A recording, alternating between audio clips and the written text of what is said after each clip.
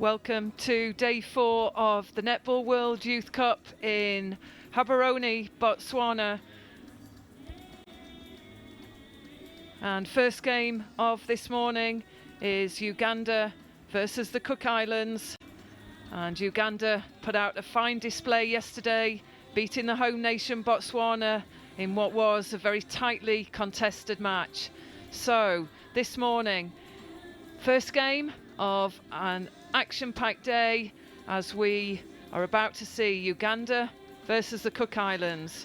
Next up today, Barbados versus Zimbabwe, followed by Scotland against Northern Ireland, South Africa against Singapore, and the final game of today, again, the home nation take to the court, and it's a tightly match for sure. It's Botswana against Jamaica.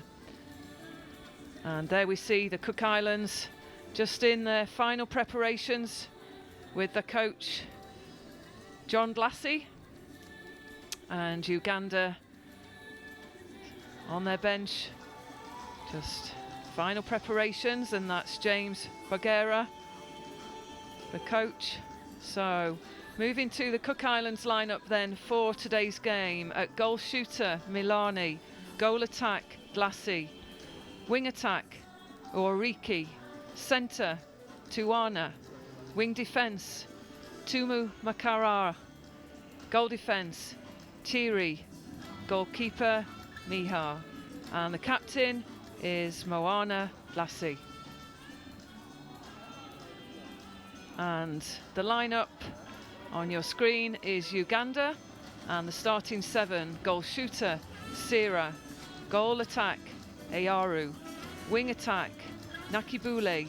Joyce, Nakibule. The centre, Kiza.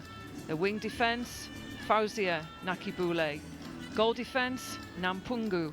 And goalkeeper, Nalinja. And the captain, Joe Nampungu, and the coach, James Bogera. Our officials, they're getting themselves prepared. And in the screen there, Gareth Fowler, Alison Davis.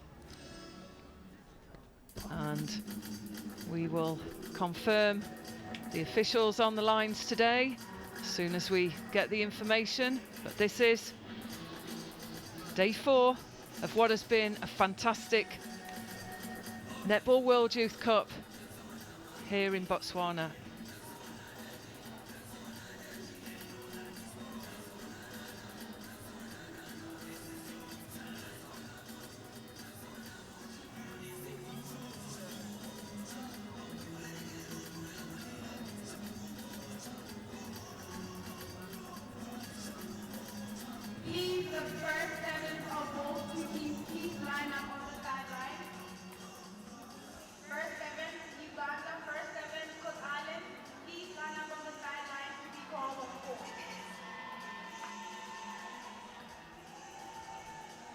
So both teams about to take to the court, and Uganda are definitely a team to look out for, producing some fine netball players. And we know the famous, the legendary Peace Proscovia. She's a product of the Ugandan Netball Association and country. She's played some fine netball over in the Netball Super League in the UK. And playing for Loughborough Lightning, she was a finalist in this year's campaign. So Uganda, we're sure there are some fine stars emerging in this under-21 side. And there we go. Big welcome onto court for the Cook Islands.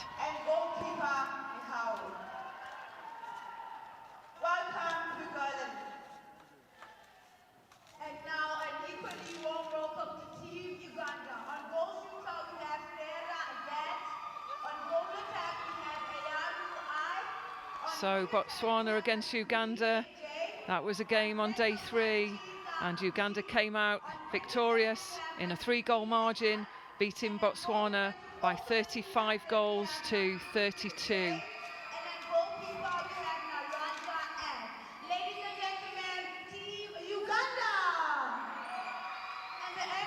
Cook Islands were playing against Botswana, and it was Botswana that came out as winners, and really Botswana in fine form. So here we go. And the Cook Islands get us started, and great vision there, long ball in. Just floated out there, the defence, the goalkeeper, Nalinja from Uganda. Good start for the Cook Islands. So Uganda to respond.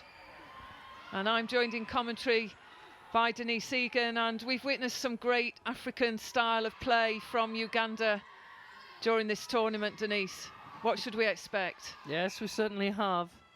They've showed great promise of keeping the ball, being very patient, moving that ball around, and you can even see that on your screen, some beautiful passes to the shooters under the post.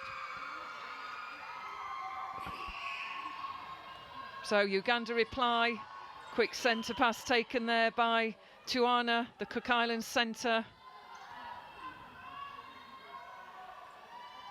Milani. Oh, that was timed out there, so our umpire Alison Davis on the nearest line to in your screen, the bottom of your screen. Gareth Fowler taking the far line.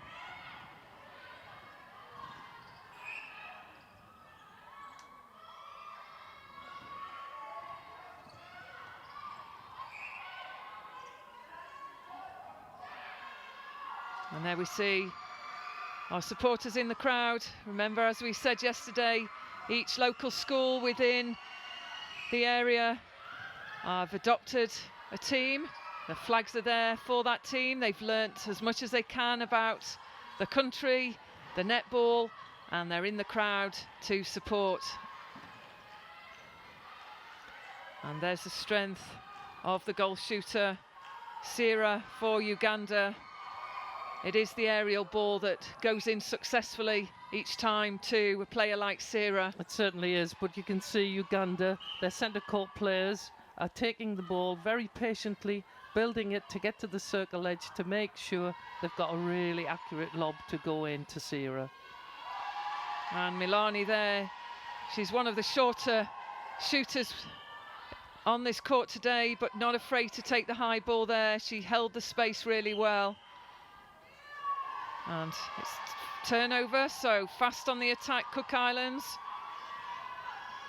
Uariki linking well with Tuana on the circle edge. Good vision to find Lassie. And it's an obstruction call, which again gives the Cook Islands penalty. So, good start from the Cook Islands. We expect a strong display from Uganda, given their performance yesterday against the home nation Botswana. Oh, great pick-up, good pressure by the Cook Islands. Tumu Makara at wing defence.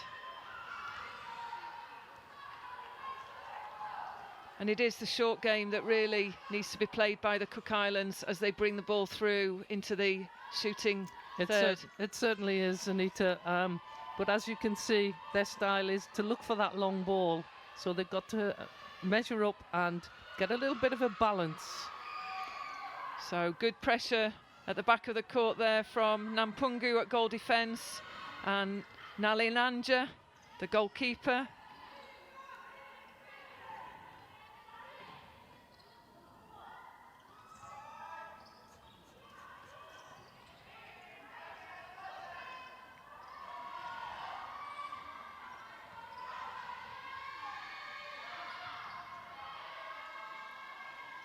And good take, stepped in, great goal.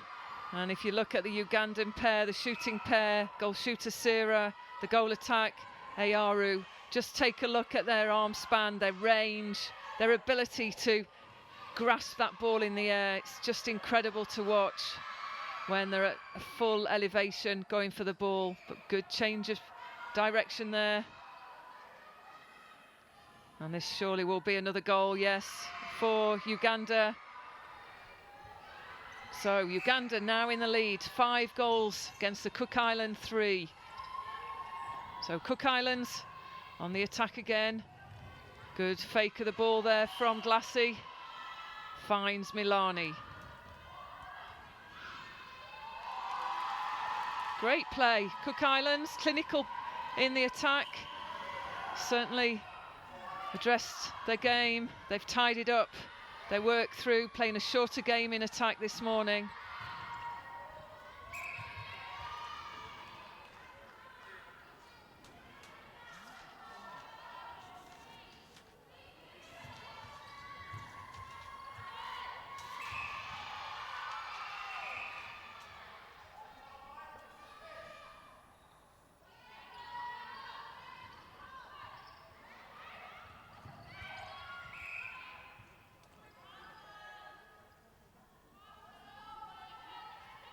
And the characteristic step in.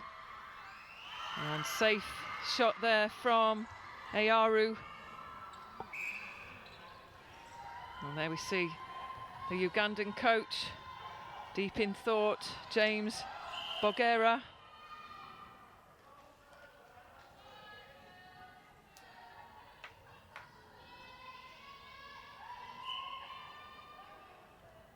Oh, excellent long shot. Glassy, Moana Glassy, the captain for the Cook Islands. Good first time ball against 2 defence there. Just caught them with the heads away from the ball. Good work, Uganda.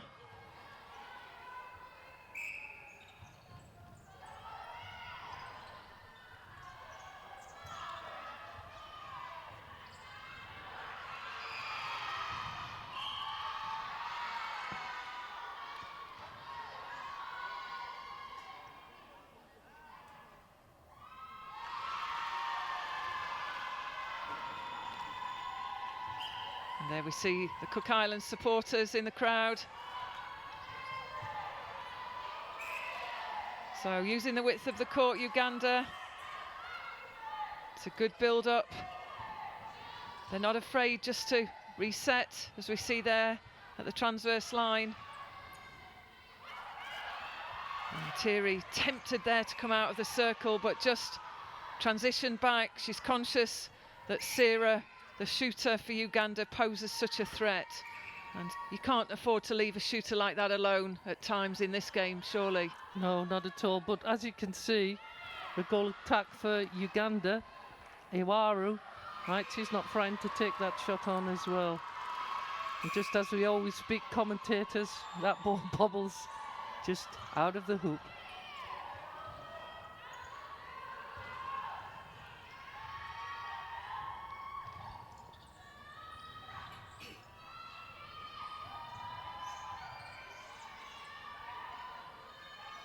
So the pressure on in the shooting circle, tight one-on-one defence from Uganda. Just need to take a little care, just finding themselves out of the game on the contact calls. And again, great long vision. That's a great ball from Tuana through to Milani. And that's a timeout call, so that's the goal defence. Thierry for the Cook Islands.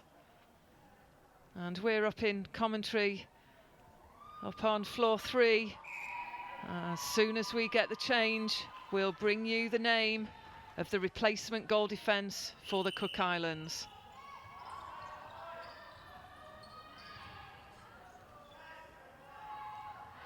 Oh, good cover, any diagonal ball. Got to move towards the ball, Denise, in a game like this with such solid defence from Uganda. They certainly have. They're just sagging off, allowing that ball to come, tempting the feeder to put the ball in, and obviously that interception was executed superbly. Gives Uganda the turnover, and yes, they can convert.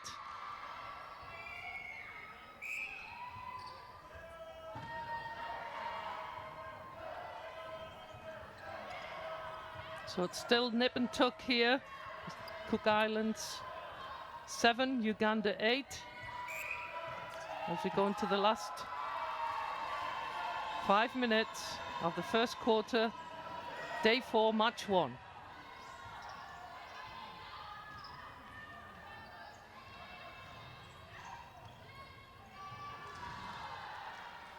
There we Bit of see. a tumble there. And that's Milani, but she's up. Yep. Some great ball work from the Cook Islands. Really used the fake very well. Just the bounce. We witness any bounce pass on a floor like this almost picks up more speed, so it's quite a difficult ball to send if it's not a close distance between the two players. So Uganda, they capitalise on that error in the Cook Islands attack. And it's the safe hands of Sira again, who converts. There she is, a real strength for Uganda.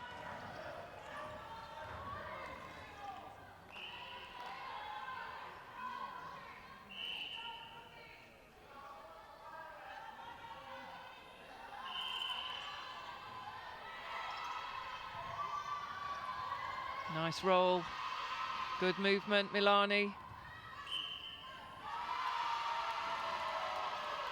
So, close encounter so far. It's Uganda 9, Cook Islands 8.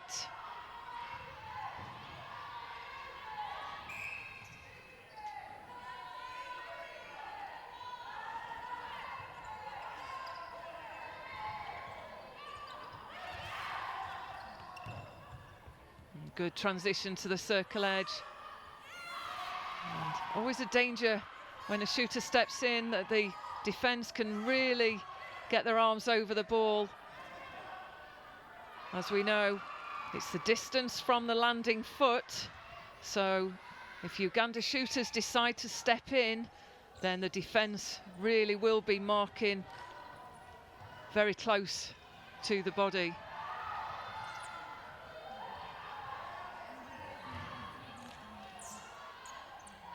Limited options there in front. Yes, good pressure, Uganda. Cook Islands not able to send that forward option. Left struggling to find the mid-quarters.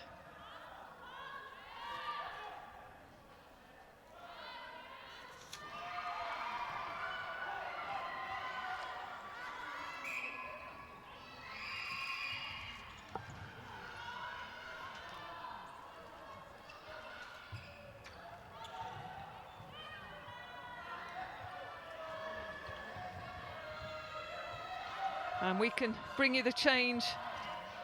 Thierry was the goal defence that left the court a few minutes ago, and the replacement for the Cook Islands is Roberts.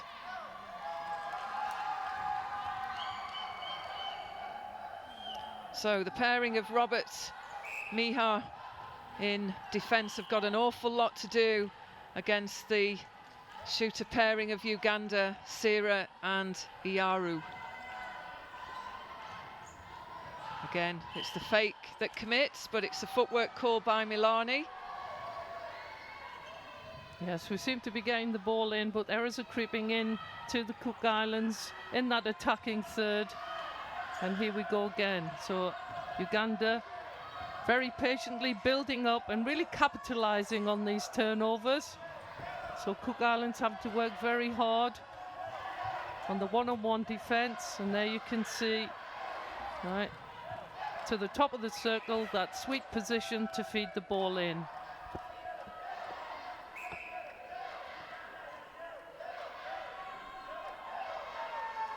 Another good shot there from Sira. So Uganda move into a lead of 5 goals. It's 13-8 for the Cook Islands as we move into final 2 minutes of this, the first quarter on day 4. So good goal again. Uganda finding their form. They've got the fluency. The shooters are pretty accurate.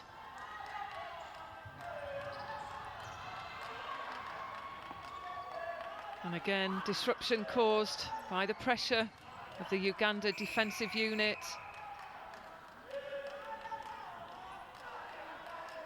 And here we see some more changes to the Cook Islands, positional changes. 2 positional changes occurring there, substitutions. And as mentioned, we're not courtside, so we'll bring you those changes as soon as possible.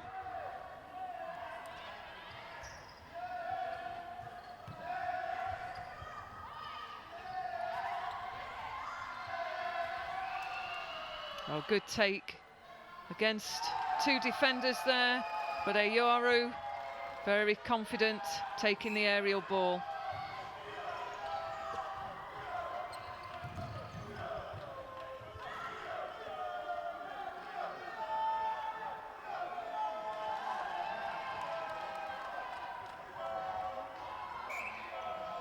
So it's Uganda 16, Cook Islands 8, as we approach the end of the first quarter. And there's the whistle. And I'm sure there'll be some discussions around the Cook Islands bench. Perhaps a change-up of tactics. We've seen a raft of positional changes as our supporters enjoy this, the very first game on day 4. But it is a healthy lead that has developed over this first 15 minutes to see Uganda take this lead 16-8. We'll be back in a few minutes with the second quarter. I'm sure we'll see some great performances out there. Join us soon in a few minutes' time.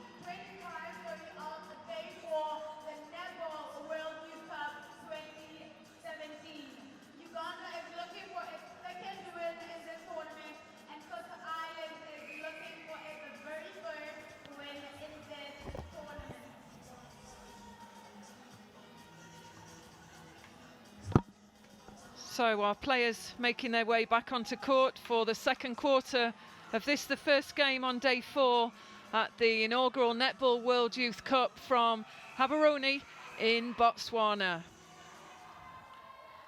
It's a good lead that developed in the first quarter as our umpires get this game underway for the second 15 minutes. So, can the Cook Islands close the gap of 8 goals?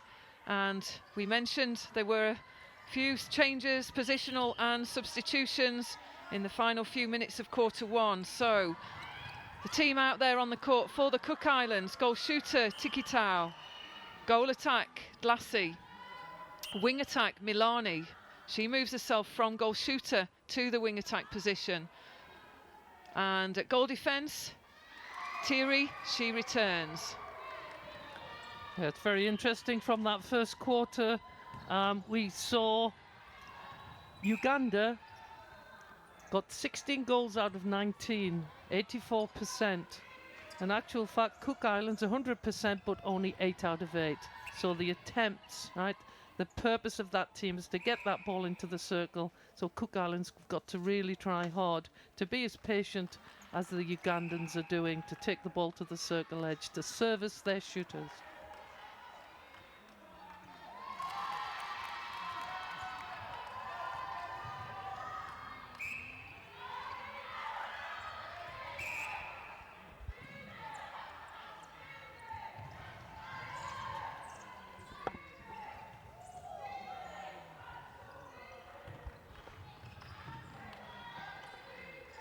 So it's 1 goal apiece. So good use of the width of the court through the middle, and equally Uganda just trying to split the defence, keeping the width around the circle. Good support play by the mid-quarters. And if we think back 6-7 years to this African style of play, it was very urgent, at speed, ball being released to the first option.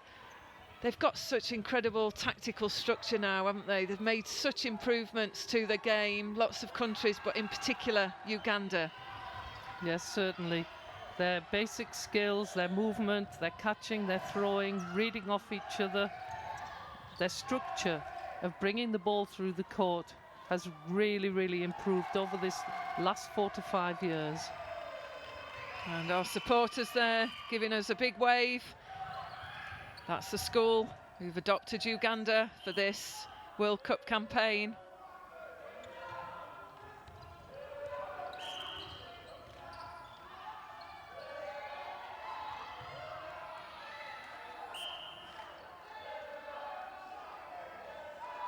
And creeps in for Sierra. Good change of direction there from Milani. Just couldn't keep hold of that one, so Uganda back in possession.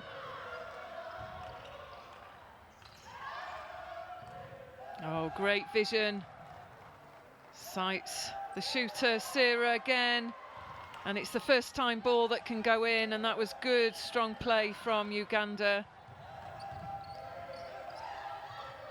Tempted to put it in long again, but elected the short game, but that's a great feed.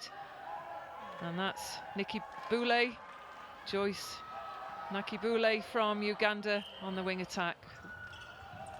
That was a good shooter's skill.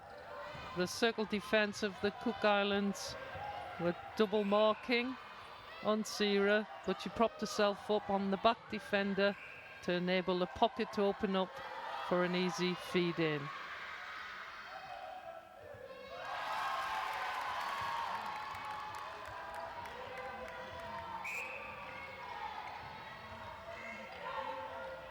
So the score, 22 goals to Uganda, Cook Islands 10, as we move into this second quarter.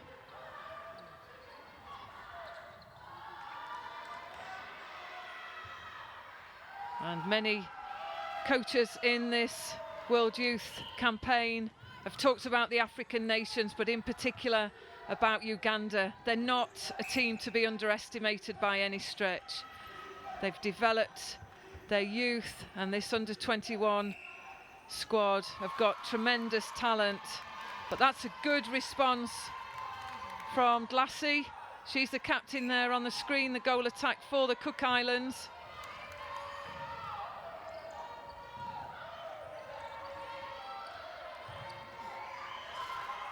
Oh, good defensive pressure. That's the work of Thierry.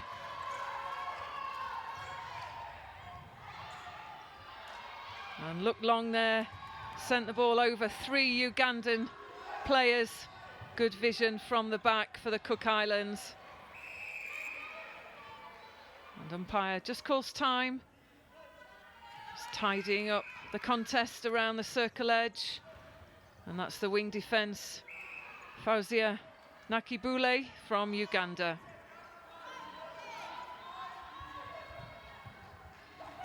Oh, good ball, good movement towards goal from Tikita.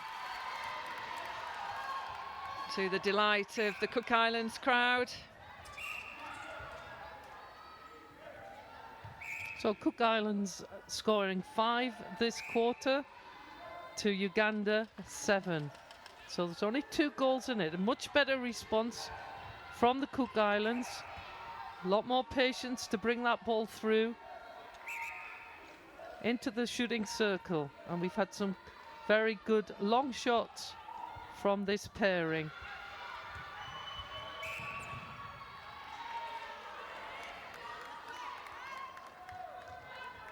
So Glassy with the penalty.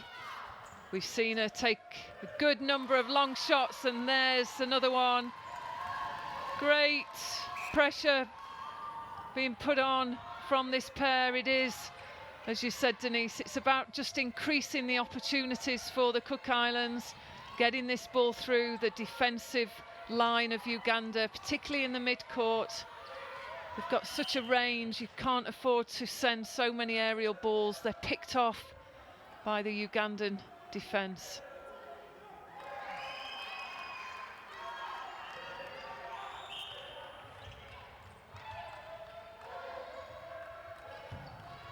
Thierry supporting the centre pass there.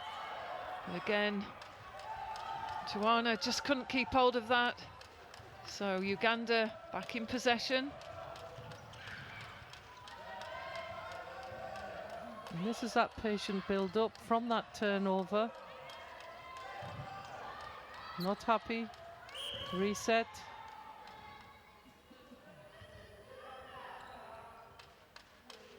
And the should have pulled a penalty. That step in, isn't it? Right, to get even closer under the post. And she converts. That's a better attempt from the Cook Islands. They've got to turn ball over to be in contention to get this match closer.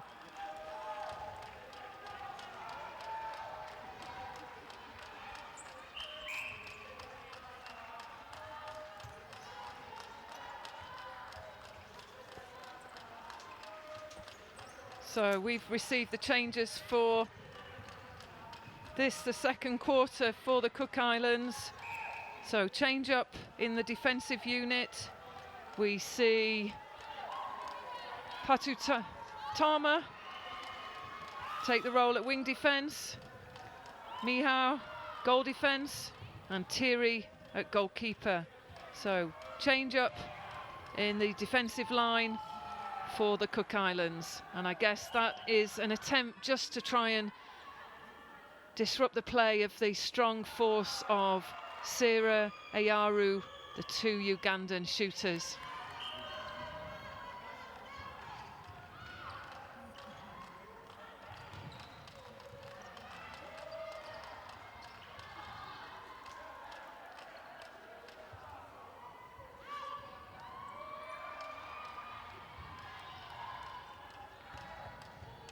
And the pairing in defence that we have seen start the games tends to be the dominant pairing that coach John Glassy puts out onto court. Is often Mihar at the back at goalkeeper and Thierry at goal defence. But interestingly, they started the game in that formation. We now see Thierry at goalkeeper and Mihar at goal defence.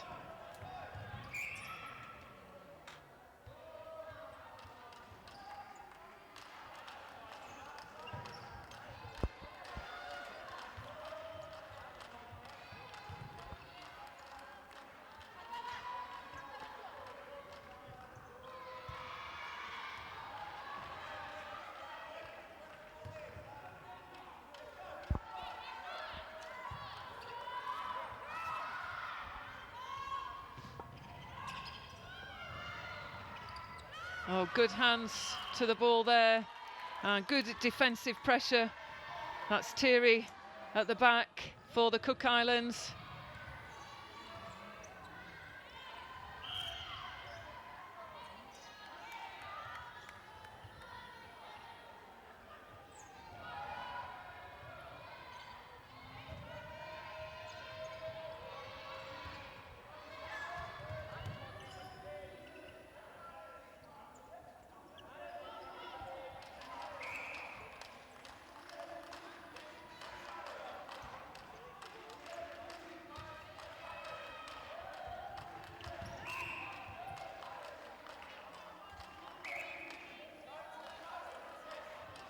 So it's Lassie on the shot. She elects to offload that ball to Tiki Tau, who puts the ball in. So good combination in the shooting end from the Cook Islands. Good linkage, and Uganda now back in possession.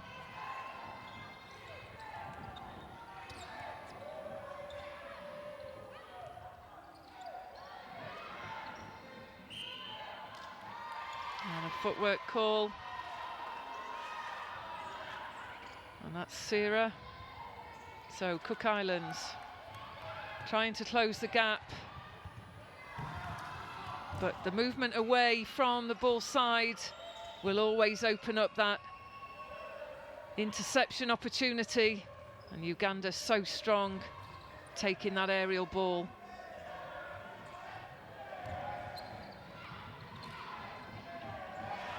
Oh, she challenged for that one. She's been probably put back there, Denise, to try and challenge on that intercept, come out on the fly for the ball, and almost got hold of that and retained possession.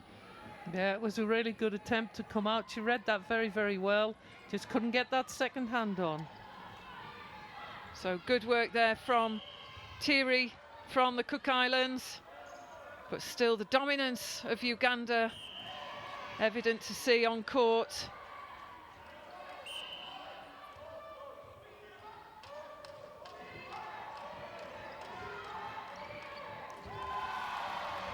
Uncharacteristic feed going astray there. So we need Cook Islands to capitalise. And it's this last ball in. Very good marking. That goalkeeper is really going hunting for the ball from Uganda. Didn't have a bit of contact on there, so a 2-on-1, and there we see the goal defence. How tremendous was that? Superb. 2-on-1, and she still comes out with the ball. Beautiful footwork to get around cleanly, taking it with two hands. And the Cook Islands defence reply. So it's been a good positional change put out there onto court by coach John Glassy for the Cook Islands. Miha goal defence, Thierry at goalkeeper. So they're getting the ball down there. Just again, disruption by Uganda. There she goes again, attempts to come out for the ball and caught on the contact there, this time Thierry. But that's the way to play against the Uganda offensive unit. Just when it's mistimed on the fly, you often will expose the shooters. But yeah, she certainly came out a little bit too early, not allowing the attacking player any space to land.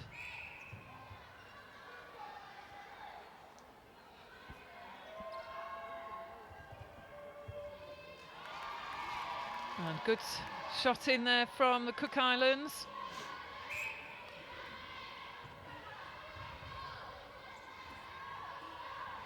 So we're moving into the final minute of this, the second quarter. And Uganda hold the lead.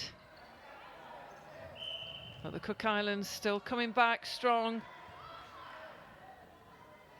But it is the shooter pairing, the aerial work of Uganda that are dominating the play on court.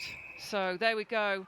End of quarter two, that's half time in this, the first game on day 4. And Score, Uganda 29, Cook Islands 16. And we'll be back for the second half of this game in 10 minutes time, so join us in commentary, where I'm sure we'll see an interesting second half emerge. Potential changes may come in again from the Cook Islands to try and counteract this strong Ugandan side.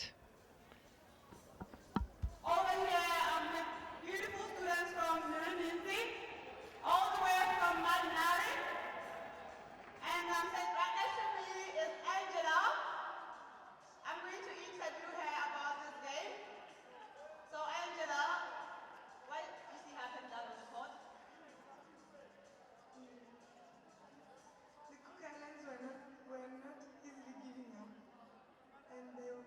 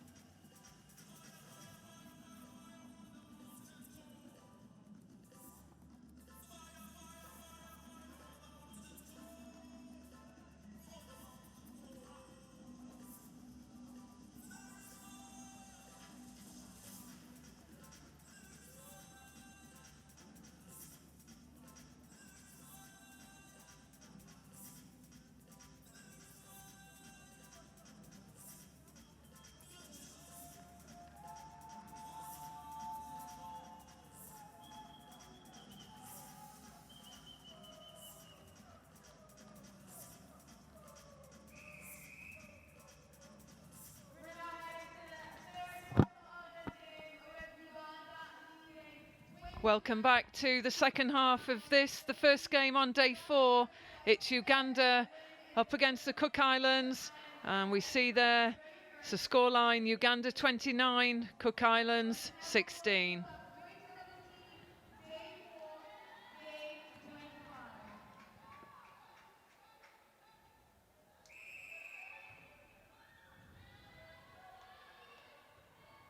And we'll bring the half-time changes to you as soon as they arrive in commentary, as Uganda fast on the transition again through to goal.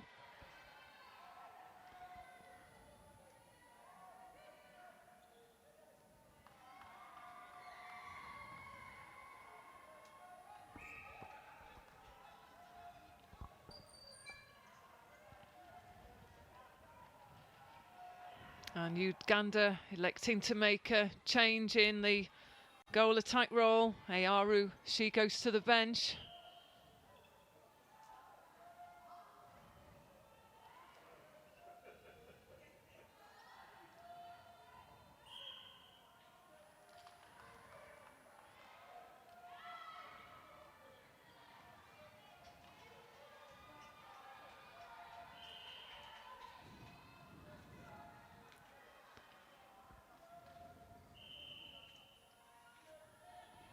So the changes for the Cook Islands in this, the third quarter.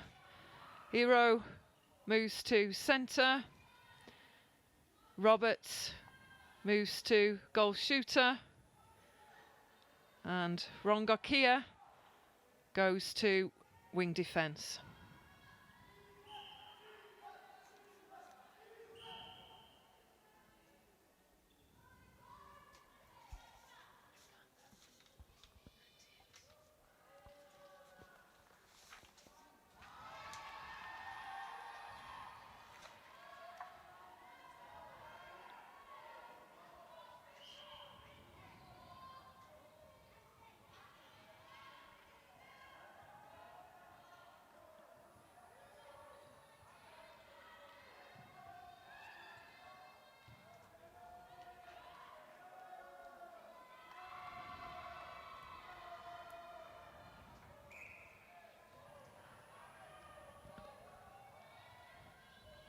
So good work to the circle edge again from the Cook Islands.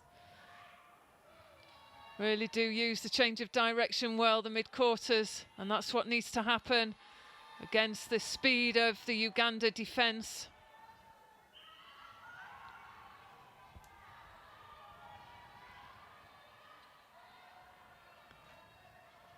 And Thierry again just tries to creep out of the circle, but it is the Uganda attack that constantly look for that long ball through to Sira.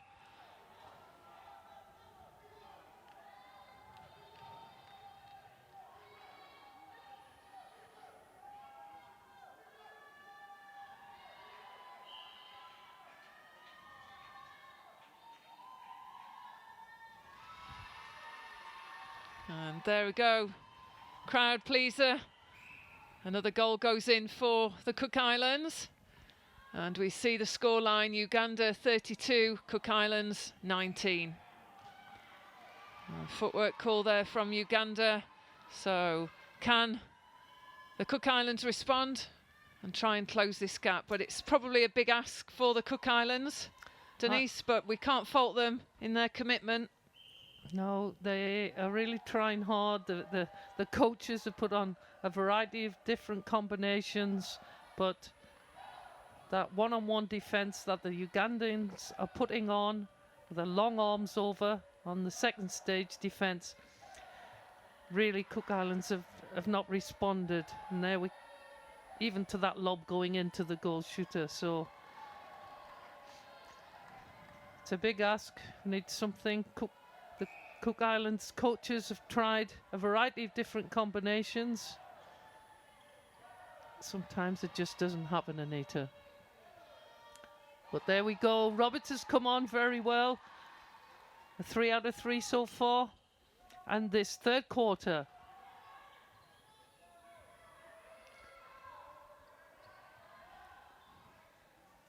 it's a very slow ball, isn't it, for Uganda?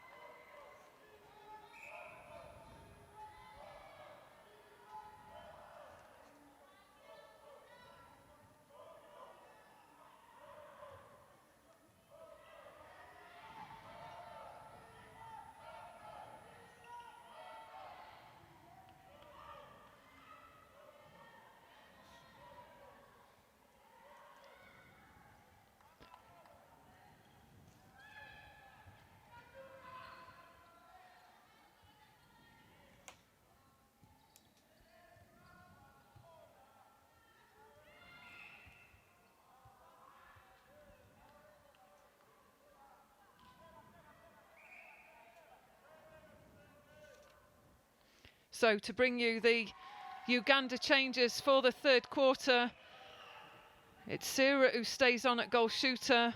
She's now partnered with Nalankuma, that's Sharifa Nalankuma. The wing attack, Najuka, centre Adunya. So big change up in 3 positions within the attacking unit for Uganda. But she's the strength, Sarah. She's not left the court. She's a real threat to any opposition that Uganda come up against. Sarah's a strong holding shooter, but got the ability to offer a little bit more to a game in terms of movement as well. So she's one to watch and not leave alone at the post for too long.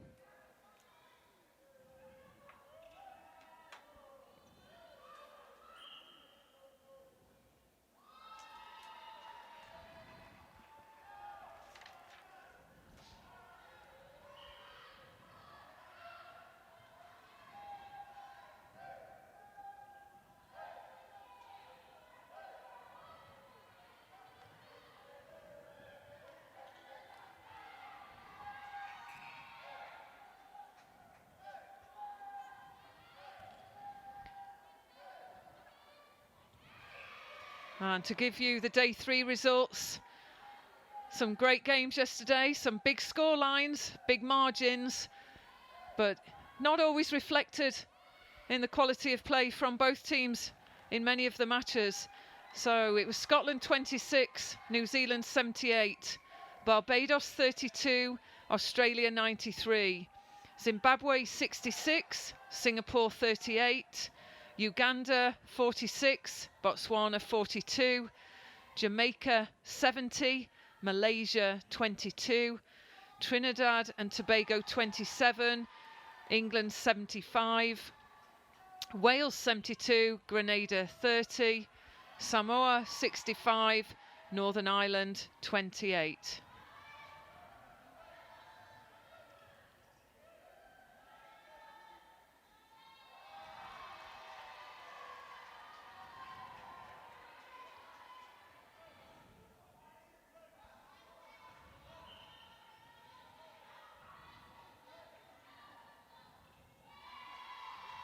Great long feed early on from the Cook Islands, but Roberts can't convert.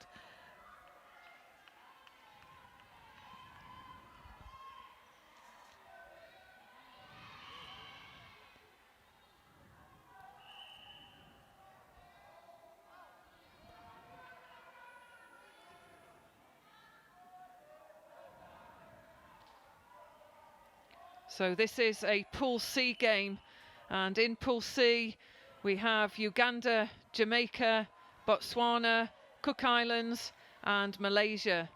Everyone eagerly anticipates the Uganda versus Jamaica, and currently we see Uganda on 4 points, Jamaica and Botswana too, but after this game Uganda will top the table after 3 games with 6 points.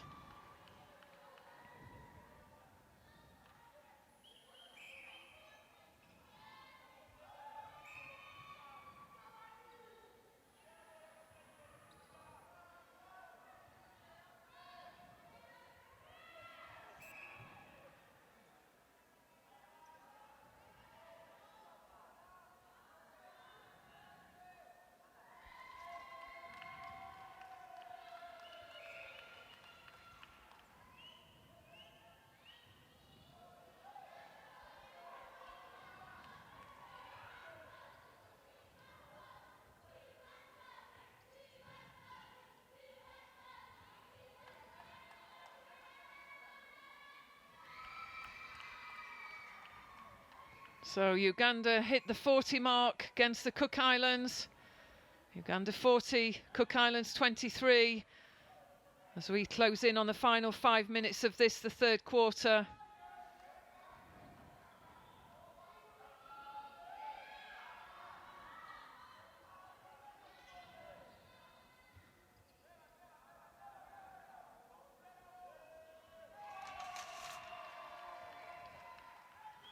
And the Africans in the crowd right behind Uganda on this day 4 of the inaugural World Youth Cup from Gaborone in Botswana.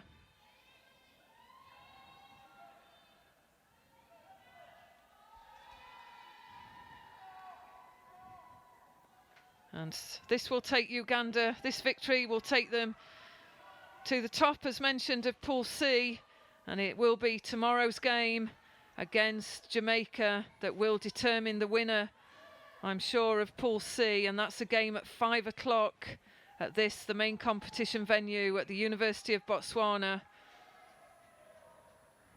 Definitely a game not to be missed, and if Uganda were to beat Jamaica, then that would affect all expectations of top 4 and who would be moving into the final positions. So Uganda, as we mentioned, pose a real threat. So timeout called for Sarah, the goal shooter from Uganda, and she'll be replaced. Seeing some positional changes from Uganda, so we'll bring you those as soon as they're received in commentary.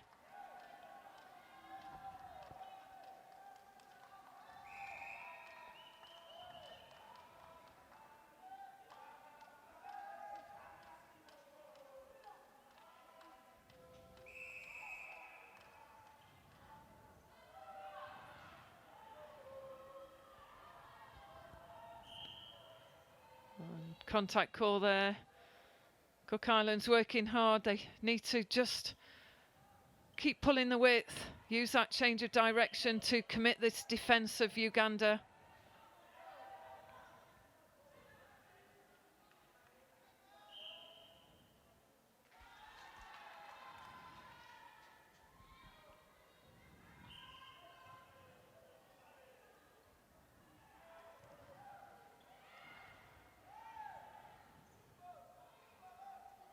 So picked up, and good long ball through to the post to Roberts.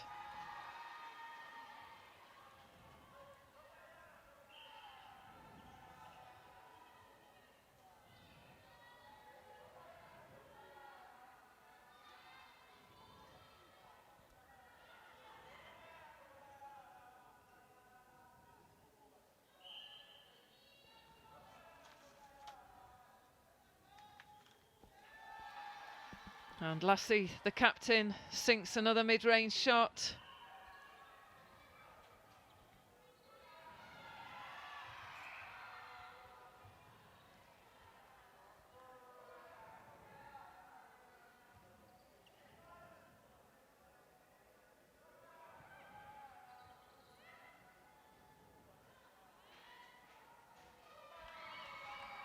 And some more height in the circle. So Uganda showing some different combinations out in this game.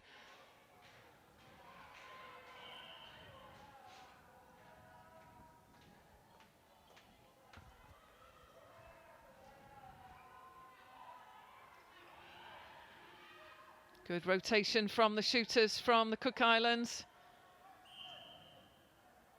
But the Ugandan defence just go hunting for ball low and the aerial ball, so they are challenging. They've just got to stay in the game and not be caught on the contact calls.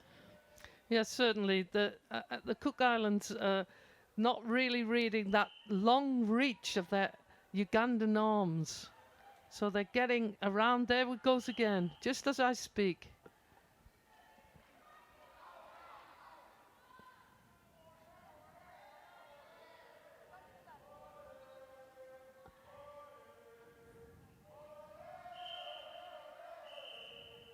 And umpire just calling time, speaking to the Ugandan player, the centre on the circle edge. Just tidying up again, Alison Davis, the umpire. So, Lassie again. She's the good mid-range shooter.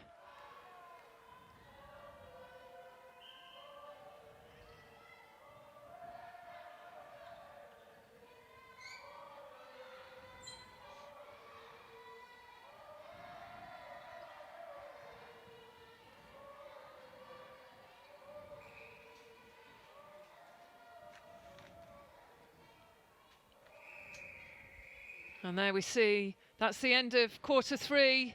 Uganda extend their lead against the Cook Islands. We've seen some positional changes, but look, the scoreline at this, the third quarter interval, it's Uganda 43, Cook Islands 28. We'll be back in commentary in a few minutes' time for this, the final quarter of the first game on day 4. Join us then.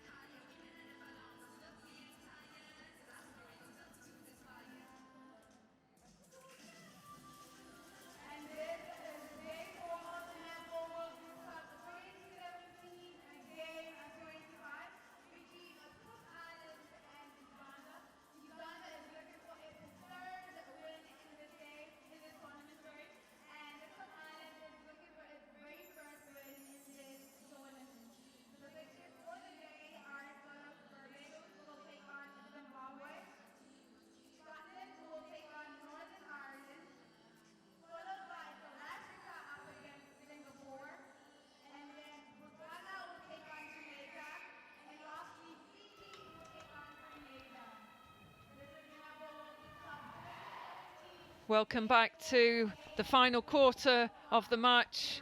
It's Uganda versus the Cook Islands on day 4, and we'll bring you the changes as soon as we can in commentary. Cook Islands about to kick us off in this, the final quarter.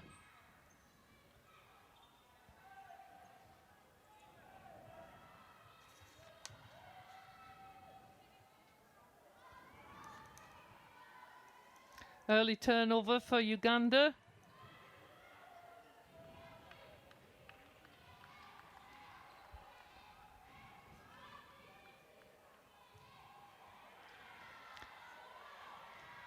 And Cook Islands retain possession again.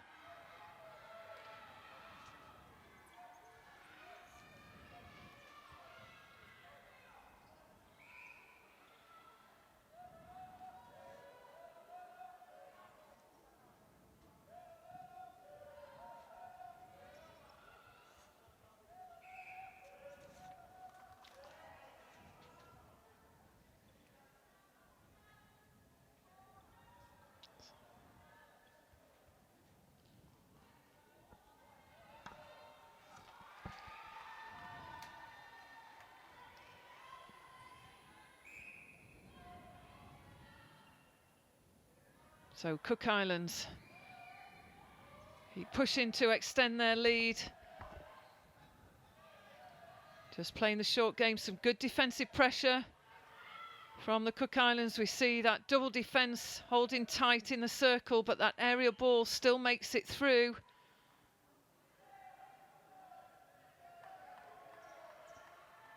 And it's Uganda out to 44 goals against the Cook Islands 28.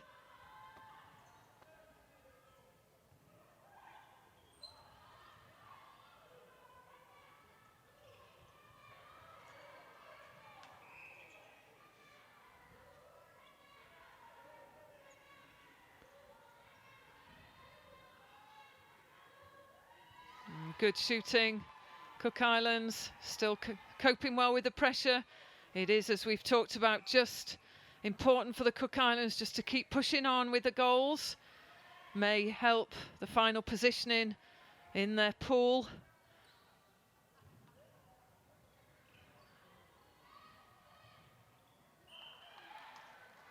And contact with the post there, so Cook Islands possession. And that late takeoff there, so footwork called by the umpire.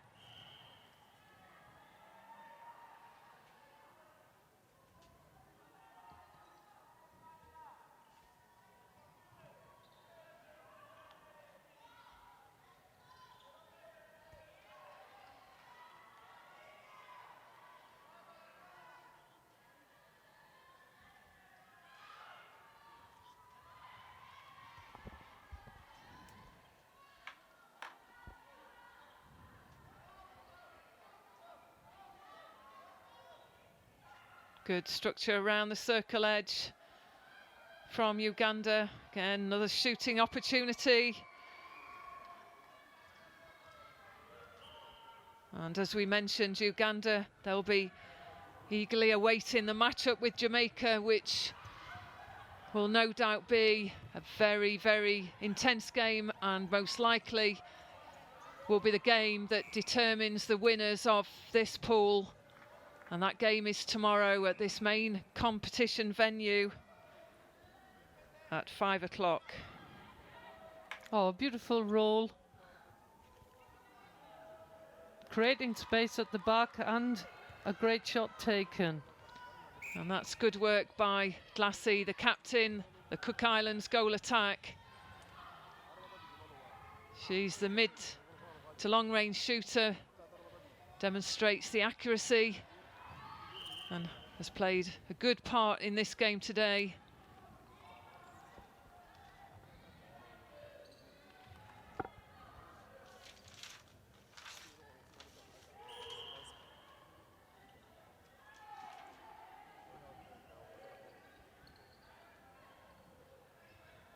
Not afraid to put the ball back, Uganda.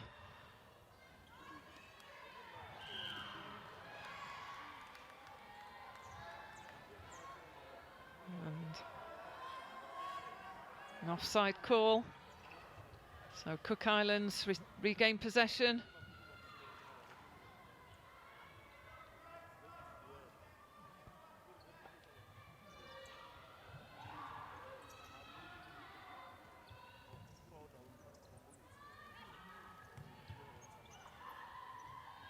And we see the double defence being put in on the goal shooter from the Cook Islands. That's always a difficult one, to put the double on the goal shooter there, but Glassy, she's quick to move into the circle. She's got a good long shot. So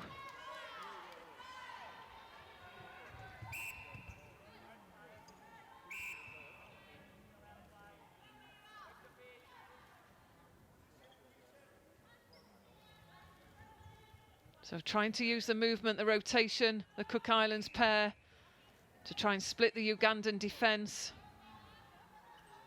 So penalty called. Yeah, sinks another one. So this is a good comeback from the Cook Islands as we move into this final quarter. Yes, it certainly is. Cook Islands have come out a little bit stronger, leading this quarter 4-2. We need to get more turnover.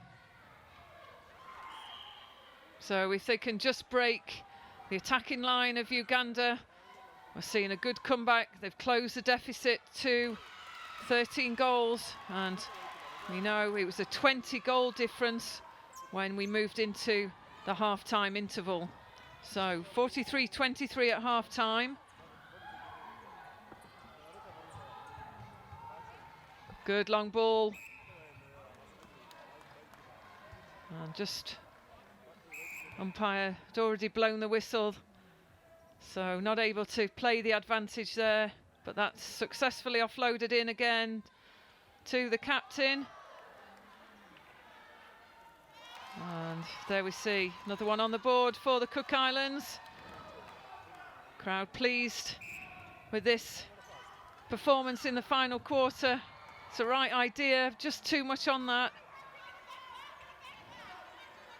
There's our umpire. We've seen lots of smiles from him today, enjoying the run out on the line in this, the first game of day 4.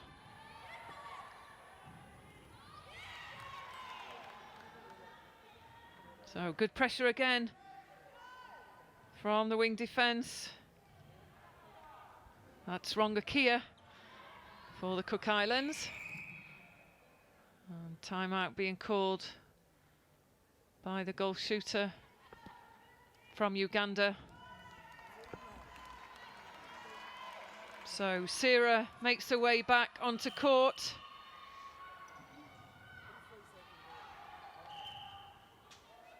As we move into the final 7.5 minutes of this game.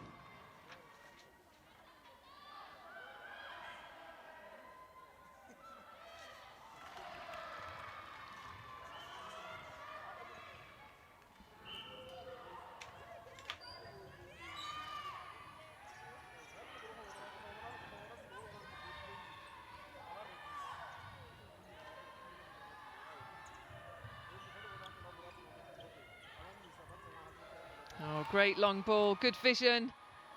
Just work the ball across.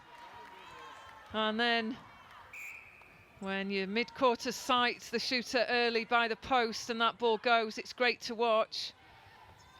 So we're seeing an 11-goal margin now for the Cook Islands. And they lead in this quarter 6-3. So fine performance in this last period of play from the Cook Islands.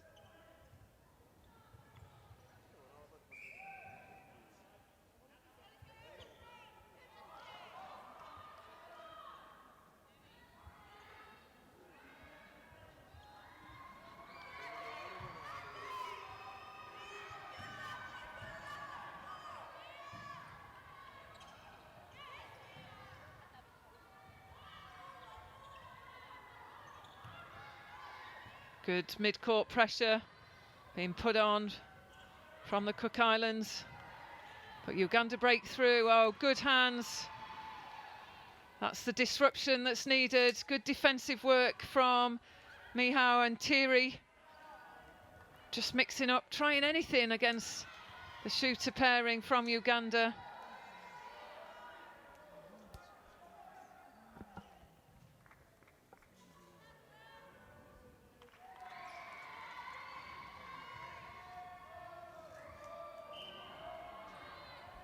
So Cook Islands finishing this game well. They'll be disappointed with the start they made, looking at the scoreline and their performance in this quarter.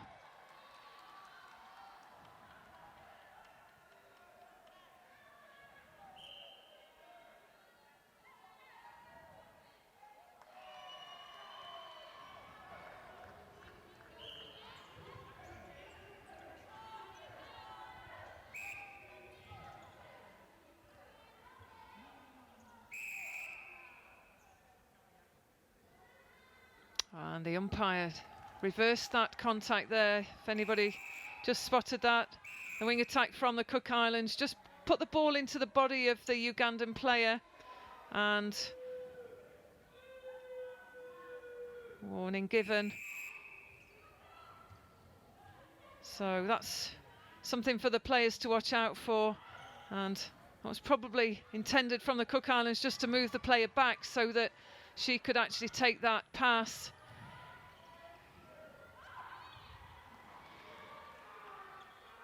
Sarah, she puts another one in for Uganda. Uganda 49, Cook Islands 35. Yeah, Sarah coming on for Uganda certainly seems to lift the rest of the team with her percentage accuracy. Great from position. And that surety that ball will go straight through the hoop, she says. Oh.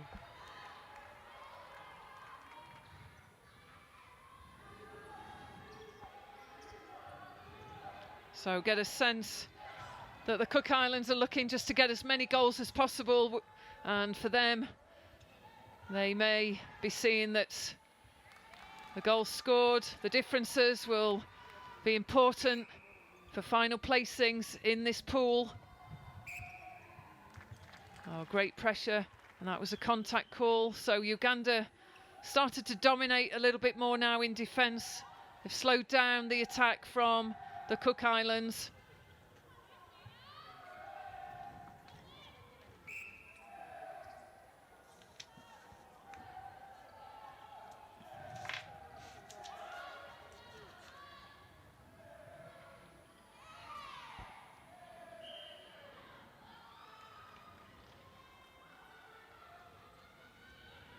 So tomorrow the Cook Islands, they'll play Malaysia at 7 o'clock, and they'll be looking for a victory in that game. And as mentioned, it's the big game of this pool tomorrow at 5, where Uganda come up against Jamaica. So final few minutes of this final quarter. Uganda hit the 50 mark, and that's with great effort from the lady on the screen there, Sarah, the goal shooter.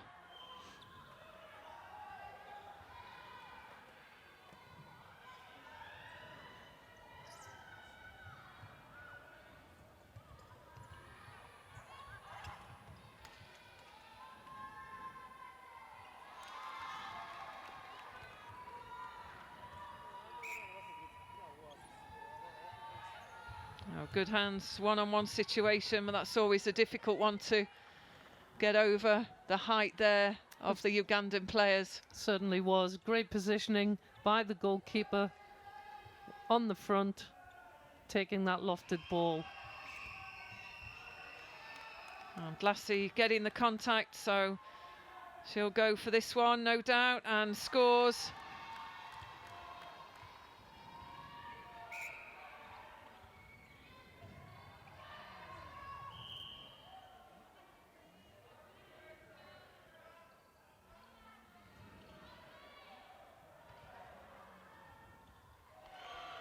So Uganda extend their lead, 51 to the Cook Islands 38. And again, trying that same long ball through to the shooter, but they'll be picked off from this great defence from Kaina and Nampugu.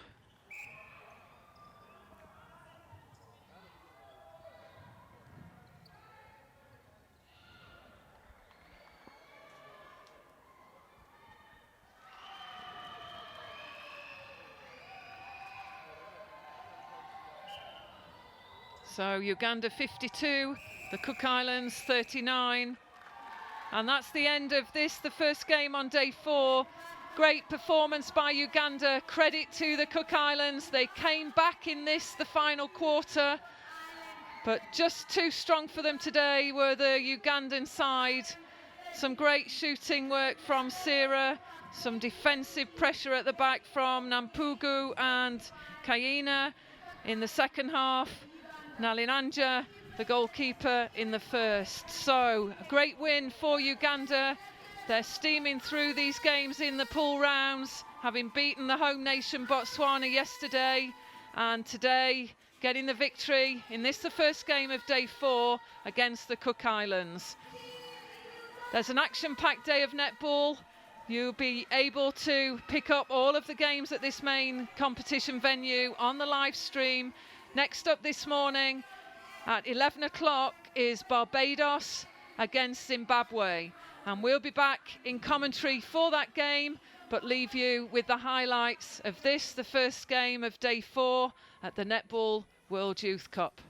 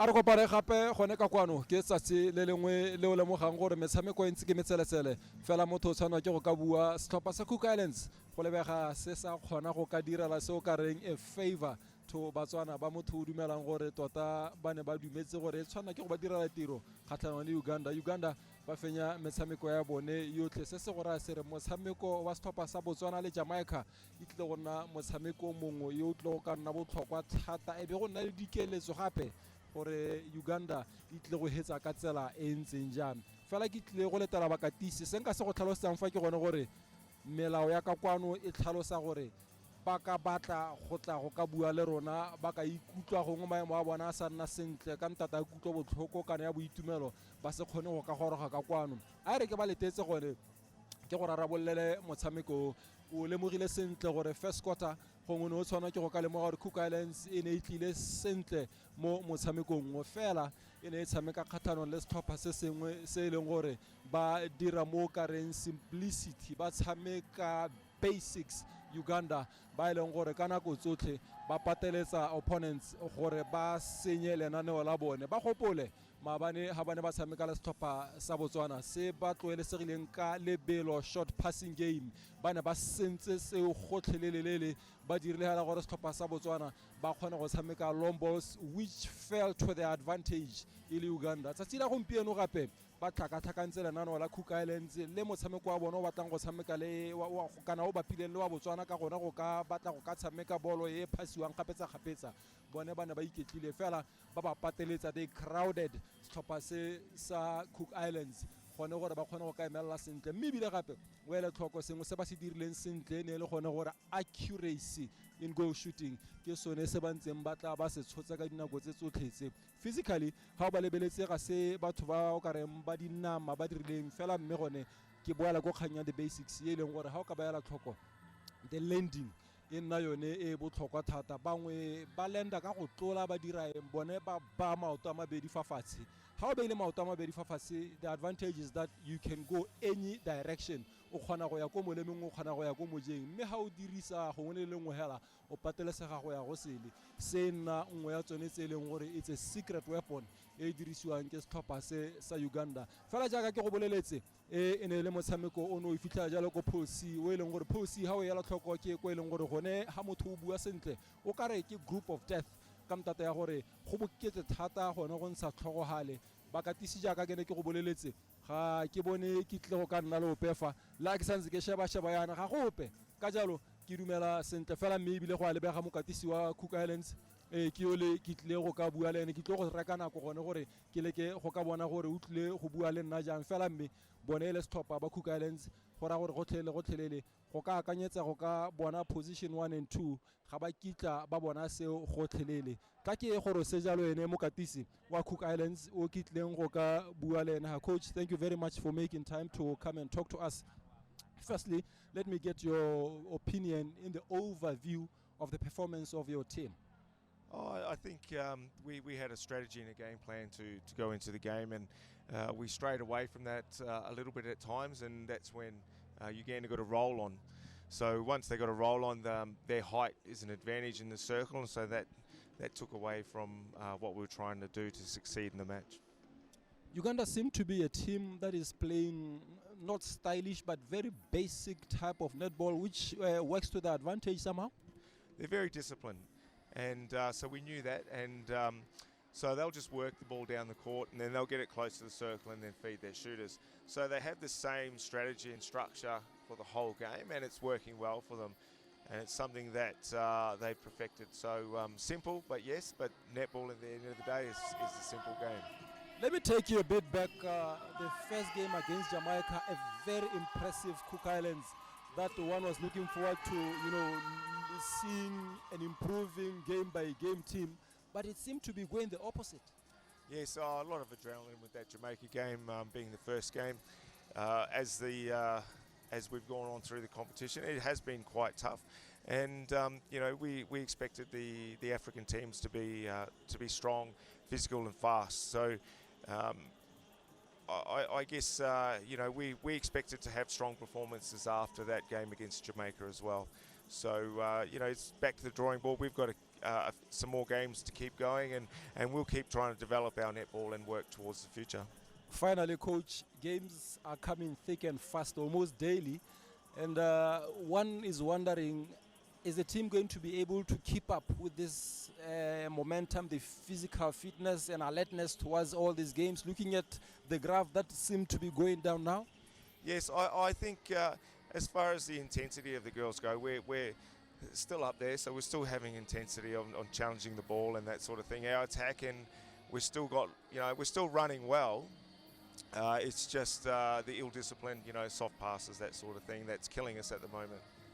Thank you very much for your time and all the best. I know we're still looking forward to see a great team in your team. Yes, we're looking forward to the future matches. Thank you. Wa setlhopha sa Cook Islands o eleng gore ke ene fela le esi ke a dumela tse tsotlhe tse di siame jaanong ga gona ope go tlong go tlhola ke buela ntla ke utlwe gore ga o tsene ngwako bana ke be ke kopana le wa Uganda gape ke ne ke sa ile tlhoko gore o gone fa. Coach, thank you very much for your time once again. Another win. Wins seem to be just coming, but one thing that I have picked up and noted is simplicity in your team seem to be doing it well. Yeah, thank you so much. We're always simple. We take every game as important as the other one. That's why you are simple. But let's look at the style, though simple. You seem to be reading your opponents quite well in such a way that they never really attain their objective in terms of the style of play. One would maybe, for lack of a better word, the spoilers. Yeah, for us, I'm fond of using short passes. I can play as many passes as possible for as long as I still contain that ball. The ball is mine. I don't mind about hurrying. I play short passes and I get a goal. As the tournament continues, intensity in your players, physical fitness? No. We are just okay. We are ready for that. Coach, thank you very much for your time. You're welcome, sir. Go feta mokatisi wa setlhopha sone seo sa Uganda, simplicity le eno tlhalosa jalo se go bolelela gone gore go santse go tle go siama tla ke utlwa gore ga o tsene ngwako le bana le bone ba ne ba lebeletse metshameko ena ka tsela e ntseng jang.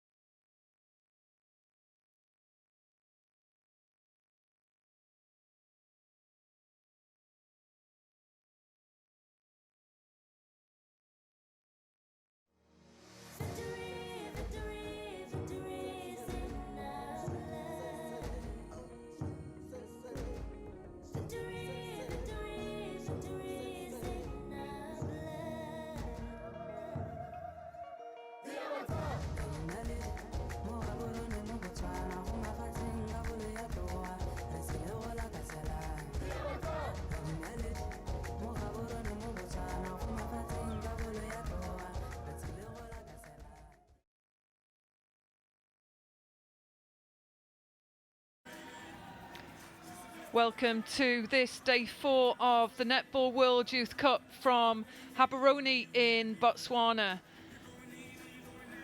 We're about to start this second game, and it is Barbados up against Zimbabwe. And this is a Pool B game, and currently Zimbabwe sit in 3rd place in the table. They've played 3 games, won the 1, and Barbados currently in 4th place. They're yet to gain a win, but they've just played the 2 games. So this could make a difference should Barbados be successful in this encounter. And we're about to bring the teams onto court, and we'll bring you the starting 7s shortly. I'm joined in commentary. I'm Anita Navin, and I'm joined with Denise Egan, and we're both eagerly awaiting the start of this game as both teams arrive on the sidelines ready to make their entry onto court.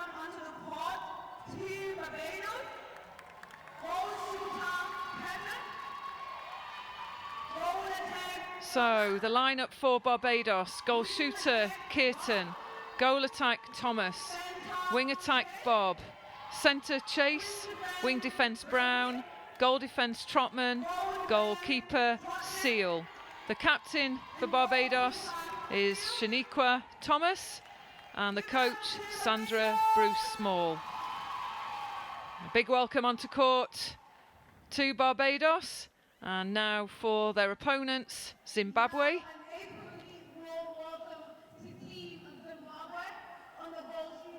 Goal shooter Bwan Ali, goal attack Mukwadi, wing attack Kwaramba, centre Moladi, wing defence Nkubi, goal defence Kwaramba, and goalkeeper Makusha.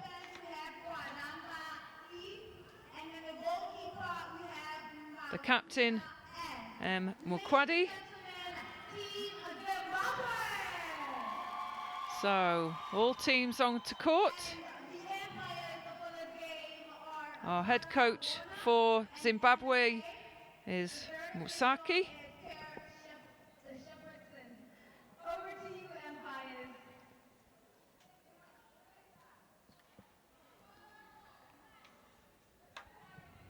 So umpires at the ready.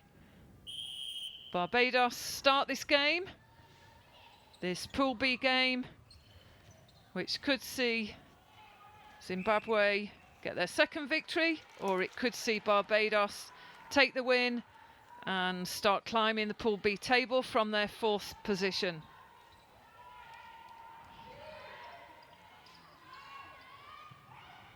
And for anyone who watched the game yesterday, it was Barbados versus Australia, and the strength of the shooter Wharton for Barbados was picked out, but unfortunately she's not fit for this game, so Barbados working without her, and it may just prove a little shaky for them.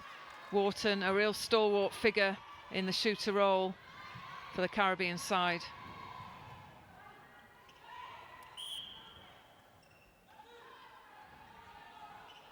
So on the screen, here we go. So we've got Zimbabwe in possession. And Zimbabwe, our team in green, and Barbados in the blue and gold.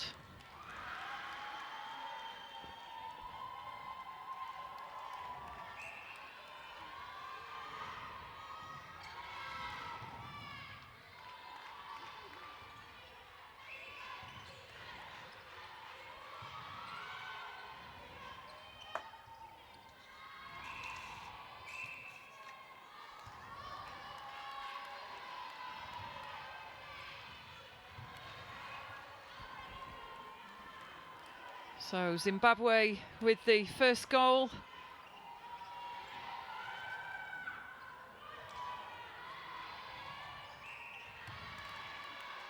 A good challenge there, but caught on the contact. That was Seal from Barbados. And great shooting from Bonali from Zimbabwe. It's a 2-goal lead. Oh, great intercept. That's Kwaramba. Credit to Kwaramba. Zimbabwe take the goal. So great few minutes for Zimbabwe.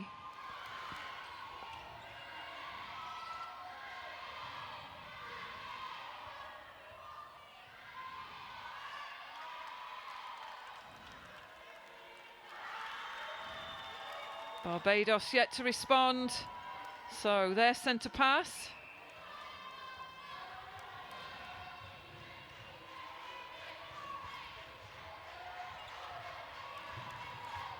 Good change of direction by Shaniqua Thomas, the captain.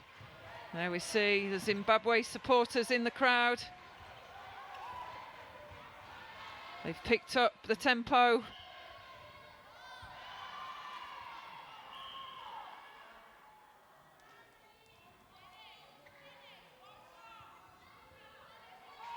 And that's a good response. So Barbados managed to secure that first goal.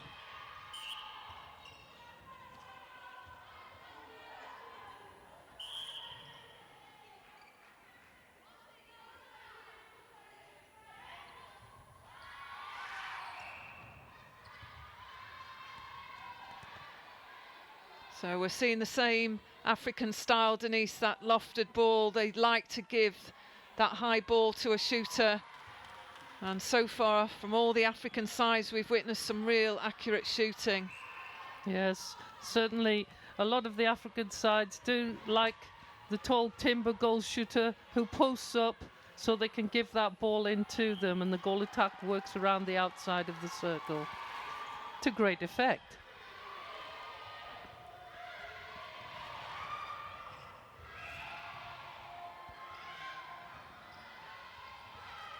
Oh, good pressure. That was a clean challenge there from the goal defence, Trotman. So Uganda throw in. Characteristic step in. As we talked about, the defence, they've only got to keep their distance, 0.9 of a metre from the landing foot, so good challenge. Oh, great response from Barbados. So converted there from the work of Seal at the back.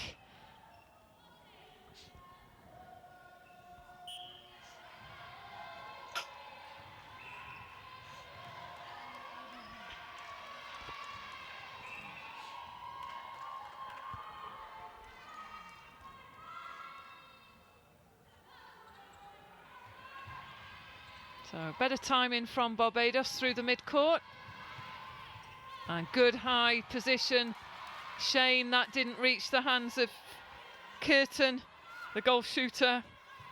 She'd got all the space in the world behind her towards the post. She propped up high.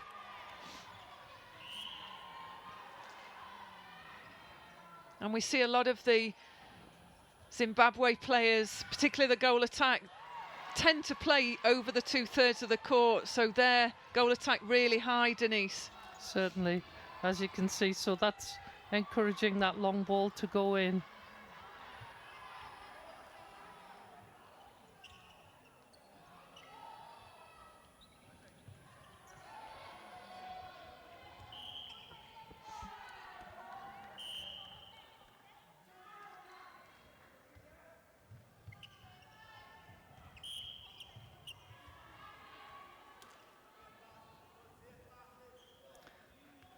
Both teams at the moment opting for a one-on-one defence against each other. Trying to force error or get a turnover. A little bit of misunderstanding there. So it's Barbados from the top of the circle. Can they thread this ball in?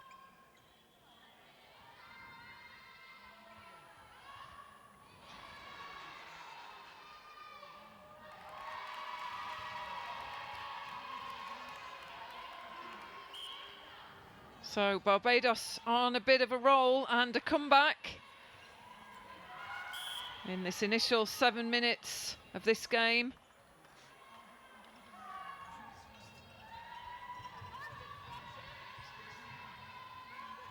And it's Zimbabwe 5, Barbados 3.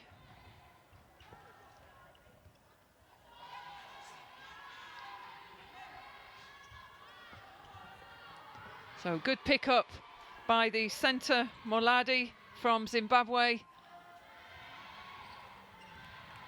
Good pressure from Brown.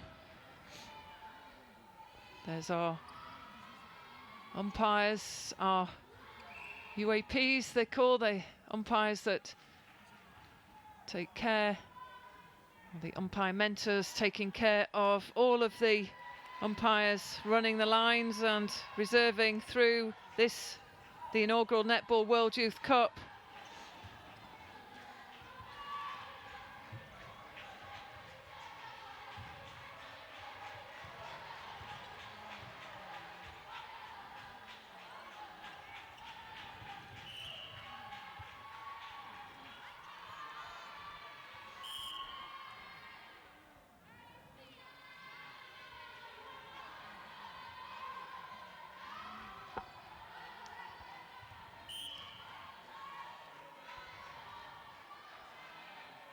It's interesting to note Zimbabwe's style of defence. They're hard on the front on the one-on-one, and then they're quick to transition back to the second stage to stop the mover getting any more forward space.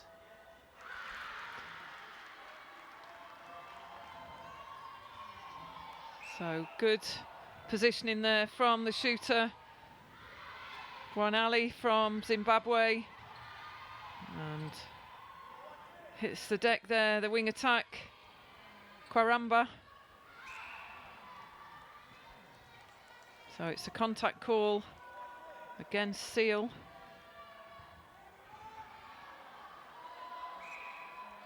So goal scored Zimbabwe.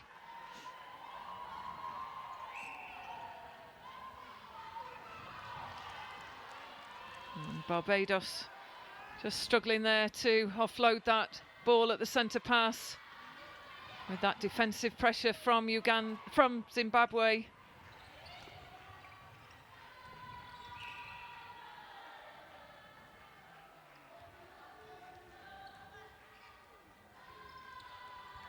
And good fake of the ball there and safely delivered into the hands of Mukwadi.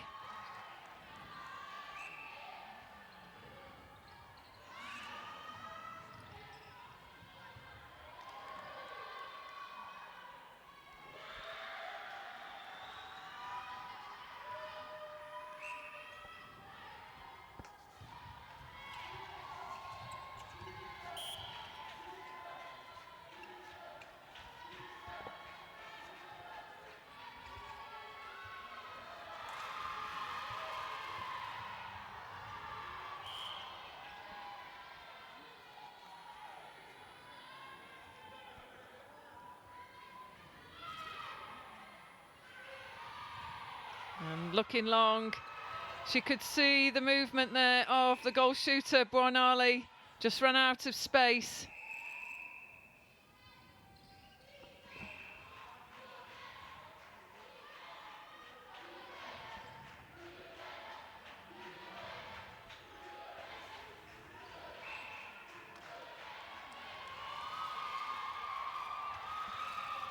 Quick early ball in, turning to post, and she seals it. So Buonali takes Zimbabwe into a 10-3 lead on the start of this day 4 match.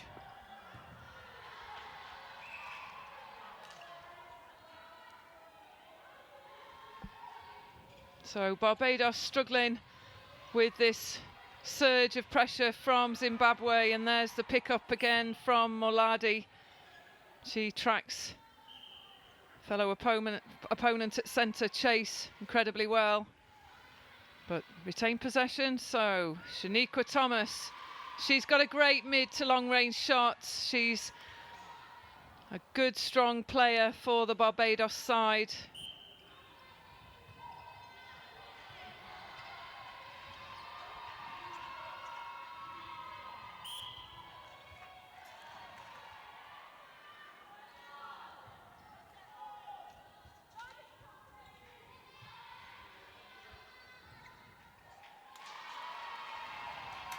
And another goal goes in. She's got the accuracy there, Shaniqua Thomas, the captain.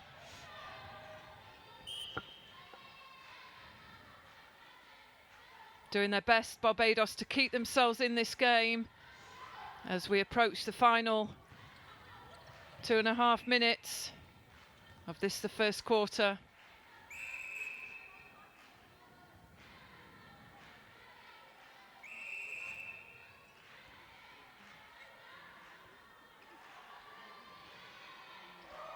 And good work using the mid-court just to support, to get closer to the post. So Shaniqua Thomas, the playmaker, the accurate shooter. Oh, good change of direction there from Curtin. And that's the work that's needed against this tight one-on-one defence, Denise. Yes, it certainly is. Barbados are very used to a really tall goal shooter, so they have to make some more preliminary moves from a shooter that's a bit shorter in there, because they can't loft that ball in as they used to.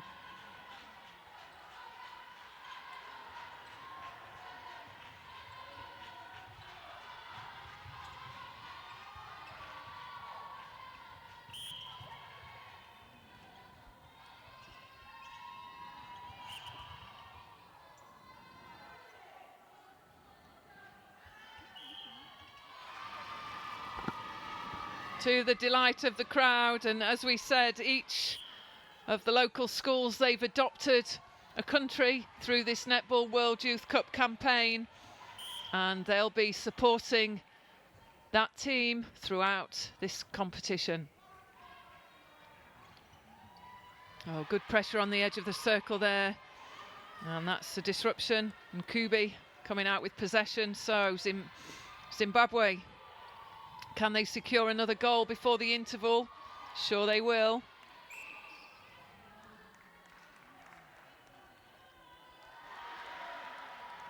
And yes, they do. So Zimbabwe leading in this game 12 goals to 7.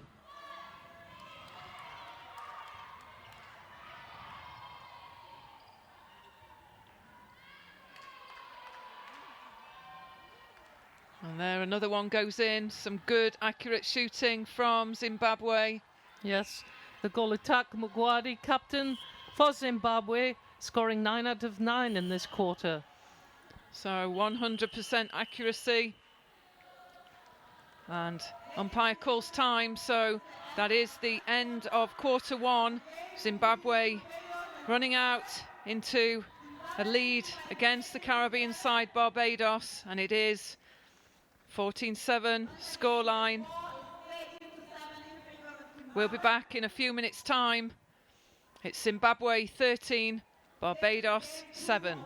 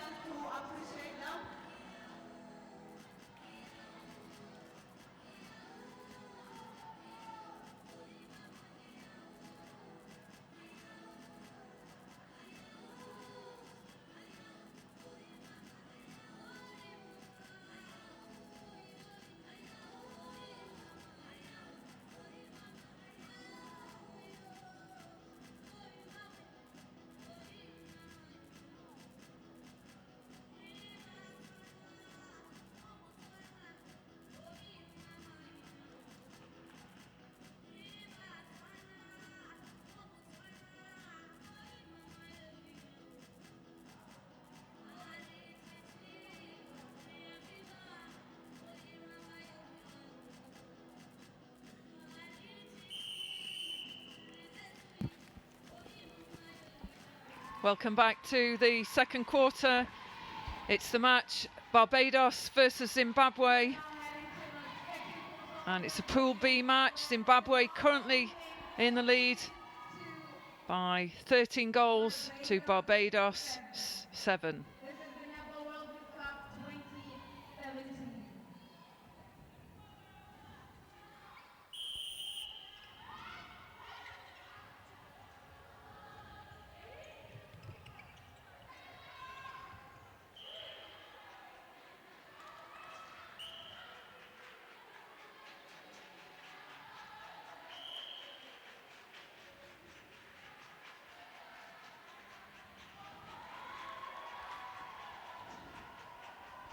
And there we see the supporters from Zimbabwe. They've been chanting, they've been enjoying this game. It's been a fabulous crowd each day of this, the Netball World Youth Cup, out here in Botswana. Good steal there from the Barbados wing defence, Brown. Oh, lovely shot, Curtin.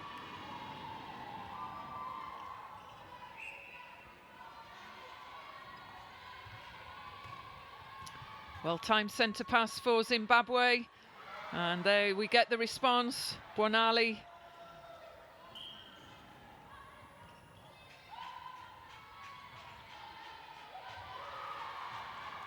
And good pressure being placed on the Barbados attack in the mid-court. So credit given, and Zimbabwe come out with possession.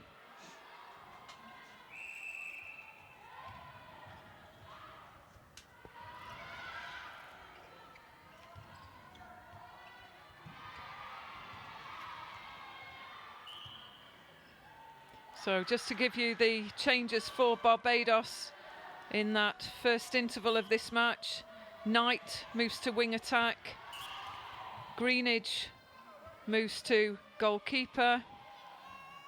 Brown moves to goal defence. And Bob enters the court at wing defence.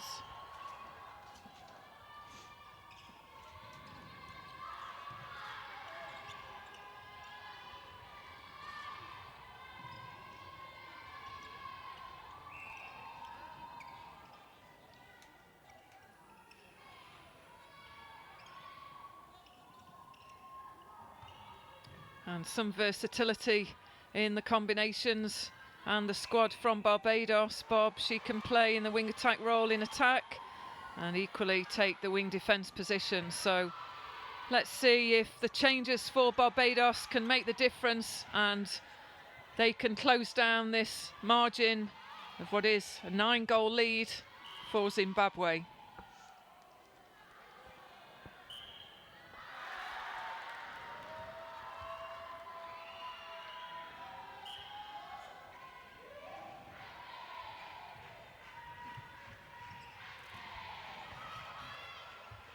Good aerial ball again, taken well by Mukwadi.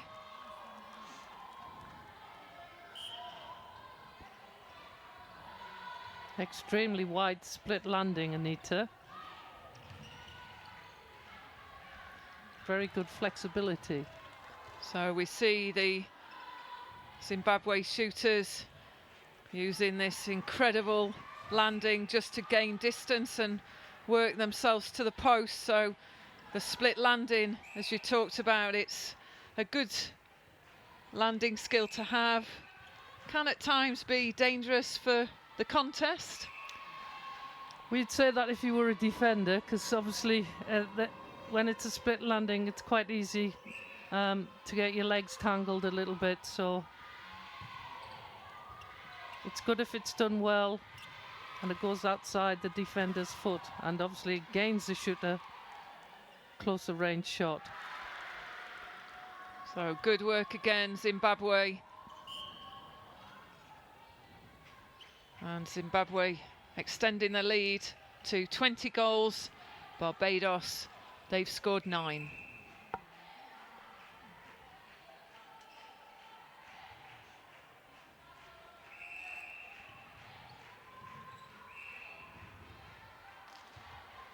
Well, the goalkeeper from Zimbabwe just hit the deck there, Makusha, but she's back up on her feet.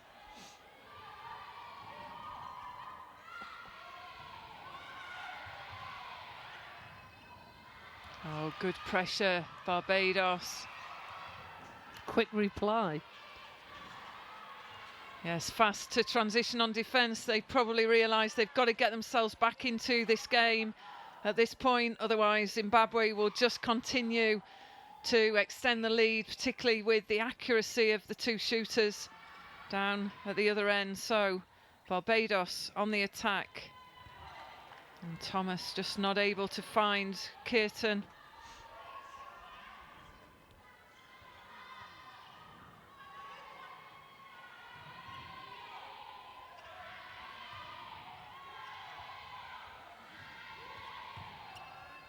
Good long ball to the centre, Maladi.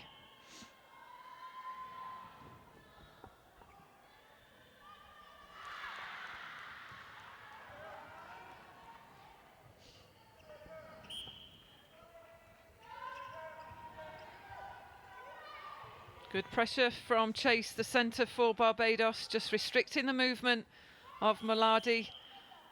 And she is a key playmaker in that centre spot for Zimbabwe.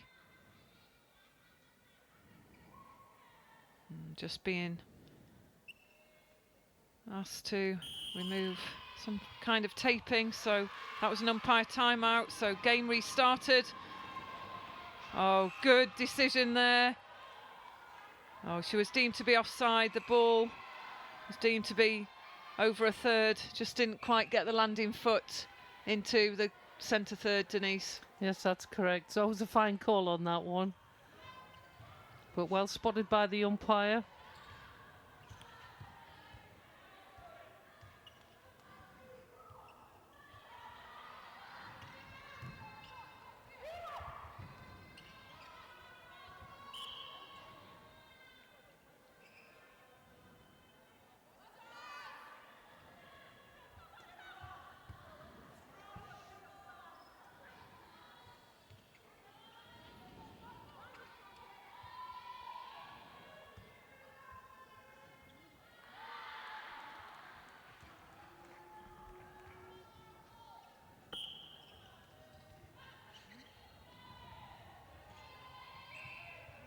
So electing to try and play the ball in low to the ground, just sensing the range of the Zimbabwe defence, Kwaramba and Makusha. So the right idea from Barbados, but just not got the accuracy on the shot. Good contest there, and Kubi, she comes out with possession. Great use of the width through the mid-court. And shooters there, a bit of a screen put on by the goal shooter from Zimbabwe, Bonali. Makwadi, sure she'll take this one, and Zimbabwe move into a healthy 23-goal lead against Barbados, and they've scored the 9 goals. Good work, Barbados in defence. Hopefully they can be rewarded with a goal.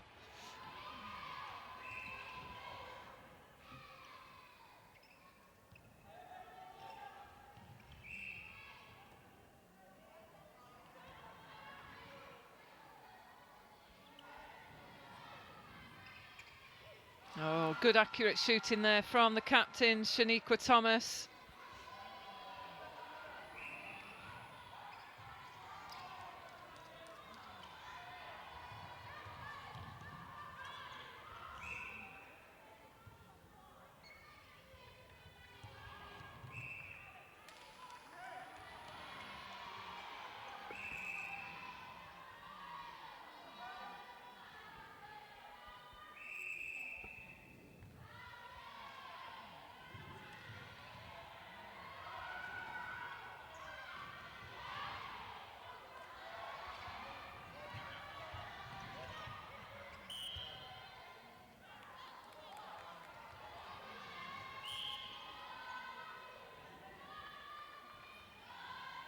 So a contact call gives Barbados possession.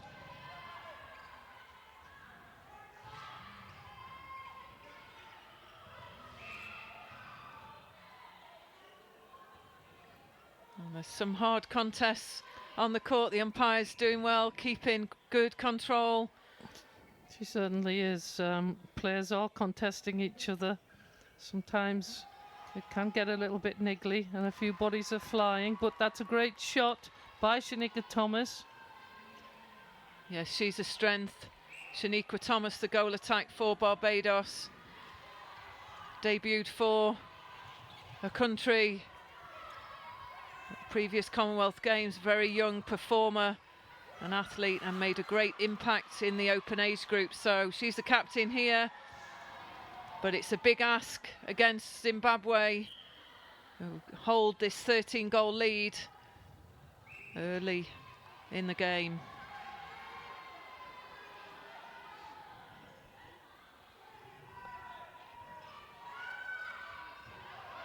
That's better pressure from Barbados in the mid-court. And you see the characteristic play through the mid-court of Zimbabwe. They like to get the ball into the mid-court and then use a long, lofted lateral ball, which opens up the other side. So they're not afraid to give that long ball. They're accurate in their passing to each other. Great understanding.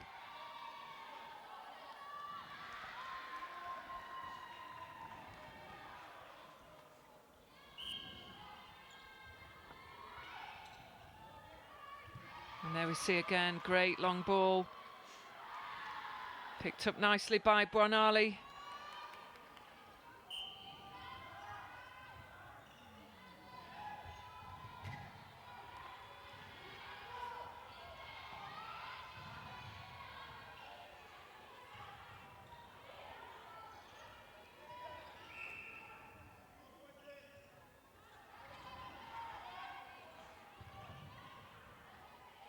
So Shaniqua Thomas just needs to be careful with that rotation through to the ball. She's just bringing the second defender in when Curtin's got a good hold on the front position there.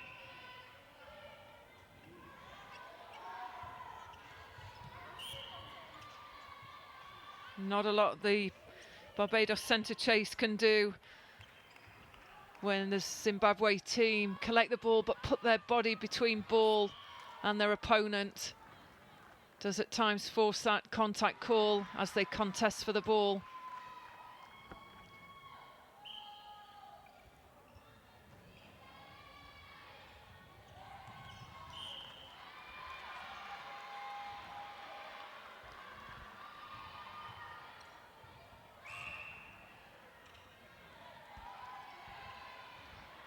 Some fabulous skills, hurdling the hoardings at the side. Anita from the centre from Zimbabwe, Maladi.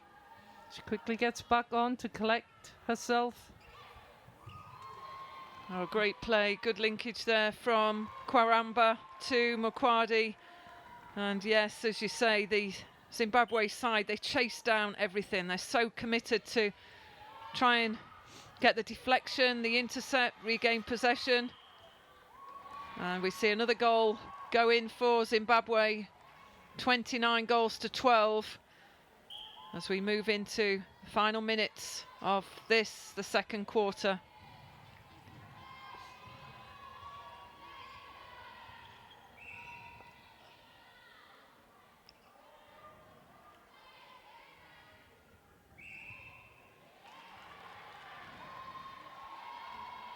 So Curtin, a goal shooter, just deemed to using that arm to push off as the bounce was put around her.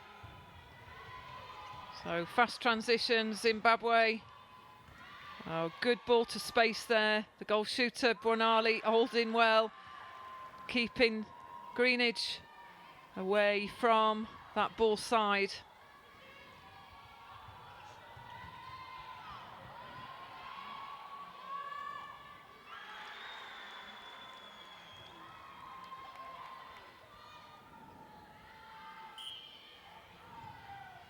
So into the final minute, and it is a 19-goal margin that has developed through this second quarter.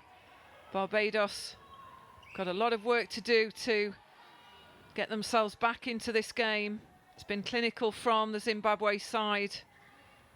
Good, solid defence.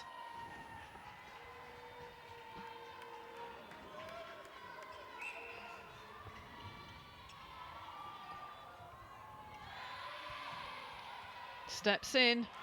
Yes, secures another goal. So as the supporters look on, we're approaching the half-time interval. And again, Zimbabwe crowding the mid-court. They may get a chance to get another goal.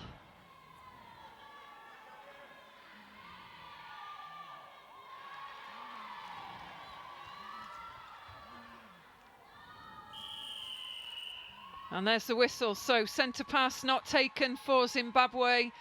It's Zimbabwe 33, Barbados 13 in this, a Pool B game. And we'll be back for the second half in 10 minutes time.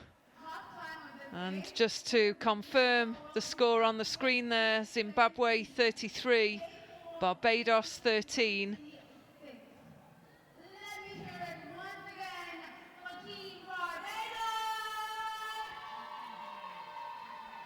And we'll leave you with some of the highlights of the second quarter. And we'll be back in commentary in 10 minutes.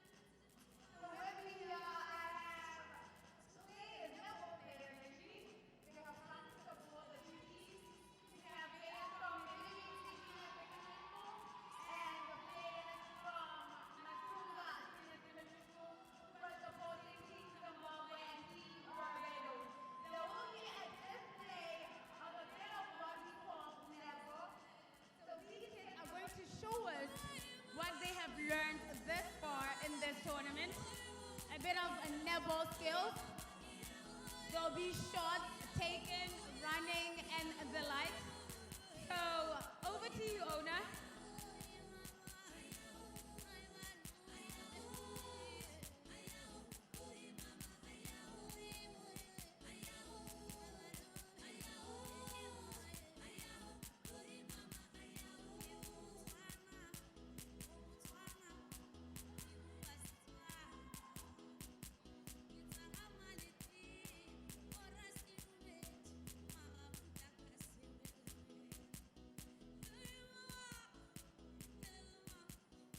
Okay, we can start now.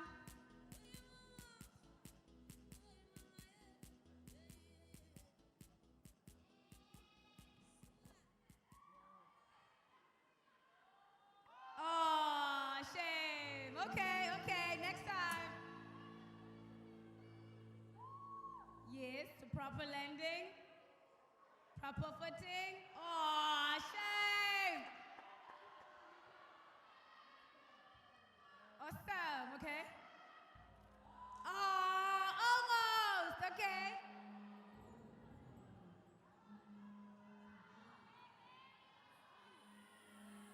Oh, almost. Can we get one more, guys? One more. Let's make this one count, ladies. Oh.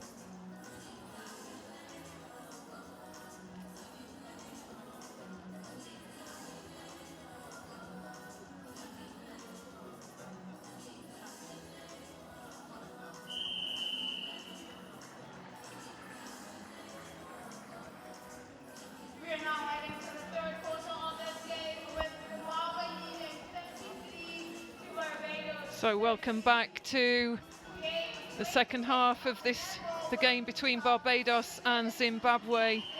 And Zimbabwe in the lead by 33 goals to 13. And we'll bring the team changes. And first up, the changes for Barbados. Brown goes to goalkeeper. Davis goes to goal shooter. Seal to goal defence. And Moore goes in at centre.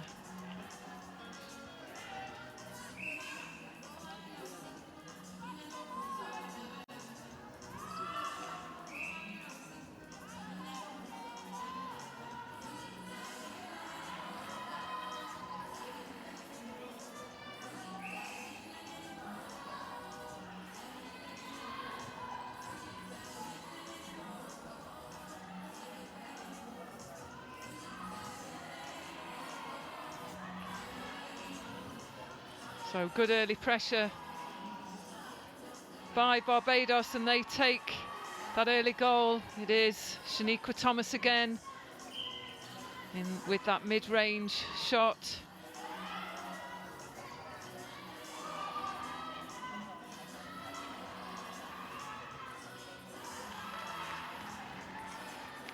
So Zimbabwe still managing to put the pressure on, but costly error there.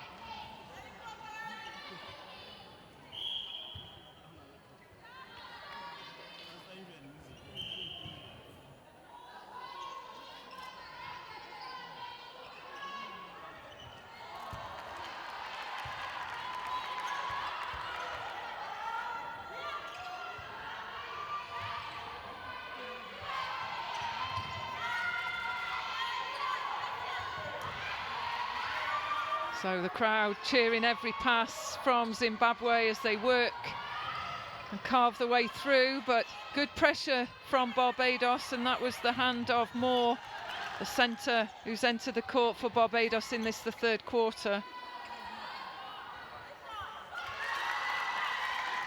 And rewarded with the goal. Yes, that was Davis. She's just come on. That'll give her great confidence.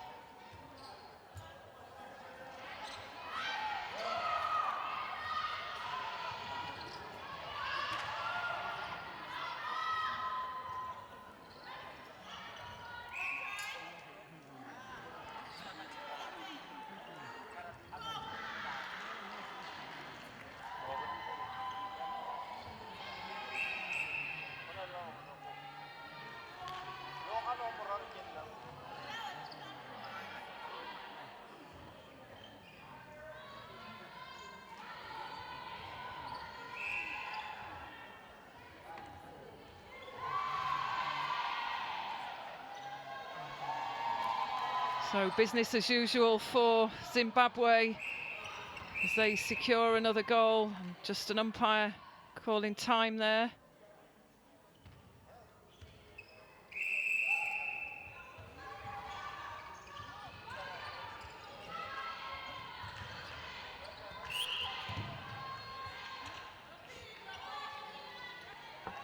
So Thomas again offloads that ball to Davis. Shooter who's come onto court for quarter three, and so far 100% success.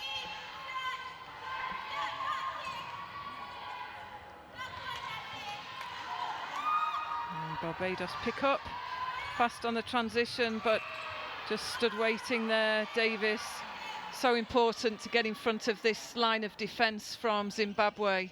Yes, it certainly is, because they will come out, as you can see, and go and challenge every ball. They're very good at getting in the line of the ball and getting an offhand to the ball, creating great disruption for Barbados.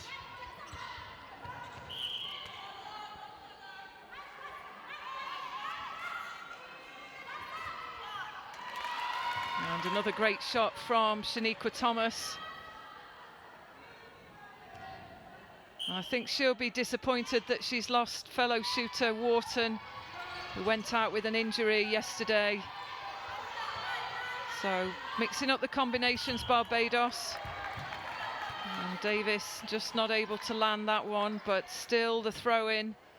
Sorry, penalty now. Well done, Thomas. So this quarter, third quarter for Barbados, have come out strong. 5-3 the score is.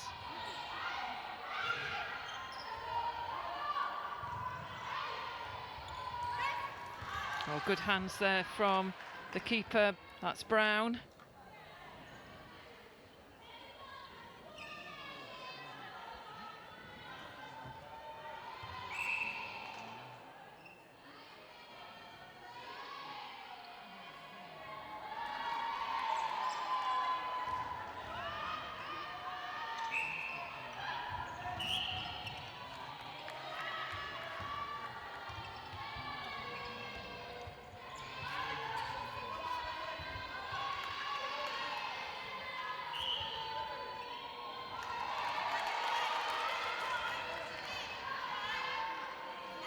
Now you can see Shaniqua Thomas really urging her team on. She works very hard for the Barbados side to get the centre pass, and she's a real key playmaker in their attacking half. So our umpires for today's game on the lines, Tara Warner, Anne Hay, and the reserve, Kate Stevenson.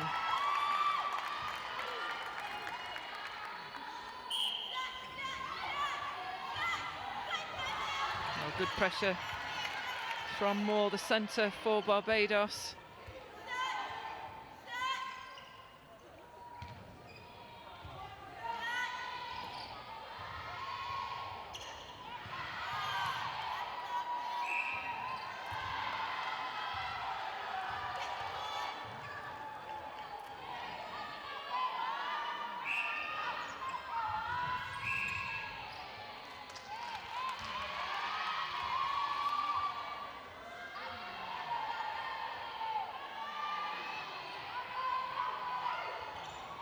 Oh, good vision from the wing attack, Kwaramba. And just a good, strong position from Bornali, the goal shooter. Oh, good challenge. So contact by Muladi.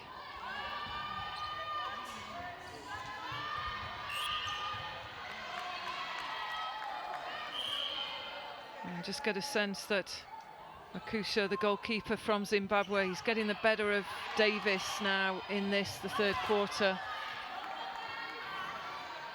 So Thomas with the mid-range shot again, high release, there she goes.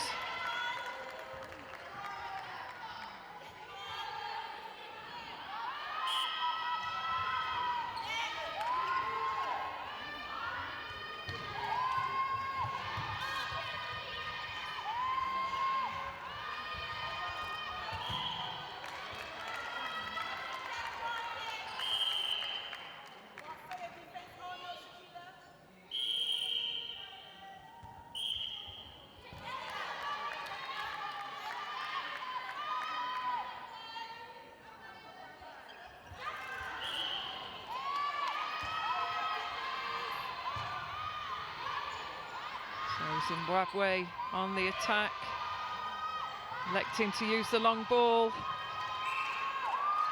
And good shots again by Bornali.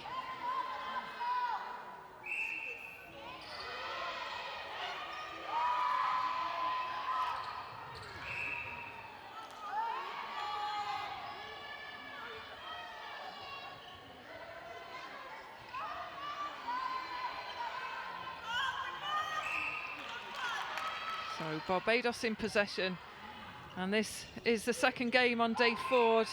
It is the inaugural Netball World Youth Cup, 20 countries from 5 regions of the world, and we're reaching the midpoint of 9 days of quality netball where all of these nations compete for the inaugural Netball World Youth Cup here in Gaborone, Botswana.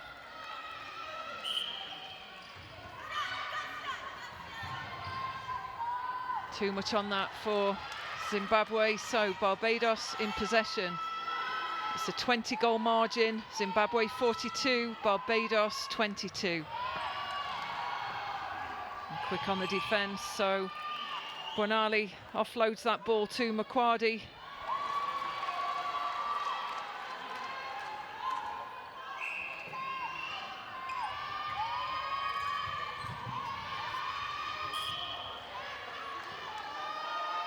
That was a faster passage of play for the Barbados attack, keeping the ball nice and flat and fast.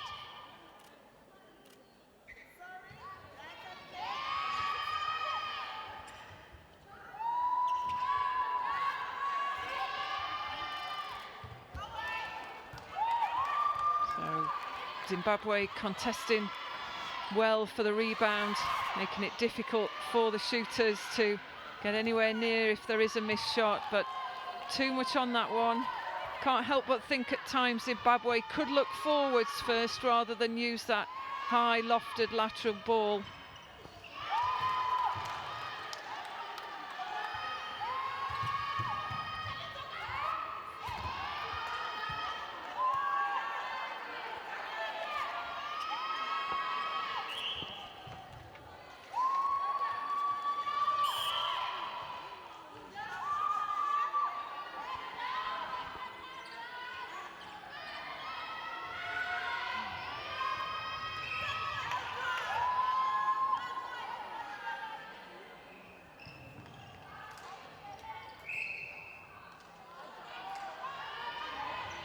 Pass too short. Can Barbados take it down? Some good straight line passes. Oh, bit of a tumble.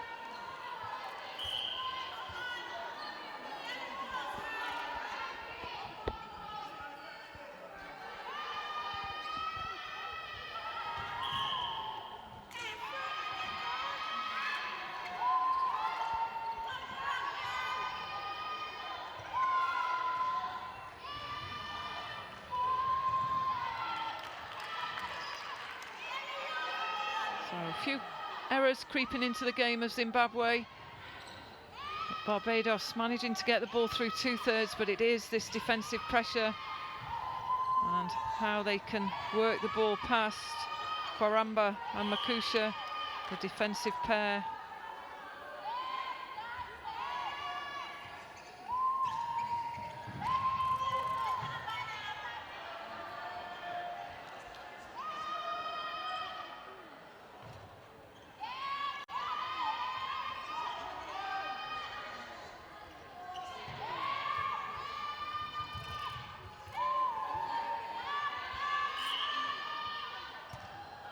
So Thomas, she'll get another chance, and it's Davis who takes the penalty. Successful. So 23 goals now for Barbados, and Zimbabwe maintain this 20-goal margin.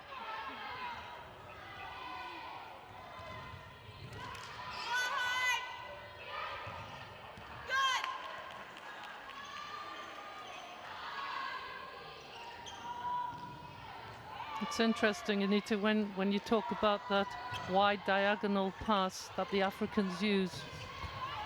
I remember a time, New Zealand against Malawi, and they took 72 passes before they looked to goal. Yes, the Africans can retain possession incredibly well. They're happy to keep the ball. So we've not witnessed such a high number, but we do know that Zimbabwe are not afraid to just retain possession and so patient in the play through the mid-court. They'll let the game unfold for them.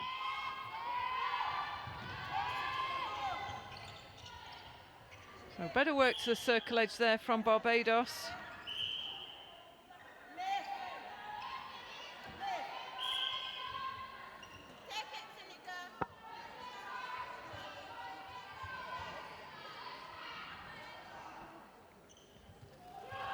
Oh, and there we've seen Thomas take most of her shots in the mid-range, and she's under the post there, and shooters often say that's one of the hardest shots.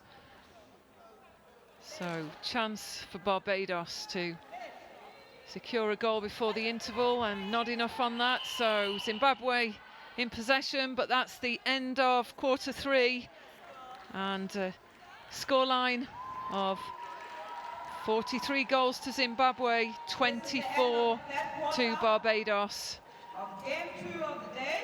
And it's been a difficult game for Barbados with the pressure that's been put on them from Zimbabwe. Some great work from the whole squad of Zimbabwe, and there we see Wharton, a player who was injured yesterday. A great strength for Barbados at goal shooter. So Barbados missing Wharton. We'll be back for the final quarter, and in the meantime we'll leave you with the highlights from quarter 3. Game 27 of the tournament, game 3 of the day, on day 4 today.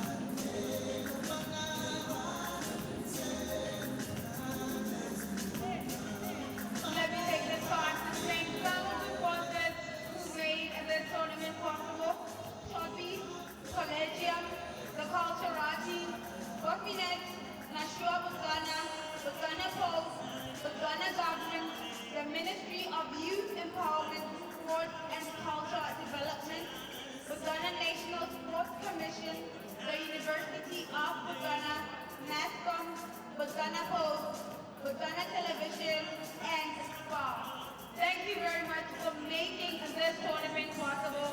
Once again, this is the Netball World Youth Cup 2017, Day 4, Game 26 between Barbados and Zimbabwe.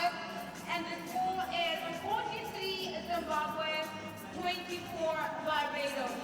Can we give it up once again for Team Barbados?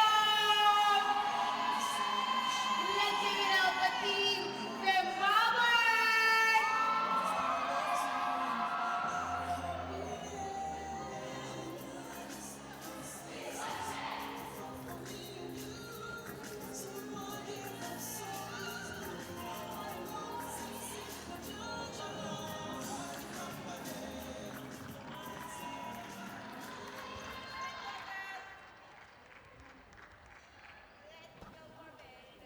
So players back on court for this, the final quarter.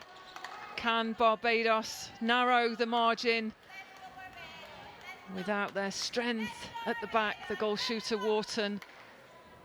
Must give credit to Shanika Thomas. She's been a key player. She's doing her best just to really will a side on as the captain. But the strength of Zimbabwe in the defensive area of the court, simply too much at times for Barbados to break through.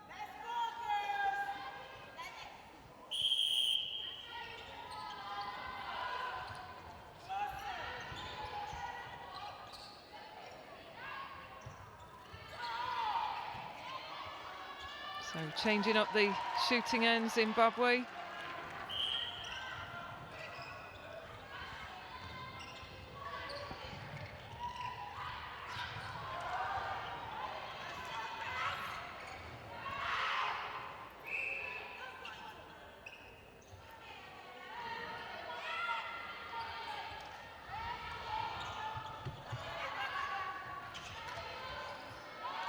Good passage of play through the court there. Quick shooter to shooter ball.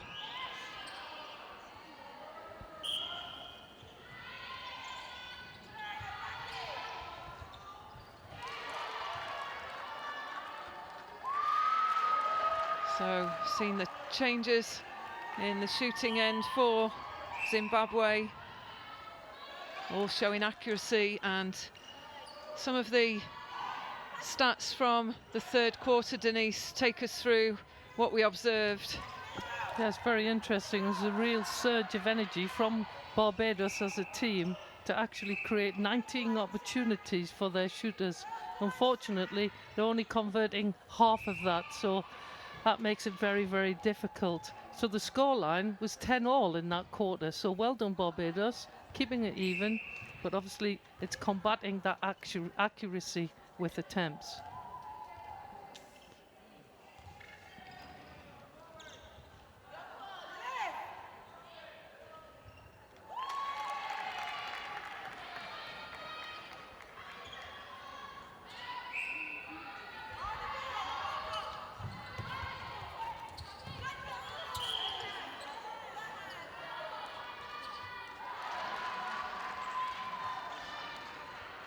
So Zimbabwe's new goal shooters come on very strong, scoring 3 out of 3 so far.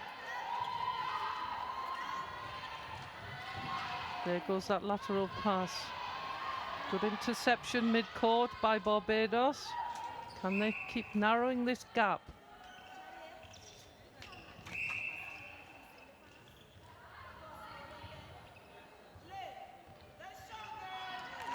So changes for Zimbabwe in this, the final quarter. Michelle Muzinamo, she takes the wing attack position. And Lynette Tanira, she moves on into goal shooter.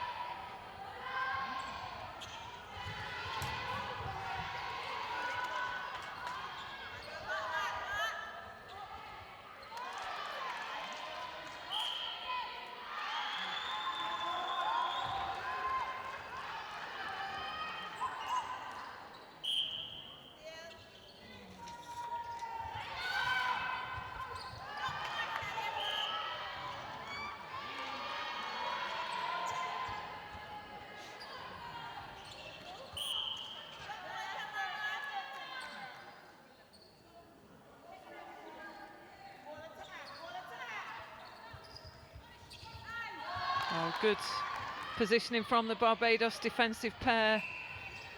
And that's a good intercept from the goalkeeper, Brown.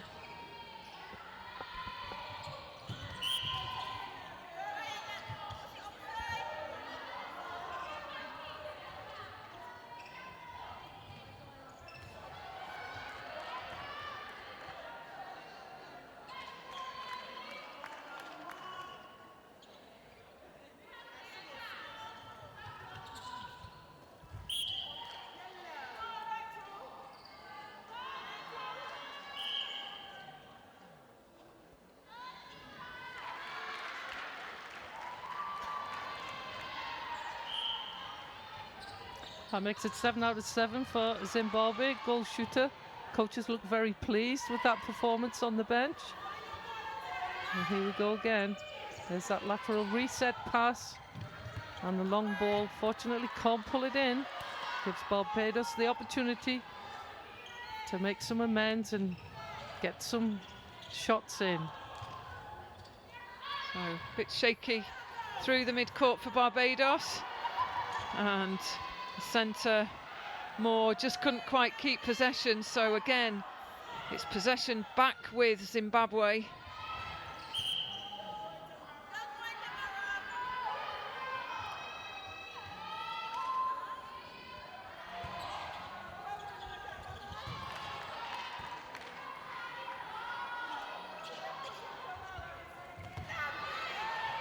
Lovely interception from behind from Barbados goalkeeper.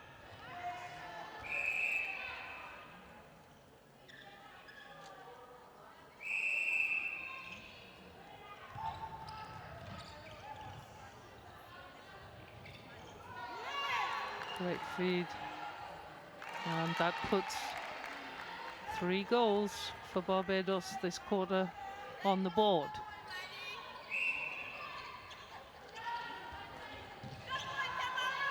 So good defensive pressure from Barbados, and that was the wing defence there on that second stage defence. Bob just managing to get those strong arms over. So moments where Barbados really can and have disrupted the play of Zimbabwe, but just proving too strong for them today. Zimbabwe with the lead and the scoreline in their favour, 51 goals to Barbados 27.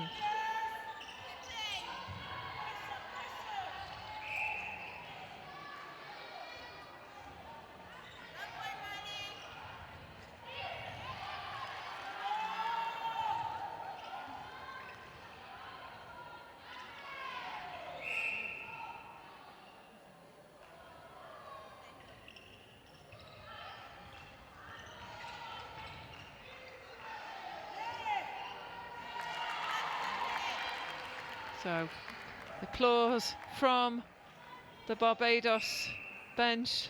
They've stayed positive, Denise, through this. We've seen them really encouraging their team through this match, which is great to see. Good squad spirit, and that's what this kind of competition, well, any competition is about. Yes, it is. It's not very often that these nations meet together, so they'll learn from it, put it to bed, talk about it, and then get on with the next game. Here we go, Zimbabwe through the mid-court, maintaining that front position, ensuring the defender not get a little bit of a snitch on it. So good response, Barbados, as they take the lead out.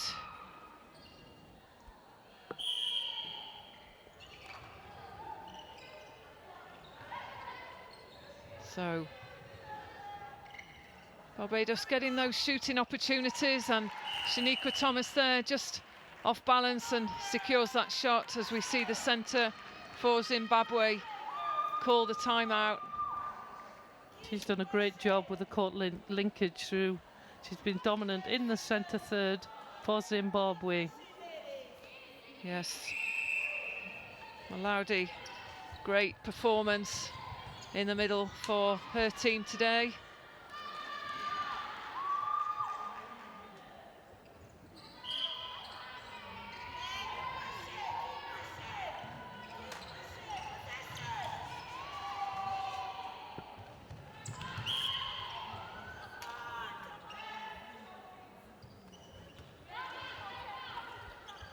And for this team, Zimbabwe, great to be on their own continent for the first time, competing in a world event. This is the inaugural Netball World Youth Cup, replacing the Under-21 World Championships. It's a flagship event for the International Netball Federation, a real opportunity to see the up-and-coming talent from 20 nations around the world. And we've witnessed some great netball so far in this campaign, as Zimbabwe take the lead out to 25 goals now against Barbados.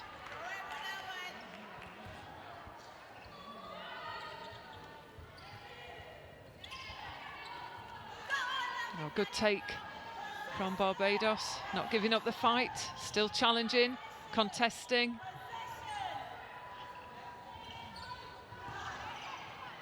Thomas frustrated that she just couldn't hold on to that ball.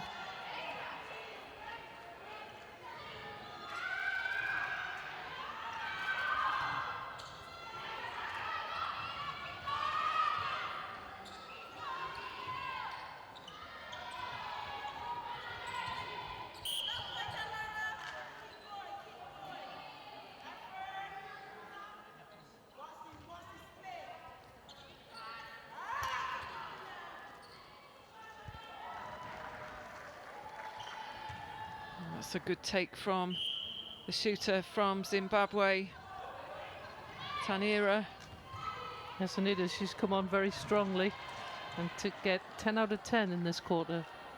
So 100% accuracy for the goal shooter from Zimbabwe. Any coach would be pleased with that, particularly when you enter the court in the later stages of a game.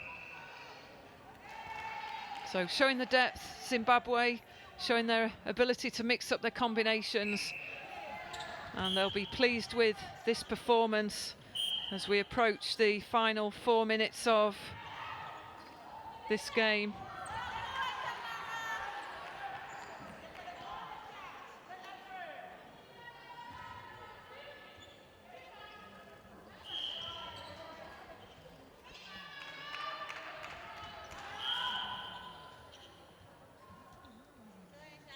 And for those listening out there on the live stream, you can pick up all of the games live throughout the World Youth Cup from this main competition venue at the University of Botswana.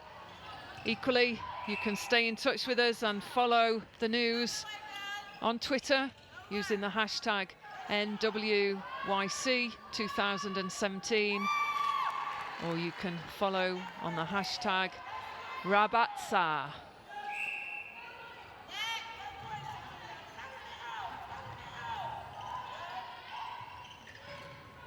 Oh, Thomas doing all she can just to quickly offload that ball, but credit to the defence from Zimbabwe. They've picked off quite a bit of possession on that shooter-to-shooter ball through this game. Barbados managed to seal a goal, so take their scoreline to 33 against the Zimbabwe score of 56.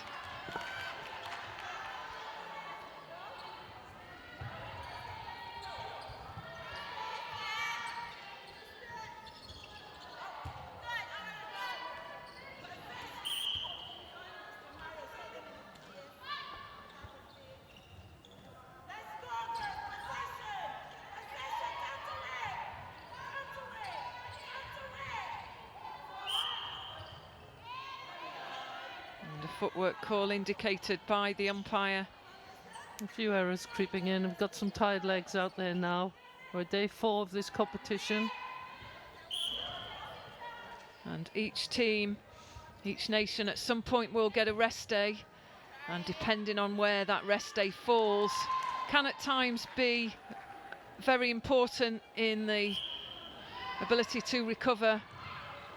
And as a coach, would you want the recovery day a little bit later in the competition, or is a day like today a good day?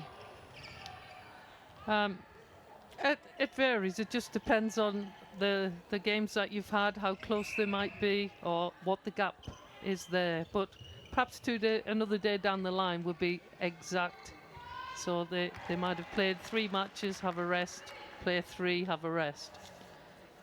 So just to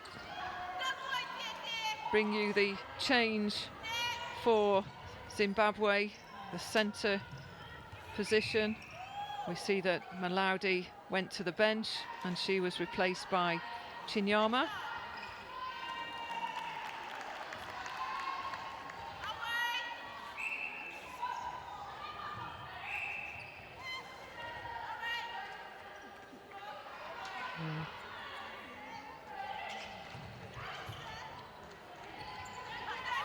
So closing in on the time for this game as Zimbabwe gain another goal, and it's 58 goals to 35.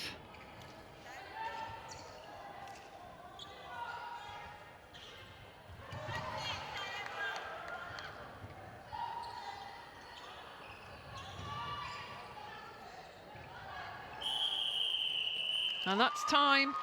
Great game for Zimbabwe, some disappointments for Barbados.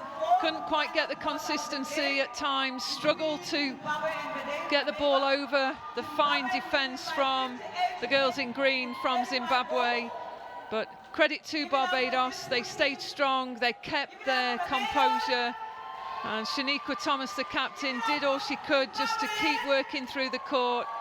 Fantastic to see both teams together there, just going through the formalities that players do at the end of the game. And the coaches, the benchers, just thanking each other as well. And Zimbabwe, they will keep rising in that Pool B, so they've managed to secure another victory, and they'll be looking to finish as high as possible as we move to the final games in the pool. So next up, it's Scotland against Northern Ireland, and we'll be back for that game at 1 o'clock, leaving you with the highlights on this, the live stream on day 4.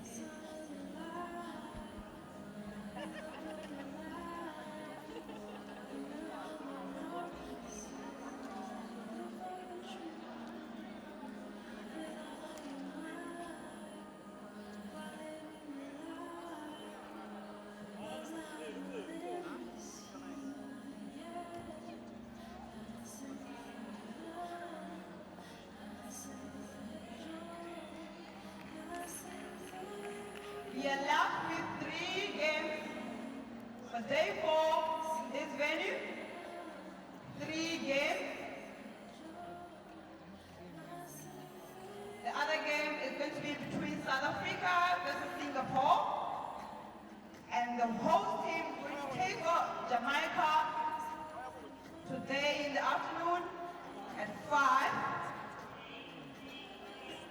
It's going to be in the evening, I'm sorry.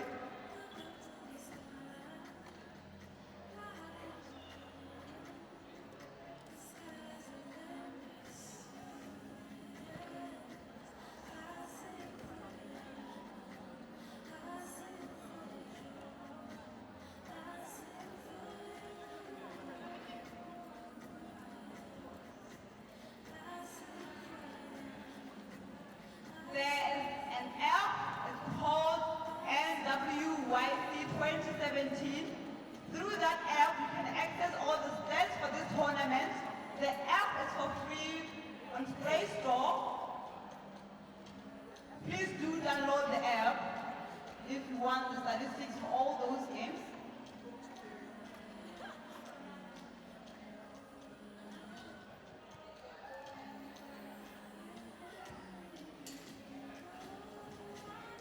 ile gone jaaka o ya ko bokhutlong motshameko mo UB Sports Arena wana ga o tsene wa ko stop sa Barbados go ntse go sa ba tsamaele sentle fela mme go na le dintlha tse pedi tse tharo tse motho tshwanong ke go ka ditsa mo go bone tse o le mgang gore o ka re ke tsone tse di botoka o positives stop sa Zimbabwe ba bona phenyo ye nngwe gone fa e leng gore e nna botlhokwa mo go bone fela le gale ba katisi ba eme sentle gone go ka bua le nna tla ke utla maikutlo a mo katisi wa Barbados o e leng gore ke ene ke tlileng go bua le ene. Coach, congratulations for just being part of this. You are a winner by just being participating in this tournament besides the losses, I know.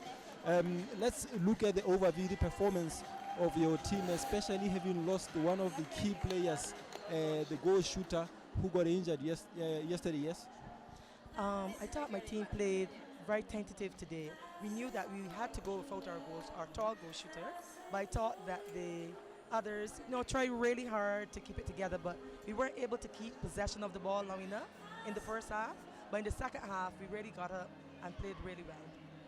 One positive that one is looking at is the technique that your team is using, not very common with a lot of teams, the high rise technique. Is this something that you work on many a times?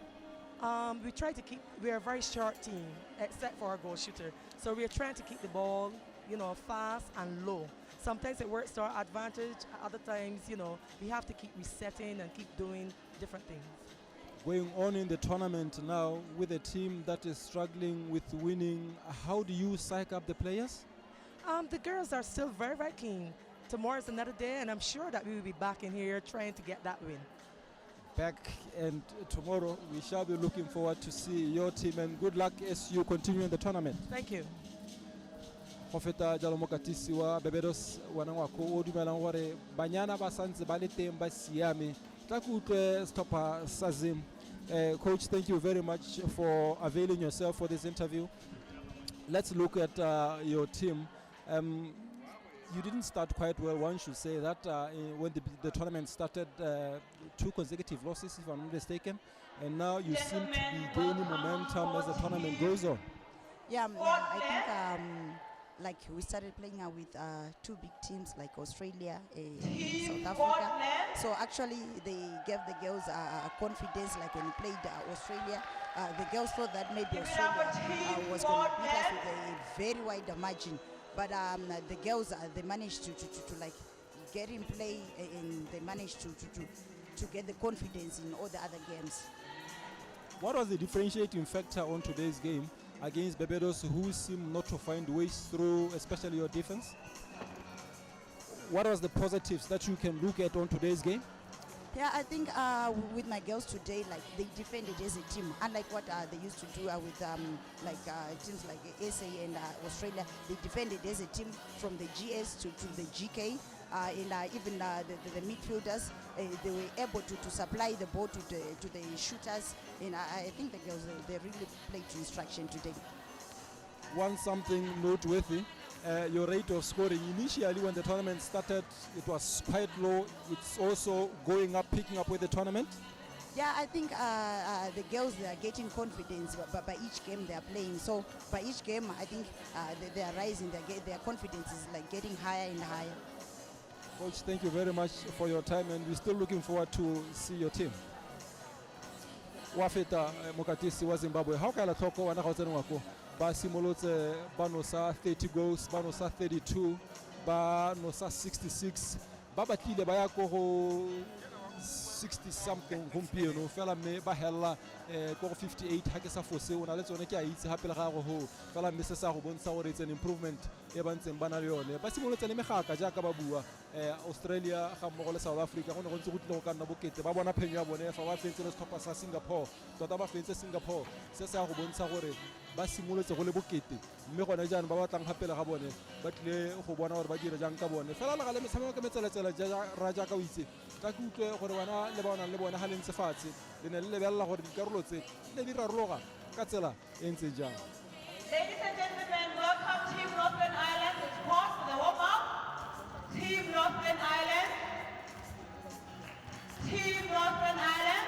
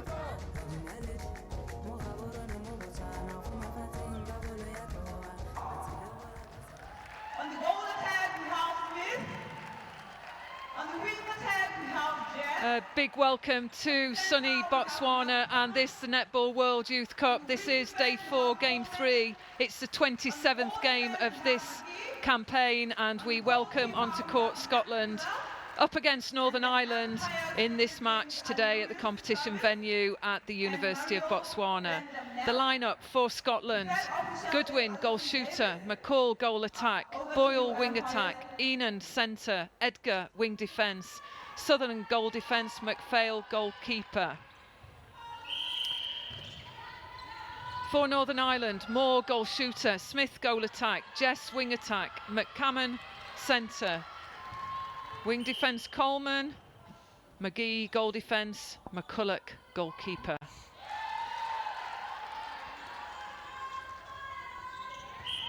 So, first goal from Northern Ireland, going with the centre pass. Scotland in possession. Our captains for today and for this campaign: Bethany Sutherland, the Scotland captain; Jenny Lewis, the captain for Northern Ireland.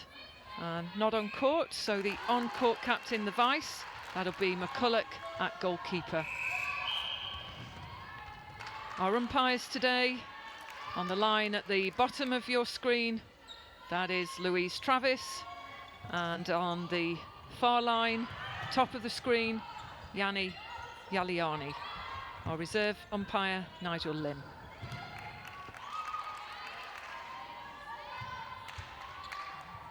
McCall offloads that ball to Goodwin,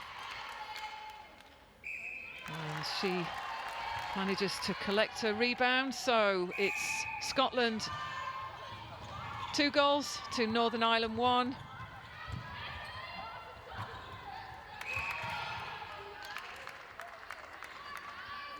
So Anita, you can see Scotland are in their blue outfits today against Northern Ireland in their green bibs.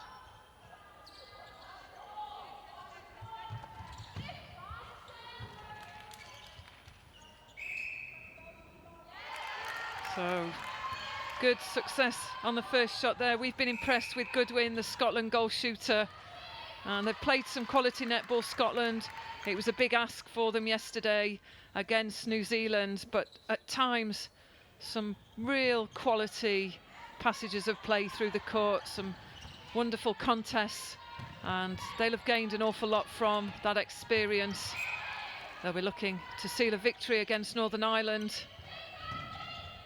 And in preparations for this World Youth Cup, Scotland have met Northern Ireland and have come out successful, but Northern Ireland have got great fighting spirit, so it's not a predictable game, and they'll be in there to the whistle without a doubt. The girls in green from Northern Ireland. So 4 goal leads to 1.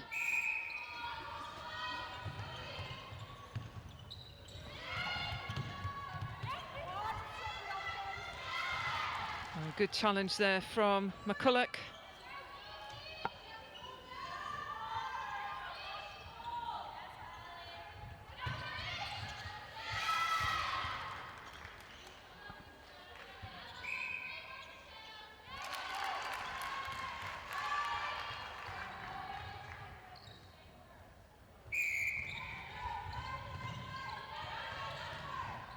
So 4 goal difference. 3 minutes played, and there she is again. That's Sutherland, the captain, mopping up in that goal defence position. Just struggling, Northern Ireland, to get this ball through to a shooting opportunity.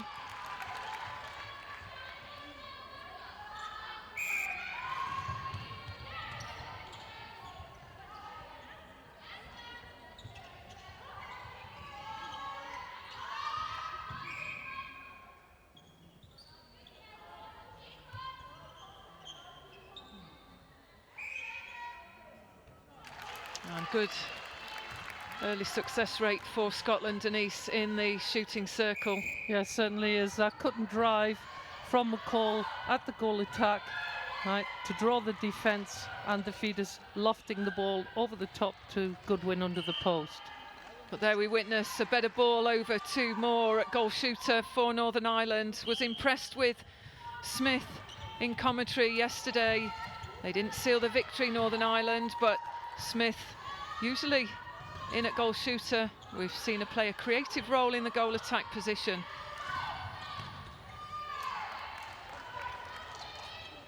And Jess just not able to hold strong on that pass, so Scotland back in possession.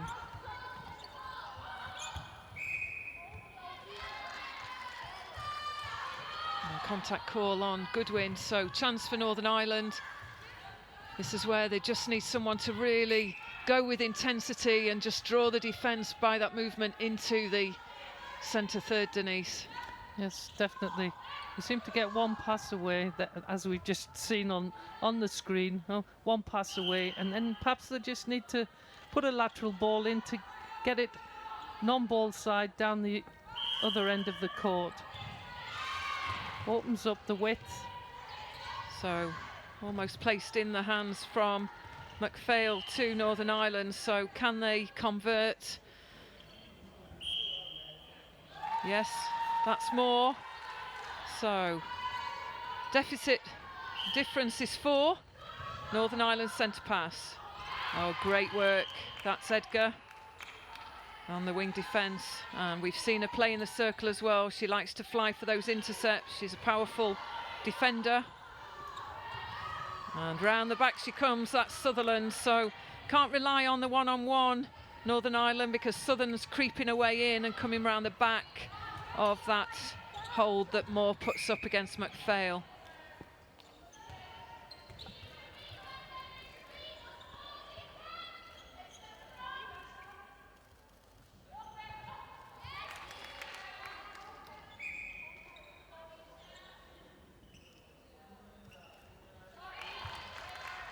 So shared shooting responsibility from McCall and Goodwin from Scotland. 4 shots each. So Scotland 8, Northern Ireland 3.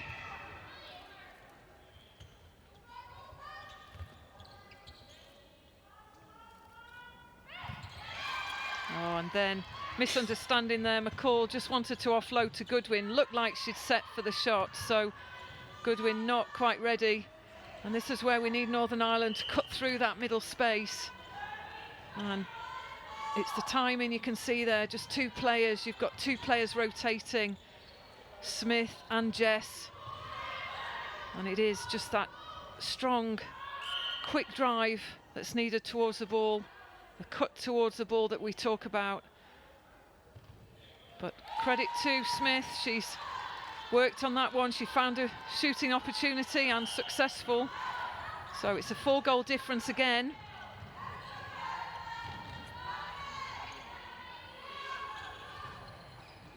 So forced to use the overlap there.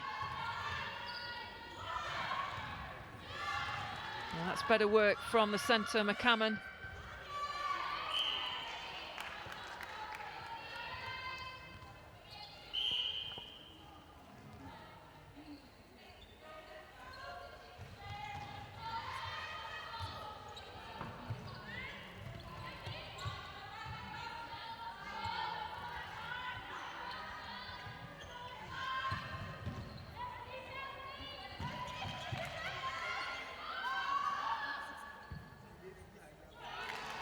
Yes, good accuracy from the shooters from Scotland.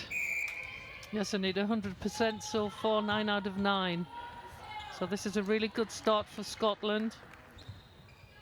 So if they're missing the shot, they quickly collect the rebound. So good strength from Scotland from the shooter pairing. So Northern Ireland just need to be aware of this defensive pressure, pack in the centre channel. And good, Sutherland just not able to keep that ball in. Solid defence from Scotland. And Moore's just got to hold strong if she's propping up against McPhail. So footwork call. And quick on the double play there, Boyle. The wing attack for Scotland.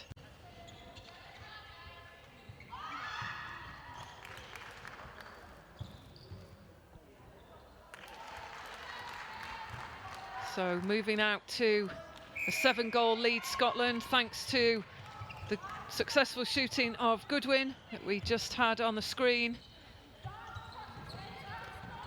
And the sweeping of the back door from Sutherland has been tremendous, disrupting that overhead ball to the Northern Ireland shooters.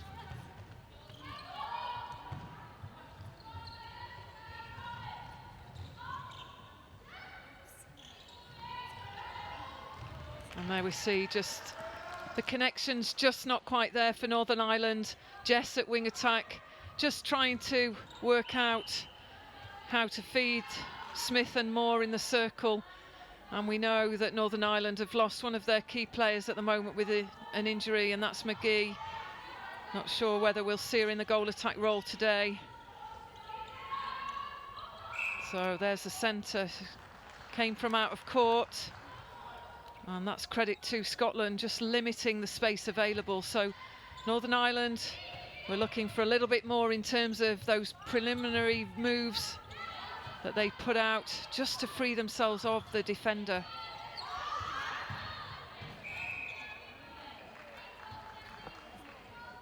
I've been really impressed with the strength of Goodwin, just on her drives, and also as she's leading to the top of the circle or to the post.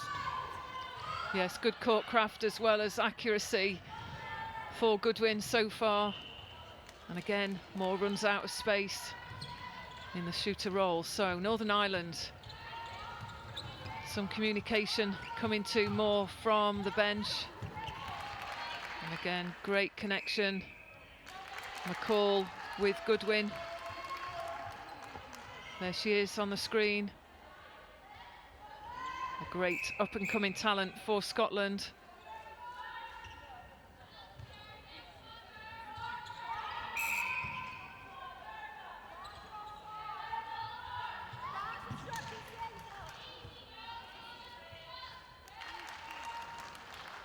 So moving this out to a 10-goal margin with just over 3 minutes left on the clock for this first quarter.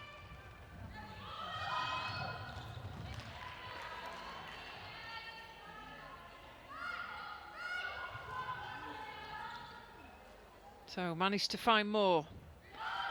And again, just can't sink the shots.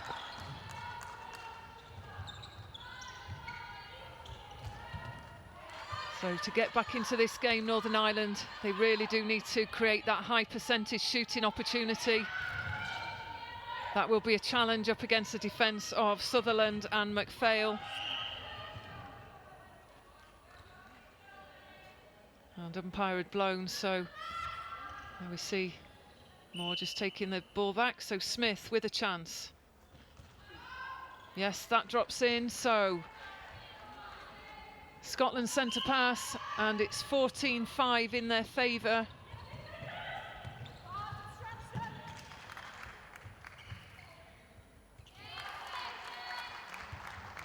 And very little that Goodwin can do wrong at the moment for Scotland.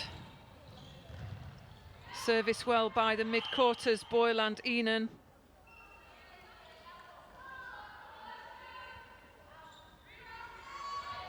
And there she is, out for the rebound, defensive rebound.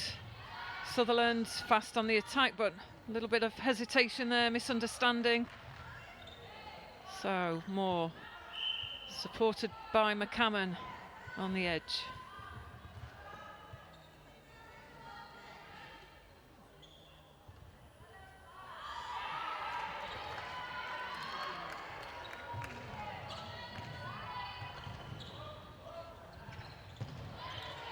Good take there from the goal defence, and that's McGee.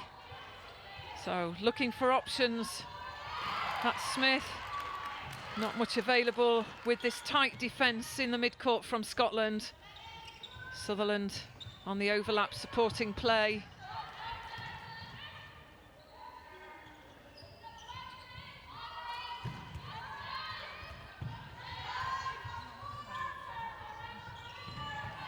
So into the last minute of this first quarter.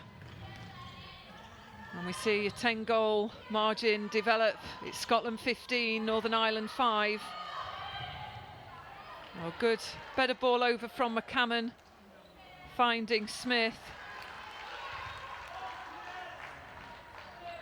And more there, the goal shooter. Filling the shoes of McGee. We see Smith out at goal attack. So chance for McCall as we move into the final seconds. And that's the whistle for the end of this first quarter. Fine start from Scotland, and they take the lead out to a margin of 10 goals. It's Scotland 16, Northern Ireland 6. We'll be back shortly with the second quarter, and we'll leave you with some highlights of the first quarter and be back in commentary in a few minutes' time.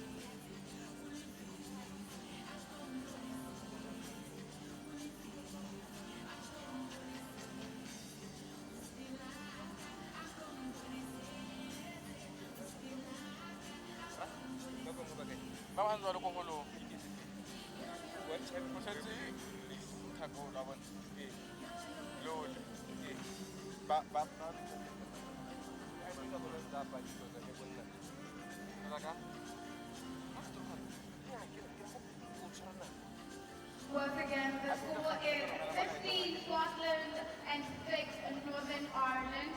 This is the Netball World Youth Cup 2017, Day 4, and both these teams are looking for their second win in this tournament.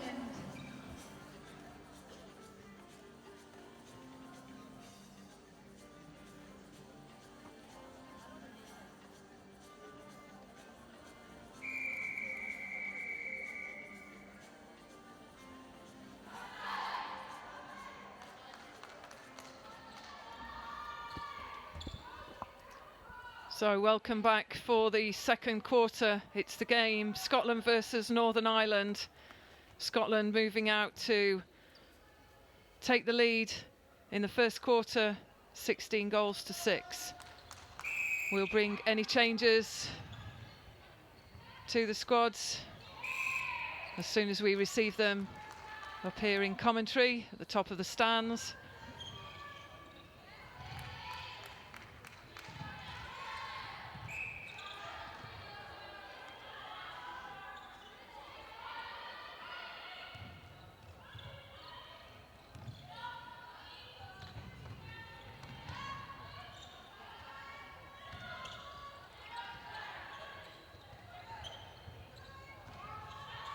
So chance for Northern Ireland.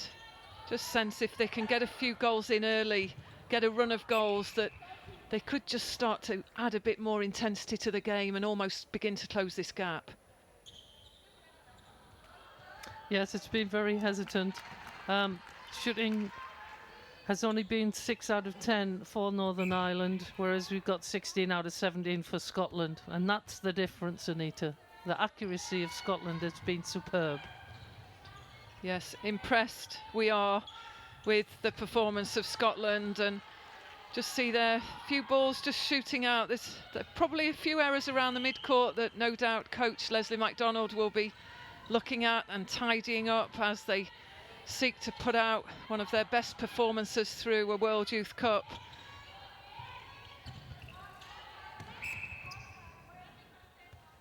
Northern Ireland have found difficulty at the second phase of the centre pass, and Scotland have capitalised.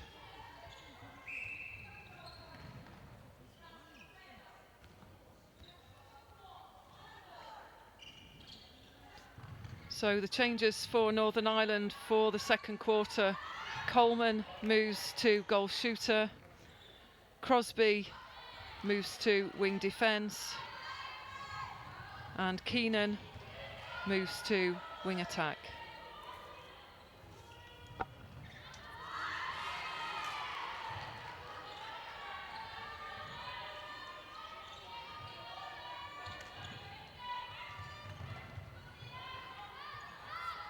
Home alone there, Coleman, so chance to sink one. Oh, just can't creep in for Northern Ireland.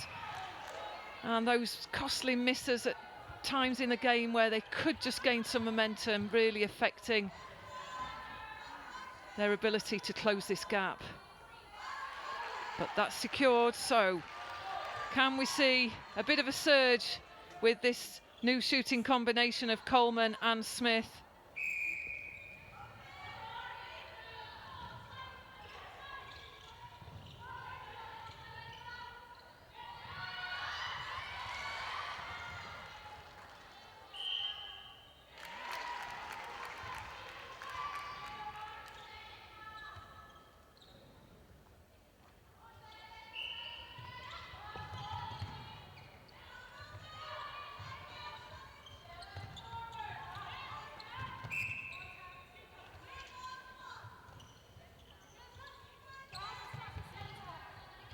Oh, nice offload there. Coleman to Smith. Oh, and again, just overcooked that one. Smith just can't land the shot. Timeout called. That's just the umpire just calling time as the ball's retrieved. So relatively uncontested through 2/3 there, Scotland, as they move this ball through to a shooting opportunity.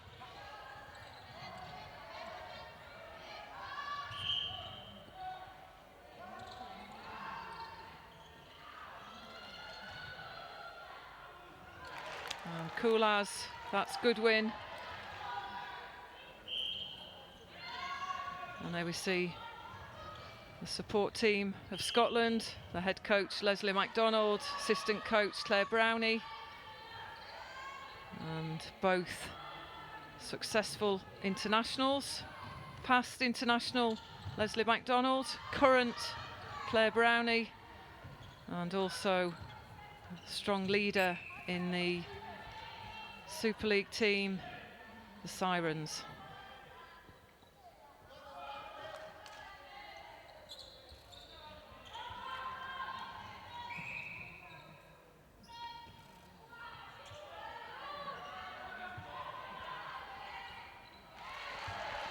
So, a bit more lift on that shot, sees one creep in for Northern Ireland.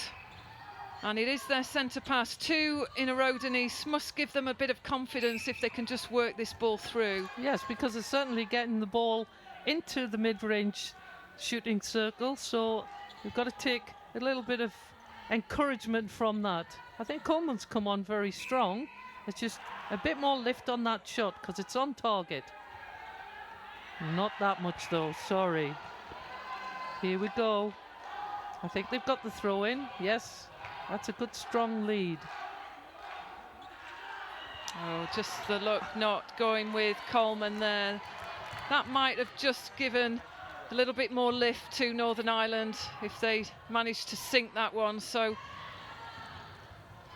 not able to secure many, but back in possession. And that was McCall who just hit the deck there. She's back on her feet. Good contest between the goal attack and goal defence from Scotland. Goal attack, McCall and Marie McGee from Northern Ireland.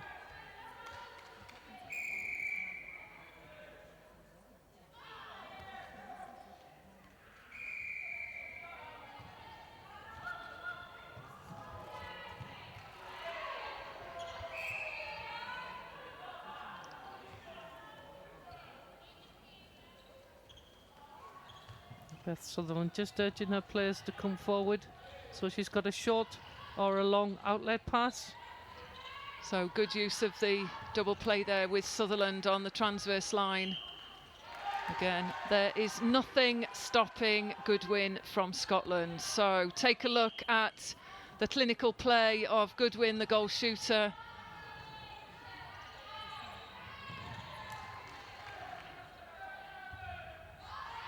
And that's the commentator's curse all over. That's first goal missed for Goodwin.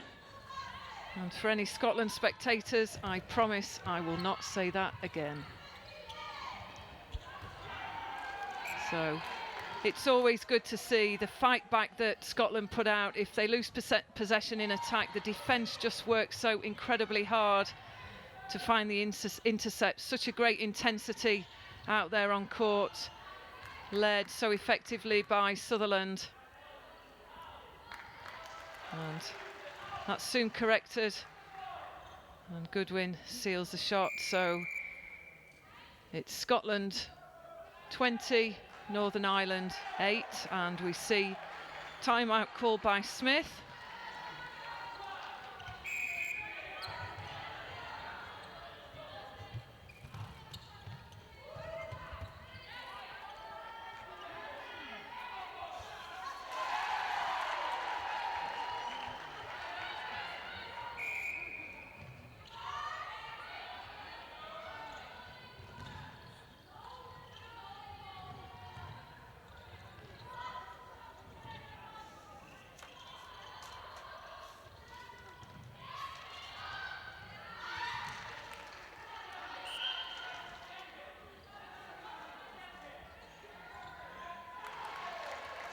So coaches from Northern Ireland just trying all of the options possible.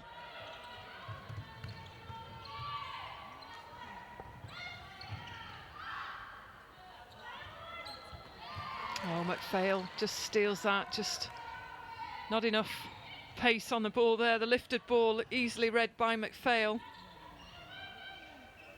And it is Cartmill that replaces Smith on the wing attack for Northern Ireland.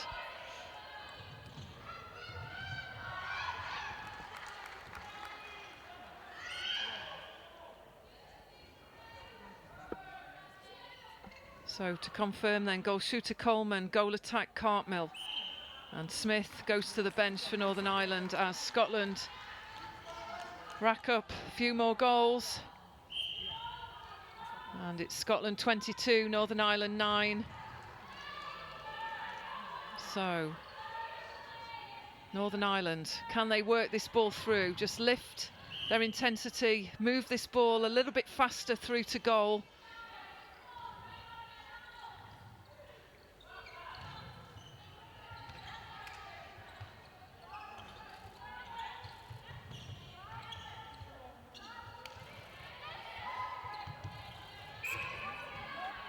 Put out the protection there, Coleman, as she took that one. So McPhail caught on the contact. So deep breath. Yep, secures this goal. So takes them up to 10.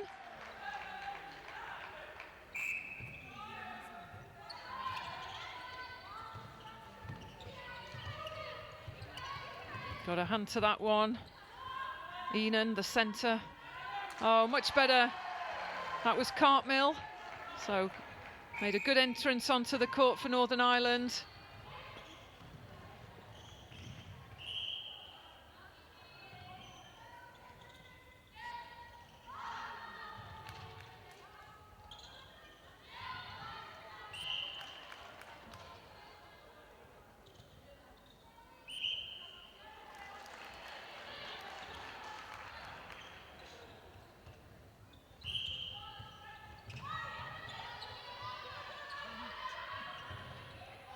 Great pressure, if you can see the defensive line. Got full commitment from 6 players there in front of the ball. So Boyle and McCall just moving down quickly to put up that defensive front line at the Northern Ireland centre pass.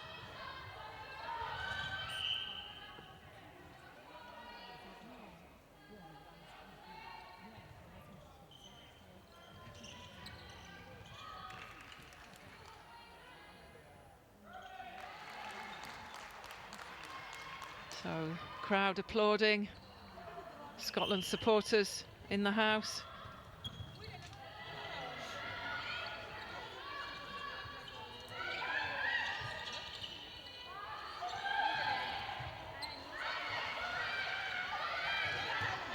Oh, good cut, much better cut towards the ball there. Collects the rebound. So Coleman puts the ball away for Northern Ireland.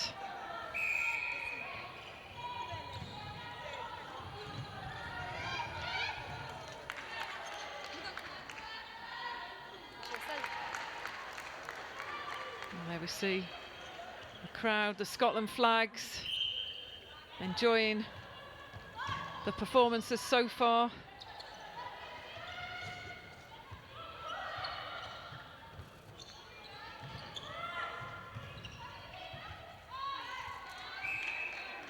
So far in this quarter, it's Scotland 9, Northern Ireland 7, and just made that 8. So just a 1-goal difference in this quarter. So it's been a better performance all round.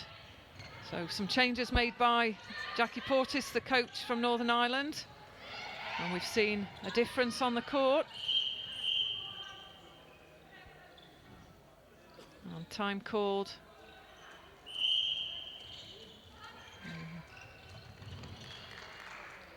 Looks like Coombe. Looks like the wing defence, sorry, Crosby from Northern Ireland, spoken to by the umpire Louise Travis and cautioned for persistent contact.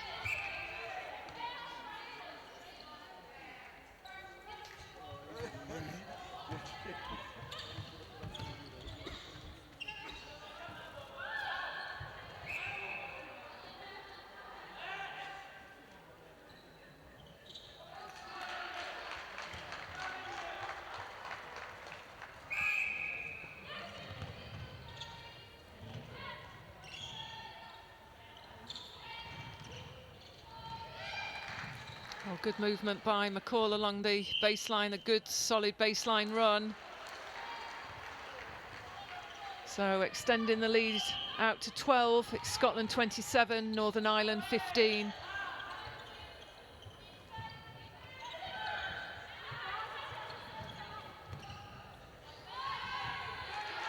And great ball, McPhail committed on that front move there, so good play by the goal shooter Coleman.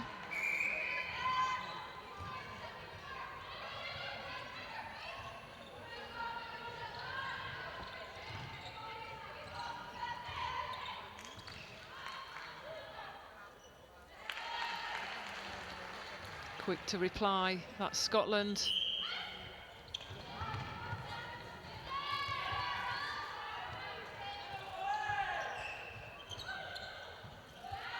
And again, just sighting the high ball. Seems to be a better connection between McCammon and Cartmill in the shooting circle for Northern Ireland. So Scotland transitioning through in attack as we approach the end of this second quarter. Sutherland delivers the long ball through to Goodwin. Yes, secures the goal right on the whistle. So we move into half-time. It's 29 goals to Scotland, 17 to Northern Ireland. Much better performance over the second 15 minutes there for Northern Ireland. But we've seen the strength of Sutherland at the back and Goodwin and the impact that they've made. But credit to Northern Ireland, that was just a two-goal difference. It was 13-11 to Scotland in that quarter. And as we depart, we just see down on court both captains just checking with the umpires, checking some information out. Sutherland leaves, and we'll leave you with the highlights of that second quarter and be back with you in commentary in 10 minutes.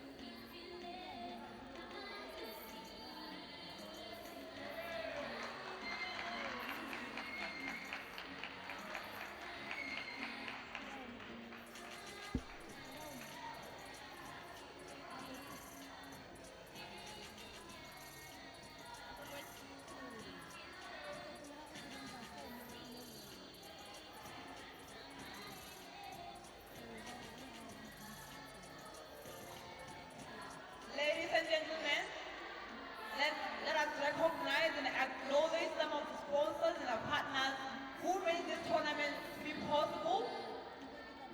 The Grand Park Hotel, Crest Lodge, Ehembi, Sky Lodge, Sky Girl, yes, Botswana National Youth Center, Man Q, Perspective Sports Magazine, International Working Group, Tafila Athlete, and Almaz. These are some of the sponsors and partners who made this tournament to be possible. We are here because of these people, guys. It's really important to acknowledge and appreciate them. Thank you.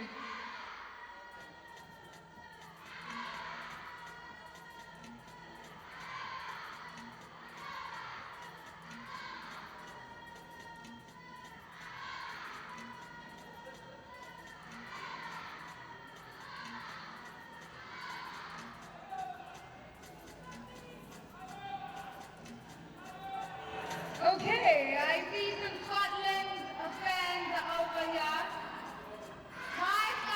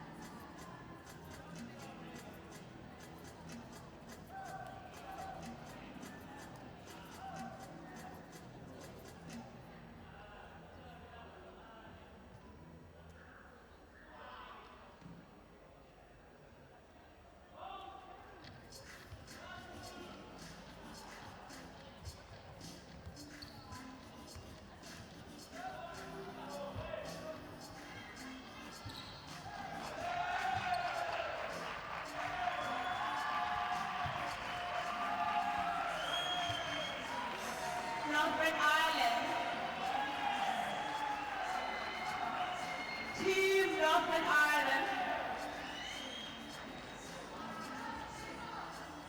Guys, I've been asking if there's any supporters for Team Northern Ireland, and you are all quiet. Any supporters for Team Northern Ireland?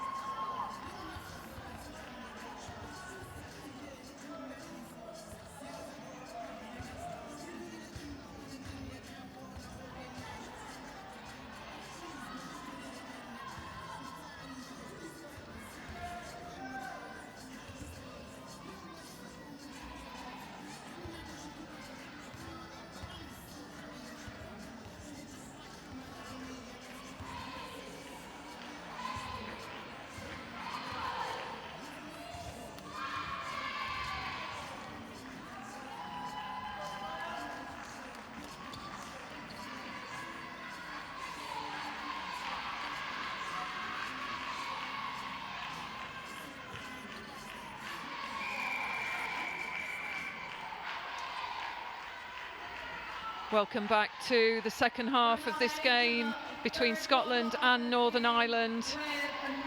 We've got a scoreline of 29 goals to 17 in favour of Scotland, and we're about to start the third quarter. Fine performance from Scotland so far. Northern Ireland to start. And we've got a change on at the wing defence from Scotland. Characteristic change. Our impact player, Savannah Antoine, comes on at wing defence.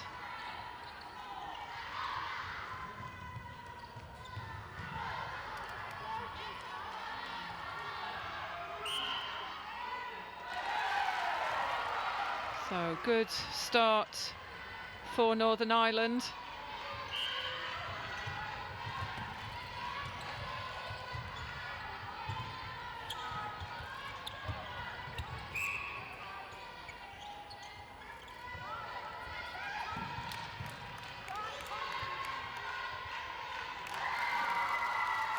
And it's interesting, the goal defence goalkeeper McGee McCulloch from Northern Ireland, they see that ball coming in, but the movement that they take just goes laterally with the shooter. If they could just turn those steps into forward motion and drive onto that ball and the flight of the ball into the line, they might just gain the intercept. So almost there, Northern Ireland, just got to keep working, get this connection through the court.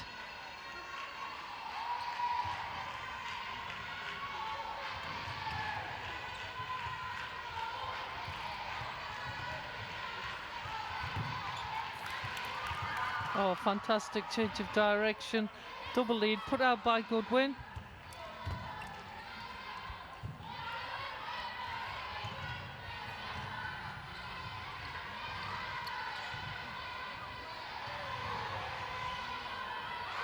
Oh, almost there. Good hands by McPhail. And Sutherland just caught on the contact. And Bethany Sutherland, the daughter of an ex-international player for England.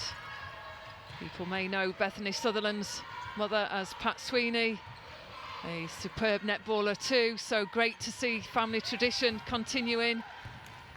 I guess for Bethany, school years in Scotland, she's elected to play for Scotland, and what a fine performance she's putting out already in this Netball World Youth Cup. Yeah, she really leads by example. A strong stalwart, turning the ball over, giving lots of opportunity for Scotland. And a great rebound there.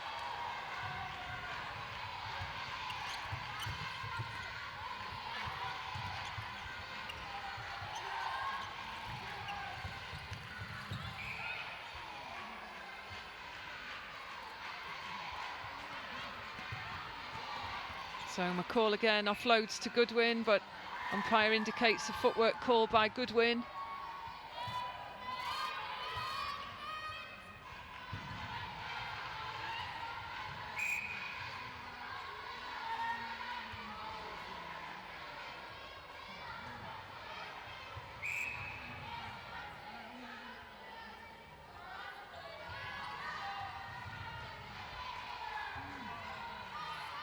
can see Antoine for Scotland on the wing defence, really marking tight on the wing attack, forcing her up the court. Oh, that was better. Good play from Northern Ireland, and that's Crosby with the intercept. McPhail disrupts, just can't score, can they? They're doing the work now, Northern Ireland in the mid-court. They've put the defensive pressure on, but just can't nail those shots.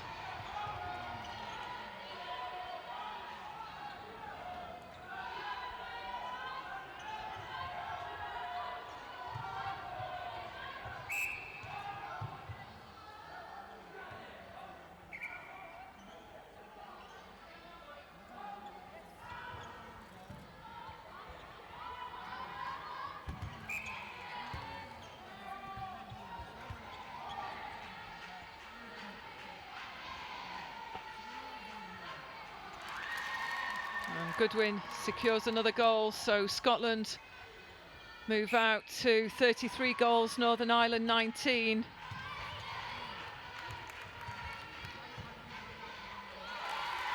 And Northern Ireland just need to look at that defensive line, both phases of the centre pass, just to try and put a little bit more pressure on the movement of the Scottish mid-quarter Boyle.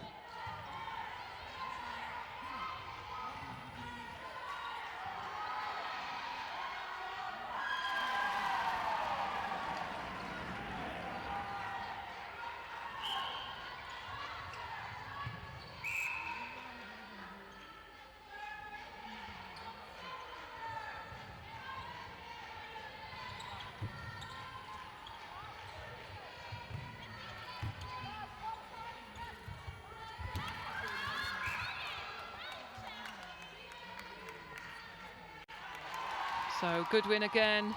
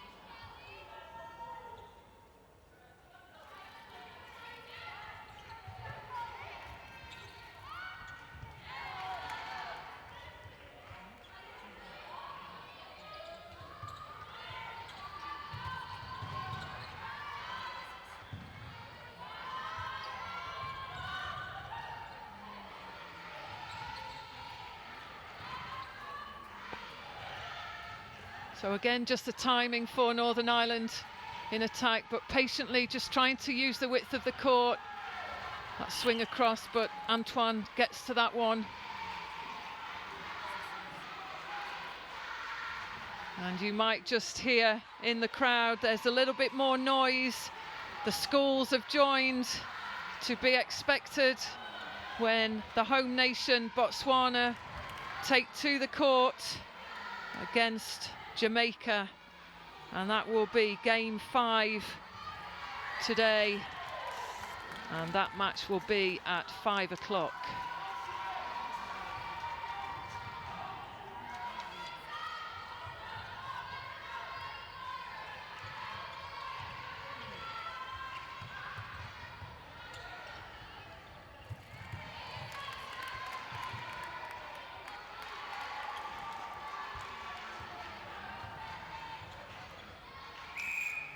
So Scotland 37, Northern Ireland 20. Passing the halfway point in this, the third quarter.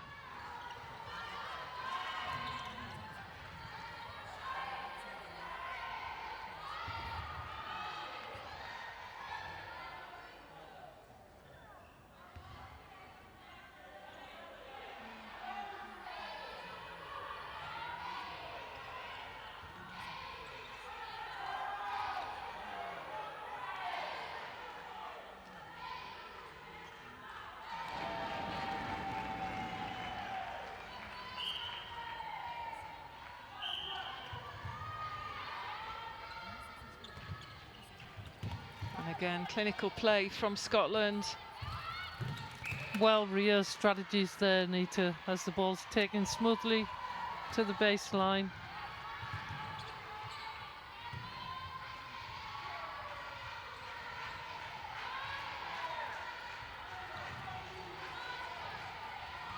Good pick up again, Sutherland. Sees McPhail just move out of the circle. There's a good switch that occurs between those two, the defensive pair from Scotland.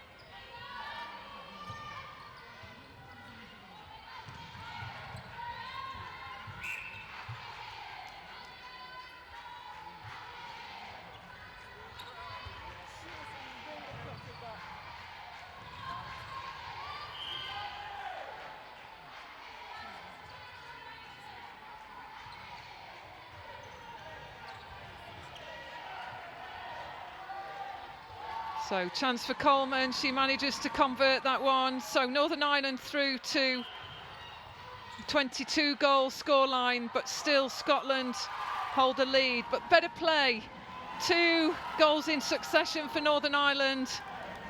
And that will please the coaching team. It's been a difficult game for them. We've seen some changes in positional roles for some of the players. But so far, Cartmill, Coleman working hard. They've managed to get the link through to the mid-quarters with Keenan and McCammon.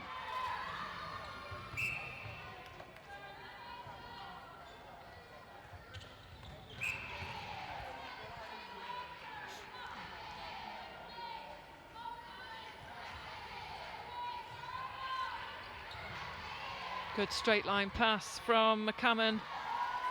And there she goes again. That's Coleman. She's finding a form in this game.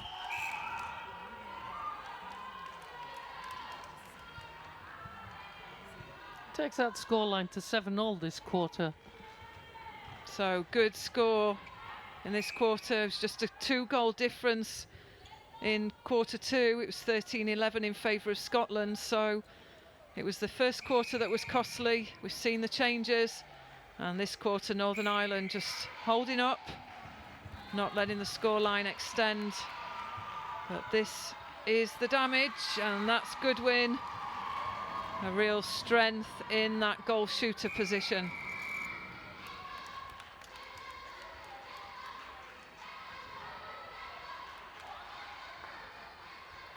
So change of centre there. We see Enan go off to the bench.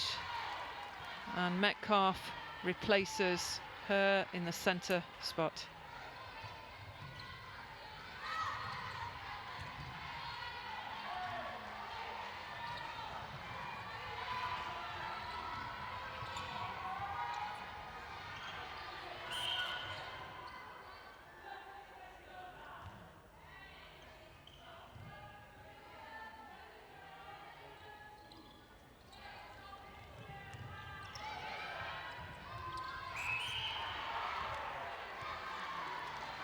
And Metcalf, she's just entered the court at centre, and we've talked about the mother and the daughter link, and some great information from Netball Scotland. Rebecca Metcalf's mum, Fiona, she played in 1991 and was captain in the 1995 World Championships. So there's always the family tradition. We've seen it through many nations. And that mother-daughter link, 2 of them in this Scottish under-21 squad. Bethany Sutherland and Rebecca Metcalf.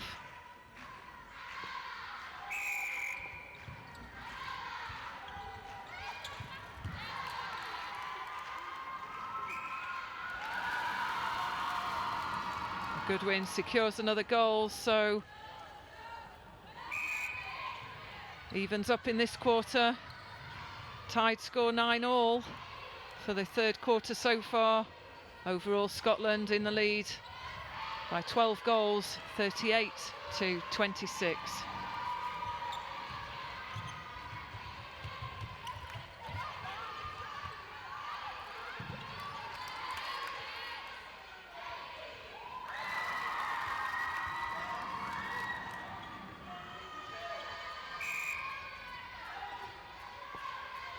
So approaching final couple of minutes of this third quarter. Scotland still holding up strong, but a more consistent performance from Northern Ireland.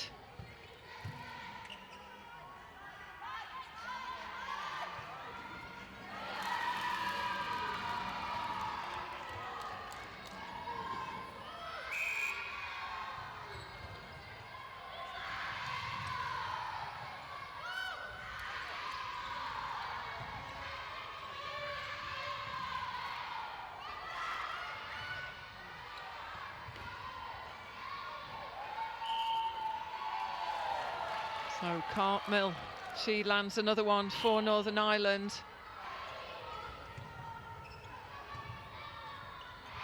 Good support in the mid-court from Antoine.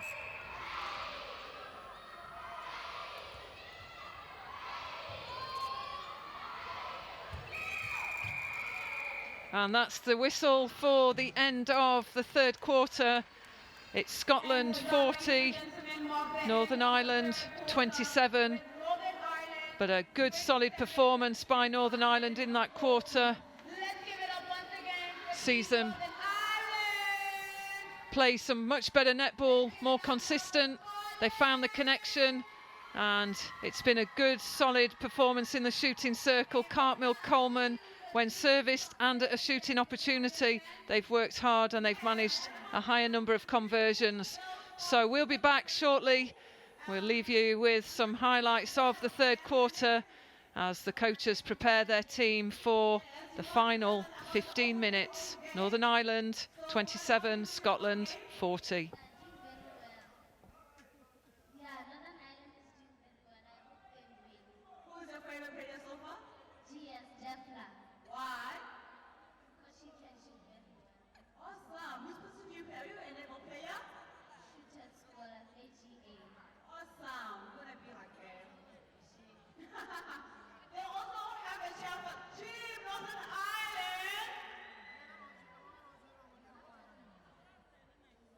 Let's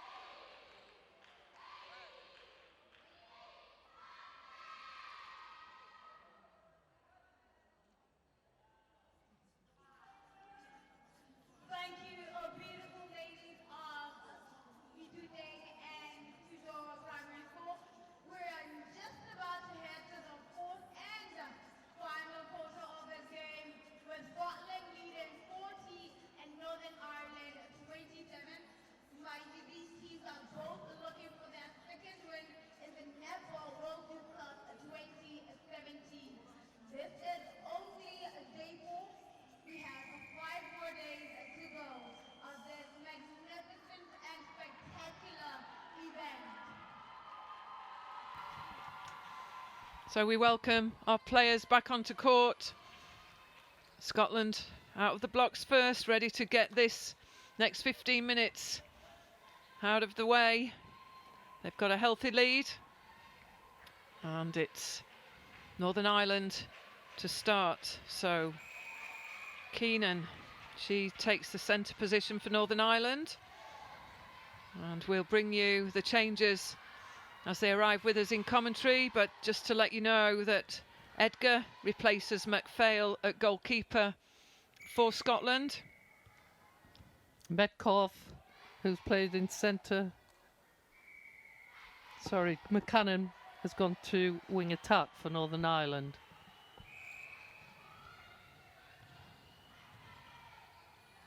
So a little change up for both teams.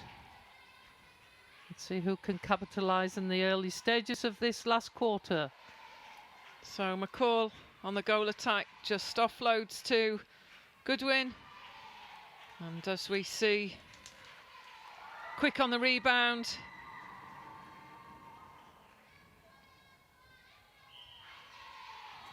Good pressure, 2-on-1 there on the wing attack, Antoine and the centre Metcalf from Scotland.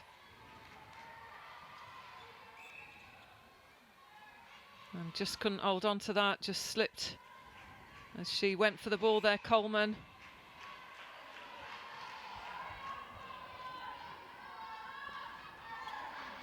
So footwork call, but just not the communication needed there. So Coleman struggling to pass to anyone, so Scotland back on the attack.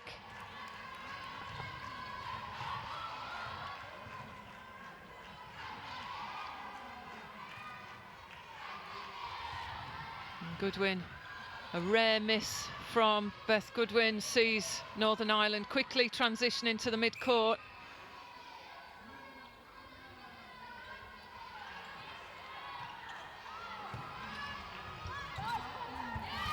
Oh, great pick-up by Sutherland. It's when it's telegraphed, Denise, that Beth Sutherland and the defence just read it quickly, so they've sighted the ball and they're coming out with possession. Yeah, she's leading in from the top. She's looking in because she'll know that the shooters always want to pass to the post. So very well read by Beth Sutherland. So another goal on the board for Scotland. So it's Scotland 42, Northern Ireland 29. Steps in, Goodwin. And rebound picked up by Northern Ireland. So good pressure and a good rebound from McGee.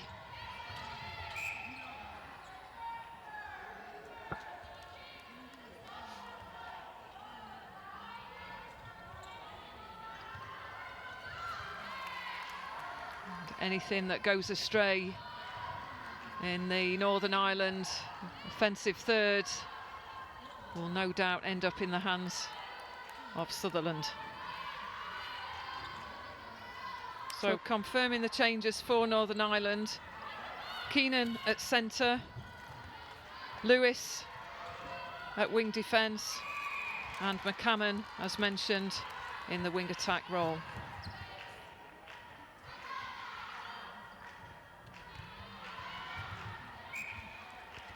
So quite a few changes made by the Northern Ireland bench, and sometimes, as we can see today, the players taking a little bit of time to settle in, to get their timing, reading off each other. So we've got a few errors creeping into this game.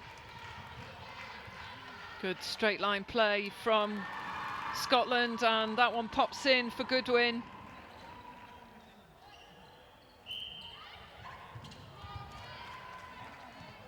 So it's all about the structure at the centre pass. Northern Ireland tend to just adopt the wing attack, goal attack in the wide position, and maybe just offsetting, putting one player off the line might just help them against the likes of the speedy Antoine and the tight one-on-one pressure that Sutherland puts on.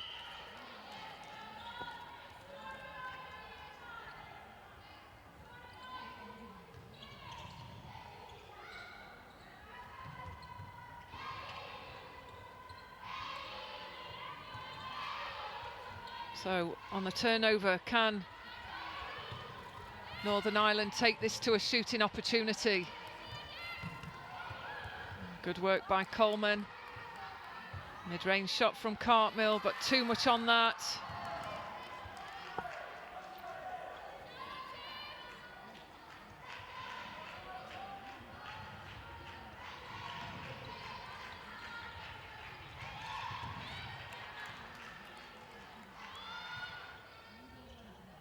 Oh, good shot, McCall.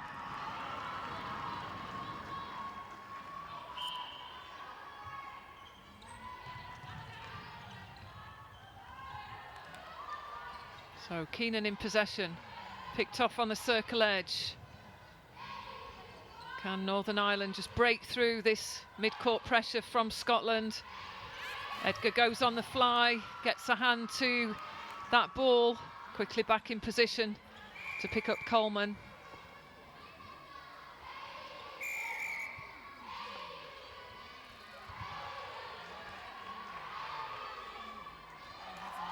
And seals the shot. So 5-3 the score in this quarter in Scotland's favour. But as we've mentioned, it's been a better second half performance by Northern Ireland.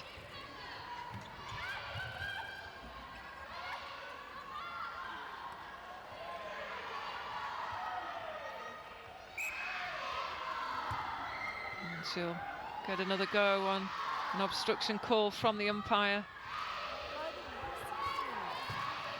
It's Coleman who retrieves. So good work, Coleman gets the rebound, gets another goal in for Northern Ireland. And McCall, she goes off, having called the timeout.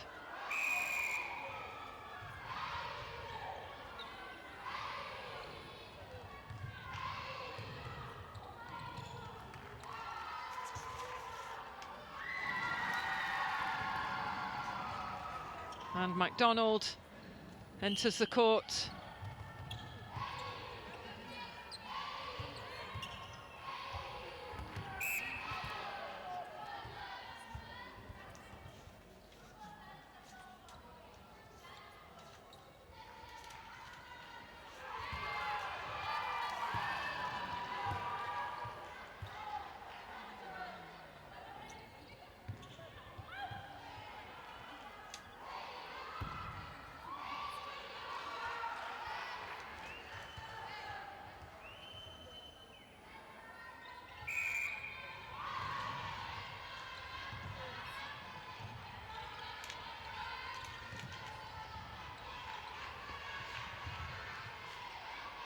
Oh, lovely shot by Goodwin.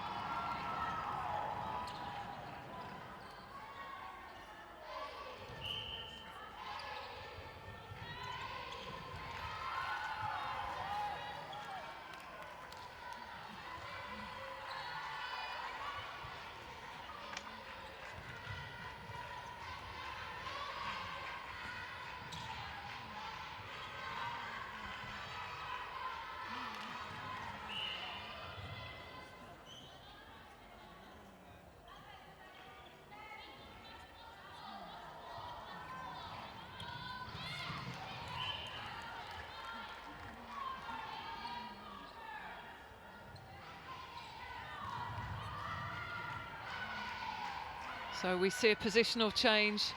Sutherland, she's back at goalkeeper. Edgar to goal defence.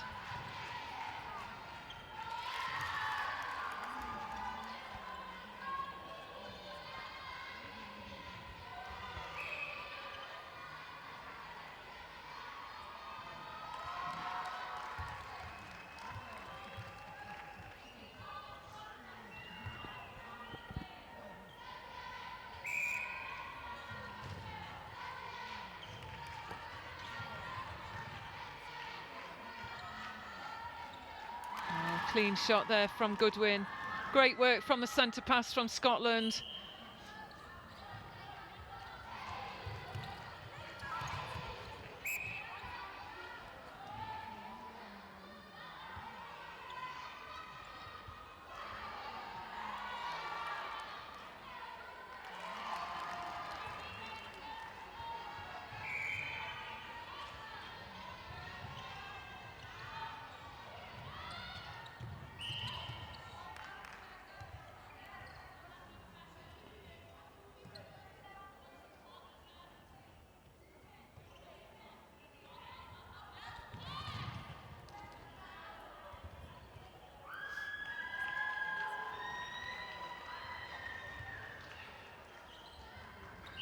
there we see the coaches from Northern Ireland just looking on.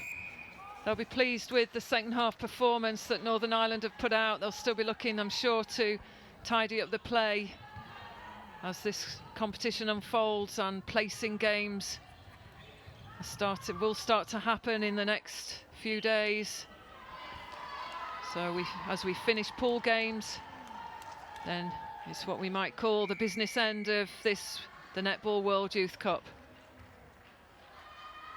So changes for Scotland. Love comes on at wing attack.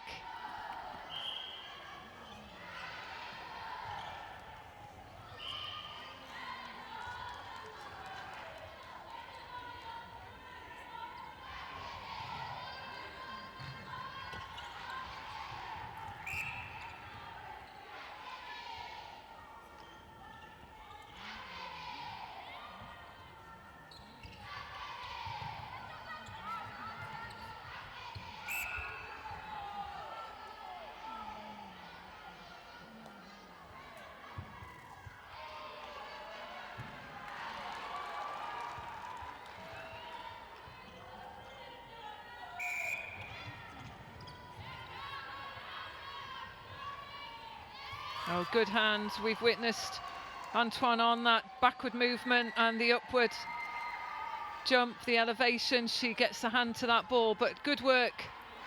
And good pop through there from Coleman.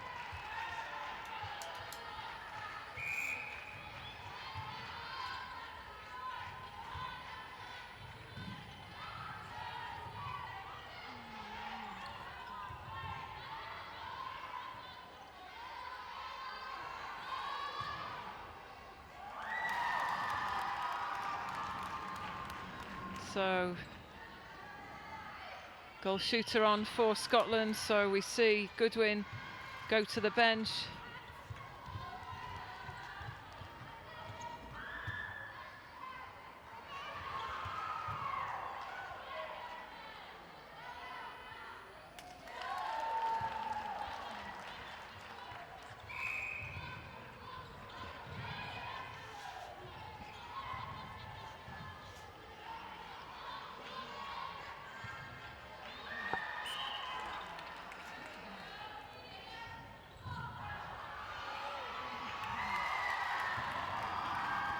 So good pick-up, Scotland in possession, great goal, MacDonald.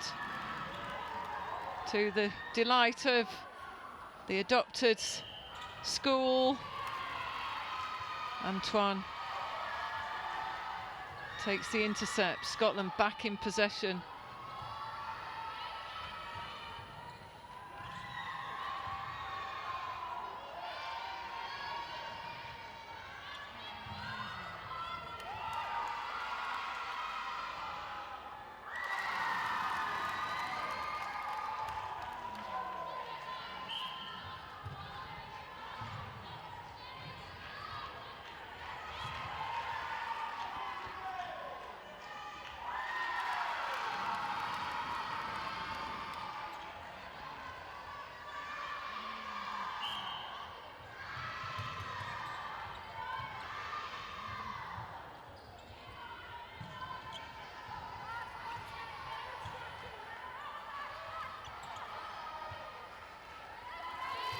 Great rebound, Sutherland.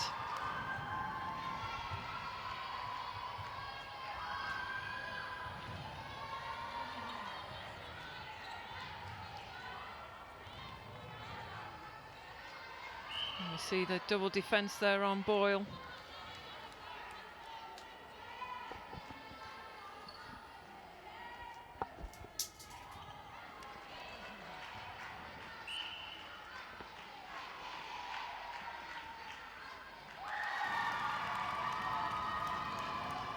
So confirming the changes there. Barry in at goal shooter. MacDonald is on the goal attack. So a different combination out for Scotland. We've witnessed some great shooting from Goodwin.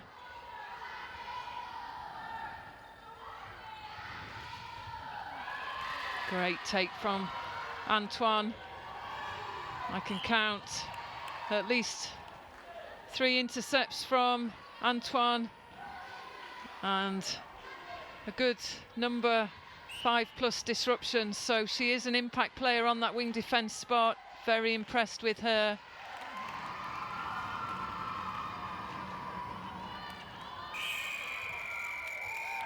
And there we go, that's the final whistle of this, the third game on day 4 at the main venue for the Netball World Youth Cup.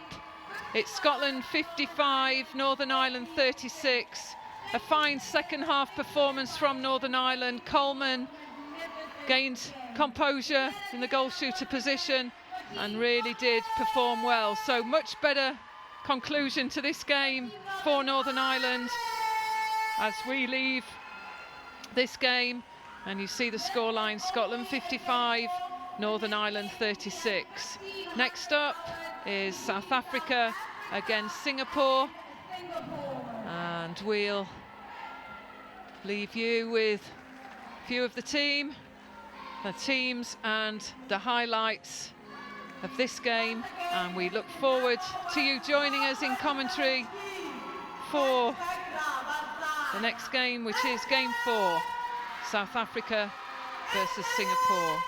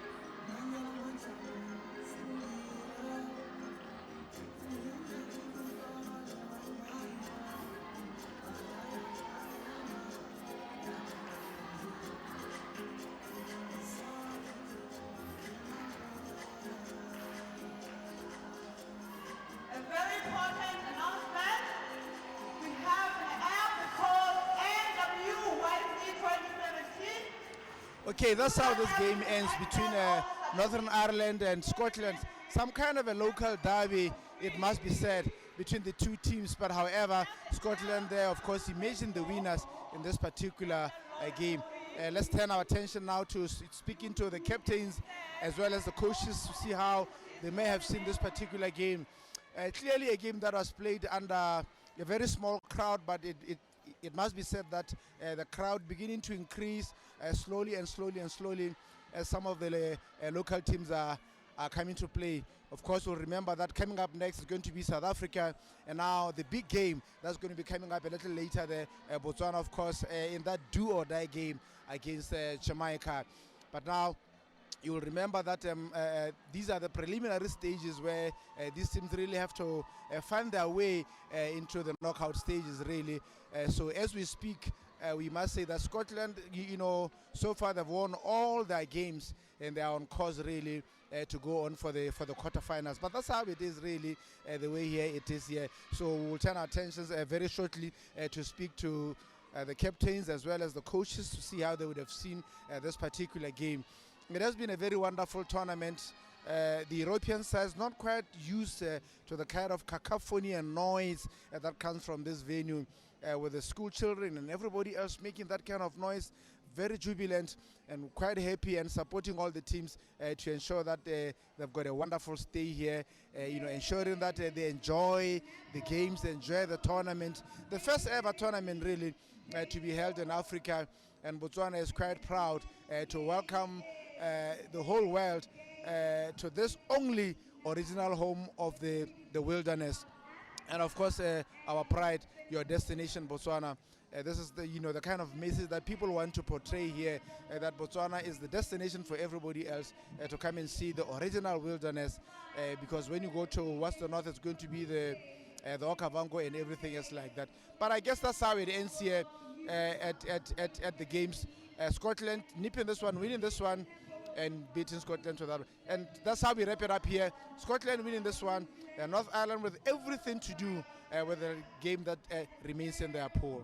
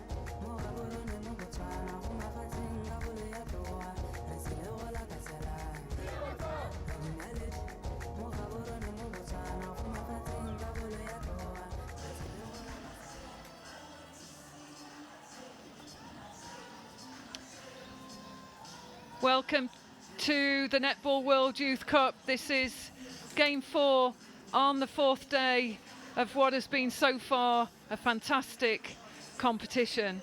We're about to see South Africa versus Singapore at the main competition venue of this World Cup at the University of Botswana.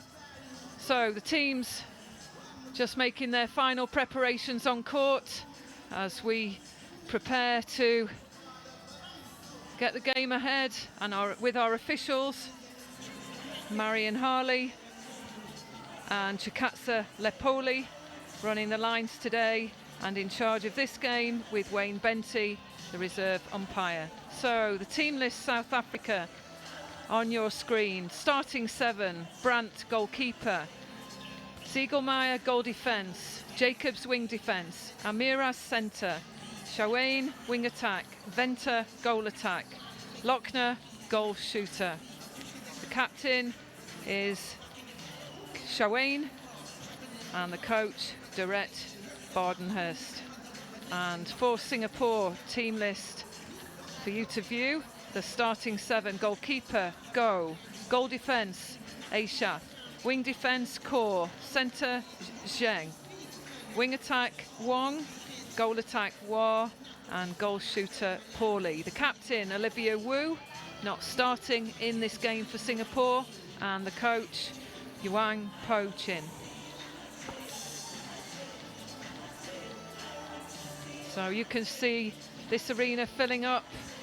This is the 4th game, as mentioned. The next game up, there is an awful lot at stake for the home nation Botswana as they face Jamaica, which will no doubt be one of their toughest games, and one game that will potentially make a difference to the 1st and 2nd place in the pool. So it's one to look out for this game.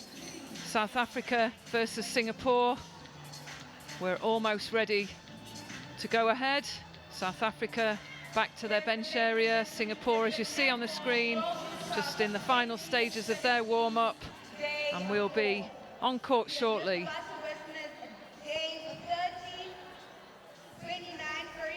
Between South Africa and Singapore.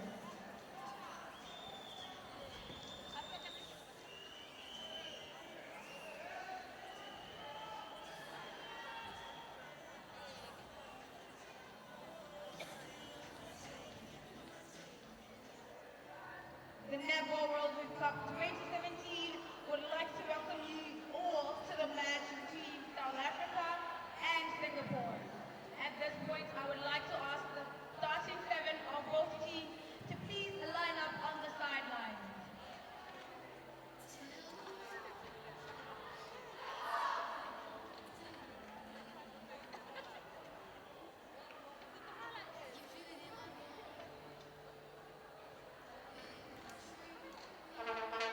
So you can get involved with us on social media using the hashtag NWYC 2017, or you can use hashtag A Ba Tsaa, which is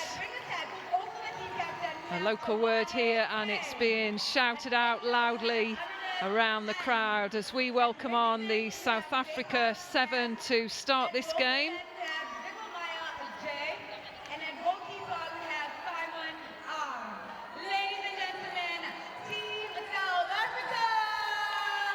And a big round of applause for South Africa. And now for Singapore.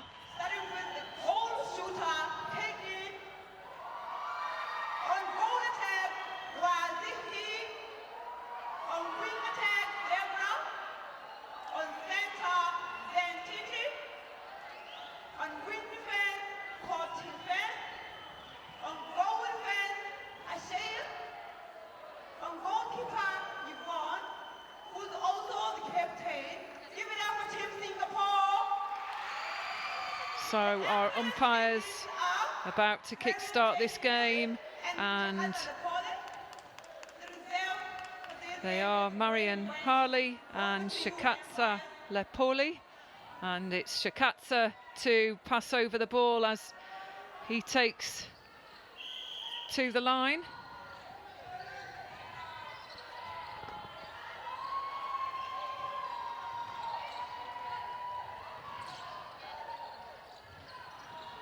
And we've just been given an indication that Brandt, the goalkeeper for South Africa, has not started this game. She did appear on the first 7 for this game, so she is not in the starting 7. And the substitution team change we've just received, Simone Rabi, she will be on there and is on the court at goalkeeper.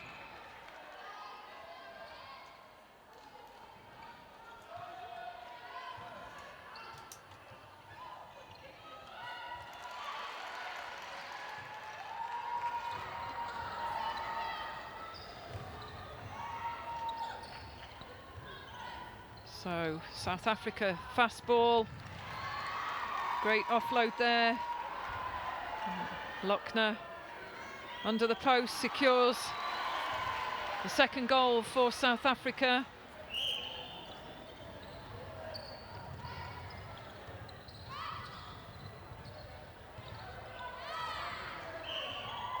And came from out of court there, Siegelmeier. So Singapore in possession, and I'm joined in commentary with Denise Egan, and already South Africa shown a certain intensity that maybe Singapore will just need to address and try and match up to as they move the ball. Yes, certainly. We've already seen the Singapore defensive end trying to do a drop back zone, but the way that South Africa speed that ball through the court is going to be very, very difficult for them. They've got to put out a different pressure, sometimes a one-on-one and sometimes the zone. So mixing it up, and here we go. This could take them to 3-0 for South Africa.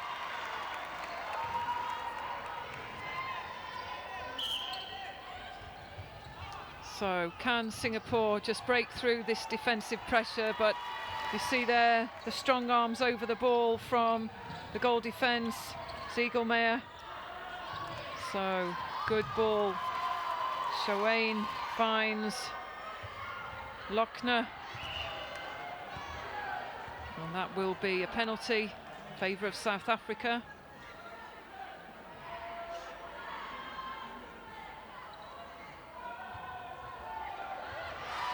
Oh, good rebound there from the goal defence, Aishath. So Singapore transition through into the mid-court, just forced back. And just struggling, you see all the green around the ball carrier. So big ask for Singapore, lots of movement needed off the ball. Pauly comes out to help, but again the bounce pass, and the bounce pass on a wooden floor, it's always a difficult one to get right, particularly over distance. So seesaw game at the moment. Singapore get a second chance off their centre pass.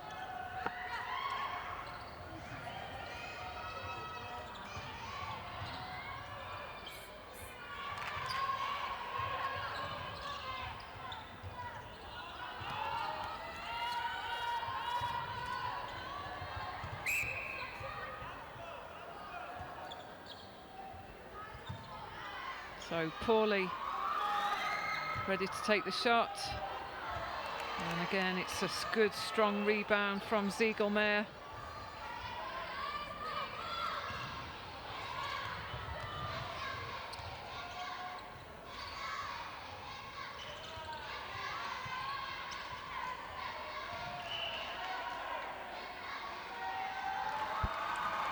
So good start to this game. South Africa taking a 4-goal lead against Singapore as we approach the 5-minute mark in this first quarter. And you can just see that Lochner's got the space behind and just got a slight height advantage, but it's the strength on the hold, Denise. Yeah, it certainly is. She's propping up very well in the mid part of the shooting circle, and the wing attack and centre sighting her very early. So good swing of the ball there by Pauly, finds the goal attack, Wah. And just can't hold on to that rebound, but good pick up on the edge from Wong.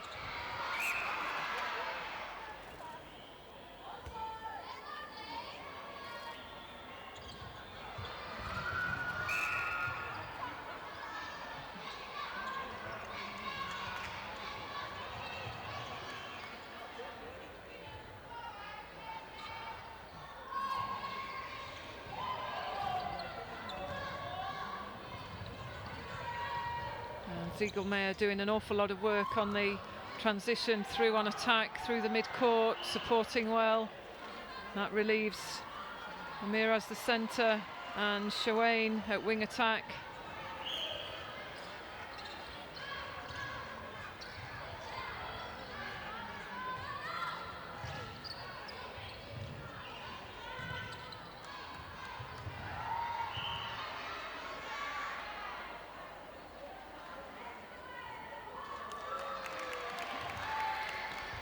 So that takes South Africa into a 7-goal lead. So Singapore, centre pass.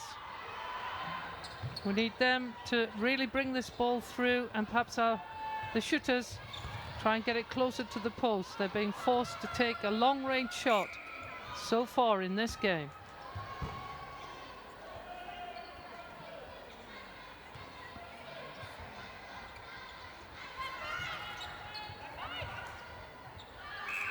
So here we have Paulie to go to post. And yes, we've got one. So first goal on the board for Singapore. That's Paulie, the goal shooter, as South Africa take the centre pass quickly. And Lochner secures another goal for South Africa. So pressure is on Singapore. South Africa fast with the ball through the court. Good linkage, connection so far, and the defence extremely strong at the back. Yes, South Africa have come out at a sizzling pace.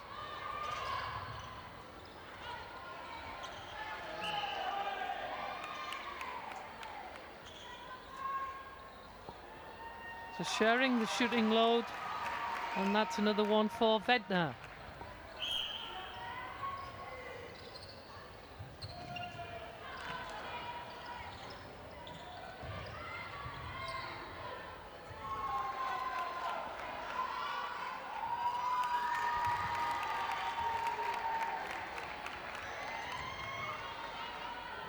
So 10-1 score at the moment, Singapore versus South Africa. And that's a better penetration, but that extended reach of the goal defence from South Africa. Ziegelmeier pushes the ball out for a throw in.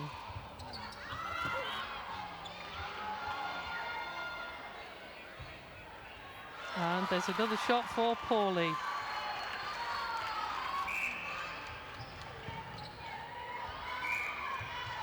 Yeah, that's very good pressure from Singapore. Getting a 3-second hold for the centre.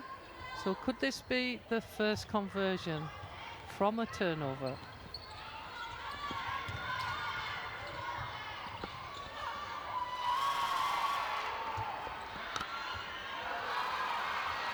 So goal attack, Y forced to put a long shot in, and it's pulled in very nicely by the circle defence with a quick outlet.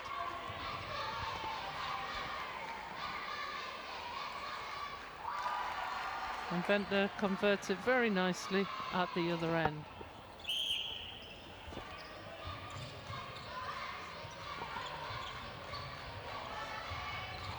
So here we have South Africa versus Singapore. 11 goals to 2. South Africa get off the marks very, very quickly. And Singapore just starting to respond. And there goes a beautiful goal from the goal attack wide. You'll be pleased with that one. That might lift this team. So a big ask as the ball goes in uncontested to Lochner on the goal shooter, taking her to 9 out of 9.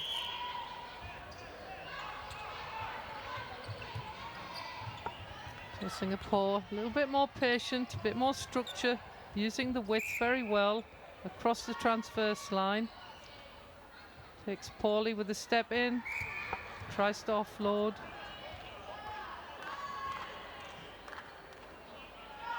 South Africa defence, both of them got very, very long reach. So disturbing the shots. And there goes Paulie with her third goal. Feels like a little bit of momentum going towards South Africa, to Singapore now, doesn't it, Denise, in this quarter? Yes, certainly. It took them a while to get off the blocks, but We're going goal for goal at the moment, which is pleasing to see.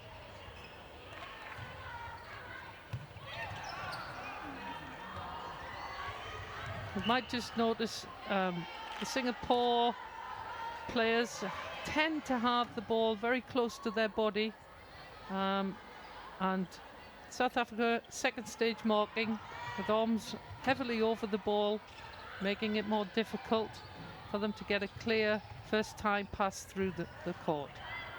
Yep, long ball, so we've got Paulie coming out on a long lead, so just changing up what's happening within that shooting circle. That's great to see as well, Denise, isn't it, during the game, them making some changes to try and combat what the defence has been doing to them so far this quarter. That's certainly so, and Paulie puts in another one. That's much more comfortable. So our scoreline now, 13-5.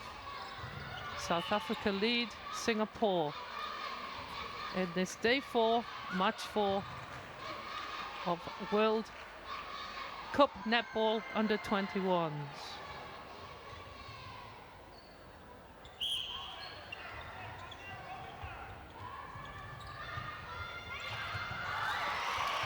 Well seen, Paulie, as Y nips in, sneaks in under the post. Definitely to the pleasure of the crowd there, Denise, wasn't it? Yeah, we've got a lot of squealing. They're egging on the Singapore side. Ball defence makes a concerted effort, pushes strong. It goes in South Africa's favour, and Chikatsa says no goal.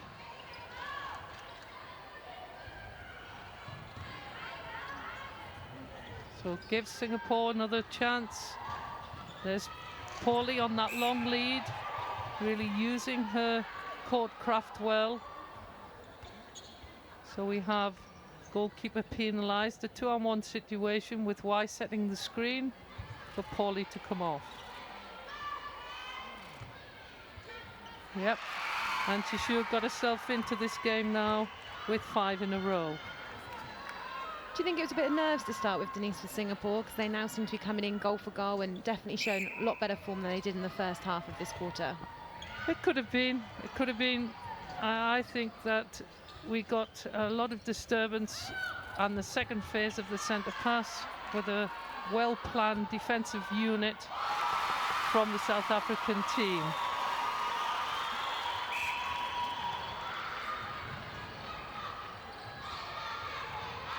And there we have goal defence. Paulie's leading the way, right, breeding a bit of conviction to the Singapore side.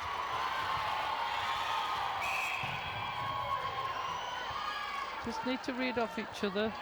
2 coming for 1 ball. It's good when they keep the width, enabling them to pass the ball down both sides. Penalty called. So step in from Paulie, and she seals it.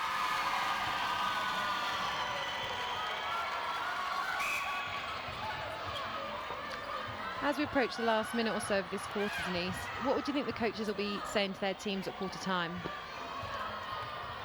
First of all, I think Singapore have got to continue doing what they're doing. So they've got 2 offers on the front, sometimes using the second mover, but using the overlap on the lateral to sometimes swing the ball, because at the moment South Africa are marking very well on the first mover. So I think to continue what they're doing, a little bit more disruption perhaps for the circle defence. There you can see they're now starting to double mark, but that ball's still going over the head. We just need to do a little bit of a turn and a run to alter that. Lochner's very, very strong on that lead to the post.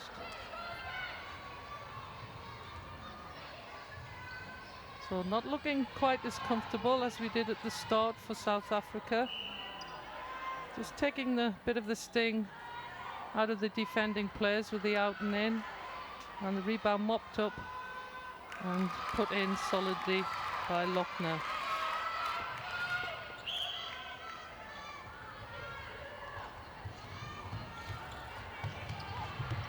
So here we have our scoreline: 16 goals to South Africa, 9 to Singapore as we go into the end of the first quarter. End of the very So that was a really good quarter there, with South Africa taking an early lead and Singapore starting to find their form and come back towards the end. So we'll leave you there and we'll be back in a few moments as you'll join us for the second quarter to see what happens and if Singapore can maintain their momentum.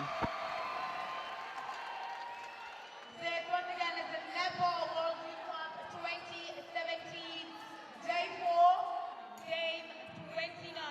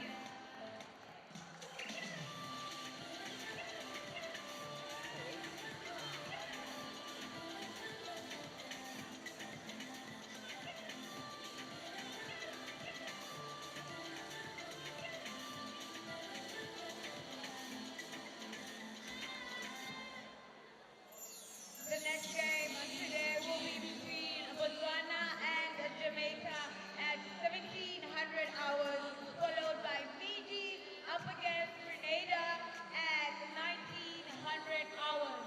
Once again, this is Day 4 of the Netball World Youth Cup 2017. Hashtag, hashtag.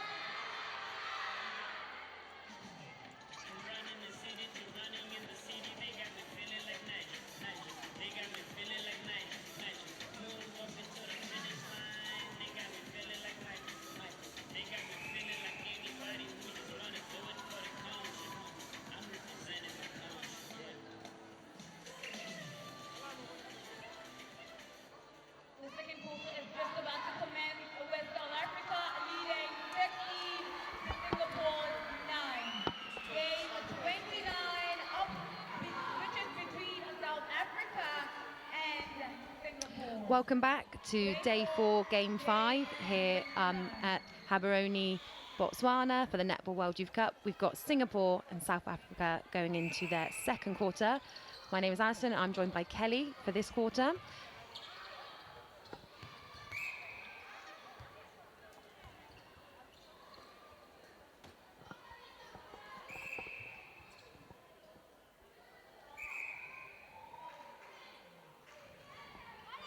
A confident start there by South Africa. We'll bring the changes to you when we get them.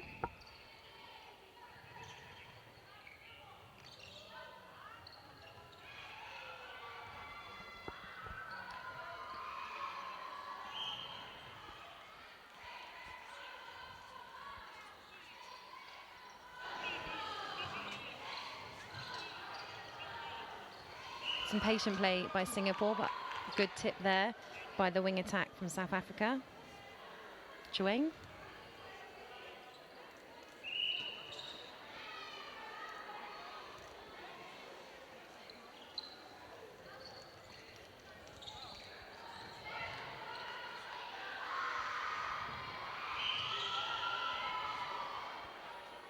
patient build-up here by Singapore.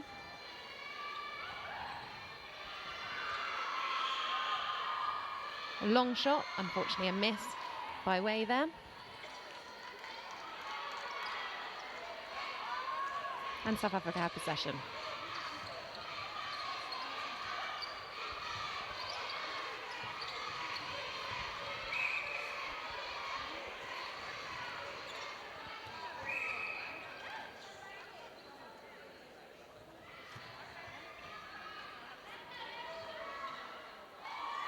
Confident start again by South Africa in this second quarter.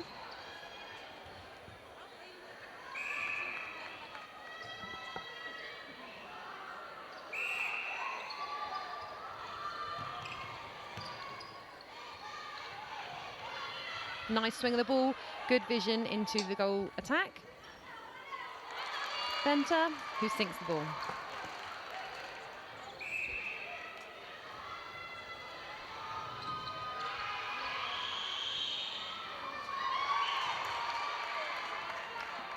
Singapore could really do with a nice bit of play here and a ball in just to settle their nerves as they enter the second quarter, to hopefully maintain some momentum they got from their first quarter.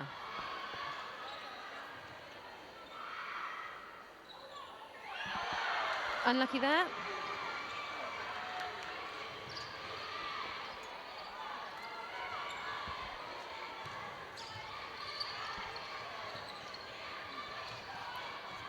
Great ball in, great run and drive from the goal shooter from South Africa. And that, unfortunately, a missed shot. Rebounded by the goal attack, who sinks that from Venter. Score is South Africa 20, Singapore 9.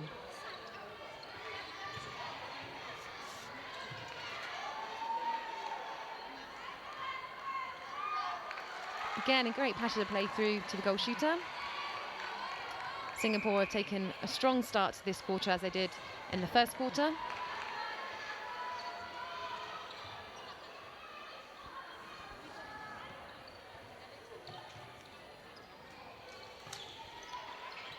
So the changes we have for South Africa, we have a new goalkeeper of Brandt, a new wing defence of Reneke, and a new goal shooter of Tuani.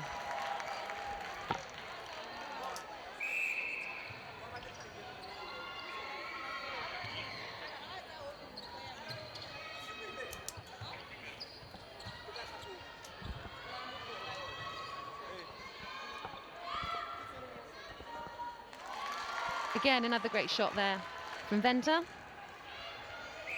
extending South Africa's lead 23-9.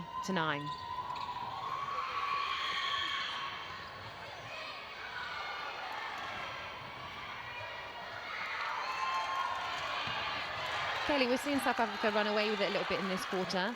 What do you think it is that Singapore can do to combat some of this? I think they need to be stronger on their defensive centre passes. I think at the moment they're just one-to-one marking, so they need to try and think of different setups that they can do to try and really break down the attack of South Africa.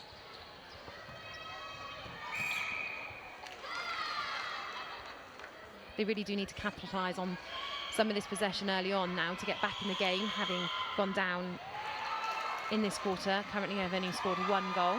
That's great vision there into Tuani, who sinks it.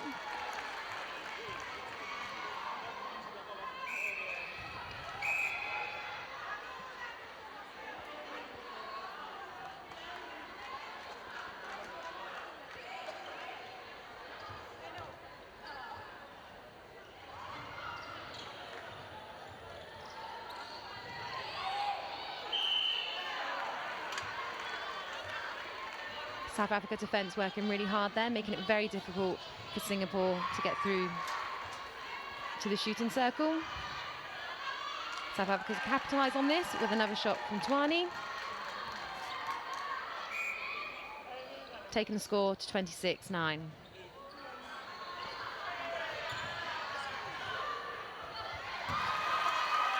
Another great ball in there from the wing attack.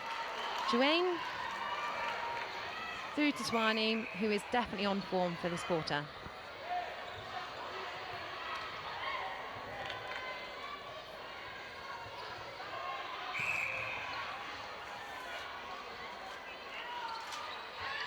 You can see South Africa building some confidence here, Kelly. Yeah, they've had a lot of goals on the run now, so I think that's definitely going to help their confidence, and they're finding it a lot easier to feed their shooters, and they're just feeding the ball with confidence. We have our changes in for this quarter for Singapore. We have a new goalkeeper of toe and a goal defence of go.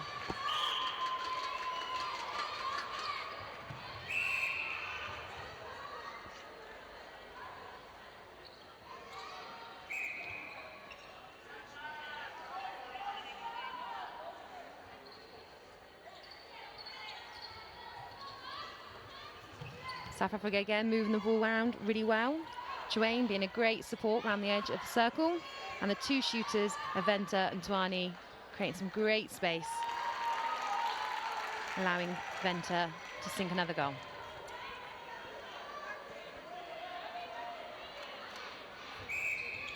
So the current score for this quarter is 12-1 to South Africa. So we could really do with Singapore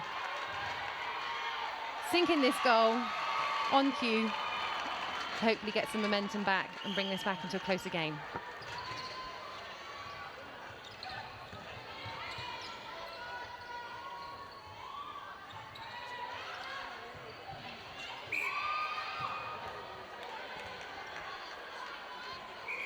Contact call there, or offside call there. And another shot by Tuani, goal shooter. Great pick up there for South Africa. Again, they're moving the ball really smoothly. They're gaining confidence as this quarter goes on. A few little mistakes. Maybe overconfident, Kelly, do you think? No, I think they're settling into this game really well. I think they're just trying to get the ball down as quick as they can and getting some goals on the scoreboard and try and really increase this lead that they have against Singapore. This is a patient build-up from Singapore, using the transverse line as support. Swinging the ball over, but taken by the centre, who was unfortunately offside.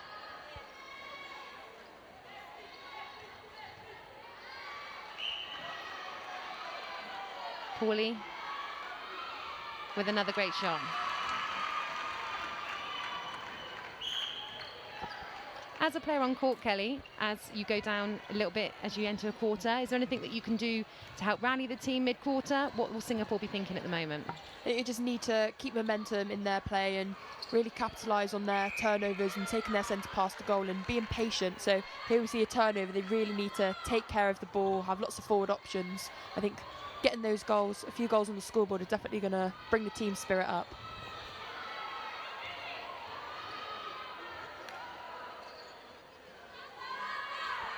Again, we saw Singapore with a really good patient build-up, lacking some forward options at times to be able to progress up the court. But a lovely swing there over to the centre, Zheng.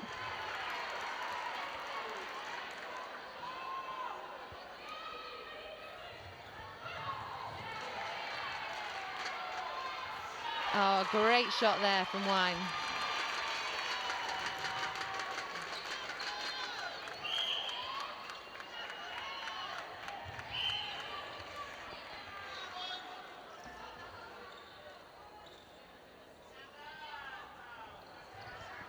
Again, we just need a little bit more patient build-up through the centre court. Goal defence and wing defence linking well there.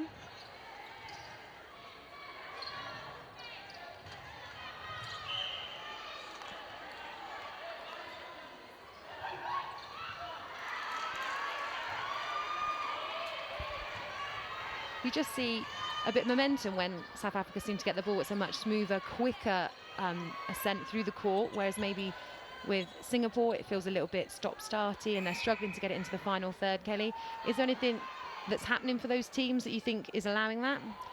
Yeah, South Africa, as soon as they get the turnover, their transition from defence to attack is really quick, and Singapore's transition from attack to defence is a bit slow off the mark, so I think they need to speed that up a little bit and they'll be able to get their line of defence back and ready to defend that ball.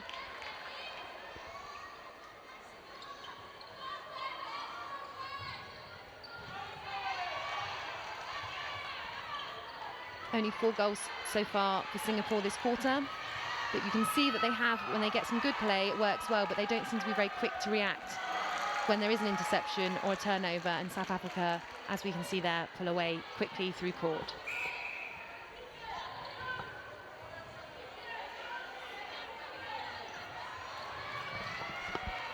Great tip there from the goalkeeper, Brand. And lovely movement there by the shooter, Tuani, and some great vision in.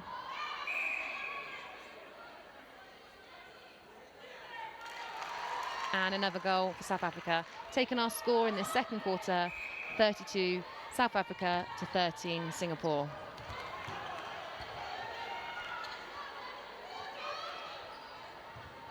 It's nice to see that the defence from Singapore is still working really hard in that circle, isn't it, Kelly? Yeah, they're working really well together at the minute.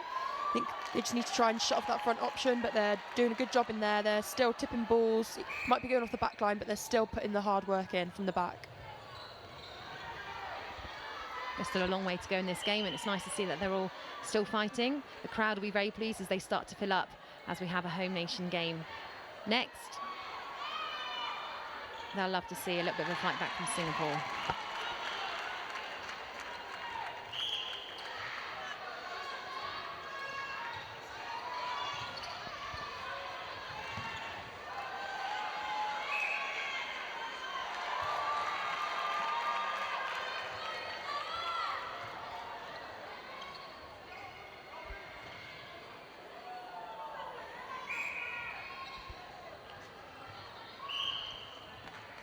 Unfortunately, that wasn't received fully in the centre third for the first ball. So we need to cut out some of these errors if Singapore want to make a comeback, don't we, Kelly? Yeah, they just need to really emphasise when they're going into that centre third, because it's not the first time that call's happened. So strong forward drives towards the centre on their centre passes.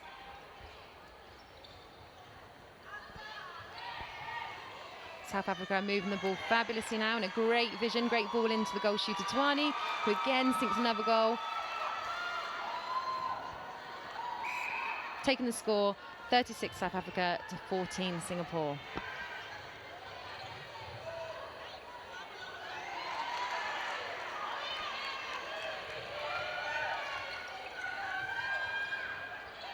There really needs to be a little bit more defence from Singapore through the court, Kelly, because South Africa seem to have a very good run of it. Is that just because Singapore aren't reacting to changes of play or interceptions, do you think?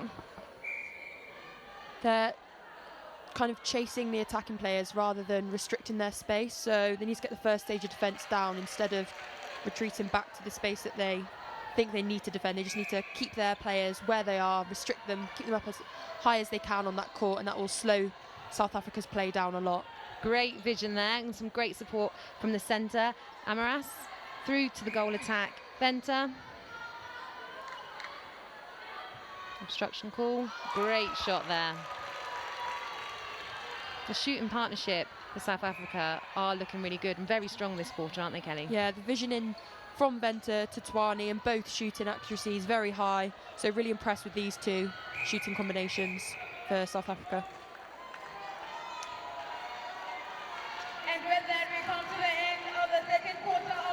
And that's the end of our first half for game 5 on our day 4 for our Netball World Youth Cup in Gaborone 2017. And we currently have the score of South Africa 38, Singapore 14. We'll be back with you shortly for our second half.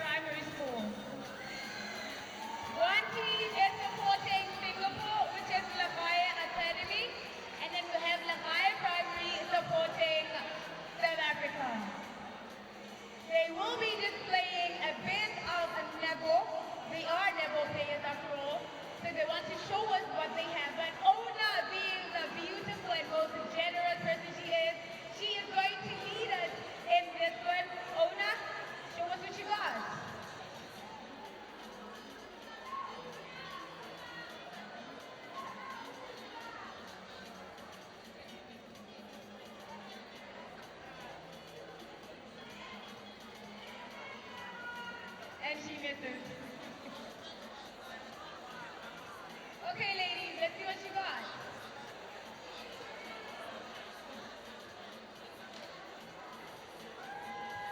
Let's go, baby. Aww.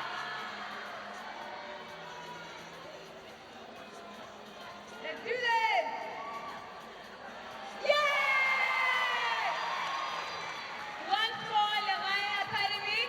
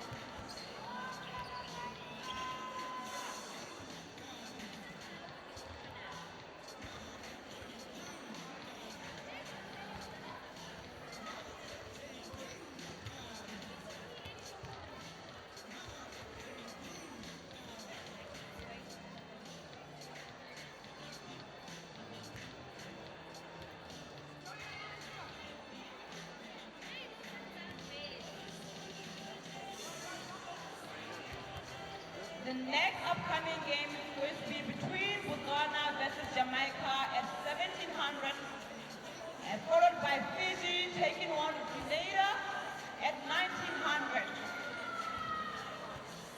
This is Netball World Youth Cup 2017. Once again, the score is 38-14 in favor of South Africa.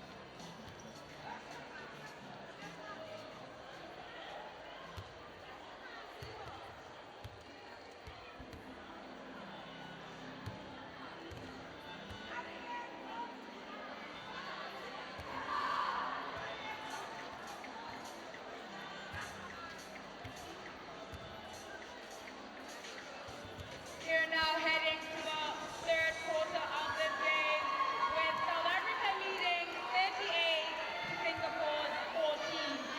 Once again, this is day 4 of the Netball World Youth Cup 2017, game 29. You join us back here at the Netball World Youth Cup in Gaborone 2017 on game day 4.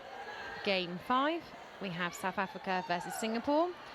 The score is currently South Africa 38, Singapore 14.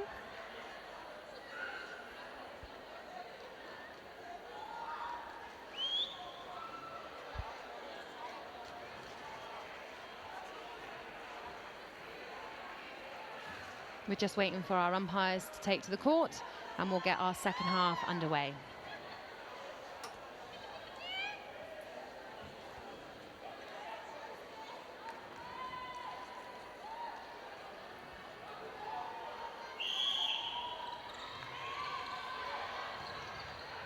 South Africa have had a dominant first half to this game and have a great start as we move into our third quarter.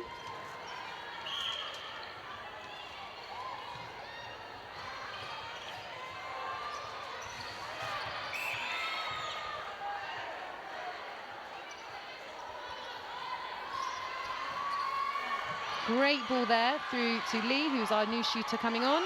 And Singapore have their first goal of the quarter. Great start for them.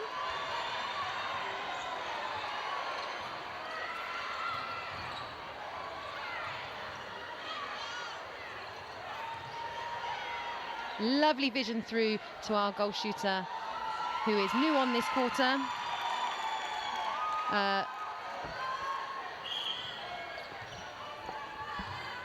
We will get the changes to you when we have them.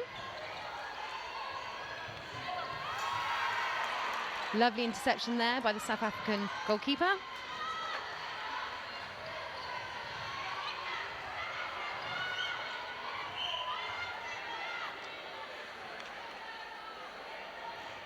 And again, a confident start from South Africa. Our crowd starts to fill in with the Botswanan home match up next. And we can feel the atmosphere starting to rise. Again, another great shot from South Africa.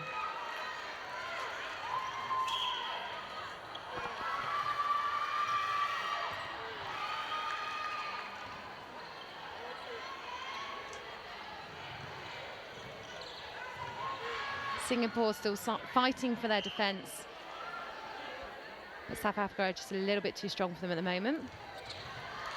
But great tip there from the goal defence. Sasila.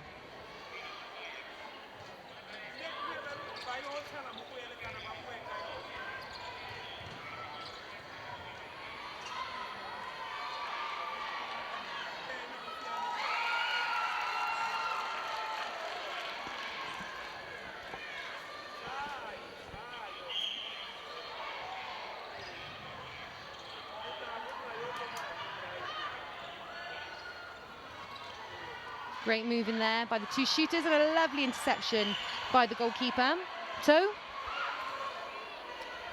let's see if we can get some momentum swing back for Singapore. So the changes for this quarter for South Africa. Gertriana comes on at goal shooter. Twani, who moves to goal attack from the goal shooter position. Wing attack we have Shanje. Wing defence is Rabi. For Singapore, Lee comes on as shooter. Wu on at centre. Wei on at goal attack. Yan, wing defence. And Zasila at goal defence.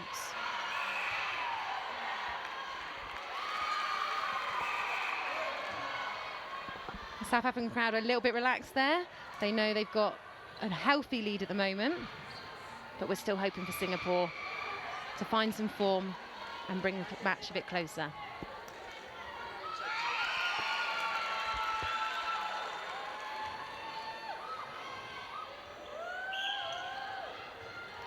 So we're in the third quarter of game 5. South Africa versus Singapore. Some great shooter-to-shooter action there for Singapore. Definitely looking a lot smoother this quarter, aren't they, Kelly? Yeah, their centre pass setup then. The screen for the goal attack to come round the back was great, and that vision in. As soon as the goalkeeper for South Africa, Brandt, came out on that fly, vision straight into the circle. It was great to see Singapore pull off that goal.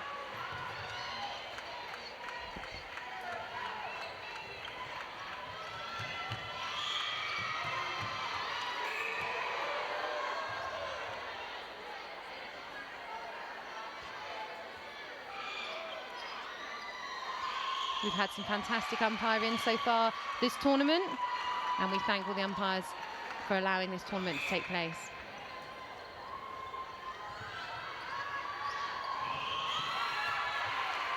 Great hands there from our wing defence. Ranieri.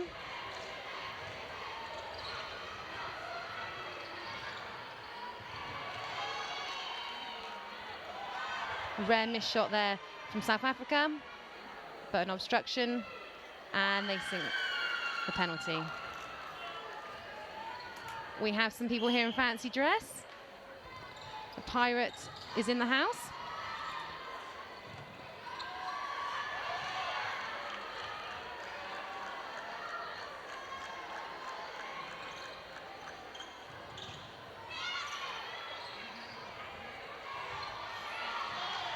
Singapore still fighting hard as they work the ball through court. Definitely seem to have some more confidence. And the ball is flowing nicer. Just a little bit of misunderstanding there, and they lose possession.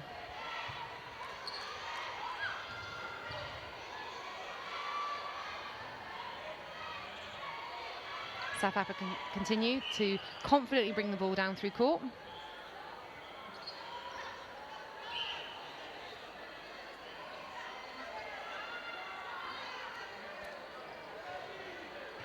Lovely pass from Tuani there.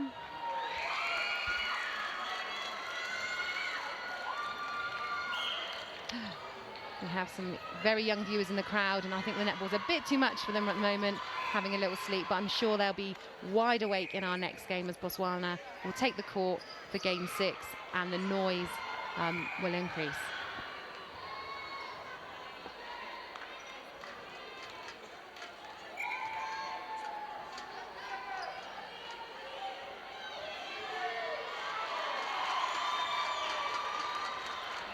Some great face paint there. People have dressed up for the occasion, enjoying the netball. Great shooter-to-shooter ball there from the South African pairing. Ooh, just unlucky to put it away there. But South Africa's still in possession, so they'll get another chance.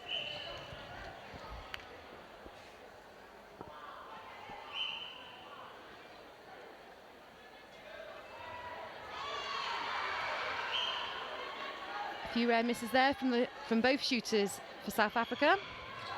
Need to maintain their form to be able to close the game out. Lovely ball there, great hands by the centre. Wu. Good screen by the two shooters.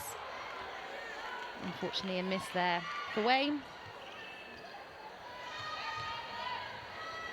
And South Africa move the ball smoothly through court, through to their goal shooter, Gertruani, who scores a goal.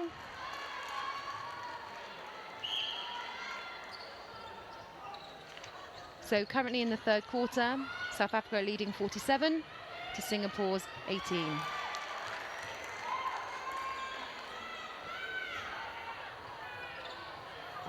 Great vision there from the centre third through to the goal shooter, Gertruani, who again scores another goal. And the bench definitely enjoying the action out there today. Lovely hands from the wing defence, Jan, but unfortunately possession was maintained by South Africa. And a lovely long shot there from Gertruani.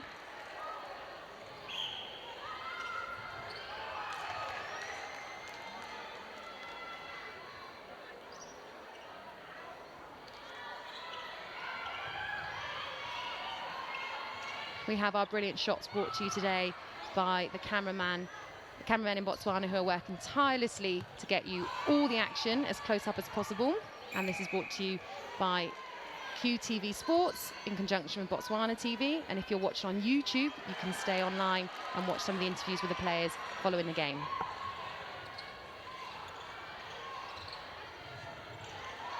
Again, we're seeing the South African speed and the ball speed as well. They're so quick to bring the ball down to the court, through the court from defence to attack, and I think at the moment that's what Singapore are struggling to defend.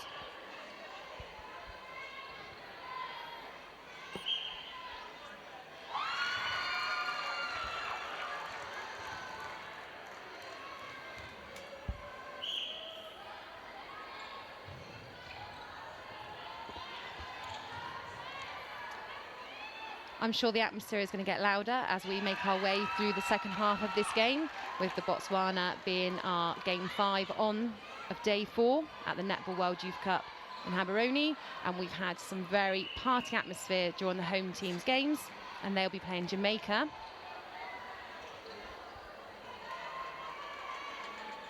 And as you can see, some of the home crowd there getting in early to watch some of the netball action, ready for the Botswanan game.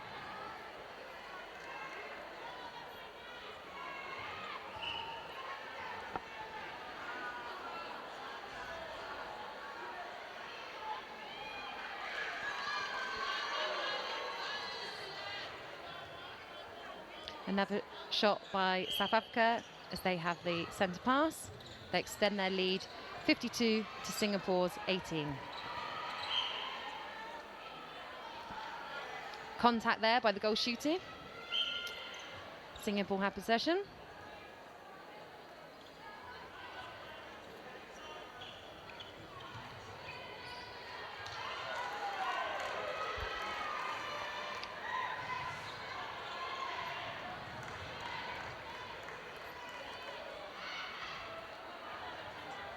Some great support around the circle edge there by both Maraz and Shang. And we have some young supporters in the crowd there that are joining, seeing themselves on the big screen.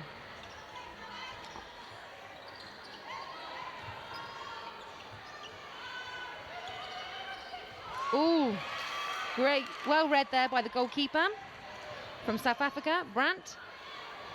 Taking that interception with a long ball through from Singapore, trying to get to their shooter.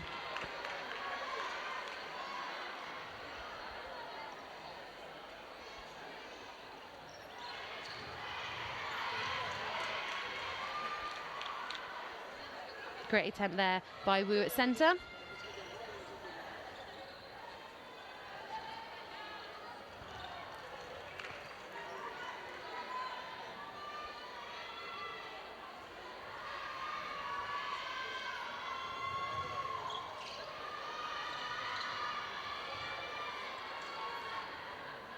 Singapore patiently moving the ball through, trying to get through to their goal third.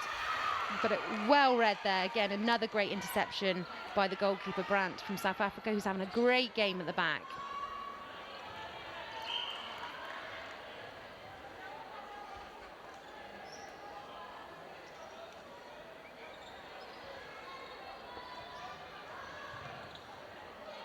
Lovely space there for the goal shooter, and a great feed in from our wing attack, Shang, through to the goal shooter, Gertruani, who scores the goal.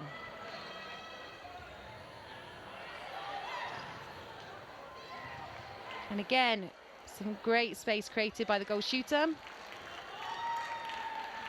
making this look very easy at the moment in their shooting third.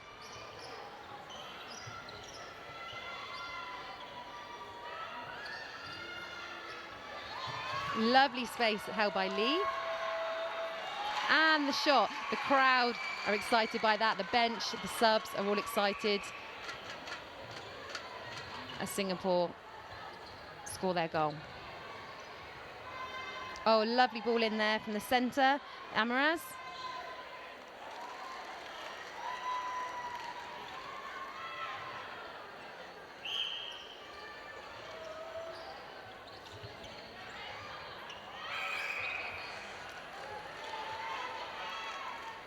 South Africa defending hard there, not leaving any options for Singapore to get a pass through. And good movement by the goal attack there. The defenders got drawn out by the goal shooter. And the goal attack, Tuani, who moved from goal shooter to goal attack this quarter, shown that she can move the ball well and create some space in the circle.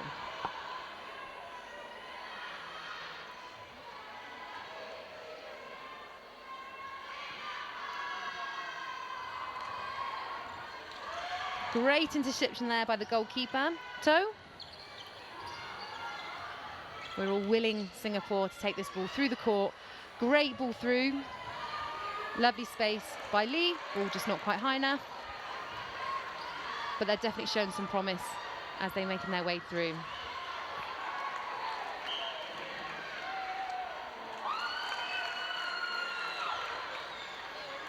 Again, Tuani working hard at goal attack. Singapore bench trying to give some instructions to help their team. And that is the end of our third quarter. We finished the game with South Africa 58 to Singapore 19. We'll be joining you in a few moments as we go into our final quarter of this game. 58 to 19 goals. Give it up for Team South Africa. Give it up for Team Singapore. Once again, give it up for Team Singapore.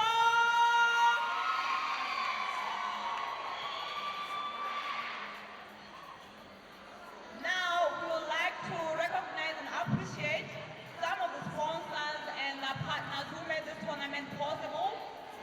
The Botswana government, Ministry of Youth Empowerment, Sports and Cultural Development, Botswana National Sports Commission, University of Botswana, Mascom, Botswana Post, Botswana Television, Bar, Web Tickets, and Nashua Botswana. These are some of the sponsors who made this tournament possible. Thank you.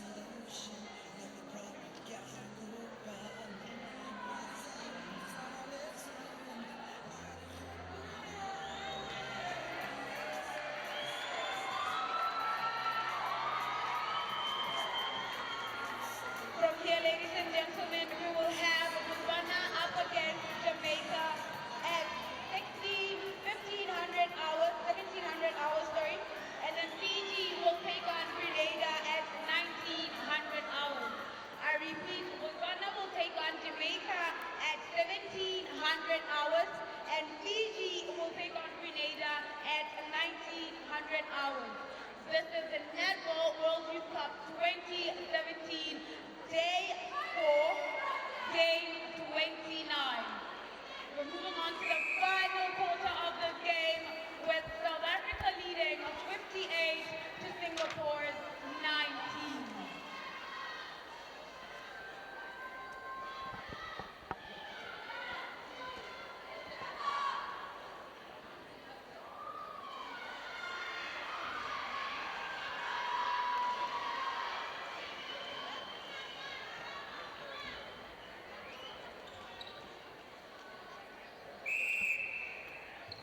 Okay, you join us here today on day 4 of the Netball World Youth Cup in Gaborone. We're at venue 1, the University of Botswana Indoor Sports Arena, and we're on game 4, and you're watching South Africa versus Singapore. South Africa have a lead at the moment with a score of 58 to Singapore's 19.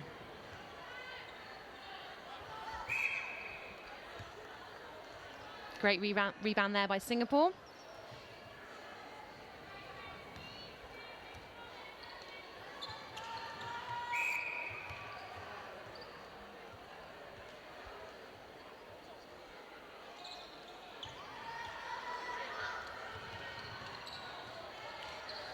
Lovely drive through. Something that they were lacking in the third quarter was their forward options, but they seem to be working harder. They've obviously been spoken to by their coach, and they're trying to create more options moving forward, and we can see the ball definitely moving forward easier at the moment for Singapore. Well kept on, but unfortunately it went to South Africa.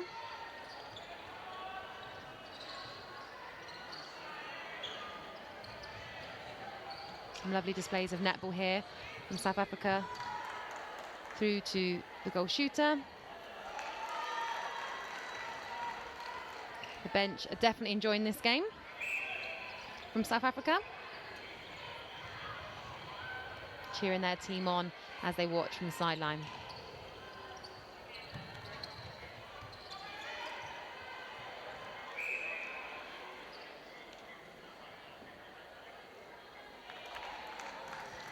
South Africa take the second goal of this quarter, taking their lead to 60, with Singapore still yet to score on 19.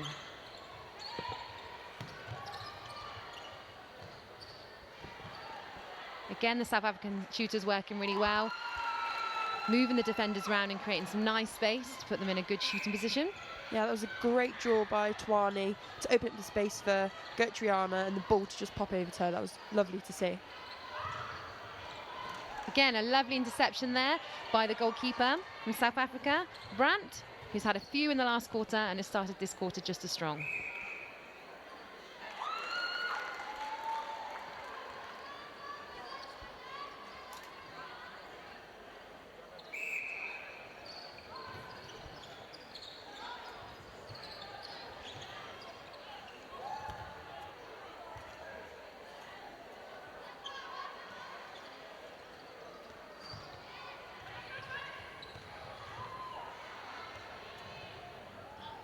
Well kept on there by the centre, Wu.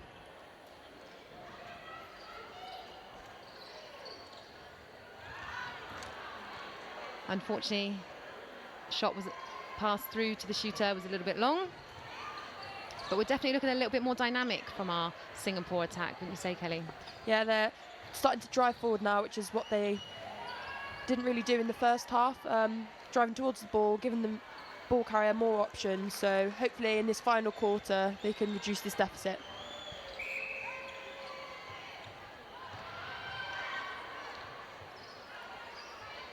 Great atmosphere in the stands today, and as I've said earlier, as we move into game 5, Botswana, the home nation, have a game against Jamaica, and we're starting to have a crowd fill in, so I'm sure a party atmosphere will start soon.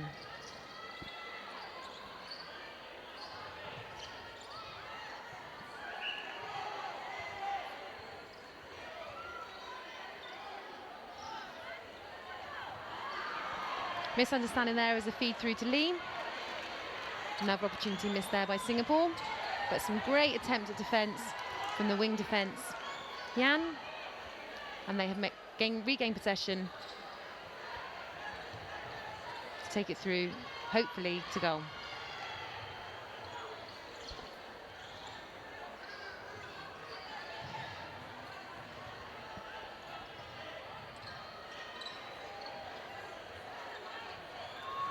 good, again, a lovely patient build-up through the goal attack. Wei and Wong at wing attack. Through to the shooter Lee, who scores the goal. A little shot of us commentating there.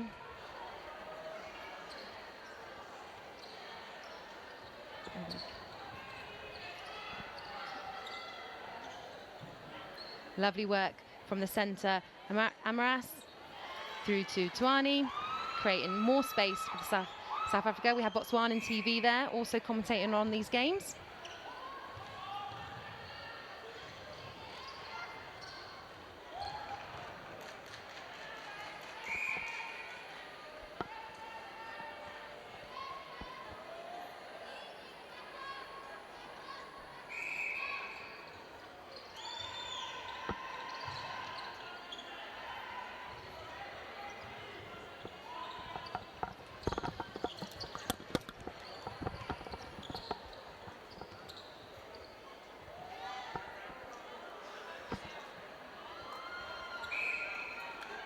A missed shot there by Gacciani, and possession goes back to Singapore.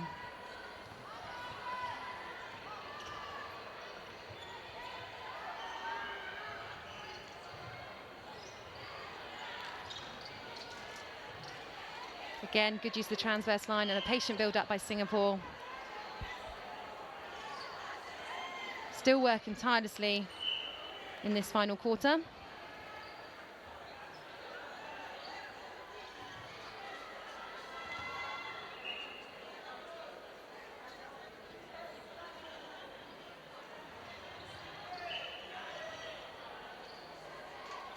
Contact call there on the wing defence, Reneki. And a long shot, unfortunately missed by the goal attack Wei from Singapore. And momentum goes back to South Africa as they move the ball quickly through court, through to the goal shooter, who was holding some fabulous space.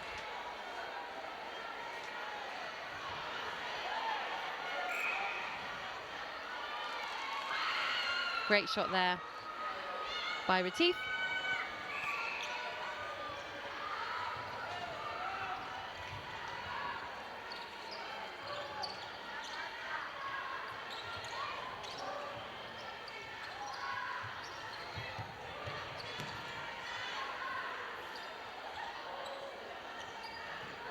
Again, good use of the supporters around the edge of the circle, using the wing attack Shang to help create more space for the shooters to get into a comfortable position to take a shot for South Africa. Offside call at the centre pass there.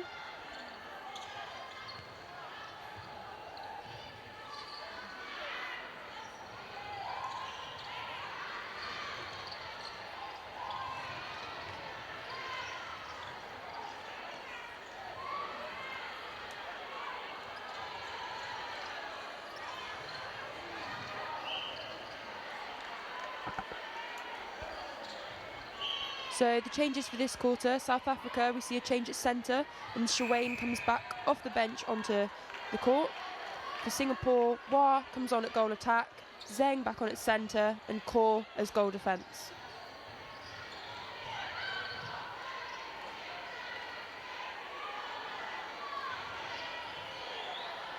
The South African defence definitely making it very difficult for Singapore to get the ball through to Lee.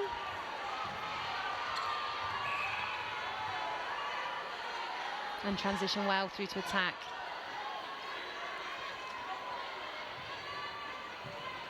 With a lovely ball there through to the shooter, Retief. Taking the score to 67 South Africa, 20 to Singapore.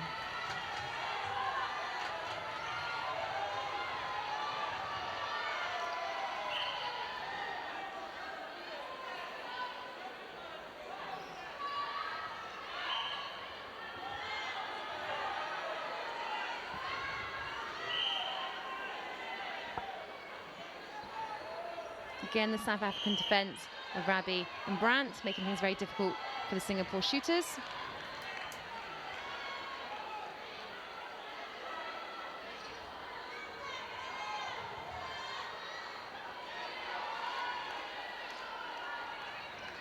Have some school children in today watching the games. Looks like they're enjoying themselves.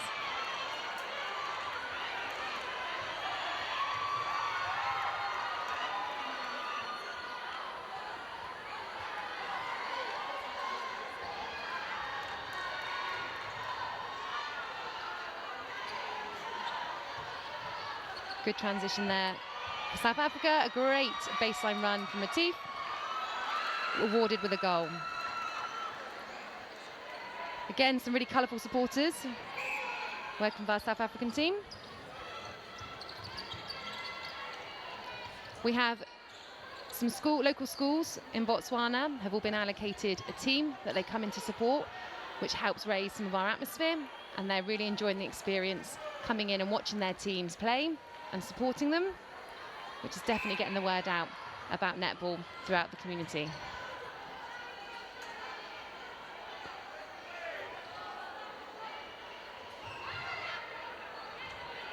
Great intercept there from the wing defence, Reniki.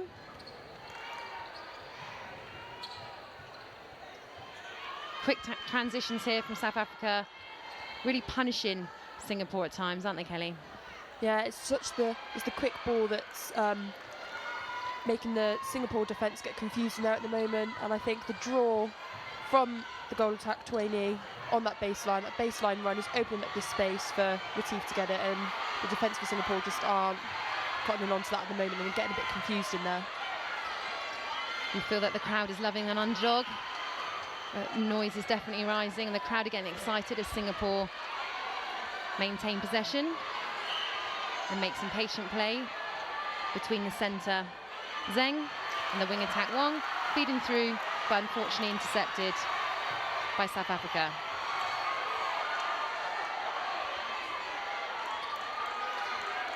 A few misses we've seen recently from South Africa. Do you think that's from the pressure from the Singapore defence, Kelly? I think the defence for Singapore are getting good arms over, so that's putting the pressure on the shots.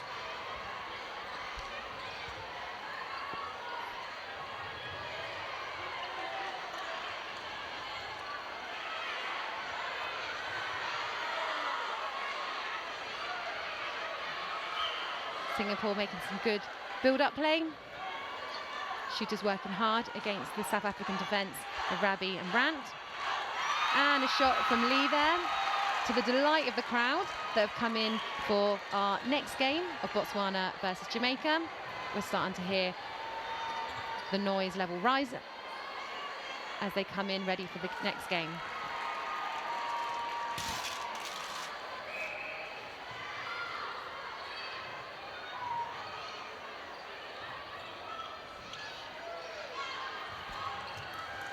Lovely hands there from the wing defence. Unfortunately went offside. Reniki.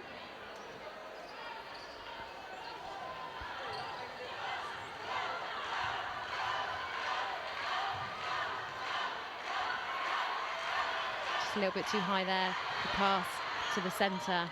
Zeng. And South Africa regain possession.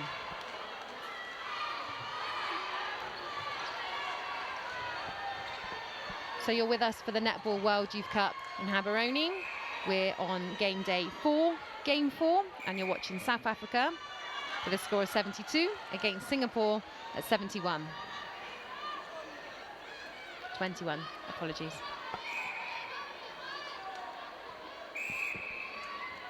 Our Botswana crowd there enjoying seeing themselves on the screen. Everybody enjoying the netball that they're witnessing today.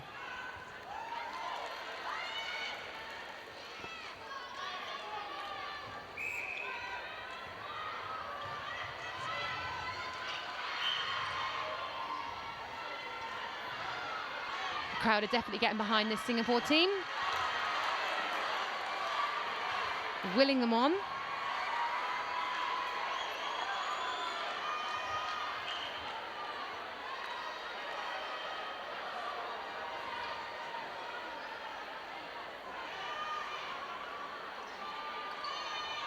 A lovely shooter-to-shooter pass to Lee, the goal shooter for Singapore. Who sinks the ball? And the noise level rises in the arena of the University of Botswana.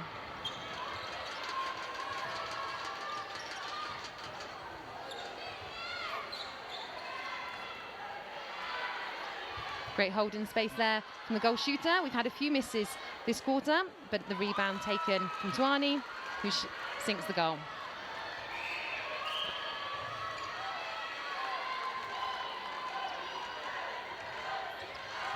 Great hands there by the wing attack Wong,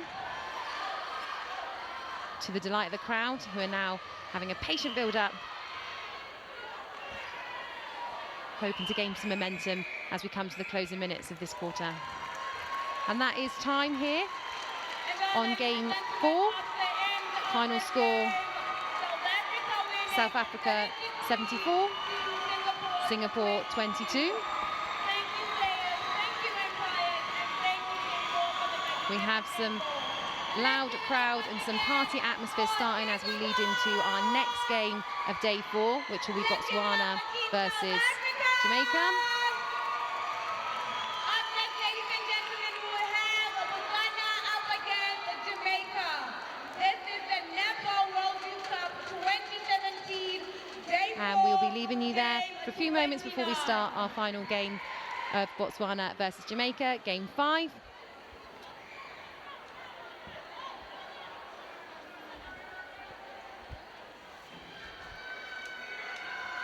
Having finished this game with South Africa 74, Singapore 22.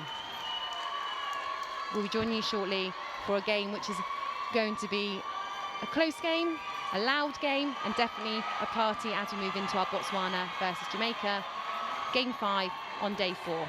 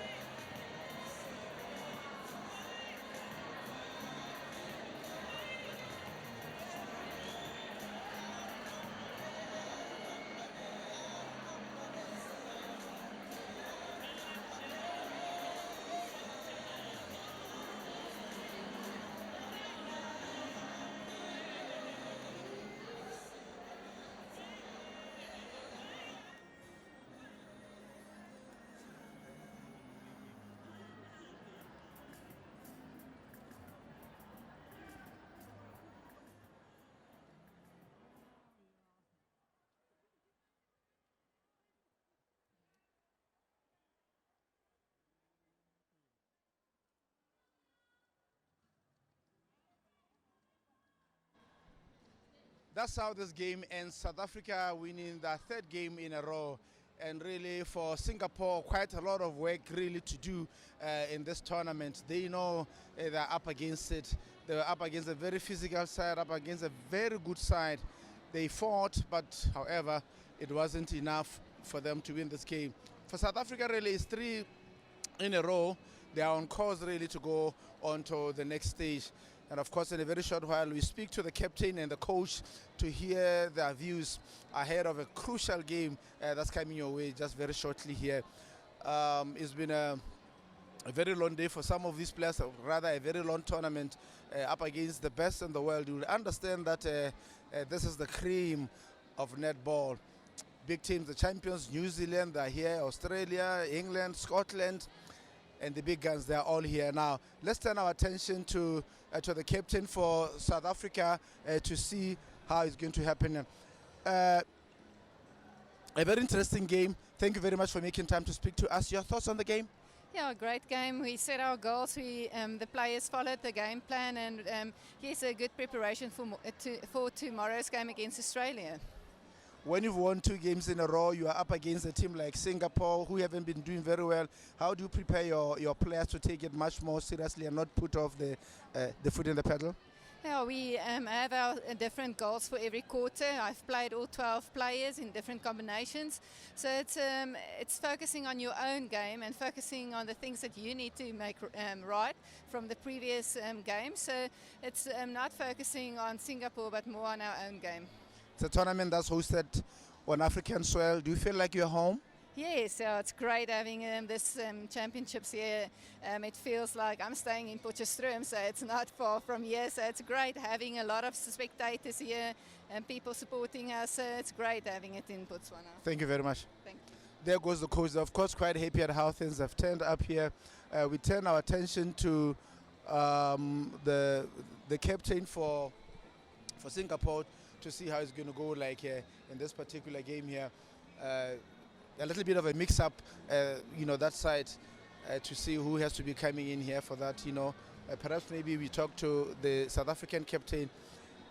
Easy game, was it? Not really, but yeah, we dominated. Coming into this game, you had won 2 games. Singapore were a little bit struggling. Were you going to take it very easy? Not really, because when we went out, coach told us that we have a difficult game tomorrow, which is Australia. So all the setups that we need to play against Australia, we had to practice in this game. Australia is coming up next. It's a game hosted here in Africa. Do you feel like you are playing home? Yeah, I mean, it's right next door, and the support, well, today didn't seem like it was on our side, but hopefully tomorrow, yes, we'll have more support. Thank you very much. There goes the captain. Of course, quite happy with how things are panning out here. But for Singapore, really, it's been really very difficult for them. They were up against a very physical side today. Thank you very much for making time to speak to us. South Africa, difficult team. Your feelings? Yeah, so South Africa was definitely a very strong team for us. And I think definitely not our best game, but I think it was a great effort from the Singapore team. Are you enjoying yourself in this tournament? Yes, definitely. It's a great opportunity to watch good netball from all over the world, and I'm enjoying myself very much. Pool B, is it a difficult pool, you think? I would say we are tough luck. We just get probably the strongest group we have, and we're just hanging in on. Yeah. Tough luck, and thank you very much for your time. Of course, that's how it goes there for Singapore. Still looking for that win, really. But for South Africa, they're saying they've done quite very well. They're preparing for the next game, which is going to be a huge game for them. But that's how we wrap it here. South Africa winning that game.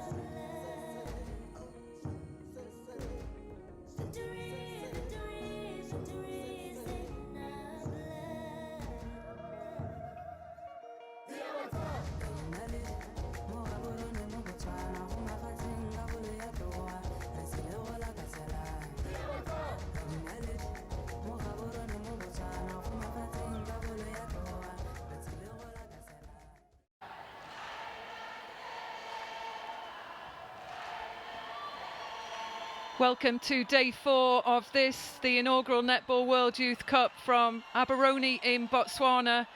This is game 5 on day 4, and as we thought, there's dancing in the crowd. It's the home nation, Botswana, that play their critical match against Jamaica. This is probably one of the most important, well, in fact, the most important game in Pool C. And this is what it means to the people of Botswana. They're out in force. They're the 8th player, as we might say, for Botswana. But it's a tough game ahead against the Caribbean side, Jamaica. And so the team lists for this evening. And Botswana up on your screen. And the starting 7 from goalkeeper, Masoto. Goal defence, Dino. Wing defence, Hans. Centre, Simone. Wing attack, Pawani. Goal attack, Maribe. Goal shooter, David. The captain, Serona Hans. She starts today. She missed the last game. And the coach, Botiholi Mpopi. And technical advisor, Kate Carpenter. For Jamaica, squad up on your screen right now. Goalkeeper, Dehaney. Goal defence, Wilson. Wing defence, Douglas. Centre, Price. Wing attack, Tinglin. Goal attack, Williams. Goal shooter, Gordon. The captain, Kadian Dehaney at goalkeeper, and the coach, Janet Guy. The umpires for this encounter, Kate Stevenson and Angela Lush. The reserve umpire, Louise Travis. So as the noise builds, we're about to welcome the teams onto court. I'm joined in commentary by Jill McIntosh from Australia, selector over in Australia. And Jill, it's a big, big game, and we're not sure which way to call it at this point. No, between the two teams, it should be quite an equal match. They match up very well against one another. And yesterday we saw Botswana only narrowly go down to Uganda, and that was a fantastic match.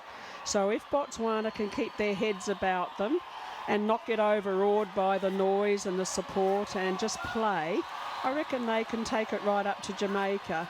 We saw Jamaica in game 1, not so good. They had a difficult time getting here with their travel. And after a couple of days, hopefully they've settled down. So looking forward to a slightly improved Jamaica side, and hopefully Botswana can play their style of game, and it should be a great match. So we're anticipating a close encounter.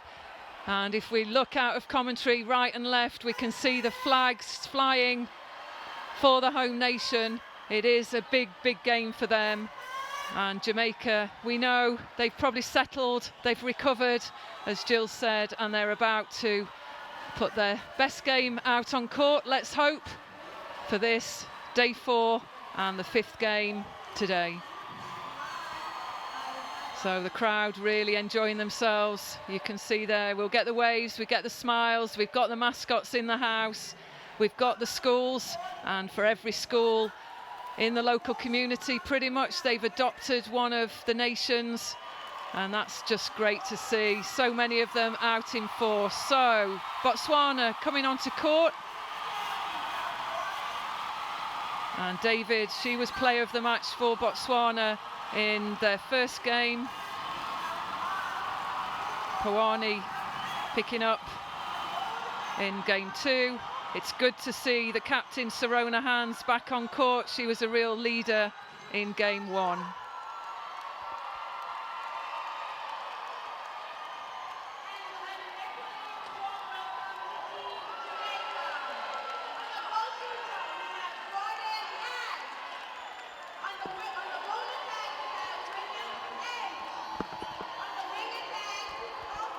So Jamaica, they enter the court. So we see the huddle down there from 4 players from Botswana. And Jill, you mentioned that some of them were extremely upset when you chatted to Kate Carpenter, the technical advisor, yesterday. So they'll be looking to put out a good performance, Botswana. Yes, indeed. This for Botswana means second position in their pool, which will get them into the top half of the draw. Jamaica are yet to face Uganda, so it is really important for Botswana to take a win here.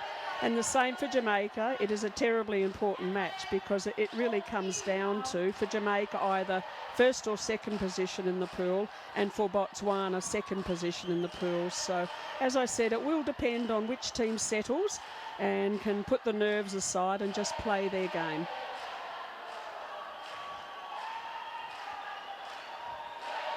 So our umpires are on their feet. We're about to get this game underway. And that's Kate Stevenson and Angela Lush. And our reserve for this evening's game is Louise Travis. You can stay in touch with us through social media using the hashtag NWYC2017, or you can use the hashtag A Ba Tsaa.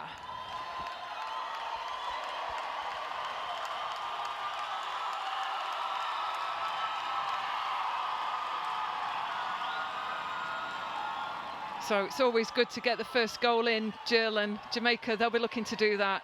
Yes, it's a nerve settler, and even if they have to work it in a little, but here's Gordon with the first shot. Let's see how she goes. Yeah, it's great first goal, so. And whilst the crowd's supporting Botswana, we should appreciate the good play from Jamaica there, quick to score.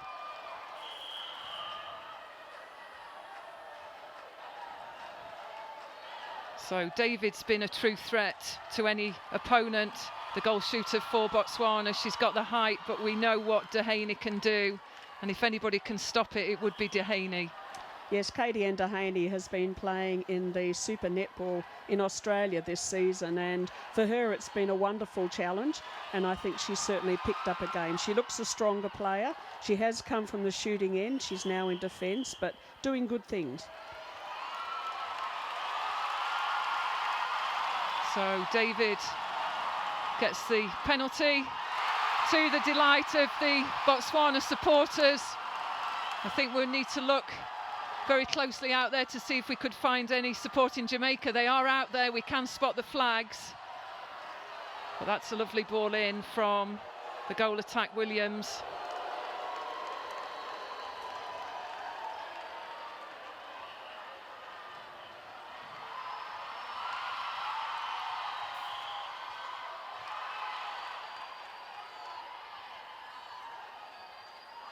Oh, great hands there. That's Wilson, the Jamaican goal defence.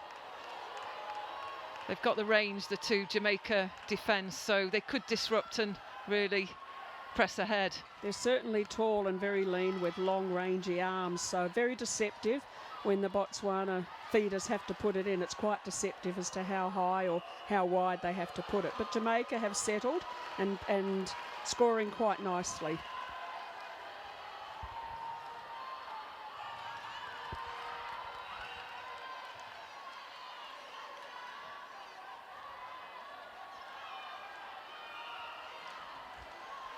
So the ball getting into the shooter pairing, Jamaica pretty easily. Some good supportive play from Tingling and Price. So Jamaica 4, Botswana 1, as we almost close off the first 3 minutes of this game. Dehaney again, getting a hand to the ball. So Botswana get the throw in. Maribe, she's been taking the mid-range shots. But great ball there from the wing attack, Poani. So far, David's getting the ball. One of the hard things for Botswana is the pressure of a home crowd. And for a lot of these players, it's very unusual to be playing in front of such a large and vocal crowd. And it has added extra pressure on them. That was a lovely intercept. And it looks like Williams has taken a knock there. She's gone down, hit the deck. So Botswana continue to play on. And we're looking for an umpire timeout if the player can't call it herself. But she's got back on her feet. So Williams, yes, she's trying to call time to the umpire. So we're likely to, and we'll see a change. And she's taken a knock to the face there, as we can see. The primary carer quick onto court. she will have to come off there now that she's called time, so there will have to be a quick change of positions for Jamaica. And we'll bring the change to you as soon as it reaches us up in the commentary stand. So, bit of an early upset for Jamaica, losing a starter goal attack. So will this affect their momentum? That's the question. They've started so well, Jill. Yes, and it's very hard for a player coming in to get straight into it. It's also very hard for the players around. So if she can be settled with her nerves and whatnot, it shouldn't disrupt them. They should be quite used to it, but you never quite know in the pressure of the heat of the moment. Oh, look at that. There's the bear enjoying the show. And that was the wing defence. Douglas just couldn't quite keep hold of that. So, and it was contact given. So Dino to bring the ball through. Great work from the mid-quarters, and that's Maribe with the cut towards the ball. She's good at that. And offloaded through to David. So, bit of a comeback now from Botswana, just a one-goal game. The other thing to notice about Botswana as they go on, this is their fourth match. They haven't had a rest day yet, and I know mentor coach Kate Carpenter was a bit worried how they were going to see out the match as it went on. Yes, we talked about when your rest day comes, and as a former coach, when would you want the rest day to be? When's the ideal day in a competition like this? Well, they have 4 matches in their rounds. I would like it after 2, so you play 2, you rest, and then you have 2 more. That would be ideal. So some teams getting their rest day early could just throw them a little bit. So can Botswana maintain their fitness, the intensity, given the fact that there's been no rest for them?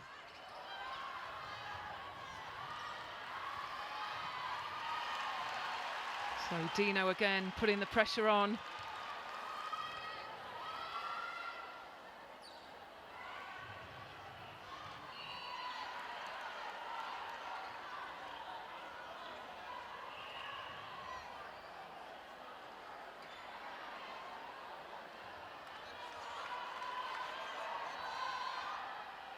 Oh, great shooting there. That's Gordon.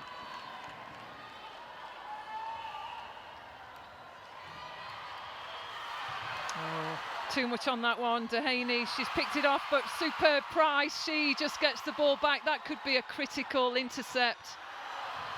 But just trying to offload. Got to look at the range of the defensive pair, but can't fault that ball into David. It's Jamaica in the lead, 6-4. So every error becomes quite critical because it's a turnover ball and it gives the other team an opportunity to score. Now we see an unforced error again from Jamaica, so Botswana need to be able to score from this to put pressure on Jamaica. So good work at the back, Botswana.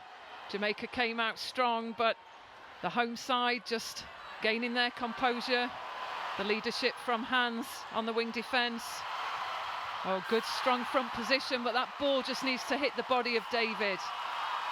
Looks like that's a contact call. So goal scored. Back to the 1-goal margin.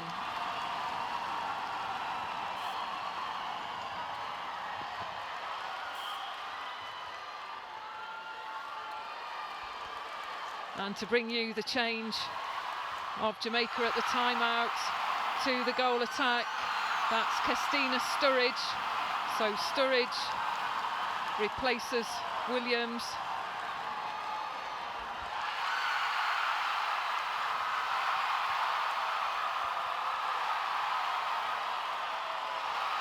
So just working through the mid-court. It's always at this point that we hit the problem, the wall of the defensive pair.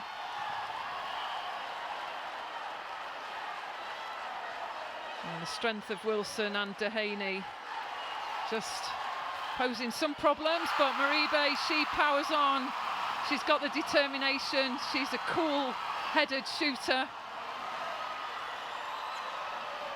And often when there's a taller shooter and a smaller goal attack, the defence will go back and double defend the shooter. So it makes a lovely space for Maribe to come in and get the ball.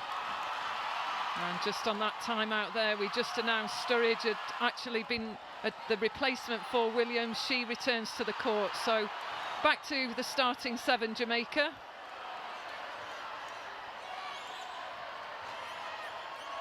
And the crowd really enjoying this game tonight.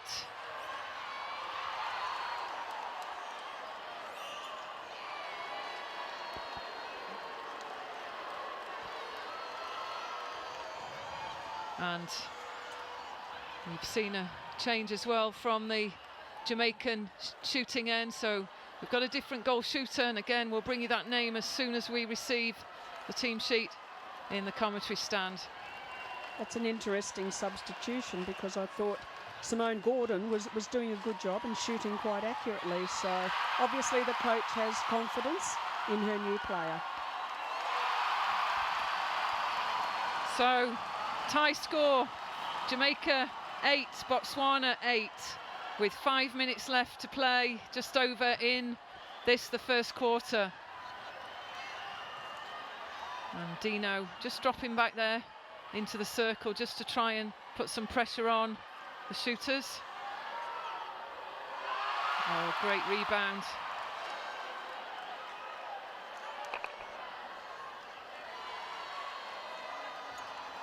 So Jamaica back in the lead. We see the Honourable Molly Roan, the president of the INF, the International Netball Federation.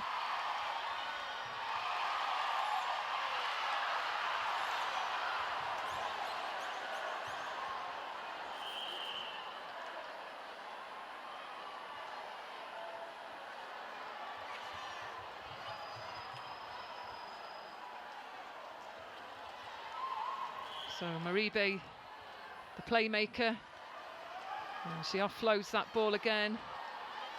So can she sink this one?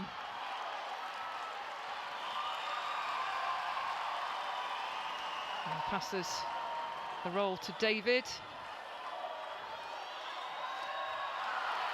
And just can't land it, a little bit too far out, but what a take there from the centre. And that's Simone from Botswana. Fantastic disruption there on the Jamaica play.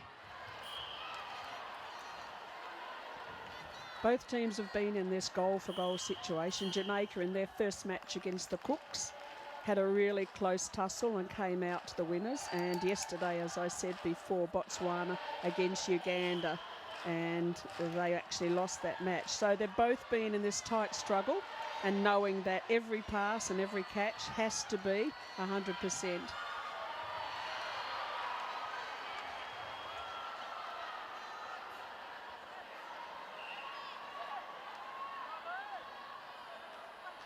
So seeing quite a few penalty calls from both umpires, so both keen to tidy up in the shooting circles. And there we see a very composed Jamaica bench. And Jill, you've spent some time in Jamaica. I'm sure this discipline and what you're seeing has really improved over the years. We used to see them getting so excited about their game and frustrated, but they play better netball by being so well disciplined and in control. Yes, they had to be. They were giving away far too many unnecessary penalties and losing games because of it. So one of the things was the body management and tidying that up, which we do see is much, much better. There are still times when they get tired and they do lose a bit of body control and give those unnecessary penalties away, but on the whole I think they're doing much better than they were.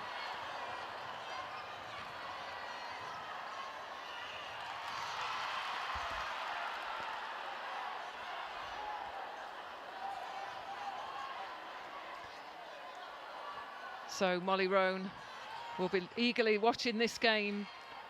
Her home nation is Jamaica, so she'll be secretly willing them on, but she's very passionate about netball. But there's a line of ex-international netballers from Botswana. I can see Sipi there looking on. She's also coached the national team, so it's great to see them in their national costume in the house. They've loved this tournament so far, And I'm sure they'll be up dancing should Botswana get in the lead or even take the victory. This is a bit of a danger time for Botswana. Jamaica 5 goals up, or 4 goals up, and they need to score. It's quite imperative. They don't want to be going in at the first break, too many down. So just get a sense that if this goal goes in, it could just lift Botswana again. And Maribe just needs to assess the range of Dehaney. Yes, that's better. She's the good mid-range shooter. And a composed Botswana bench too, so there'll be lots of information being discussed, I'm sure, ready for the interval as we approach the final minutes.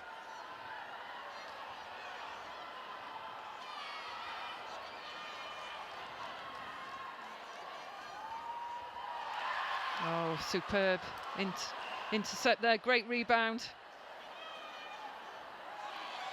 So Jamaica, they've added a little bit of strength in there, I'm sure, in terms of Nelson. And again, defence get a touch, but just can't retain possession. And there we see the Jamaican supporters. So Maribe again for the mid-ranger.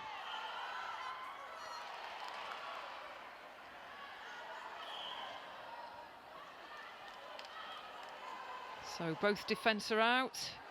David for the shot, that's scored. So closing the gap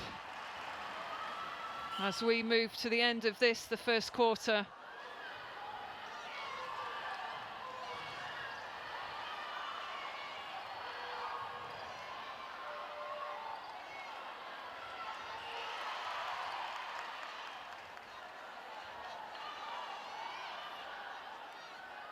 Good hold on the front position there, so that's Williams.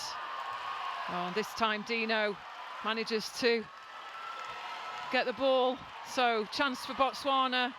Hans screaming for those options. And there we go, that's the end of the first quarter, and we see Jamaica in the lead. It's 14 goals to Botswana's 10. And I'm sure there'll be some strong words coming out of encouragement for Botswana. We thought they might show some fatigue in this game, not yet, but they're just trying to counteract the pressure of Dehaney and Wilson at the back for Jamaica. So we'll be back in a few minutes in commentary, and we'll leave you with some highlights from the first quarter.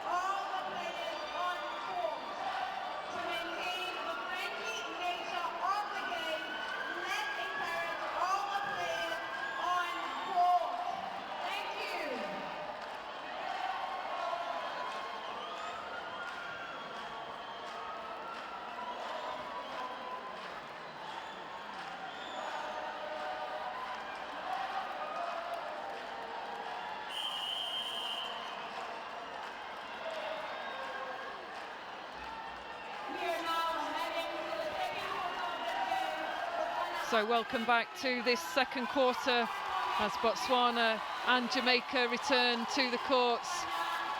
And we'll bring any changes as we see them, but probably as we look on, seems to be the same players that finished quarter one.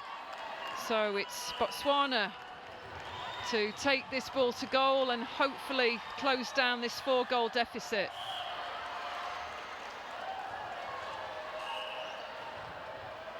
Jill, what would you have been saying to the Botswana side if they were going to do anything in this opening second quarter to close the gap? What would you pick out? Well, one of the things I think they have to force Jamaica into error coming through the court, and I think defensively coming through the court they're not putting enough pressure, and it's Jamaica are quite easily getting the ball to their circle shooters, so that would be one aspect. And I think that down in the attack end, they just need a little bit more movement to get to isolate the two Jamaican defenders, because together they're very potent, but one-on-one, they're beatable. So Jamaica, they respond, and it's Botswana again, but just underestimating the defence. But and that, you probably call that one, Jill. You wanted to see Dino back there, and we see that positional change for the second quarter for Botswana. Yesterday when Botswana played Uganda, Dino was back in keeper, and she was very nice in doing what you've just saw then, disrupting the opposition attack. And she's very good at it, she's very clean, and I was so impressed. So it is good to see her back there. Hopefully she can do a bit of damage. So the disruption caused, and credit to Dino. That's a good change to put her back at keeper. Should surely counteract the strength of the goal shooter from Jamaica. So we can confirm with the official team changes that Dino goes to goalkeeper, and at goal defence we see Di Patello enter the court.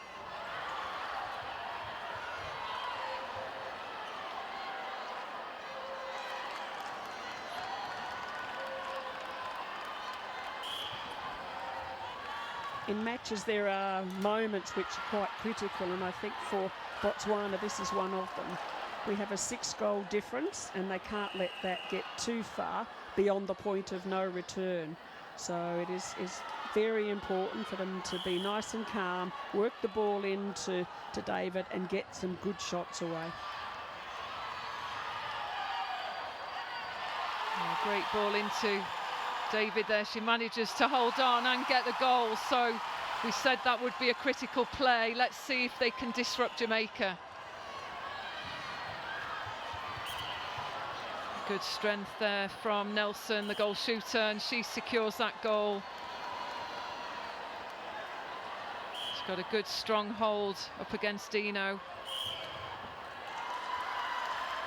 So footwork call, costly error potentially. So Jamaica in possession again. So lucky to get it back, Botswana. They have to make this pay. Just a few too many unforced errors for them, giving Jamaica the opportunity to score.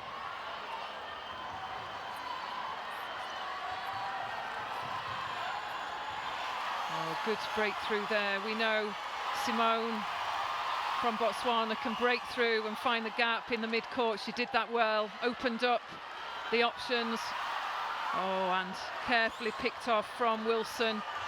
And David's just got to be prepared that there could be a goal defence that shoots in behind. She didn't quite expect that with her opponent, Dehaney, in front.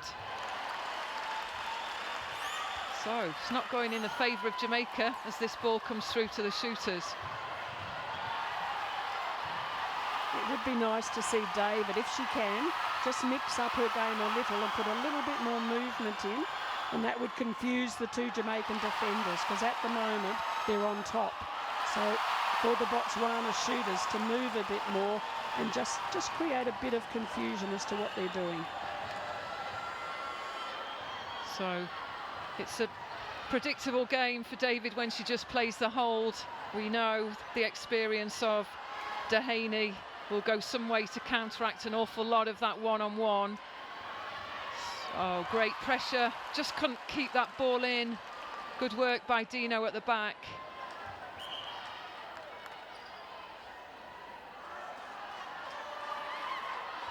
And safely delivered. And that's a Jamaica throw-in. Crowd trying to persuade the umpire it was different, but she's exactly right.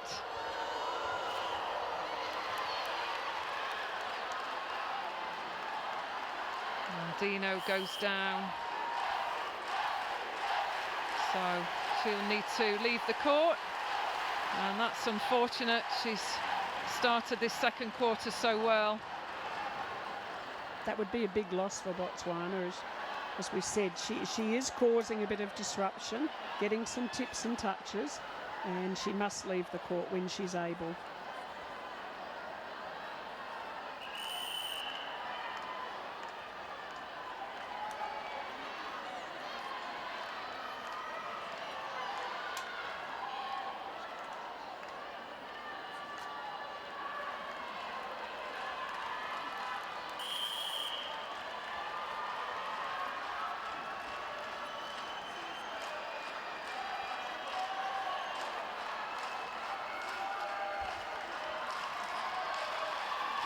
So Dino, she walks off.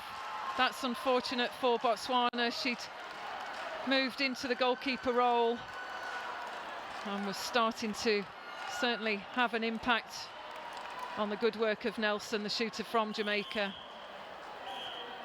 So Masoto takes that goalkeeper bib. She did start the game in the goalkeeper position. So the combination of Masoto and Di Patello, goalkeeper goal defence for Botswana. And that could be a costly injury to Botswana. Quite a telling blow, but Dino can come back, and let's hope she does recover and gets back out there pretty quickly. And that was timed out there, so 3-second call. So unfortunate for Maribe. Back in the hands of Dehaney.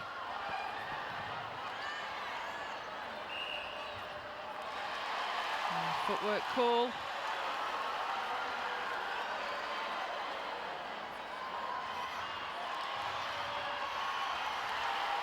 So Maribe on the shot. Just sensed a little bit of frustration as she grasped that ball, so just needs to regain that composure that we know she has.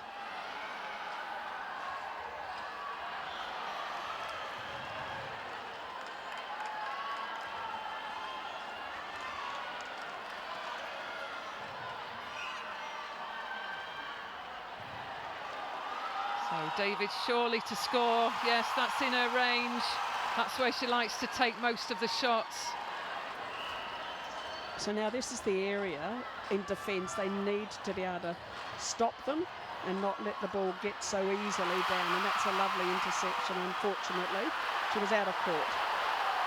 Yes, came from out of court there, but exactly what the defence should be trying to do.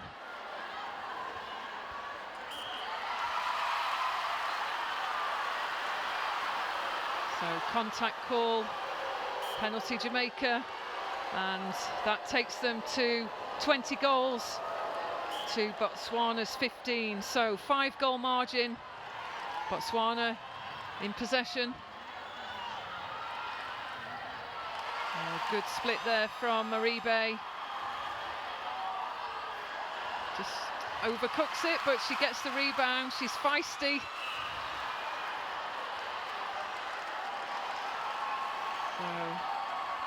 And that rolls in for David, so 4 goals the difference.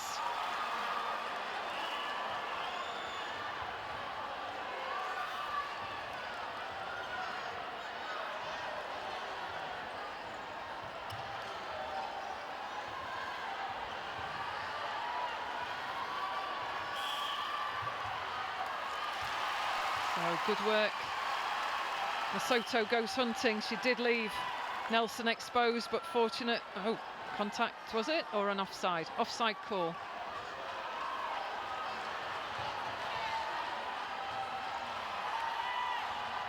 So another critical moment, 4 down, score from this one. It's Botswana centre pass, 2-goal turnaround, which would make them 2 goals down. That adds the pressure, but lovely interception by Dehaney. Yes, great take there, Dehaney. And timeout called, looks like the centre from Jamaica. And that's Price who leaves the court, so see a return. And David leaves the court. Some wholesale changes occurring around for Botswana. We'll bring you those changes and the names as soon as we can, as soon as we receive the official forms from down on the competition floor. It's an interesting move with just over 5 minutes to go and 4 goals up that you would make that many changes and try and keep the composure of your team going. So looks like there's some sort of confusion here, and not sure about if she was on court in time, so she'll have to wait for a goal to be scored. Yes, so we can see down on the court to the sideline, you've got the wing defence from Jamaica, not on court, she wasn't ready in time. The third reserve umpire just speaking to them.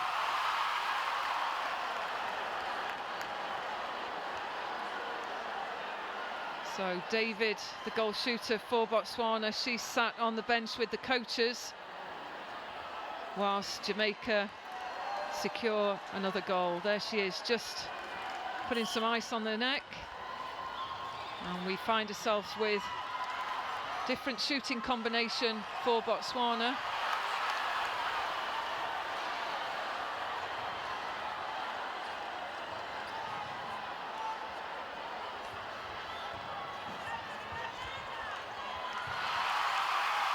And in all of that confusion and the changing of the Jamaica players, Dino has re-entered the court, which is a good thing to see. And Lesotho is back at keeper, so they're back to their original starting defence line.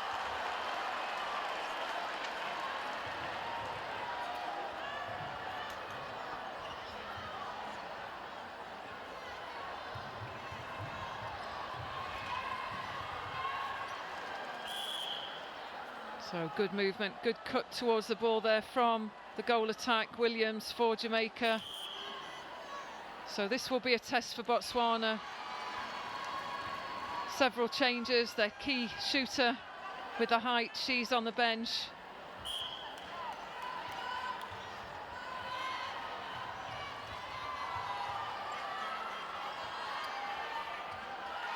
Great positioning. And that's Masoto, so she's done a good job back there at keeper. Chance now for Botswana, if they can just keep this ball away from the hands of Dehaney and Wilson. They go hunting most times for the ball. So we see the Botswana shooting circle with more movement, which should add something different, which should make Dehaney and Wilson have to think again and readjust how they defend. So good move by Botswana.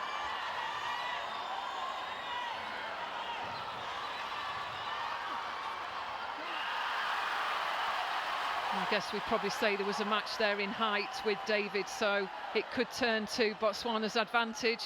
And we've got Maribe for the shot, and she offloads. So chance for Botswana under the post. Tall defenders are pretty used to playing on tall shooters and always having to combat the high ball. So when they get on a smaller moving player, they can sometimes find it quite difficult.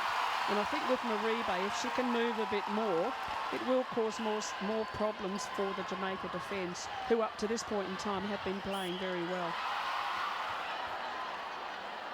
So Hans, she's the captain, she's gone down with an injury there.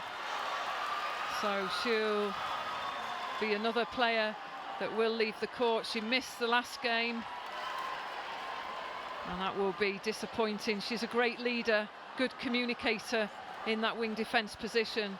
So that will be a loss to the Botswana team.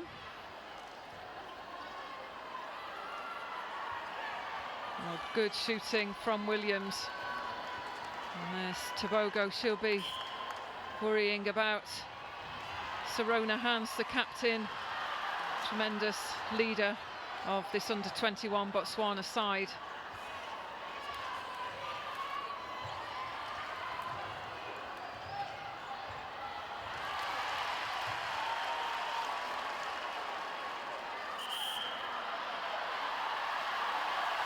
So that was interesting, the tandem umpires there. And taken back to the goal line. So communication with the umpires good there, looking after each other in terms of the call, one on each side, confirming the goal line. So yes, Botswana take the goal. So these injuries, Jill, do you think they're signs of fatigue, or is it just the nature of this game itself and maybe the physicality that we're seeing? I think it is the nature of the game. They don't seem to be fatigue injuries. They're like an unfortunate hit to the face or an unfortunate land. So they don't seem to have had too much problem. I do like now the Botswana defending circle. It's nice. But I would still like to see Botswana eliminate some of their unforced errors. When they get the ball from a turnover, they need to score from it, and that will add pressure to Jamaica. Jamaica are quite steady in what they're doing, and they're playing a very good game at the moment. And good work from Puani. Sights Maribe, the back shooter. That one sinks nicely for the home nation, to the delight of this crowd. We've got the schools in, we've got lots and lots of the netball community in the house tonight, so it's great to see in this magnificent arena at the University of Botswana, the main competition venue for this, the inaugural Netball World Youth Cup.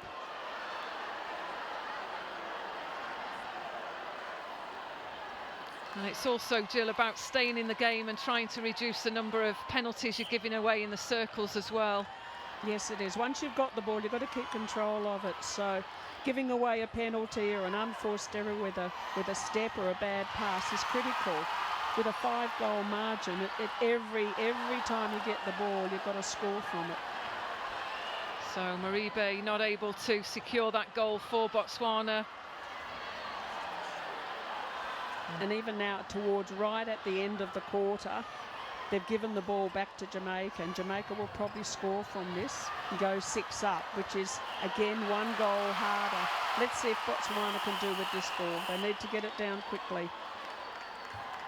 And there we go, that's time, that's half-time, and we did see Dino return to the goal defence. So many changes for the Botswana side, so we'll be able to confirm those as soon as we receive the team sheets. But it's been a fantastic first half so far. It's a 5-goal margin. It's Jamaica 25, the home nation Botswana 20. I'm sure there's still more excitement to come as we leave you with the highlights of this first half, and we'll be back in commentary, myself and Jill McIntosh, in 10 minutes. So stay with us for the next 30 minutes of quality netball at this, the Netball World Youth Cup.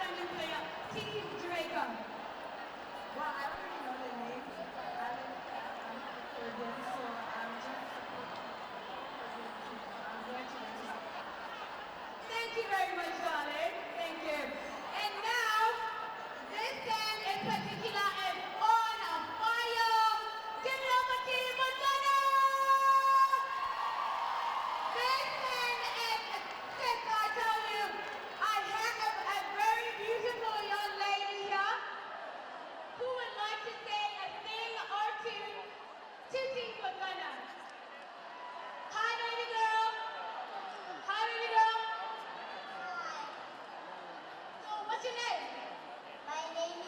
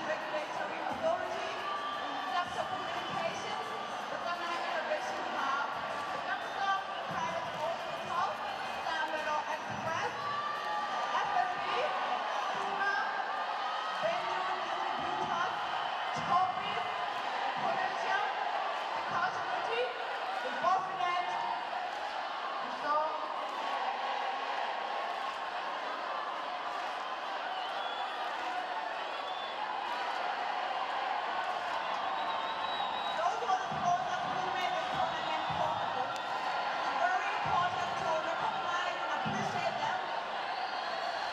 This is the Netball World Cup 2017. Hashtag Ramadan.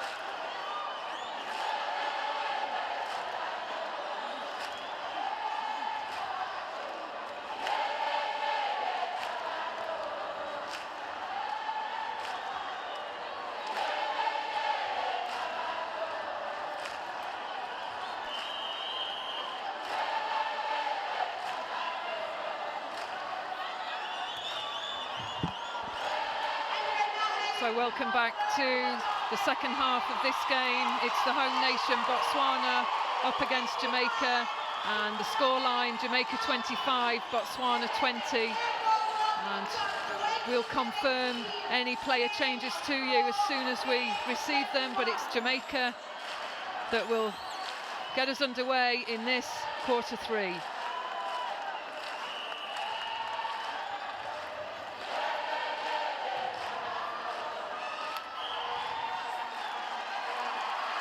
So, force the error there, and we can confirm Fesodi, she replaces Hans at wing defence.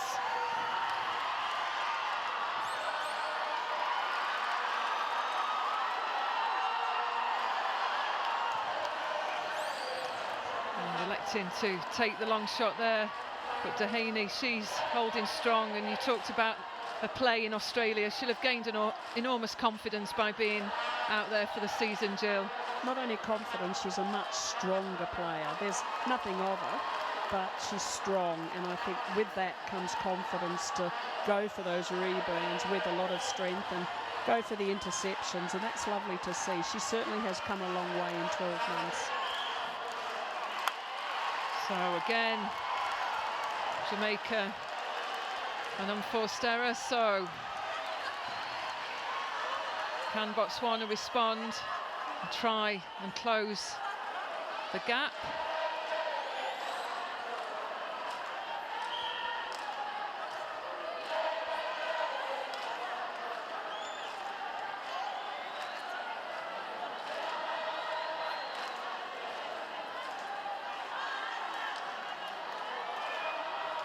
Yes, goal scored.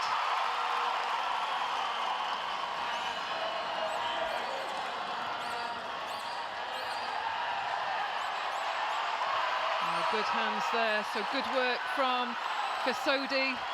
She will challenge for the intercept. She does go hunting, so she's disrupted the play. So can Botswana get a goal back? And it may just give them confidence to push ahead and try and really reduce this margin.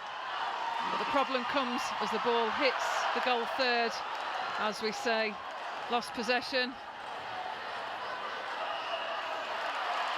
They are critical moments. They're 5 goals down, they're in possession. Score from this makes them 4. It's there, it's Botswana centre pass next, score from that. It's a 2-goal turnaround. It really does add the pressure to the opposition, so quite imperative that it goes in. The Jamaican defence still holding strong. They're doing a superb job.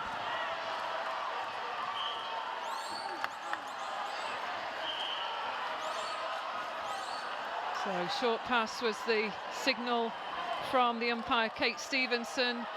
So possession with Jamaica again as Dehaney, the captain, sends that ball long. But just those unforced errors, so almost the problem for both teams as the ball transitions into the shooting third. So Botswana, can they make this one count? Oh, superb long shot there. Crowd delighted with that one. Coaches looking on, just maintaining their composure.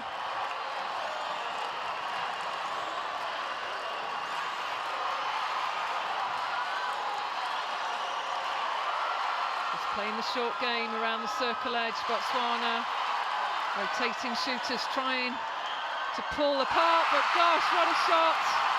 So this is getting better for Botswana. And shots like that lift. You can see the crowd getting into the game. It's lifting. It also adds the pressure onto Jamaica. Oh, good rebound, but I think a contact as well. So Jamaica managed to get another goal on the board.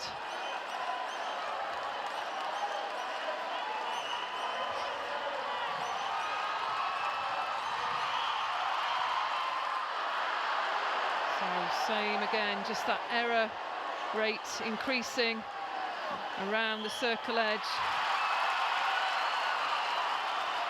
That was a tough call, a very quick 3 seconds, but it gives Botswana another opportunity. Let's see what they can do with it.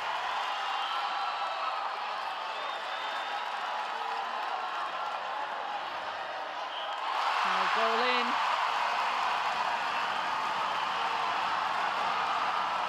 And we've got a scoreline down in the arena. Botswana 23, Jamaica 27, so we will confirm the score. It does say on our screens 27-24, but as it stands down on the competition arena, it's Jamaica 27, Botswana 23.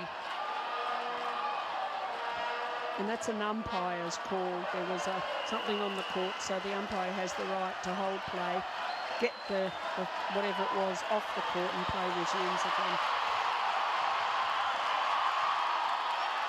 Impressed with the way Botswana are just working the wall. Oh, superb. Just pulled some space there by that lead away from the post, but this one really must go in for Botswana. I think one of the things Botswana has to keep doing in this forward line is to keep the width to their game, so they very much get on a one-on-one attacking game against the long arms of the Jamaicans. Oh, great play, good structure from Botswana. It's getting better for the home nation, and wow, this crowd go crazy. So we've seen many positional changes, substitutions. At the moment it's working, but there's the strength of Jamaica. That lofted ball in to Nelson, the goal shooter. Nelson's doing a very good job, isn't she? She just, up she goes, very strong, takes the ball, shoots the goal.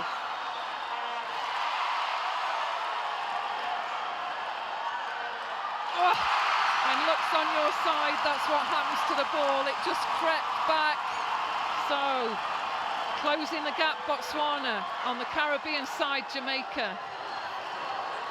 Good recovery there from the centre. And that's Blackstock.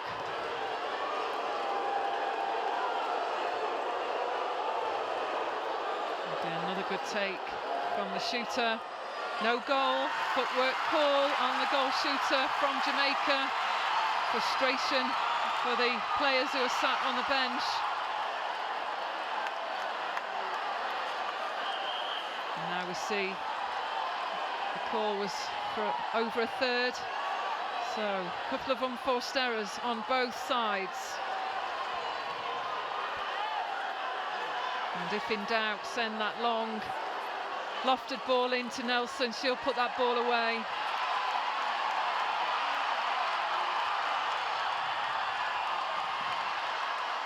Good cover, Dehaney in the circle with Wilson.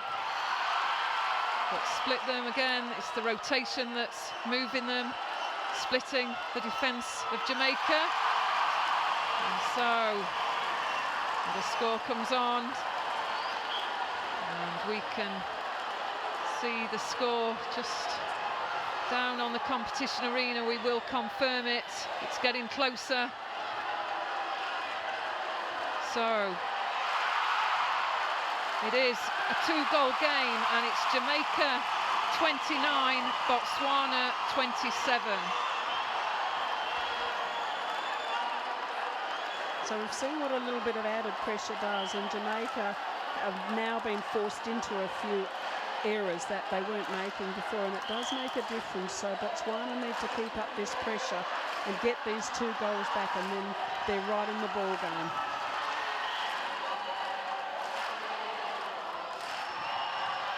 Just need to keep the ball moving, keep the movement, the width in their attack line, but once again the lovely Jamaican defenders have picked it up.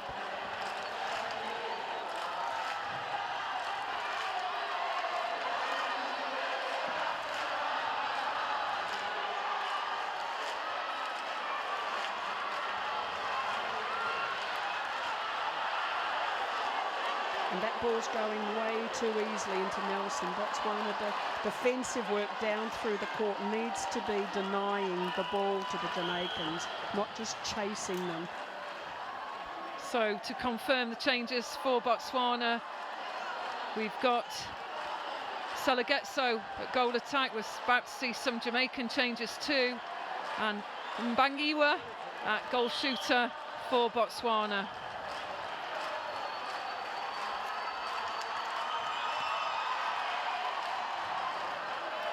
And it's a very brave decision by the Jamaican coach to take Dehaney off the court. The captain, and I think the defensive combination of her and Wilson has been doing so well. And even though Botswana are narrowing the score, it's not a time to panic. It's just a time for Jamaica to stay calm, get the ball, score from it.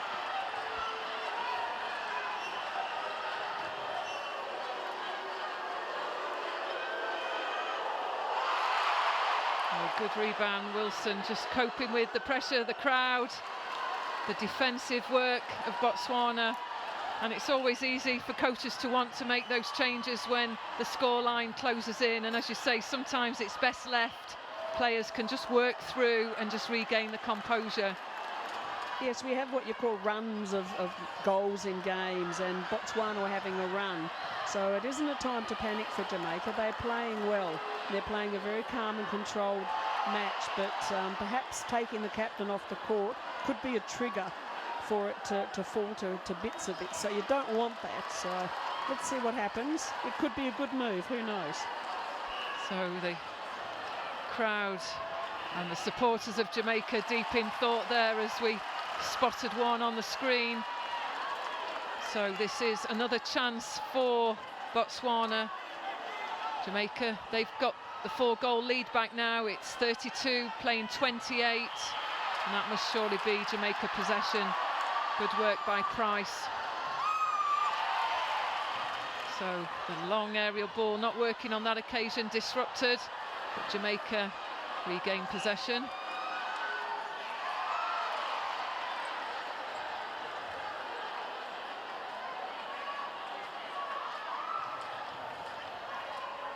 And the Jamaican supporters, some of them on their feet, a little bit concerned with this scoreline. Oh, great rebound. So Williams to put that ball away.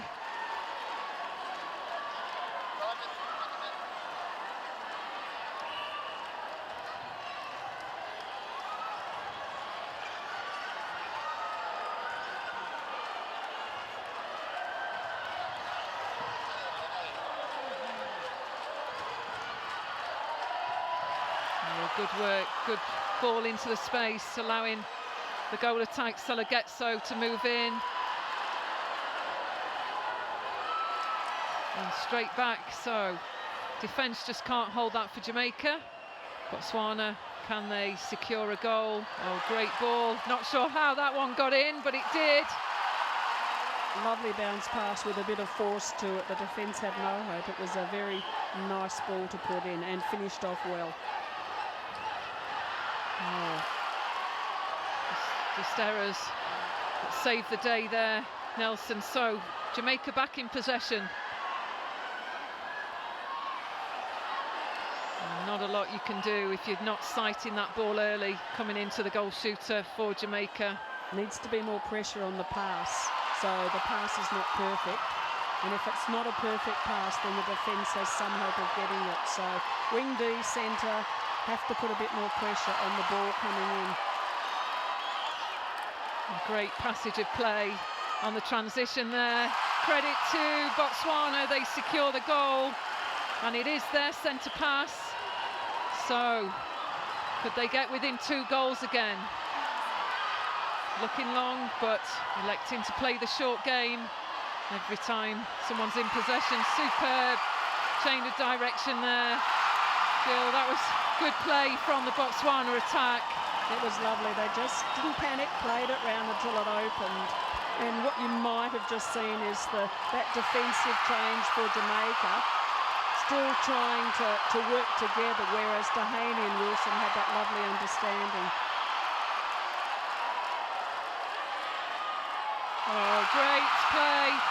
And as Jill just said, Dehaney, the captain, she's on the bench, she's up and running. Surely she's got to come back on if Jamaica want to stay in the lead and have an impact, because at the moment the pairing from Botswana are just taking advantage of the miscommunication.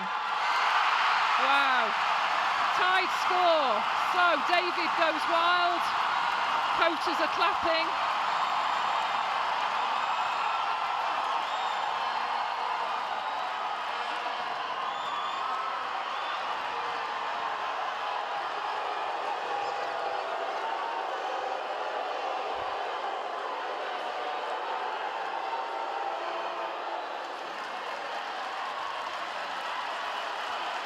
So the change for Jamaica at goalkeeper to replace Dehaney was Linton.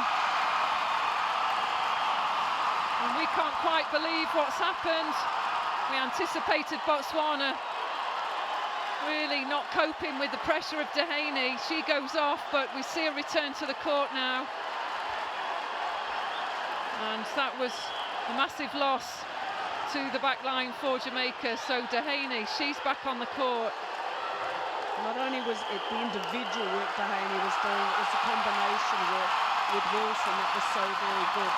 So, end of quarter three. What an amazing third quarter for the home nation. The dignitaries, they're all looking on, witnessing what will be one of the best performances of a Botswana under-21 side up against the Sunshine Girls Jamaica, and we'll be back to witness the final 15 minutes of this remarkable game. It's a tied score, 34 goals each, and we'll leave you with some highlights of what was for us an amazing 15 minutes of netball.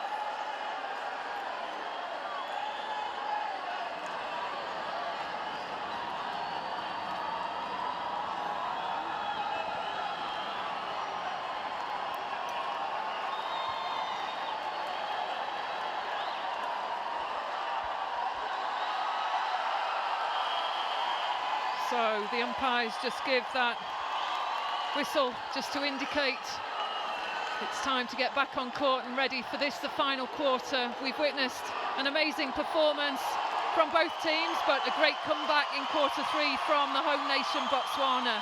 It's 34 goals each as the umpires come onto court to deliver the ball. Botswana could, if all goes well, take the lead with this centre pass. And this is a time for both teams to keep calm minds, because calm minds will make good decisions, and you don't want to be turning the ball over with an unforced error. So good support work by Dino on the transverse line. Selagetso, creeps in. So, first time Botswana take the lead by 1. A great long ball in from Jamaica. So they'll be looking for the high percentage shot. Williams, she's not afraid to take the mid-rangers. And safely in for Jamaica. So can Jamaica just disrupt the Botswana attack as they've been doing? Dehaney's got to get herself back into this game. She sat on the bench in quarter 3 for a little while. And she does. That's what we missed in quarter 3 from Jamaica. Yeah, that the pair of them, Dehaney and Wilson, have a great understanding, and they're just playing so very well as a unit in there, and that's what you want in your defence circle.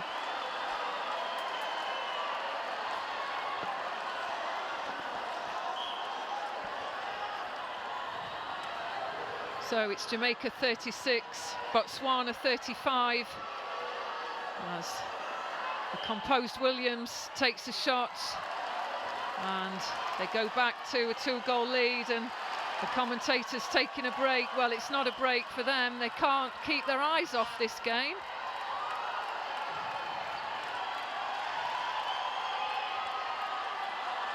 So Selagetso, and overcooked that one. Good rebound, and it is all about this partnership. Wilson, Dehaney, good relationship. And they work well together at the back for Jamaica. So, good contest one-on-one there.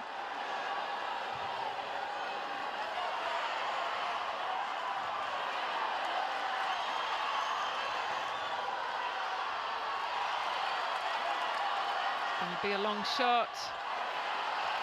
Oh, a great rebound. It is great to see both the Botswana shooters having the confidence in their ability to take those long shots. You don't want to be passing off all the time. You've got to have confidence to sink them. Oh, the dignitaries are in the house. They're witnessing what is an amazing performance from the Botswana under-21 squad against a quality side in Jamaica. So some early nerves from Botswana. They played a great third quarter, but it will be a big ask as we see and witness the great work of Dehaney, the goalkeeper, and Wilson, the goal defence. In fact, it's good quality netball from the whole of the Jamaicans. They've just got to keep individuals like that out the game, and that was a great hand from Masoto. Another unforced error. It's just creeping into Botswana's attacking game, and it's very costly for them, and Jamaica will probably make them pay.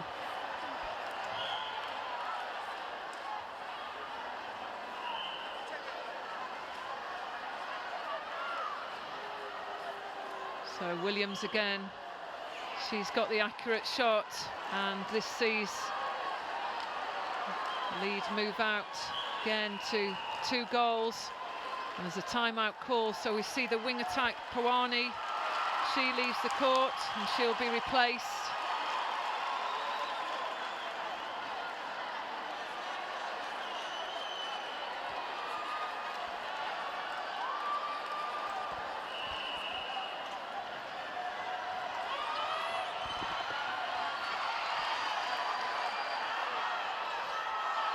Couldn't quite land that shot. Dehaney with the rebound. So is this the time that Jamaica begin to cruise ahead?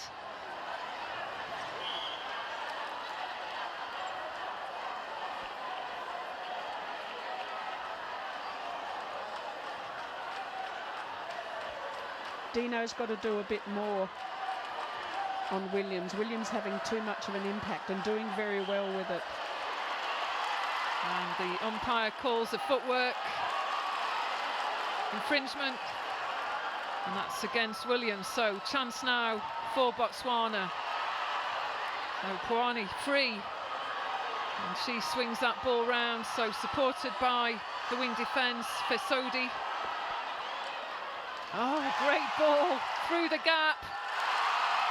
Impressive from Selegetso, the goal attack.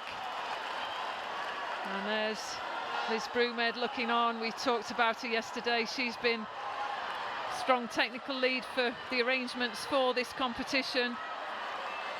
Real passion for netball in Africa. Nelson continues to be very strong on that high ball. She is having an impact down there.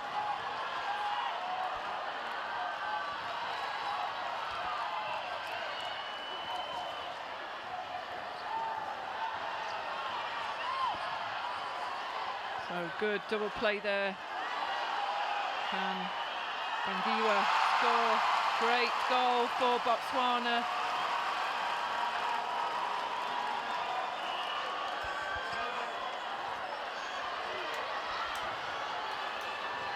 So Jamaica again looking for the lofted pass.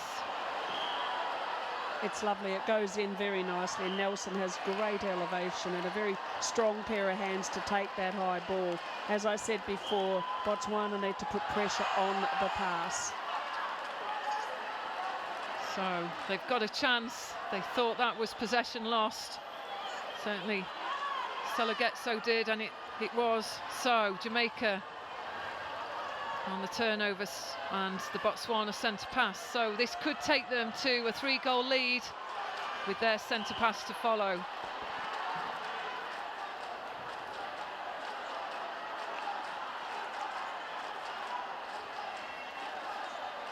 Williams, she's played a good game for Jamaica. She's been left to roam and cut towards the ball. She's had that front position uncontested, so that pressure not being put on Williams, and she's been a key player in the attacking unit.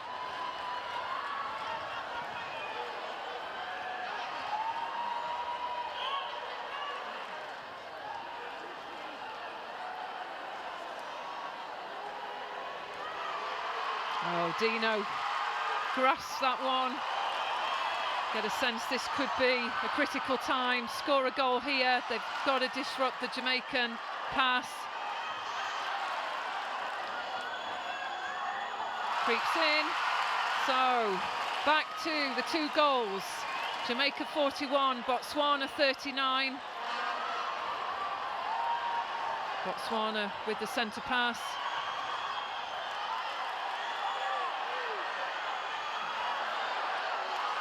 They'll fight for this loose ball. Oh, great work from the centre, Simone. And that's scored. So 1 goal. It's the Jamaica centre pass.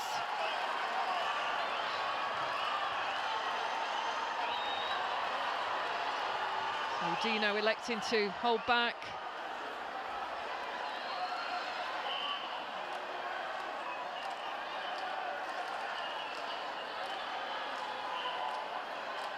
Contact call there by the umpire, that's Masoto. So goal for Jamaica.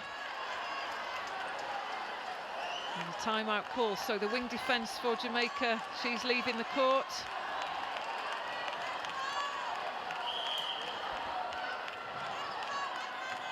So replacement in the wing defence position for Jamaica for this, the final 6.5 minutes. Good short game being played by Botswana. Wow, secures that long shot. And it is great when Botswana move the ball quickly down in that attack end and keep the strong movement in all 4 positions. It does disrupt that wonderful Jamaican defence line.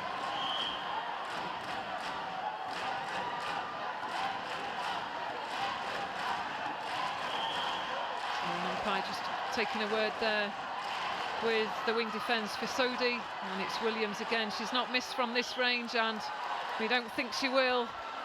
She's maintained that composure, Jill, in that goal attack position. Yeah, she's a very confident looking player, and the shot is smooth and rhythmic, and you'd be giving her most of the shots at this point in time because she looks so confident with them. And shooter came from out of court there, just not the space available to change the direction and pop through to ball side. So just to confirm, change at wing attack for Botswana in this final quarter. As we said, it's Poani in the wing attack position.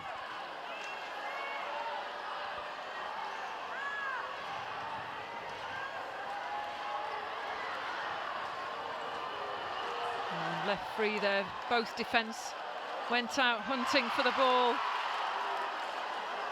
So exposed, free shooter under the post. And 3 goals, 5 minutes, just under on the clock.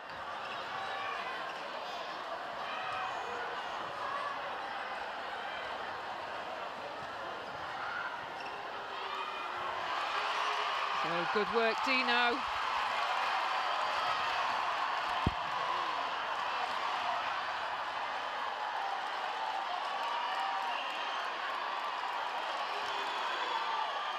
So they sink the shot, bring the margin down to just the 2 goals. It is their centre pass. This must surely be a goal that's got to go in. It has to, critical, absolutely critical to get within 1 and put more pressure on Jamaica, and she's landed it, so very well done.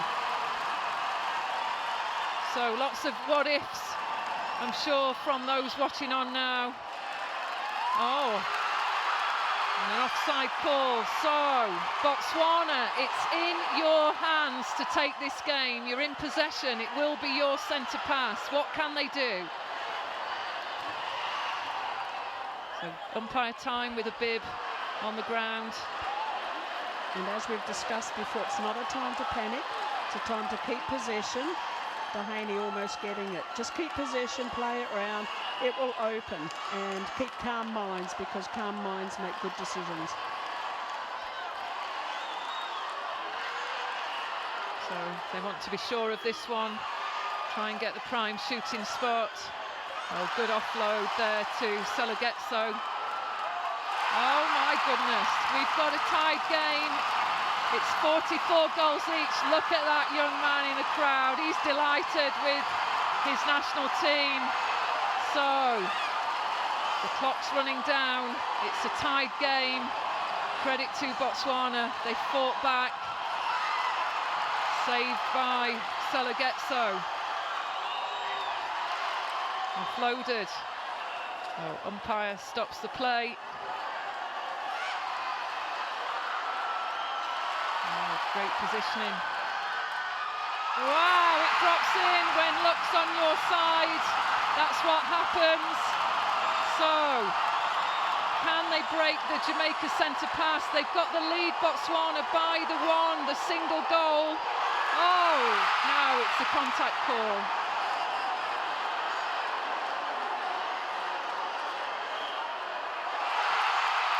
It'll be taken again. And it's very rare that Williams misses any of these. And cool head as ever. That's Williams, the goal attack. She'll save the day for Jamaica, no doubt, if given the opportunity at goal.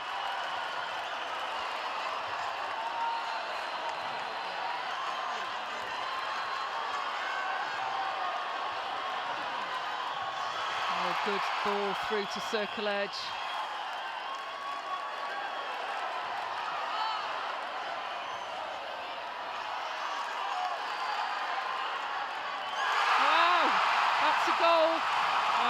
Be cruel, Jill, and say to you, call this game at this point. No, it's anybody's game, and every centre pass becomes quite crucial. With 40-odd seconds to go, it's a must-get win, a must-get shot for everyone. And Williams, here she goes again. And we've been really impressed with Williams it's her composure under extreme pressure to take the shot and put the shot in, and that's what you want for your shooters. Oh, response, that was a quick reply from the Botswana attack.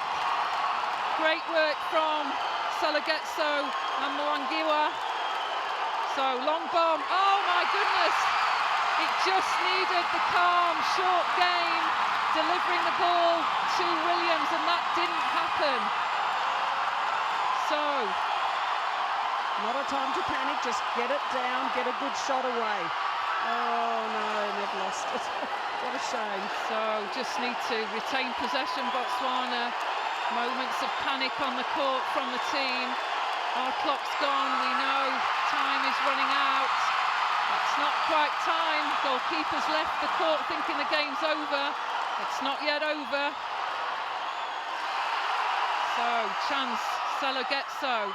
Yes, she gets that goal, my goodness! Botswana take the lead. They've got a 2-goal lead. They're in possession. We're moving into final minute. Oh, they've done it! That's time! What a goal! What an opportunity for the home team. Everybody goes wild. We just can't quite believe it. Botswana, Jill, it's amazing. It is. They fought tooth and nail to get back, and they've overcome. The crowd is going wild. It's a wonderful scene. We're seeing players on the floor in absolute delight. We're seeing the despair of the Jamaicans, but they will live to fight another day. They're not out of it yet, but well done, Botswana. It was a wonderful win for them. So we said this games would deliver a legacy. Well, if there's anybody out there that doesn't like the game of netball, I just think if you're living in Botswana, we've converted you to this, the great game. And still, the Right Honourable Molly Roan, she smiles, she knows what this means to netball in Africa. Credit to Jamaica, they brought the good game. I think we said the game changed when Dehaney left the court. Look at Tobago there with her husband. What that means to that lady, well, it will just take a few minutes for her to gain a composure and tell us, well, we do know. Netball in Africa, look out. That's all we can say. It's been a fantastic game.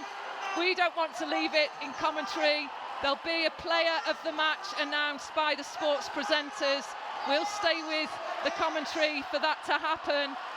And we can proudly say that it is the centre, Simone, who will pick out the player of the match. And Jill, she stayed on court for the full 60 minutes, didn't she? She was wonderful. She was a rock out there. She was very solid. She didn't throw too much away. She was there for the full duration of the game, did her part, both in attack and defence. And it is wonderful. The scenes here are just electric, and it's fantastic for Botswana netball and for netball in Africa. So what a performance, and quite rightly so. The Botswana squad move around to thank all of their supporters. They've stayed with them through the dips in performance in that 60 minutes. They continue to get behind their squad, and they were so awesome on the night. Credit to Botswana, the coaching team, and everyone who's worked so hard to prepare this squad for this, the inaugural Netball World Cup, the first time the Youth Cup has come into the African continent. And there we can see some of the replays that really did make this a tremendous game.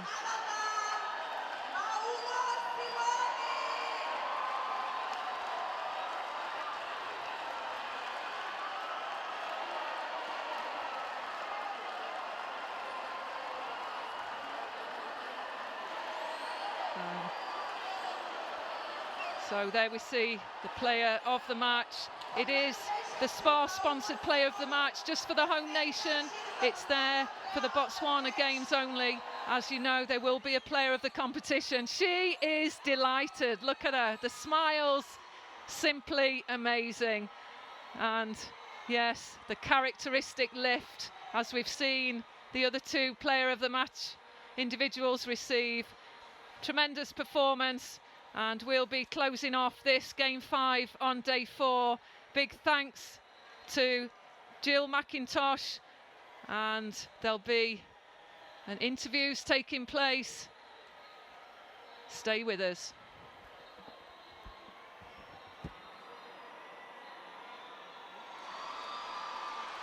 e be le ke gone ka gare ya tsang ka teng mona ka gompieno go le motshega ga gore le ga tsela Botswana se go nya le motshameko wa lone o ile gore le motshameko wa boraro moraga gore ba lethego le kgato le ha se le la Uganda maabane di mona ka gompieno ke na le the captain wa lehase le ile gore ke na Jamaica go ra re nga thanga thele ka motshameko a o boneng ka teng.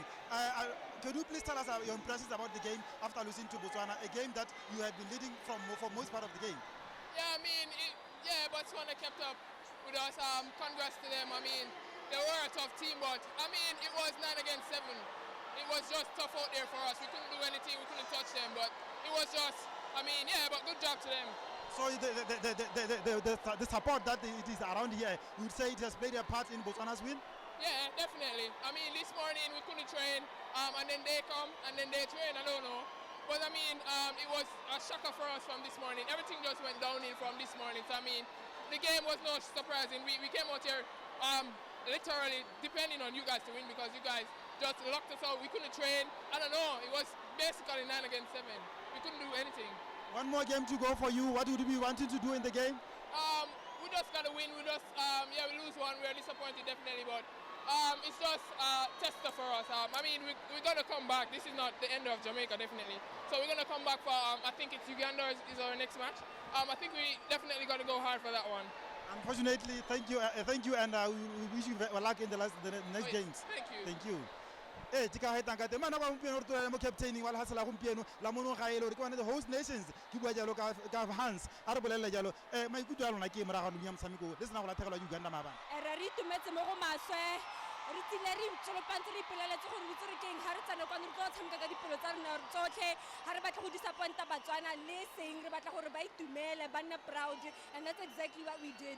Ne re tla re ikaeletse tota re ra go tshameka la ile gore tsoga re robegile ra go robega se salang ke gore ba ne ba eteletse motshameko o the go ithele last quarter e nna le henyang ga ke itse gore ka nako eo go ne go diragala mo maikutong a lona ra go re ne re batla gore ga ka lemoga mongwe le mongwe mo teaming o tshamekile gompieno e leng tse ile plan ya di coach gore ngwana mongwe le mongwe o mo squadeng wa go supetsa Botswana. Seth, are we okay to finish?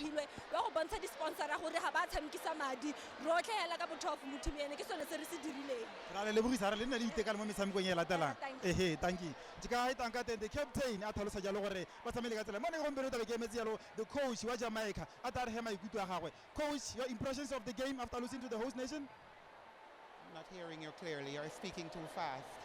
Your impressions after losing to the host nations? Well, it's always nice to host a championship, and the host nation did well. They had the crowd support behind them, humongous crowd support, and we did not take care of the ball as we should. So we had some crucial turnovers in times when we didn't want to have them.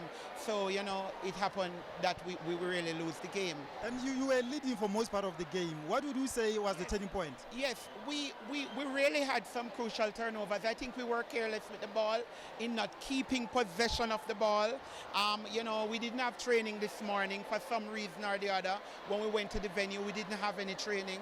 And we actually used the session to talk to the girls, you know, and we reminded them that the crowd is vociferous and that this would have happened. So I don't know if the cheering or what, you know, just asking them to keep focus. I think they lost their focus in the dying moments of the game when we really needed to keep possession of the ball. Uganda is up next, and Uganda beat Botswana in the same venue yesterday. What would you be wanting to do in the game?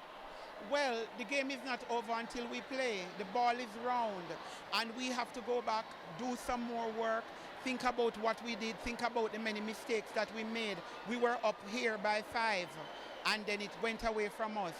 So, you know, tomorrow is another day, and we just have to come back and ready to play. Unlucky coach, better luck next time. Thank you. ke mokatisi wa Jamaica ba bua jalo gore ga ba kgona go ikatisa mo mosong mme le sengwe se ba supang ka monwana gore se ka tswa sena le sabe mo motshameko wa bona ba tsie gompieno o le gore bone jalo ba lathegelwa ke le hasele le gore ke lone la Botswana the host nation e le gore mabanetse ba digile dithogo mo ra gare ba lathegela ka tlola se la Uganda motshameko o ne go batho ba dumela ka bontsi gore wa Uganda ko ona mothogo go na le wa Jamaica tsila gompieno mme Botswana e dira ka tselentsi jalo e kgona go bua go morago mo motshameko mo kotareng ya bogelo tota go tobamisa gore ba gapa motshameko bona ba gompieno makitolele ko the winning coach ke bua jalo ka ene se tshedi botho le mmupi e lo rata re bolele jalo gore o ikutwa jang moraga penyo eno coach maikutlo ke a he moraga penyo e botlhokwa maikutlo ke boitumelo ga tanke ke smile ke a smile ke sorela gore ba mpona ba itumela motho ka ipotsa gore mo motshamekong ke motshameko o ne o lebile ka tselentsi o ne o le thata from the first quarter mme le a kgona gore le henye the last quarter ba nentse ba le eteletse pele ka nako se sothetse nne le motshameko o thata rra ka boammaaruri tota mme gone re tsileng tse re itse a ka ntse ke bua ela mo malatsing a ntse a heta tota group ya rona ne go se di-team tsa rona ke a bona engwe hela ke yone ele no ka re tota ke sologetse go wina tse dingwe tse no wa o itse gore tiro wa gago e ntsi so re tlile ntse re itse gore ya go nna match o thata hela ya ka wa maabane mme gone re sologela gore mme re ka wina ha re ipapanne sentle re ka wina and because re batla go ya ko top 8 and ra bile match ya maabane we had to come out with everything sa rona to make sure gore wa gompieno ono mo bekeng motho ka ra lebelela a re Jamaica e thata go eta Uganda mme latetse ka le Uganda go diragetseng le ba ka ntseng mona ka gompieno tota ela ka le maabane letse ke boletse kgang ya tere letse ke rona ra bile match maabane ne re latlha dibolo tota tse dintsi gompieno ne re kgona go hold dibolo re possessa that was really the main difference and all your players you had in the team they played today what was that the plan and what was it supposed to do the plan tota nna ga nke nna so much about gore unless ela e le match o sending alo gore ke batla gore mongwe le mongwe a tshameke otherwise ha le match o serious o leng gore tota ra o batla thata e nna kgang ya strategy la ntlha ne le hela gore re a re simolola ka se re se testileng se sentseng se tshameka se se comfortable and then we'll see as we go along re ba laetse gore strength sa Jamaica se go godimo so re se ka tshamekela go godimo but then because we had Cheludo o molele no ne re bona ba ntse ba tshamekela go godimo so we had ya no be le gore re tsise ba ba khutshwane so that we can actually play more. Thank you. Tenko strength sa rona se lente. Thank you coach re leletsa masego mathono mo tshameko ye latelang thank you a heta jalo mo katisi a tlhalosa jalo gore ke so se nentse ba se planne mme go lebega se berekile mona kwa gompieno mare mona kwa gompieno ke tola le jalo ka go root 4 ka go ntong kgologaso a ta tswele le bana le bone ba lebella motshameko gore ba lebeletse ka tsela entseng jang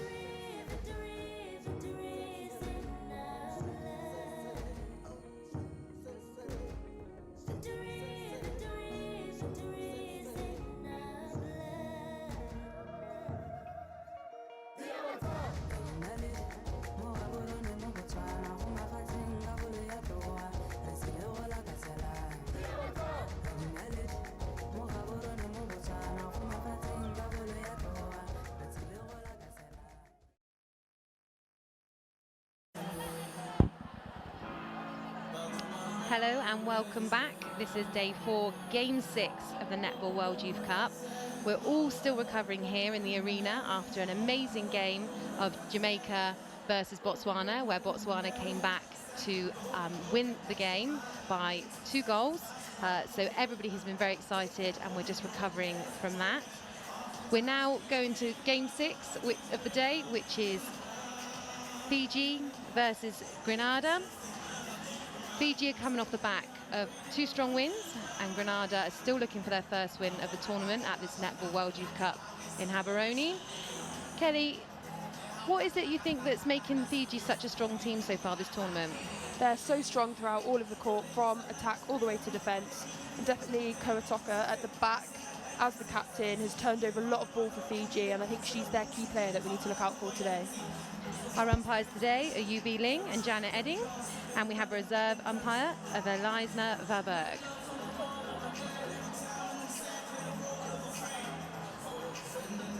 If you want to get involved today, you can use hashtag NWYC2017 or hashtag A Ba Tsaa.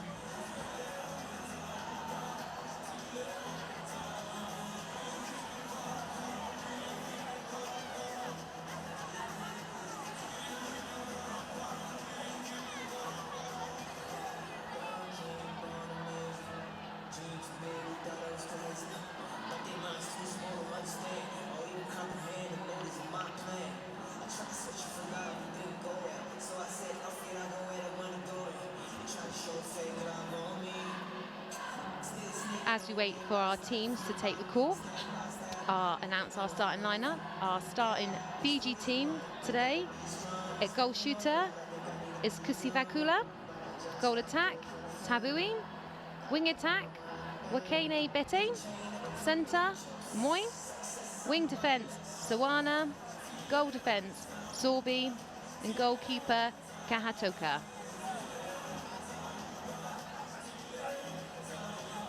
Our starting 7 for Grenada is goal shooter Alexander, goal attack Francis, wing attack Jeremiah, centre Edghill, who's also the captain, wing defence Perotti, goal defence Ashton, and goalkeeper Labird. As I mentioned previously, Grenada is still searching for their first win of this tournament of the Netball World Youth Cup in Gaborone 2017. And Fiji are coming off the back of 2 strong performances, looking to continue their winning streak.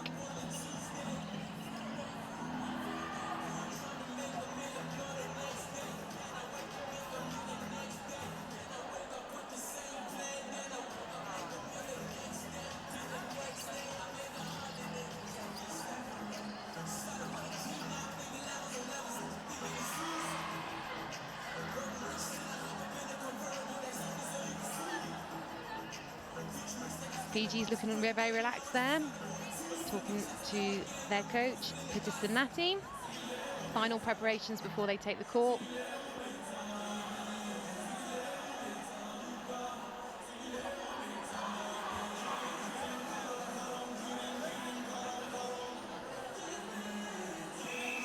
Grenada also having final talks with the coaches, getting ready to take to the court.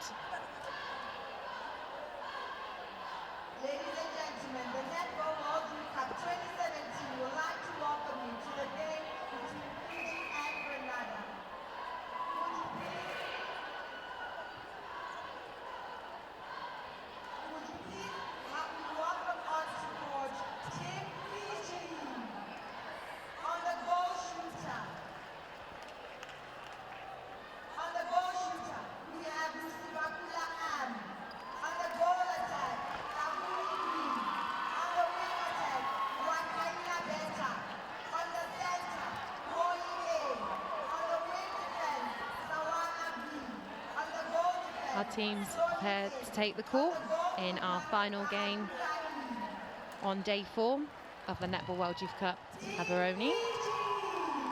As mentioned previously, we've just had a very exciting game of the home nation Botswana versus Jamaica, with, to much delight of the crowd, Botswana taking the win, a very close win. So I'm sure there'll be parties going on for most of the evening and down the streets as we leave this evening.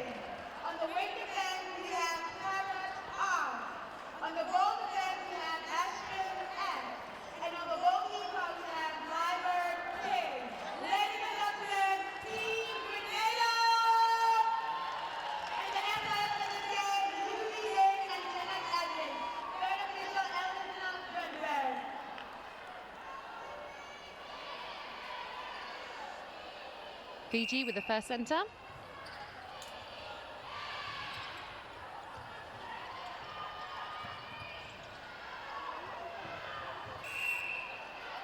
Good to see some good fighting spirit there from the Grenada team.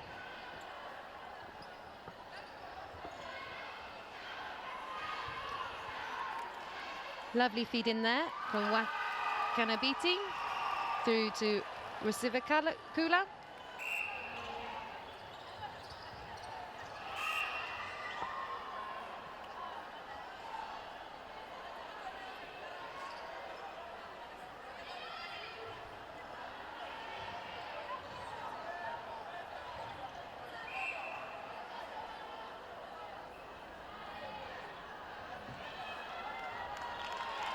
Good opening start to both teams then, settling nerves early and scoring their first goal.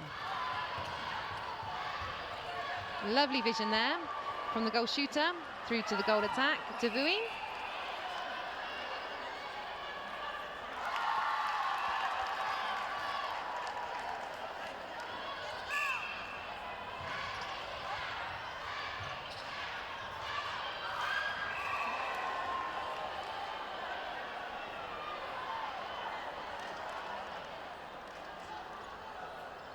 Contact there. I'm sure the wing defence is just going to brush that off.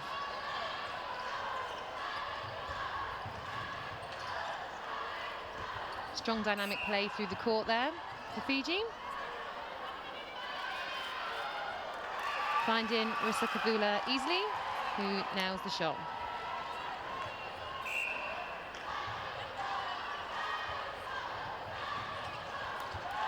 Again, lovely ball there, lovely shot to the light of the crowd. Tavui showing off there. Again, lovely vision, but just a little bit too long on that ball from Grenada.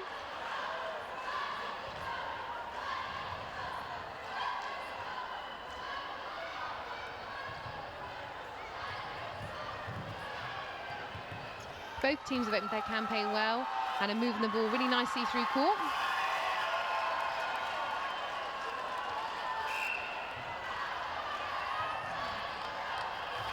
Lovely ball there again. Great vision from the goal attack through to the goal shooter. An early lead opening up here for Fiji with a score of 6 to Grenada 1.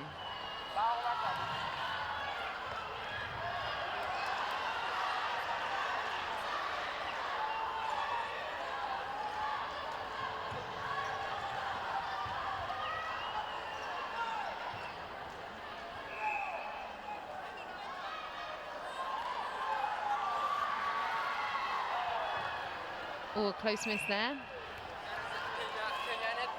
from the Fiji shooter, Rusivakula. Possession over to Grenada.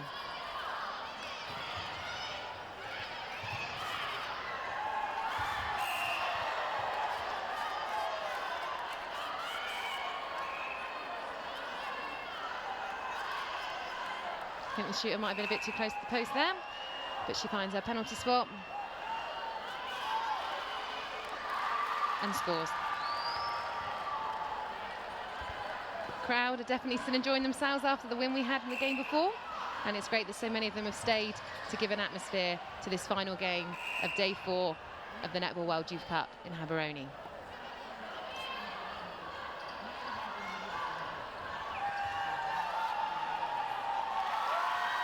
They definitely find their shooters easily in the start of this first quarter, aren't they, Cal? Yeah, Moy and Sawana find it really easy to feed the ball to Tavui and Rusivakula, so credit to the two shooters there, popping up really well on their defence and giving a strong option in that shooting circle.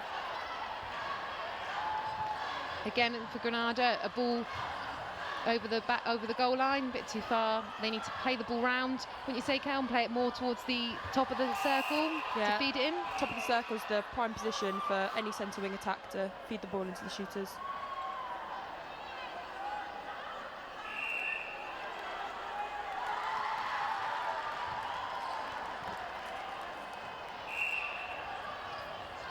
Fiji bench definitely happy there with the start that they've had to this first quarter, but there's still a long way to go. And a great intercept there for Grenada and Lebird. Let's hope the team can capitalise on this. Much better feed into the shooting circle when they move it to the circle edge. As Kelly mentioned, they have a much better feed in. Unfortunately, it was just lost possession as the shooter ran out of space at the goal line. Fiji capitalise on this with another goal.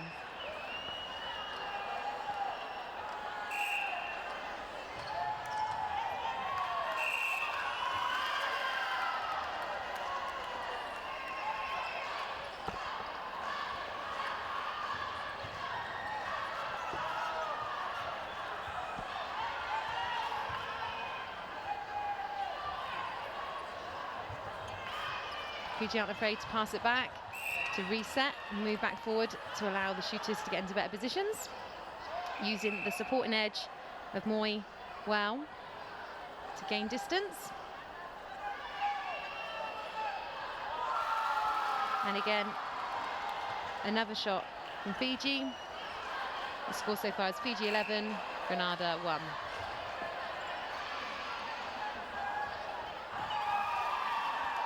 Lovely vision with the wing defence of Suena, feeding the goal shooter, with the goal shooter finishing it off. Rusi Kavula having a great start to this first quarter.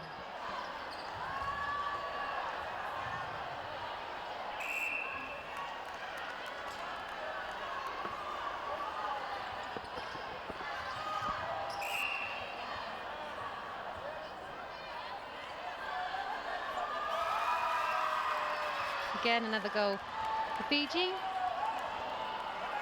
We're seeing some long shots into our Fijian shooters, and that seems to be working for them, but it's not working down the other end. Can we see the difference there? Yeah, definitely.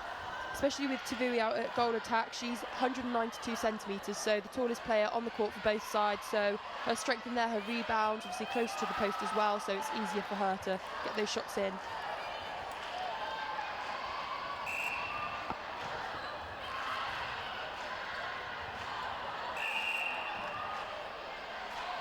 Contact call there on the wing defence. Soana. Let's see if Grenada can capitalise, and then they lose possession.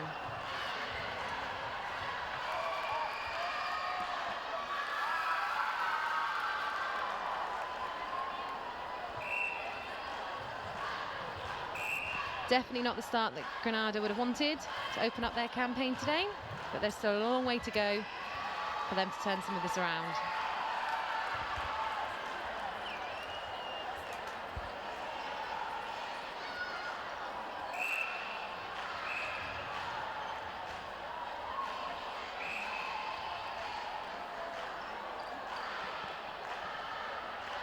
I think some supporters still recovering from the earlier game. Looked like she'd been overcome with emotion, and she's trying to resettle herself as she watches the start of the final game of day 4.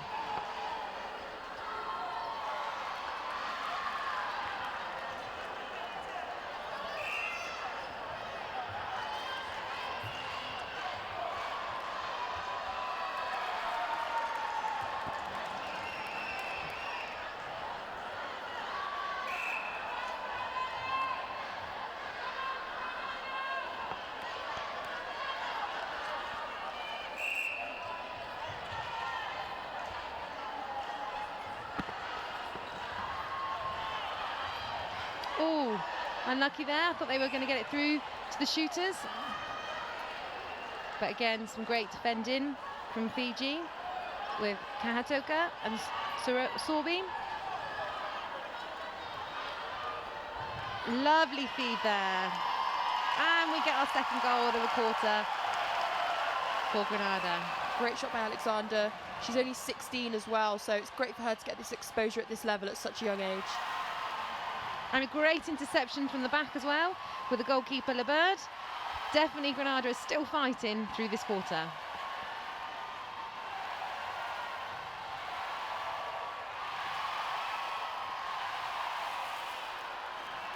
I think the crowd are definitely getting behind Grenada. They love a bit of an underdog in this quarter, and we can hear them cheering every pass that they're making.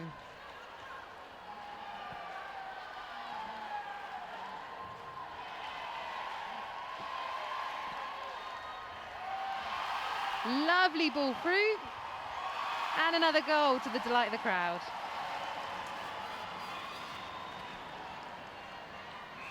Alexander's working hard there to create space in the circle.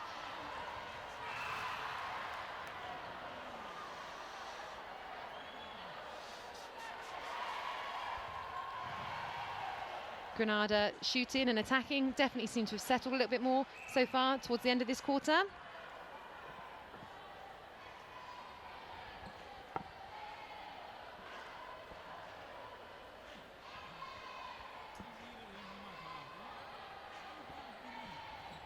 So we're getting a few unforced errors creeping in all the way down the court for Grenada at the moment. Kyle, is there anything that you think that they need to be working on to combat that? I think they just need to slow the game down a bit, make sure there's forward options towards the ball, secure the goals, and I think they'll settle into this game and get their confidence back.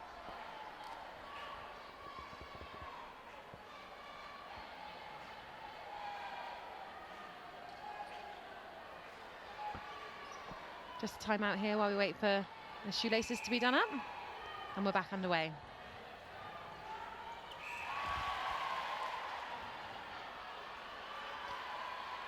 Obstruction call there, with Fiji remain in possession.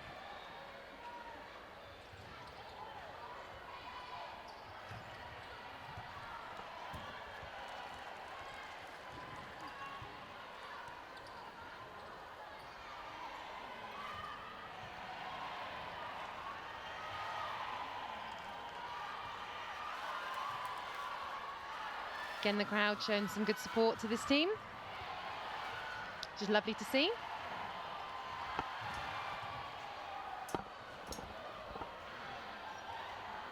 Just need to be more patient on their passes and look for some clear options rather than forcing down the line.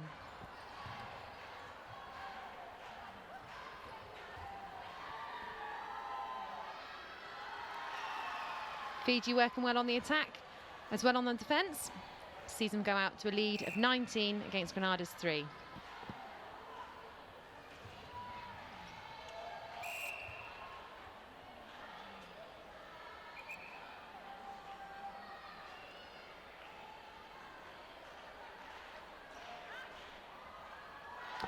Lovely long shot there from Rusikavula, extending the lead 20 goals to Grenada's 3.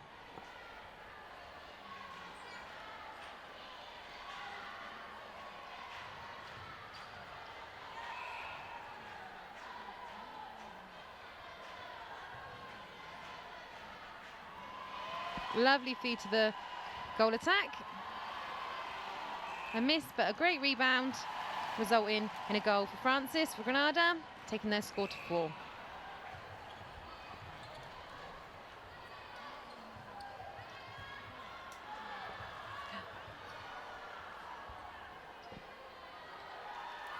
Great vision there from Moy, the centre.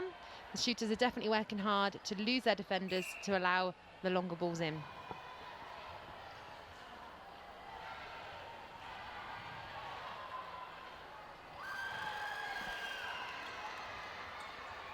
Really good take there from the wing defence, Sawana. Allowing her team to attack again and finish with a goal.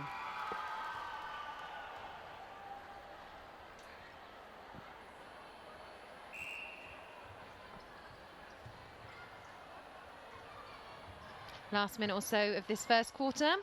On day 4, we have game 6 of the Netball World Youth Cup in Gaborone 2017.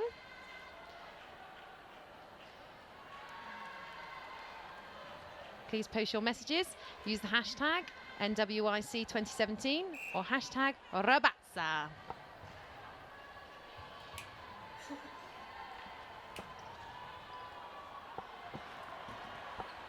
Great take there by the goalkeeper, Lebird. Oh, Kahatoka, sorry, from Fiji. Patiently making their way through court. And a great feed into the circle from their goal defence. Sorby.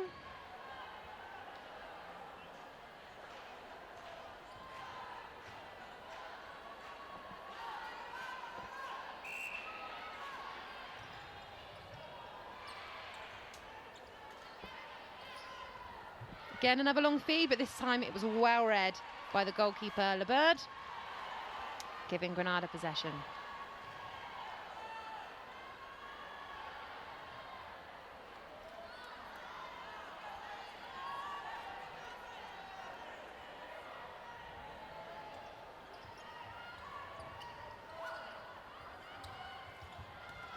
Lovely hands there from the goal defence. Ashton. And again from the centre, Edgehill. Grenada is still working really hard to try and combat these shooters.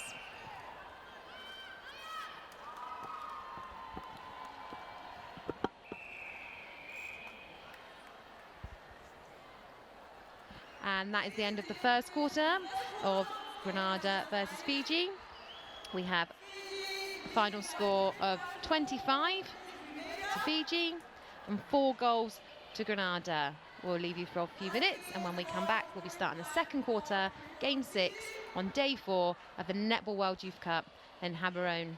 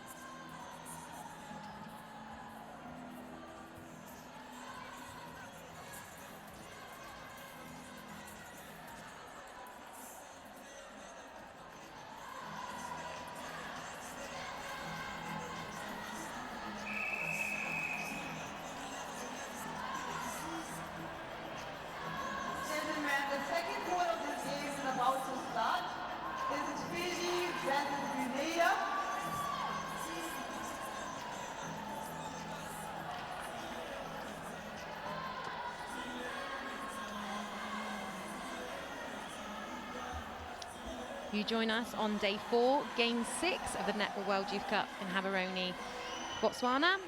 We are starting our second quarter with Fiji versus Grenada. Fiji are winning 25 to Grenada's 4.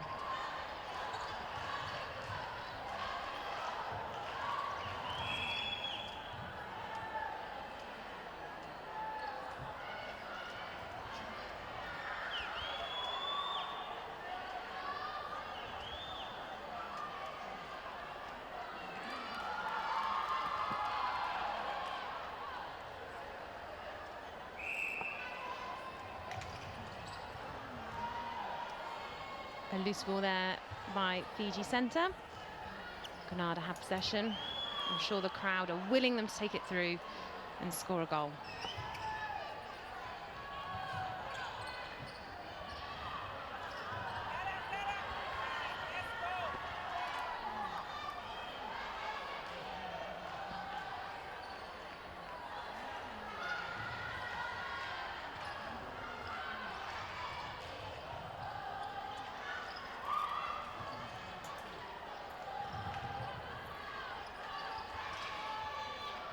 Well held there by the goal shooter. We'll get the changes, we'll read the changes out to you when we get them. Some crowds still enjoying themselves.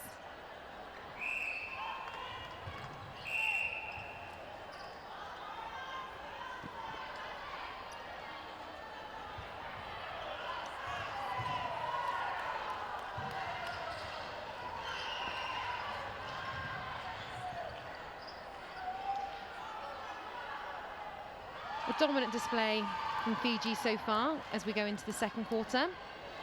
What is it that they're doing that's working so well for them? Getting their body round as soon as they get the ball so they can sight, as we've just seen, straight into the shooting circle, getting their head round quickly and timing the drives well as well in attack is helping Fiji attack, get the ball down to their shooters as quickly as possible. Lovely feed there into our Grenada goal shooter, and the bench are pleased with that goal.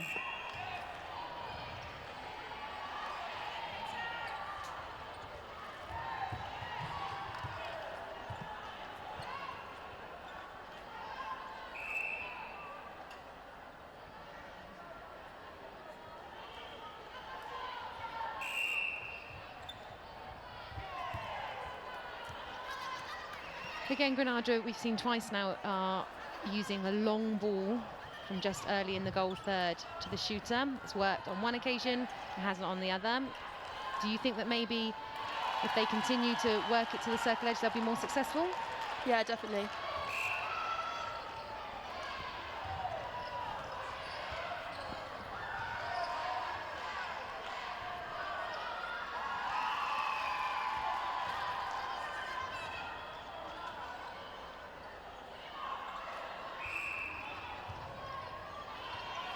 Grenada on the attack again, patiently moving the ball through court.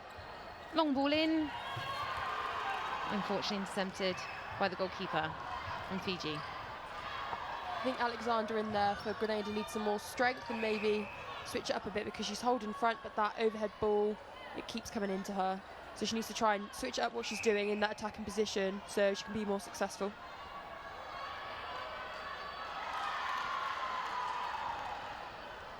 Another great goal by Fiji, and they have centre pass.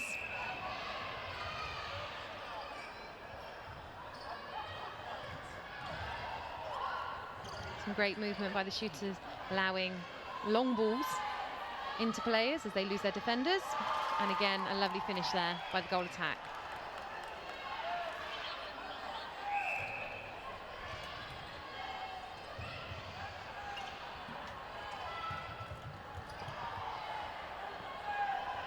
Been a few changes this quarter, and as soon as we receive them, we will let you know who they are. Lovely rebound there by the Fiji goalkeeper. But possession regained by Grenada.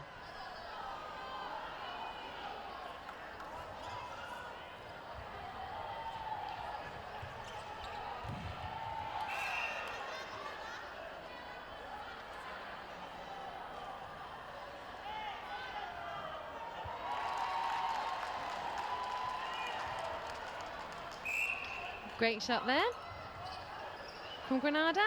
And they brought their score up to 7 this quarter. Fiji lead with a score of 32.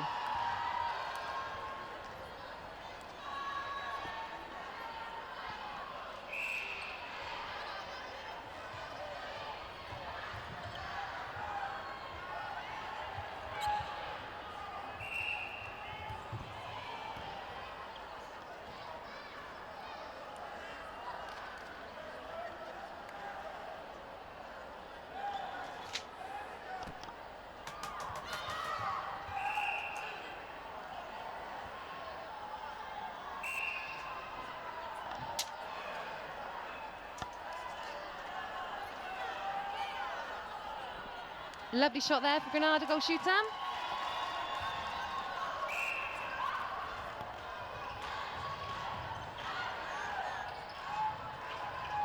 Good patient build up there. Contact call. Goal scored by Fiji, taking their score to 33 and Grenada 8.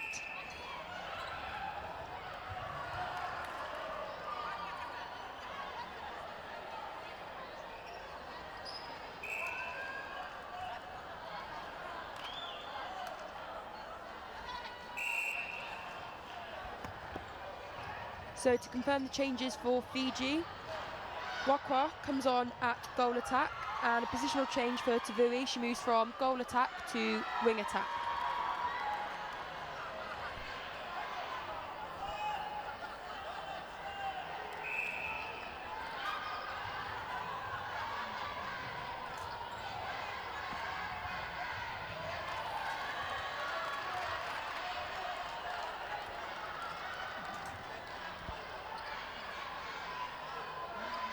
So in the first quarter, we didn't have the goal attack, Tavui putting up that many shots, but she wasn't always needed, as the goal shooter, Rusivakula, was the dominant shooter. So they've moved her to wing attack. What impact would you expect the new goal attack to make? I'm excited to see what Wakwa can do, as she's only 15. So again, a young player on the court, excited to see what she can do. She's got the height. She's got the height advantage over her goal defence, so I'm expecting some great feeds in from her.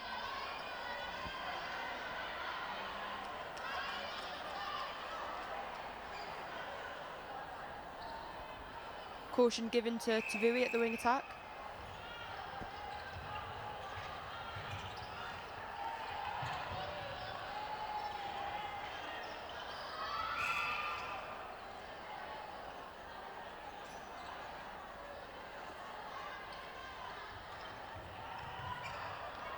This is more patient from Grenada. Unfortunately, the long ball goes off the goal line.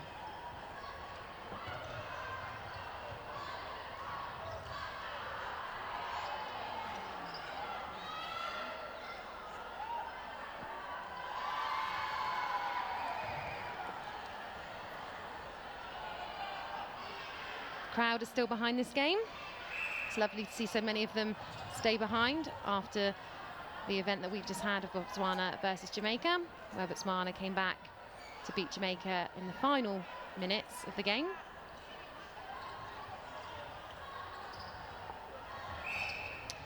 If you didn't get a chance to see that game, you should definitely watch it back on social media. You can watch it through Facebook, YouTube, or via Twitter, and those games are brought to you with QTV Sports in conjunction with Botswana TV.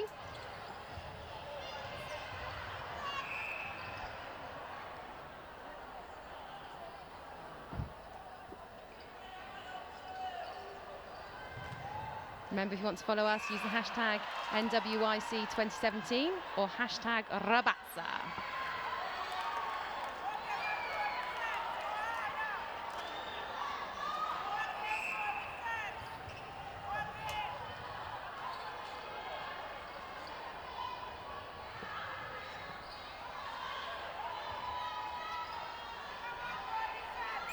Some good support there from Tavui, working with the shooters. She knows where the shooters want the ball, being a shooter herself as well, having just moved from goal attack.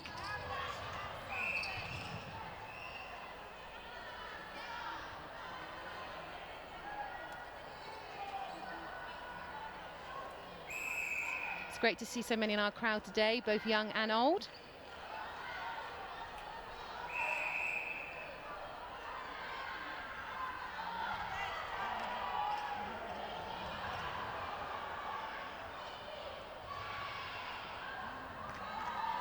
Lovely work there for Fiji. And there we have our very own future netballer, who I'm sure has been inspired by this great tournament of the Netball World Youth Cup in Gaborone. Great take there by the goal defence, Sorbine, to allow the team possession. Lovely feed in there from the centre, maybe a bit close to the post than the shooter would have liked, but everybody's okay.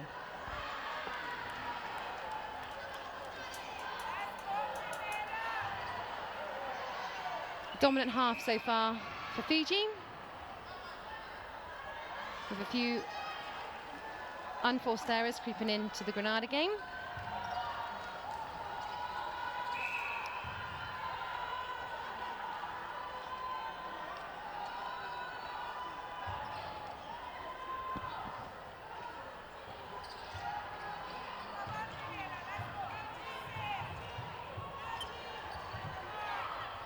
Great work down the court by Grenada there. It's lovely to see such a contested game, and Grenada fighting through to the end. Even with the scoreline, there's a long way to go in this game, and I'm sure they're going to gain some momentum at any moment.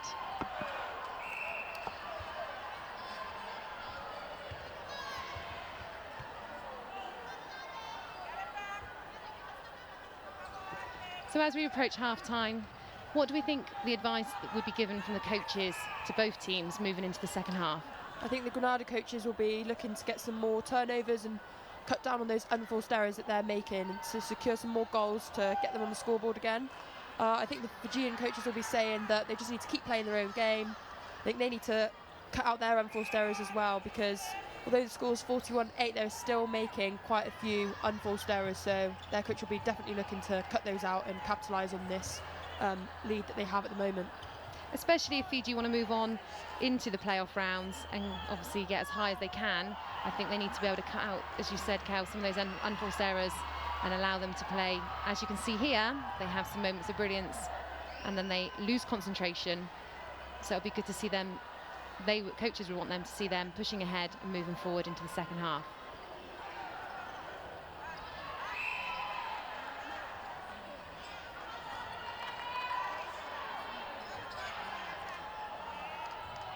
Good wide support there from the wing defence, Paroti.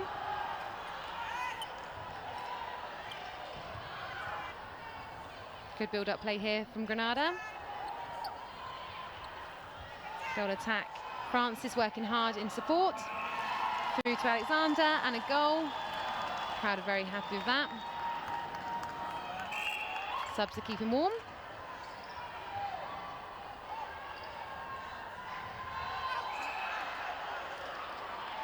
Run out of room there, the goal attack. Waga.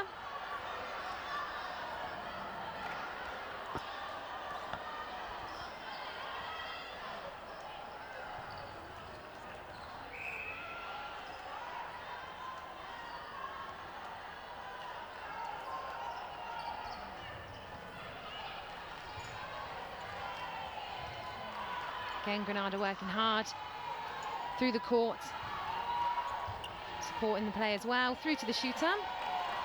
Zander takes a shot, and it's a goal. Crowd really enjoying this game. The bench enjoying that as well. Although Grenada are losing, they've had the last 3 goals, Ali, so I definitely think that the attackers are working well, and hopefully they can capitalise on this centre pass as well. Unlucky there, but a great interception by Kahatoka from Fiji. Working hard at the back, making it as difficult as possible for the Grenada shooters.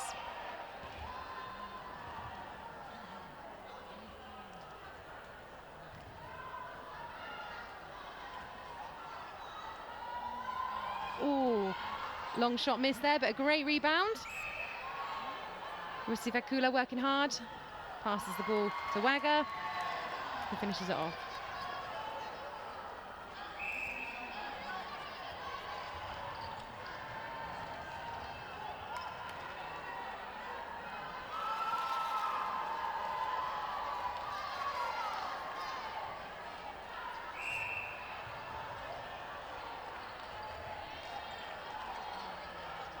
Good support from the back there from Ashton, helping Grenada bring the ball down.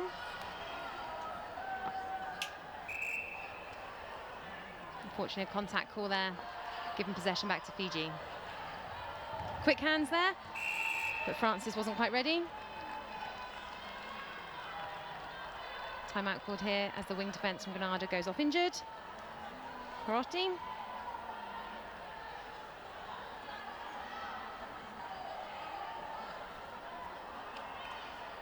Replacement made. We'll give you that name when we get it.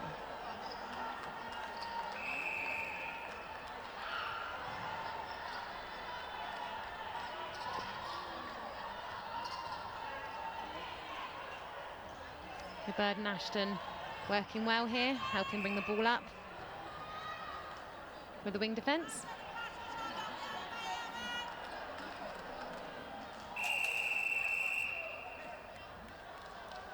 And that is the end of the first half of Game 6 on day 4.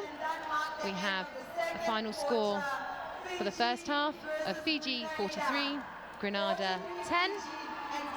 We'll come back in a few moments to follow up with the second half.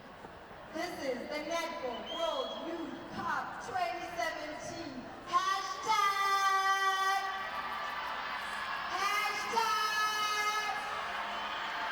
Somatola. Hashtag.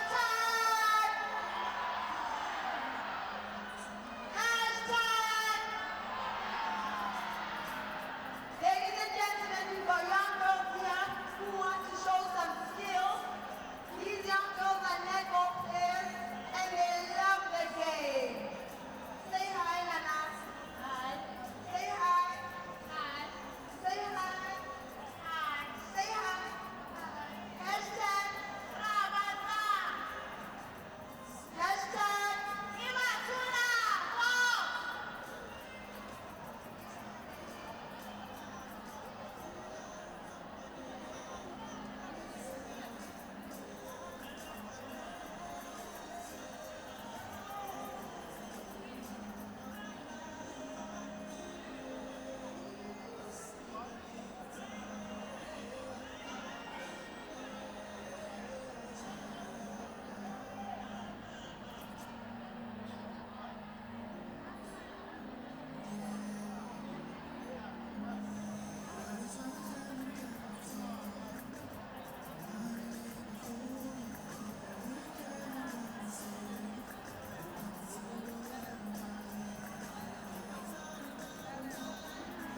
Seth, Cam 1 isn't actually there. I'll find the Zoom button. Step onto the court and let's see what you got. Step onto the court, ladies. Go to the court.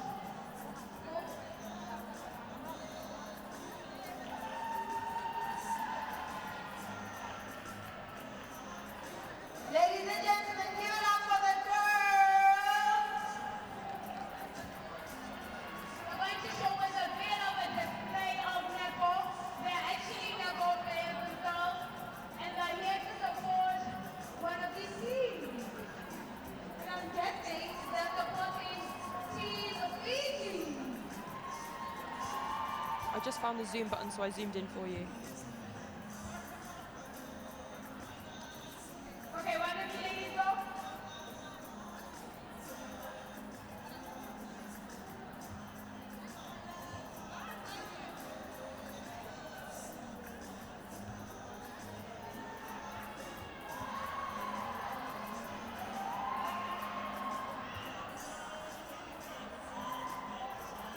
Oh, I love this. Next.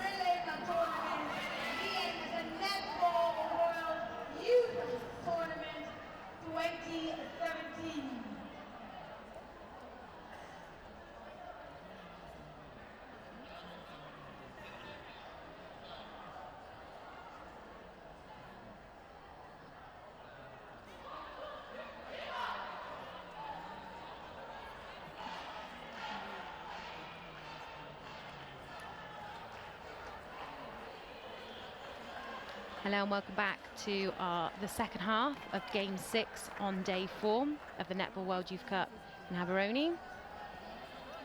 The current score is Fiji 43, Grenada 10.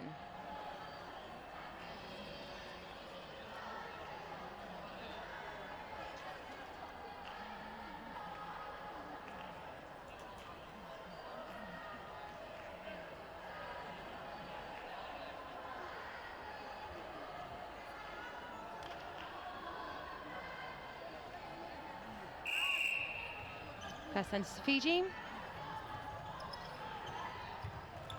Moving the ball smoothly through court. Well kept on there by the goal shooter.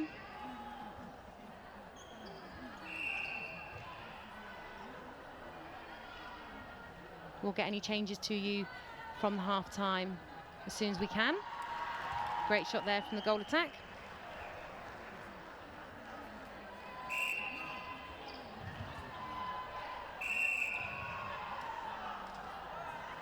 It's great to see this tournament inspiring so many young children from the local community. We had a great display at half-time of a few children showing their shooting prowess, being inspired by the two teams that we have on court currently.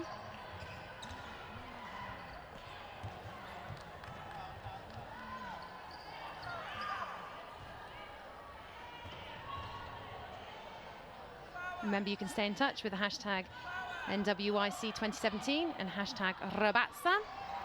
Thank you to Grenada Sport, who have highlighted to us the correct pronunciation for Grenada.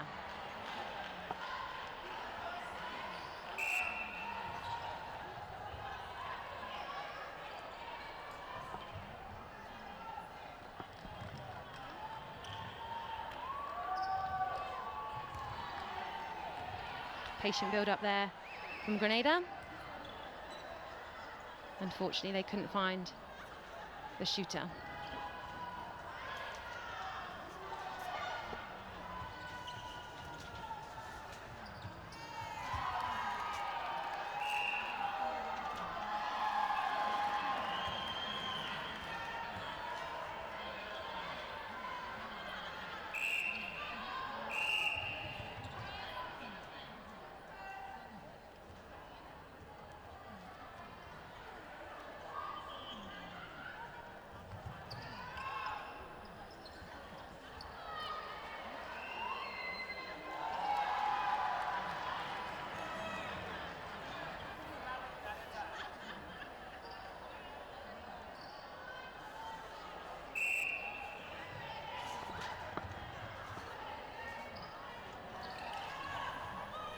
Some good attacking work here from Grenada.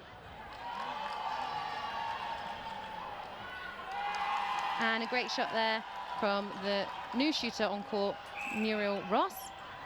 The other changes for Grenada are Alexander has moved from goal shooter to goalkeeper. And the goalkeeper, LeBird, has moved to wing defence.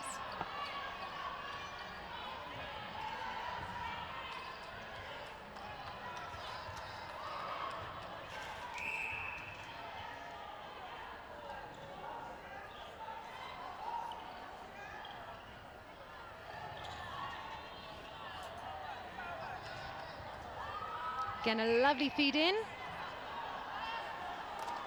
Contact call. Francis elects to take it. And another goal for Grenada. Great opening campaign to the second half of this game.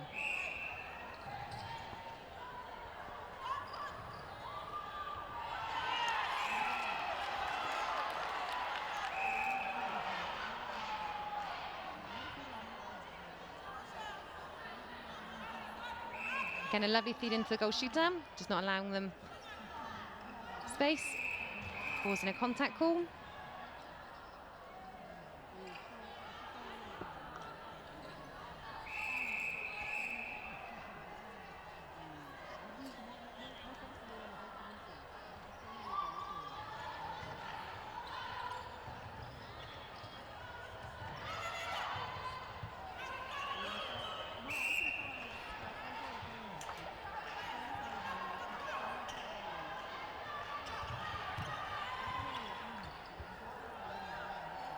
Some good hold there by the goal shooter. Attempted a long shot but a miss. But they've recovered with a rebound. And the goal attack gets the goal.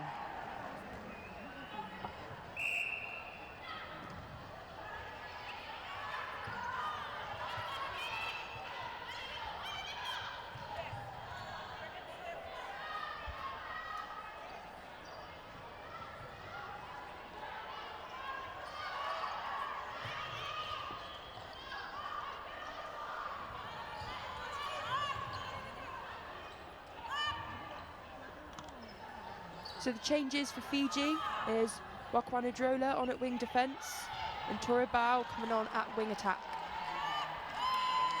Oh, lovely pass from Muriel Ross to Francis in the air, giving Francis the space to net the goal.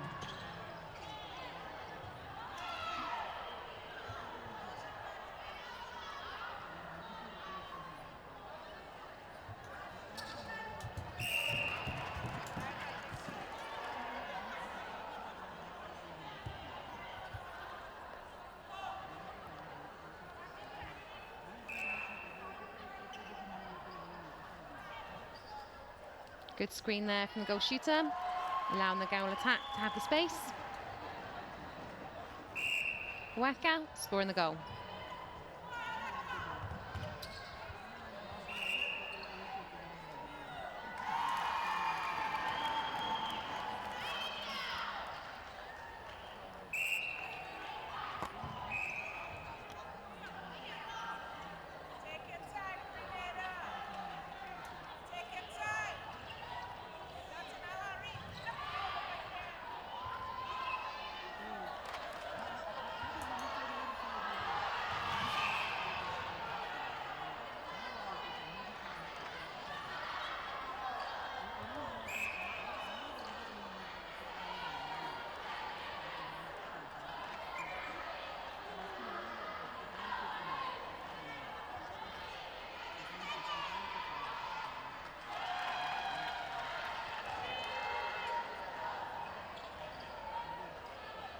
A much stronger start to this quarter from Grenada.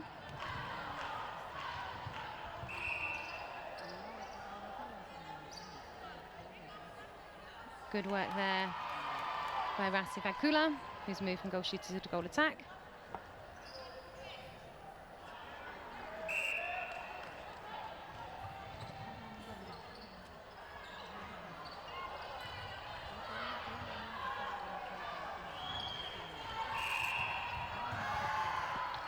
Lovely ball there.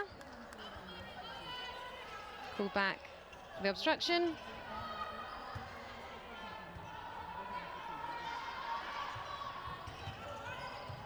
We have Pandasa now in the Fiji shooter, with Rasif Akula moving to goal attack for a bit of a run around. Ooh, lovely ball in. Nearly finding its way there.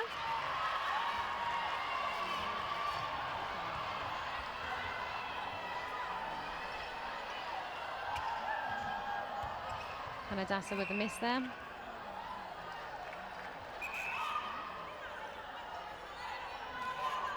An offside call, allowing Grenada the ball. Unfortunately, possession back with Fiji.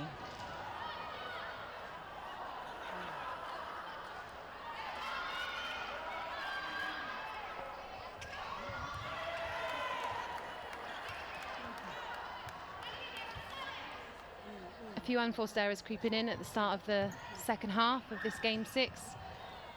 Is there anything that the players should be doing to settle back down? Tip there. Yeah, I think they just need to have more communication in defence, especially as a very young side. But that was a great take by Alexander, the 16-year-old at the back, who did start at shooter but is now moved to keeper.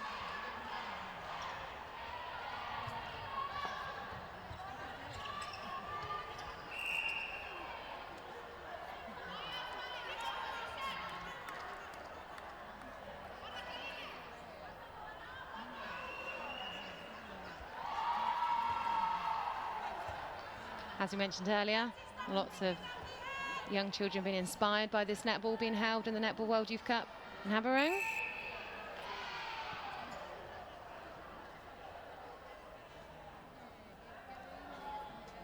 We have a change here in the goal attack position for Fiji.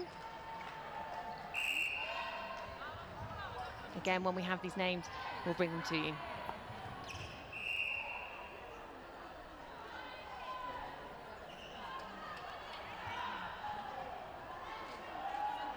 Long shot miss, but a great rebound, allowing them to secure the goal.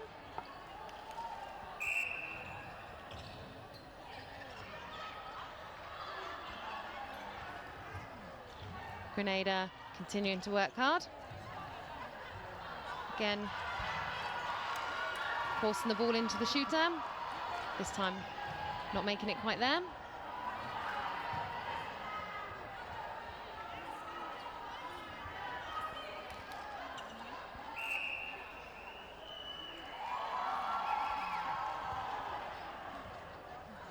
Good shot from A Ba Tsaa.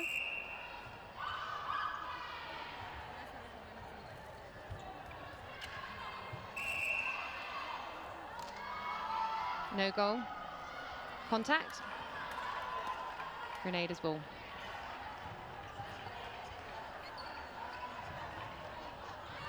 Lovely intercept there from the goal defence. Sorbine. Putting pressure on the Grenada attack, and she is rewarded with a Fiji goal.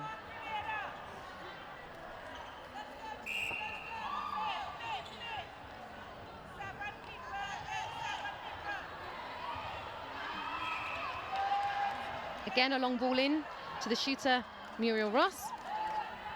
This time resulting in a contact call against Fiji, allowing Francis to score the goal.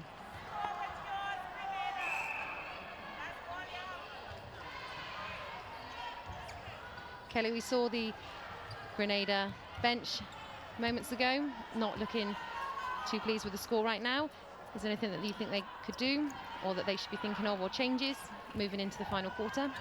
They just need to be patient with themselves and cut out these unforced errors. I think because of the scoreline, maybe the players are tentative to go towards the ball, but they still need to have strong, confident drives towards the ball carrier so it opens out the court, and obviously work it down to their shooters.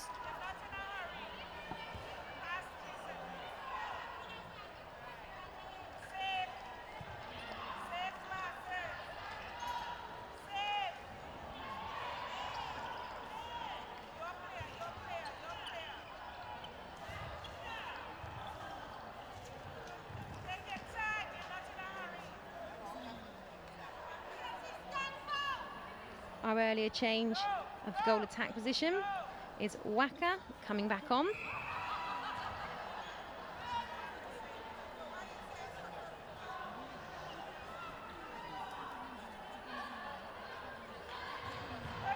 Lovely intercept there by the goal attack. Francis, again being rewarded with a goal from Muriel Ross. Great take from Muriel Ross there, and she's only 14. So amazing for her to get this exposure. It's the same in the Fijian shooting circle. Got a 16 and a 15-year-old against two 16-year-old defenders as well. So it's great that they're getting this exposure at the Netball World Youth Cup. I'm sure they've got long careers ahead of them in netball.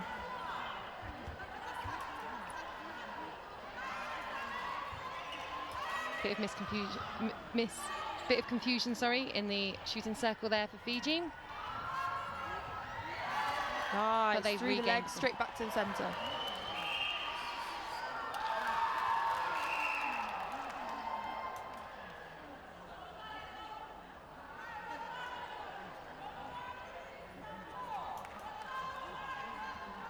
A little talking to from the umpire, asking them just to calm it down, tidy it up.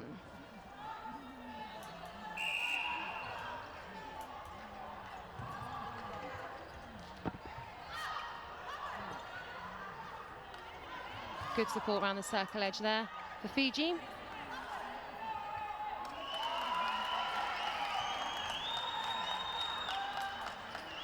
Fiji lead the third quarter as we come to the closing minutes. 58 to Grenada's 16.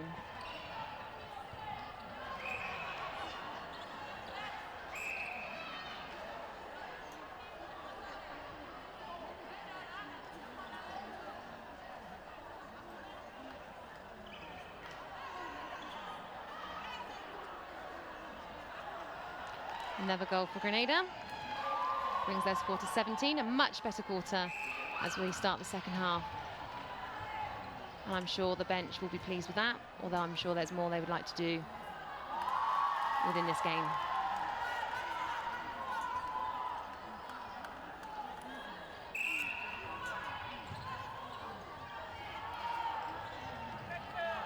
Well kept on there by the wing defence.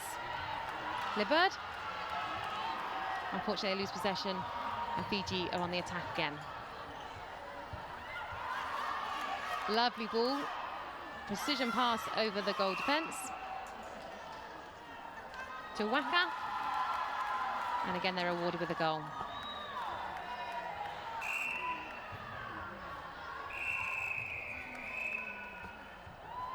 That's the end of the third quarter.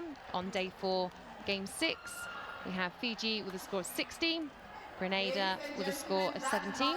We'll leave you for a few minutes, and when we come back, we'll be going into our final quarter of the day.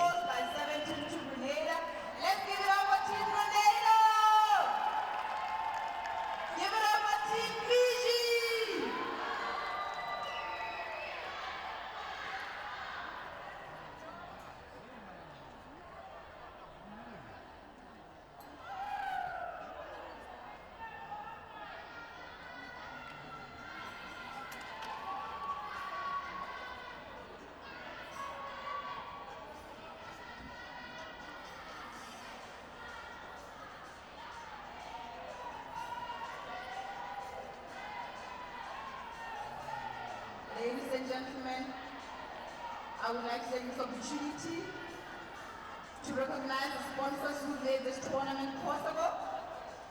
First National Bank Botswana, Puma, Benju Distributors, Chopis, Collegium, Bofinet, Botswana National Olympic Committee, Med Rescue Botswana, Siabelo Express, Bokamoso Private Hospital, Botswana Innovation Hub, Insector Communications, Botswana Communications Regulatory Authority, Brand Botswana, Botswana National Productivity Center, Almaz, Kabila Kafila Artemis, International Working Group on Women in Sport, Perspective Sport Magazine, Mindfield, Botswana National Youth Center, Sky Girls, Eheli, Cresta Lodge, the Grand Palm Hotel, Nashua Botswana, Web Tickets, Spa, Botswana Television, Botswana Post,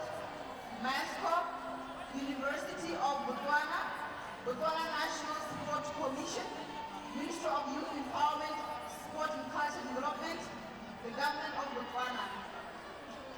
Botswana, ladies and gentlemen, is the sponsor of Team Botswana, and Gilbert is the official ball sponsor.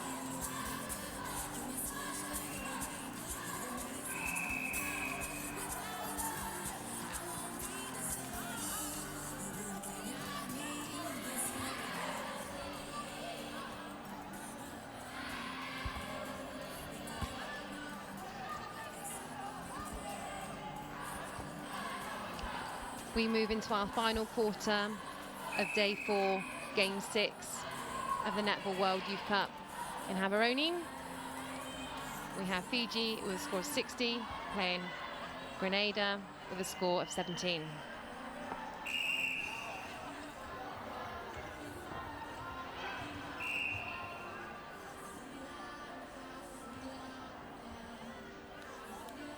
offside call there. And the long ball in, makes it. But off balance, so unable, Muriel Ross unable to take a shot. Good shooter ball there. A rare miss from Waka, but the rebound taken, winning the goal.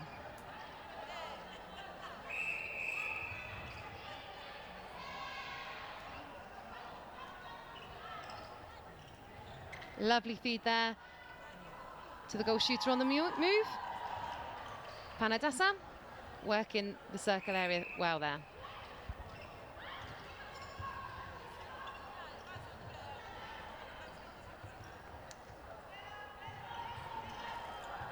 Lovely feed through to Muriel Ross, and a great finish.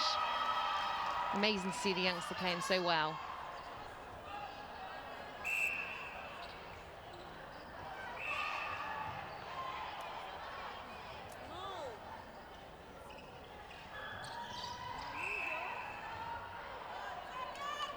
Footwork call there against Moy, the Fiji centre.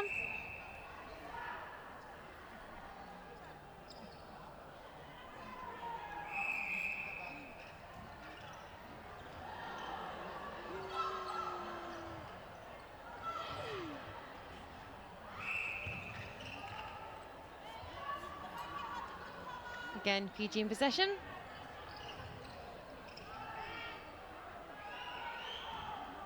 The long shot. Good rebound there by Kahatoka. Apologies, Alexander.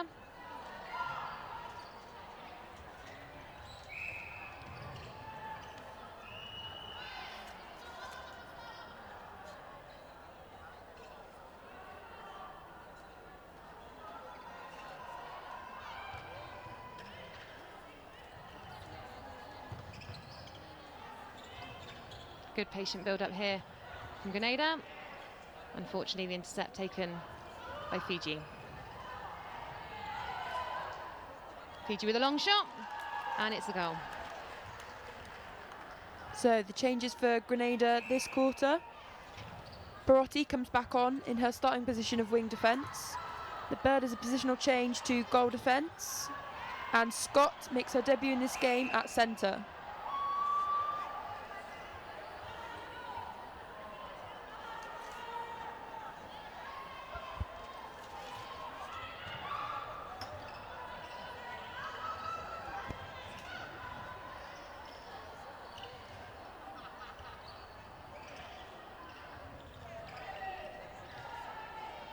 Great movement there by the shooter. Unfortunately unable to finish with a goal.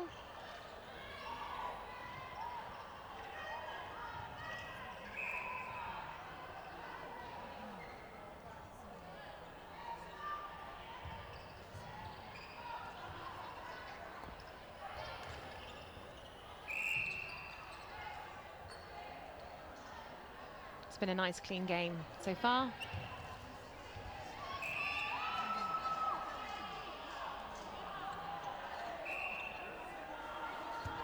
This youngster coping well under the pressure, put on her by the defence.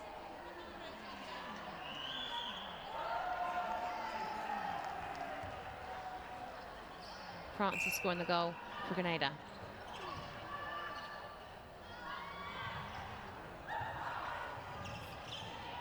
Alexander had a tip to that, but wasn't enough to gain possession.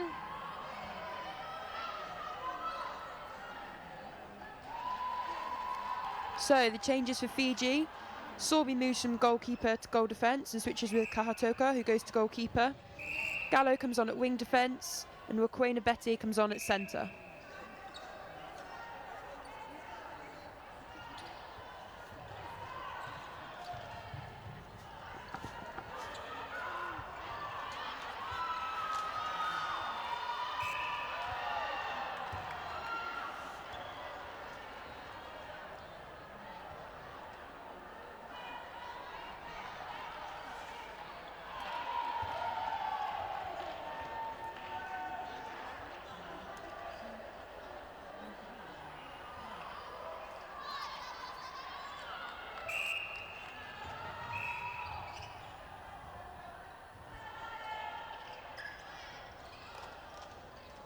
Another change for Grenada is Evans Lambert on at wing attack. Great long range shot there from A Ba Tsaa.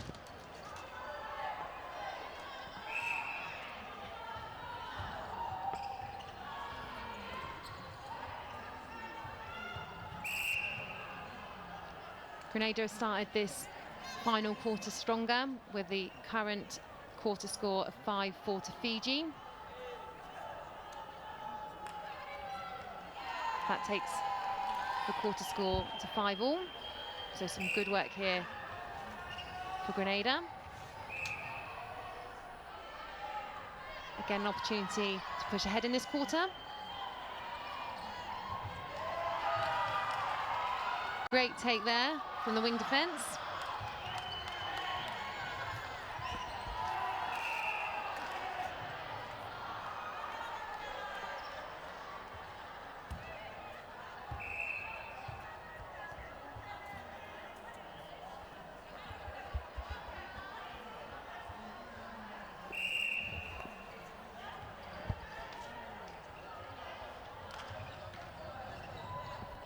Great attacking play there from Fiji.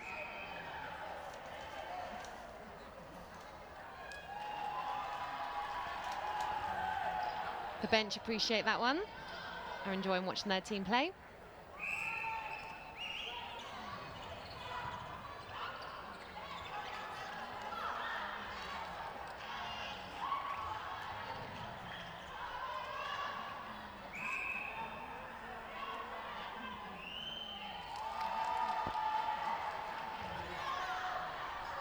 Some of the subs looking relaxed there. Doesn't look like she's ready to come on yet. Great long shot there from A Ba Tsaa.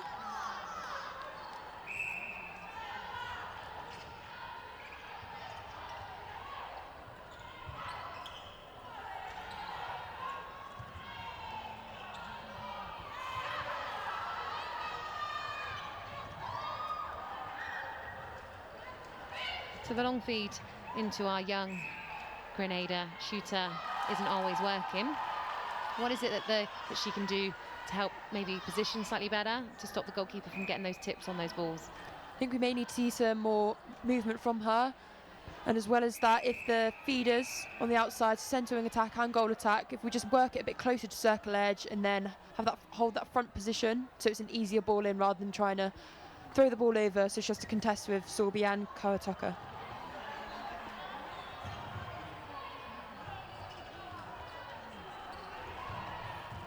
Lovely play through court there from Grenada. Nice little pop over the defence. And just as you said there, Kelly, working it in closer and a little pop over the defender is working better than a longer ball in.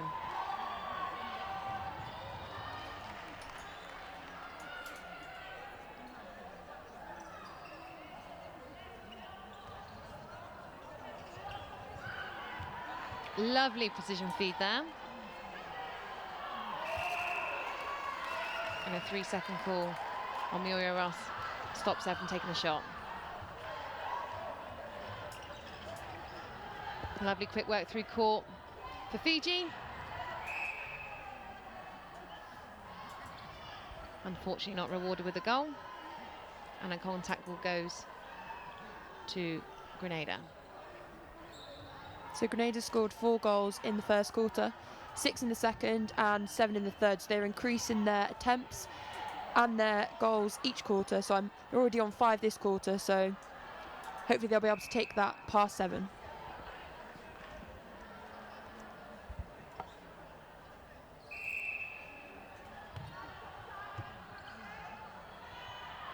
Lovely ball there from the circle edge, from the centre Scott.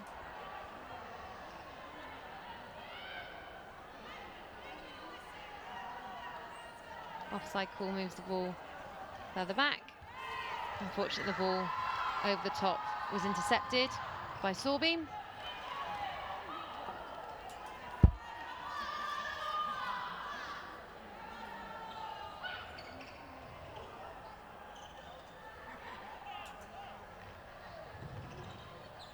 Again, Grenada on the attack.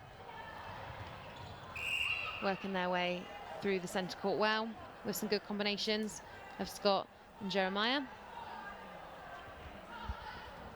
as well as Perotti, who's come on at wing defence.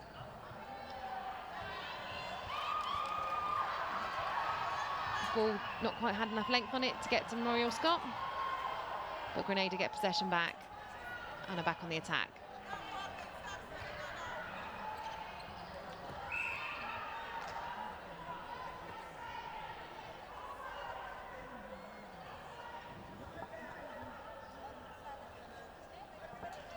As we are entering and in the last 5 minutes of this game, who do you think's been the standout players for you so far, Kelly? So for Fiji, it's definitely got to be A Ba Tsaa in there at shooter. Great hold, great takes, and her shooting percentages must be so high because she just keeps getting them in. If not, she's grabbing the rebounds. And for Grenada, it's got to be Muriel Ross for me.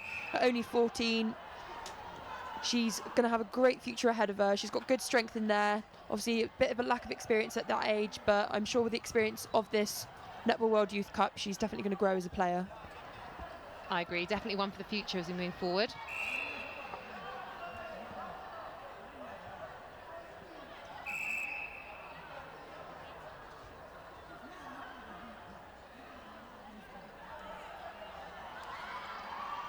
We have a change for Fiji, and again, once we get the names, we'll get that to you as soon as we can. Good straight ball through to the shooter, who, as Kelly said, has good accuracy, and nets one for Fiji. Lovely feed in, close to the line, but she kept it in, and again another shot.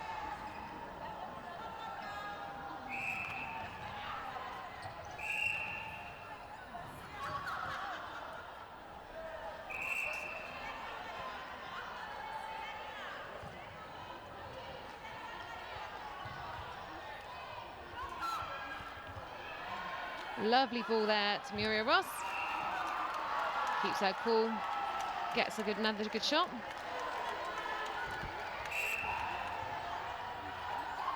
We have some crowd there. I'm sure they're discussing how this game has been unfolding.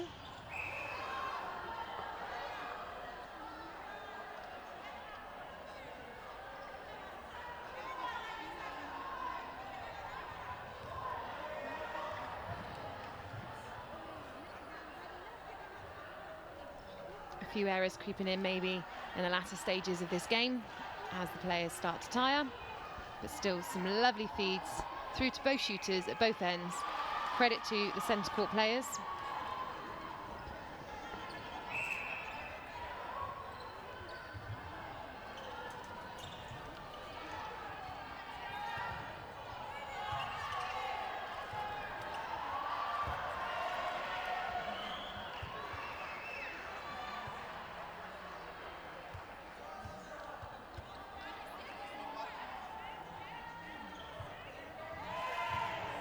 Attempt to pop there to Muriel Ross. Ball just not quite away from the hands of the defenders, and Fiji take it down with A Ba Tsaa. Missing the shot, but France has taken the rebound. Sorry, Wakwea taking the rebound.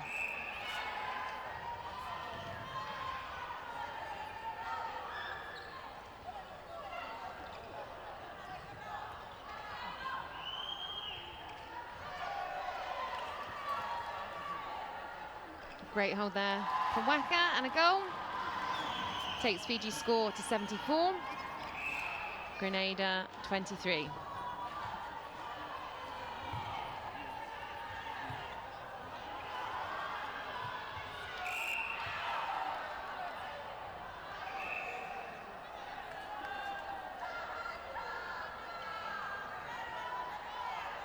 Contact call against Fiji.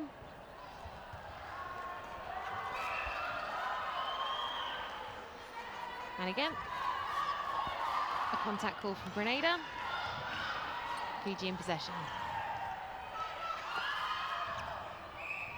Lovely feed into the goal shooter.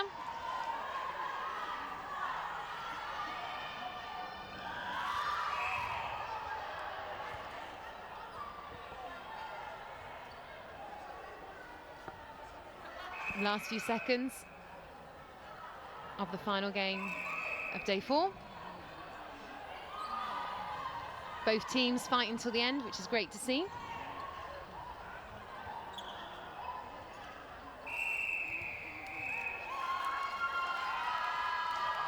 And that is the final whistle of our final game on day 4 at the Netball World Youth Cup in Gaborone. Fiji with a score of 74, and Grenada with a score of 23. That's the close of our delivery for today. Our last game has finished. We will see you all tomorrow bright and early as we continue the Netball World Youth Cup in Gaborone, Botswana. Fiji and England at 3, Jamaica and Uganda at 5, and then Cook Islands in Malaysia will close off the preliminary stage of the competition at 7. From the sports presentation desk, it's a good night. Thank you.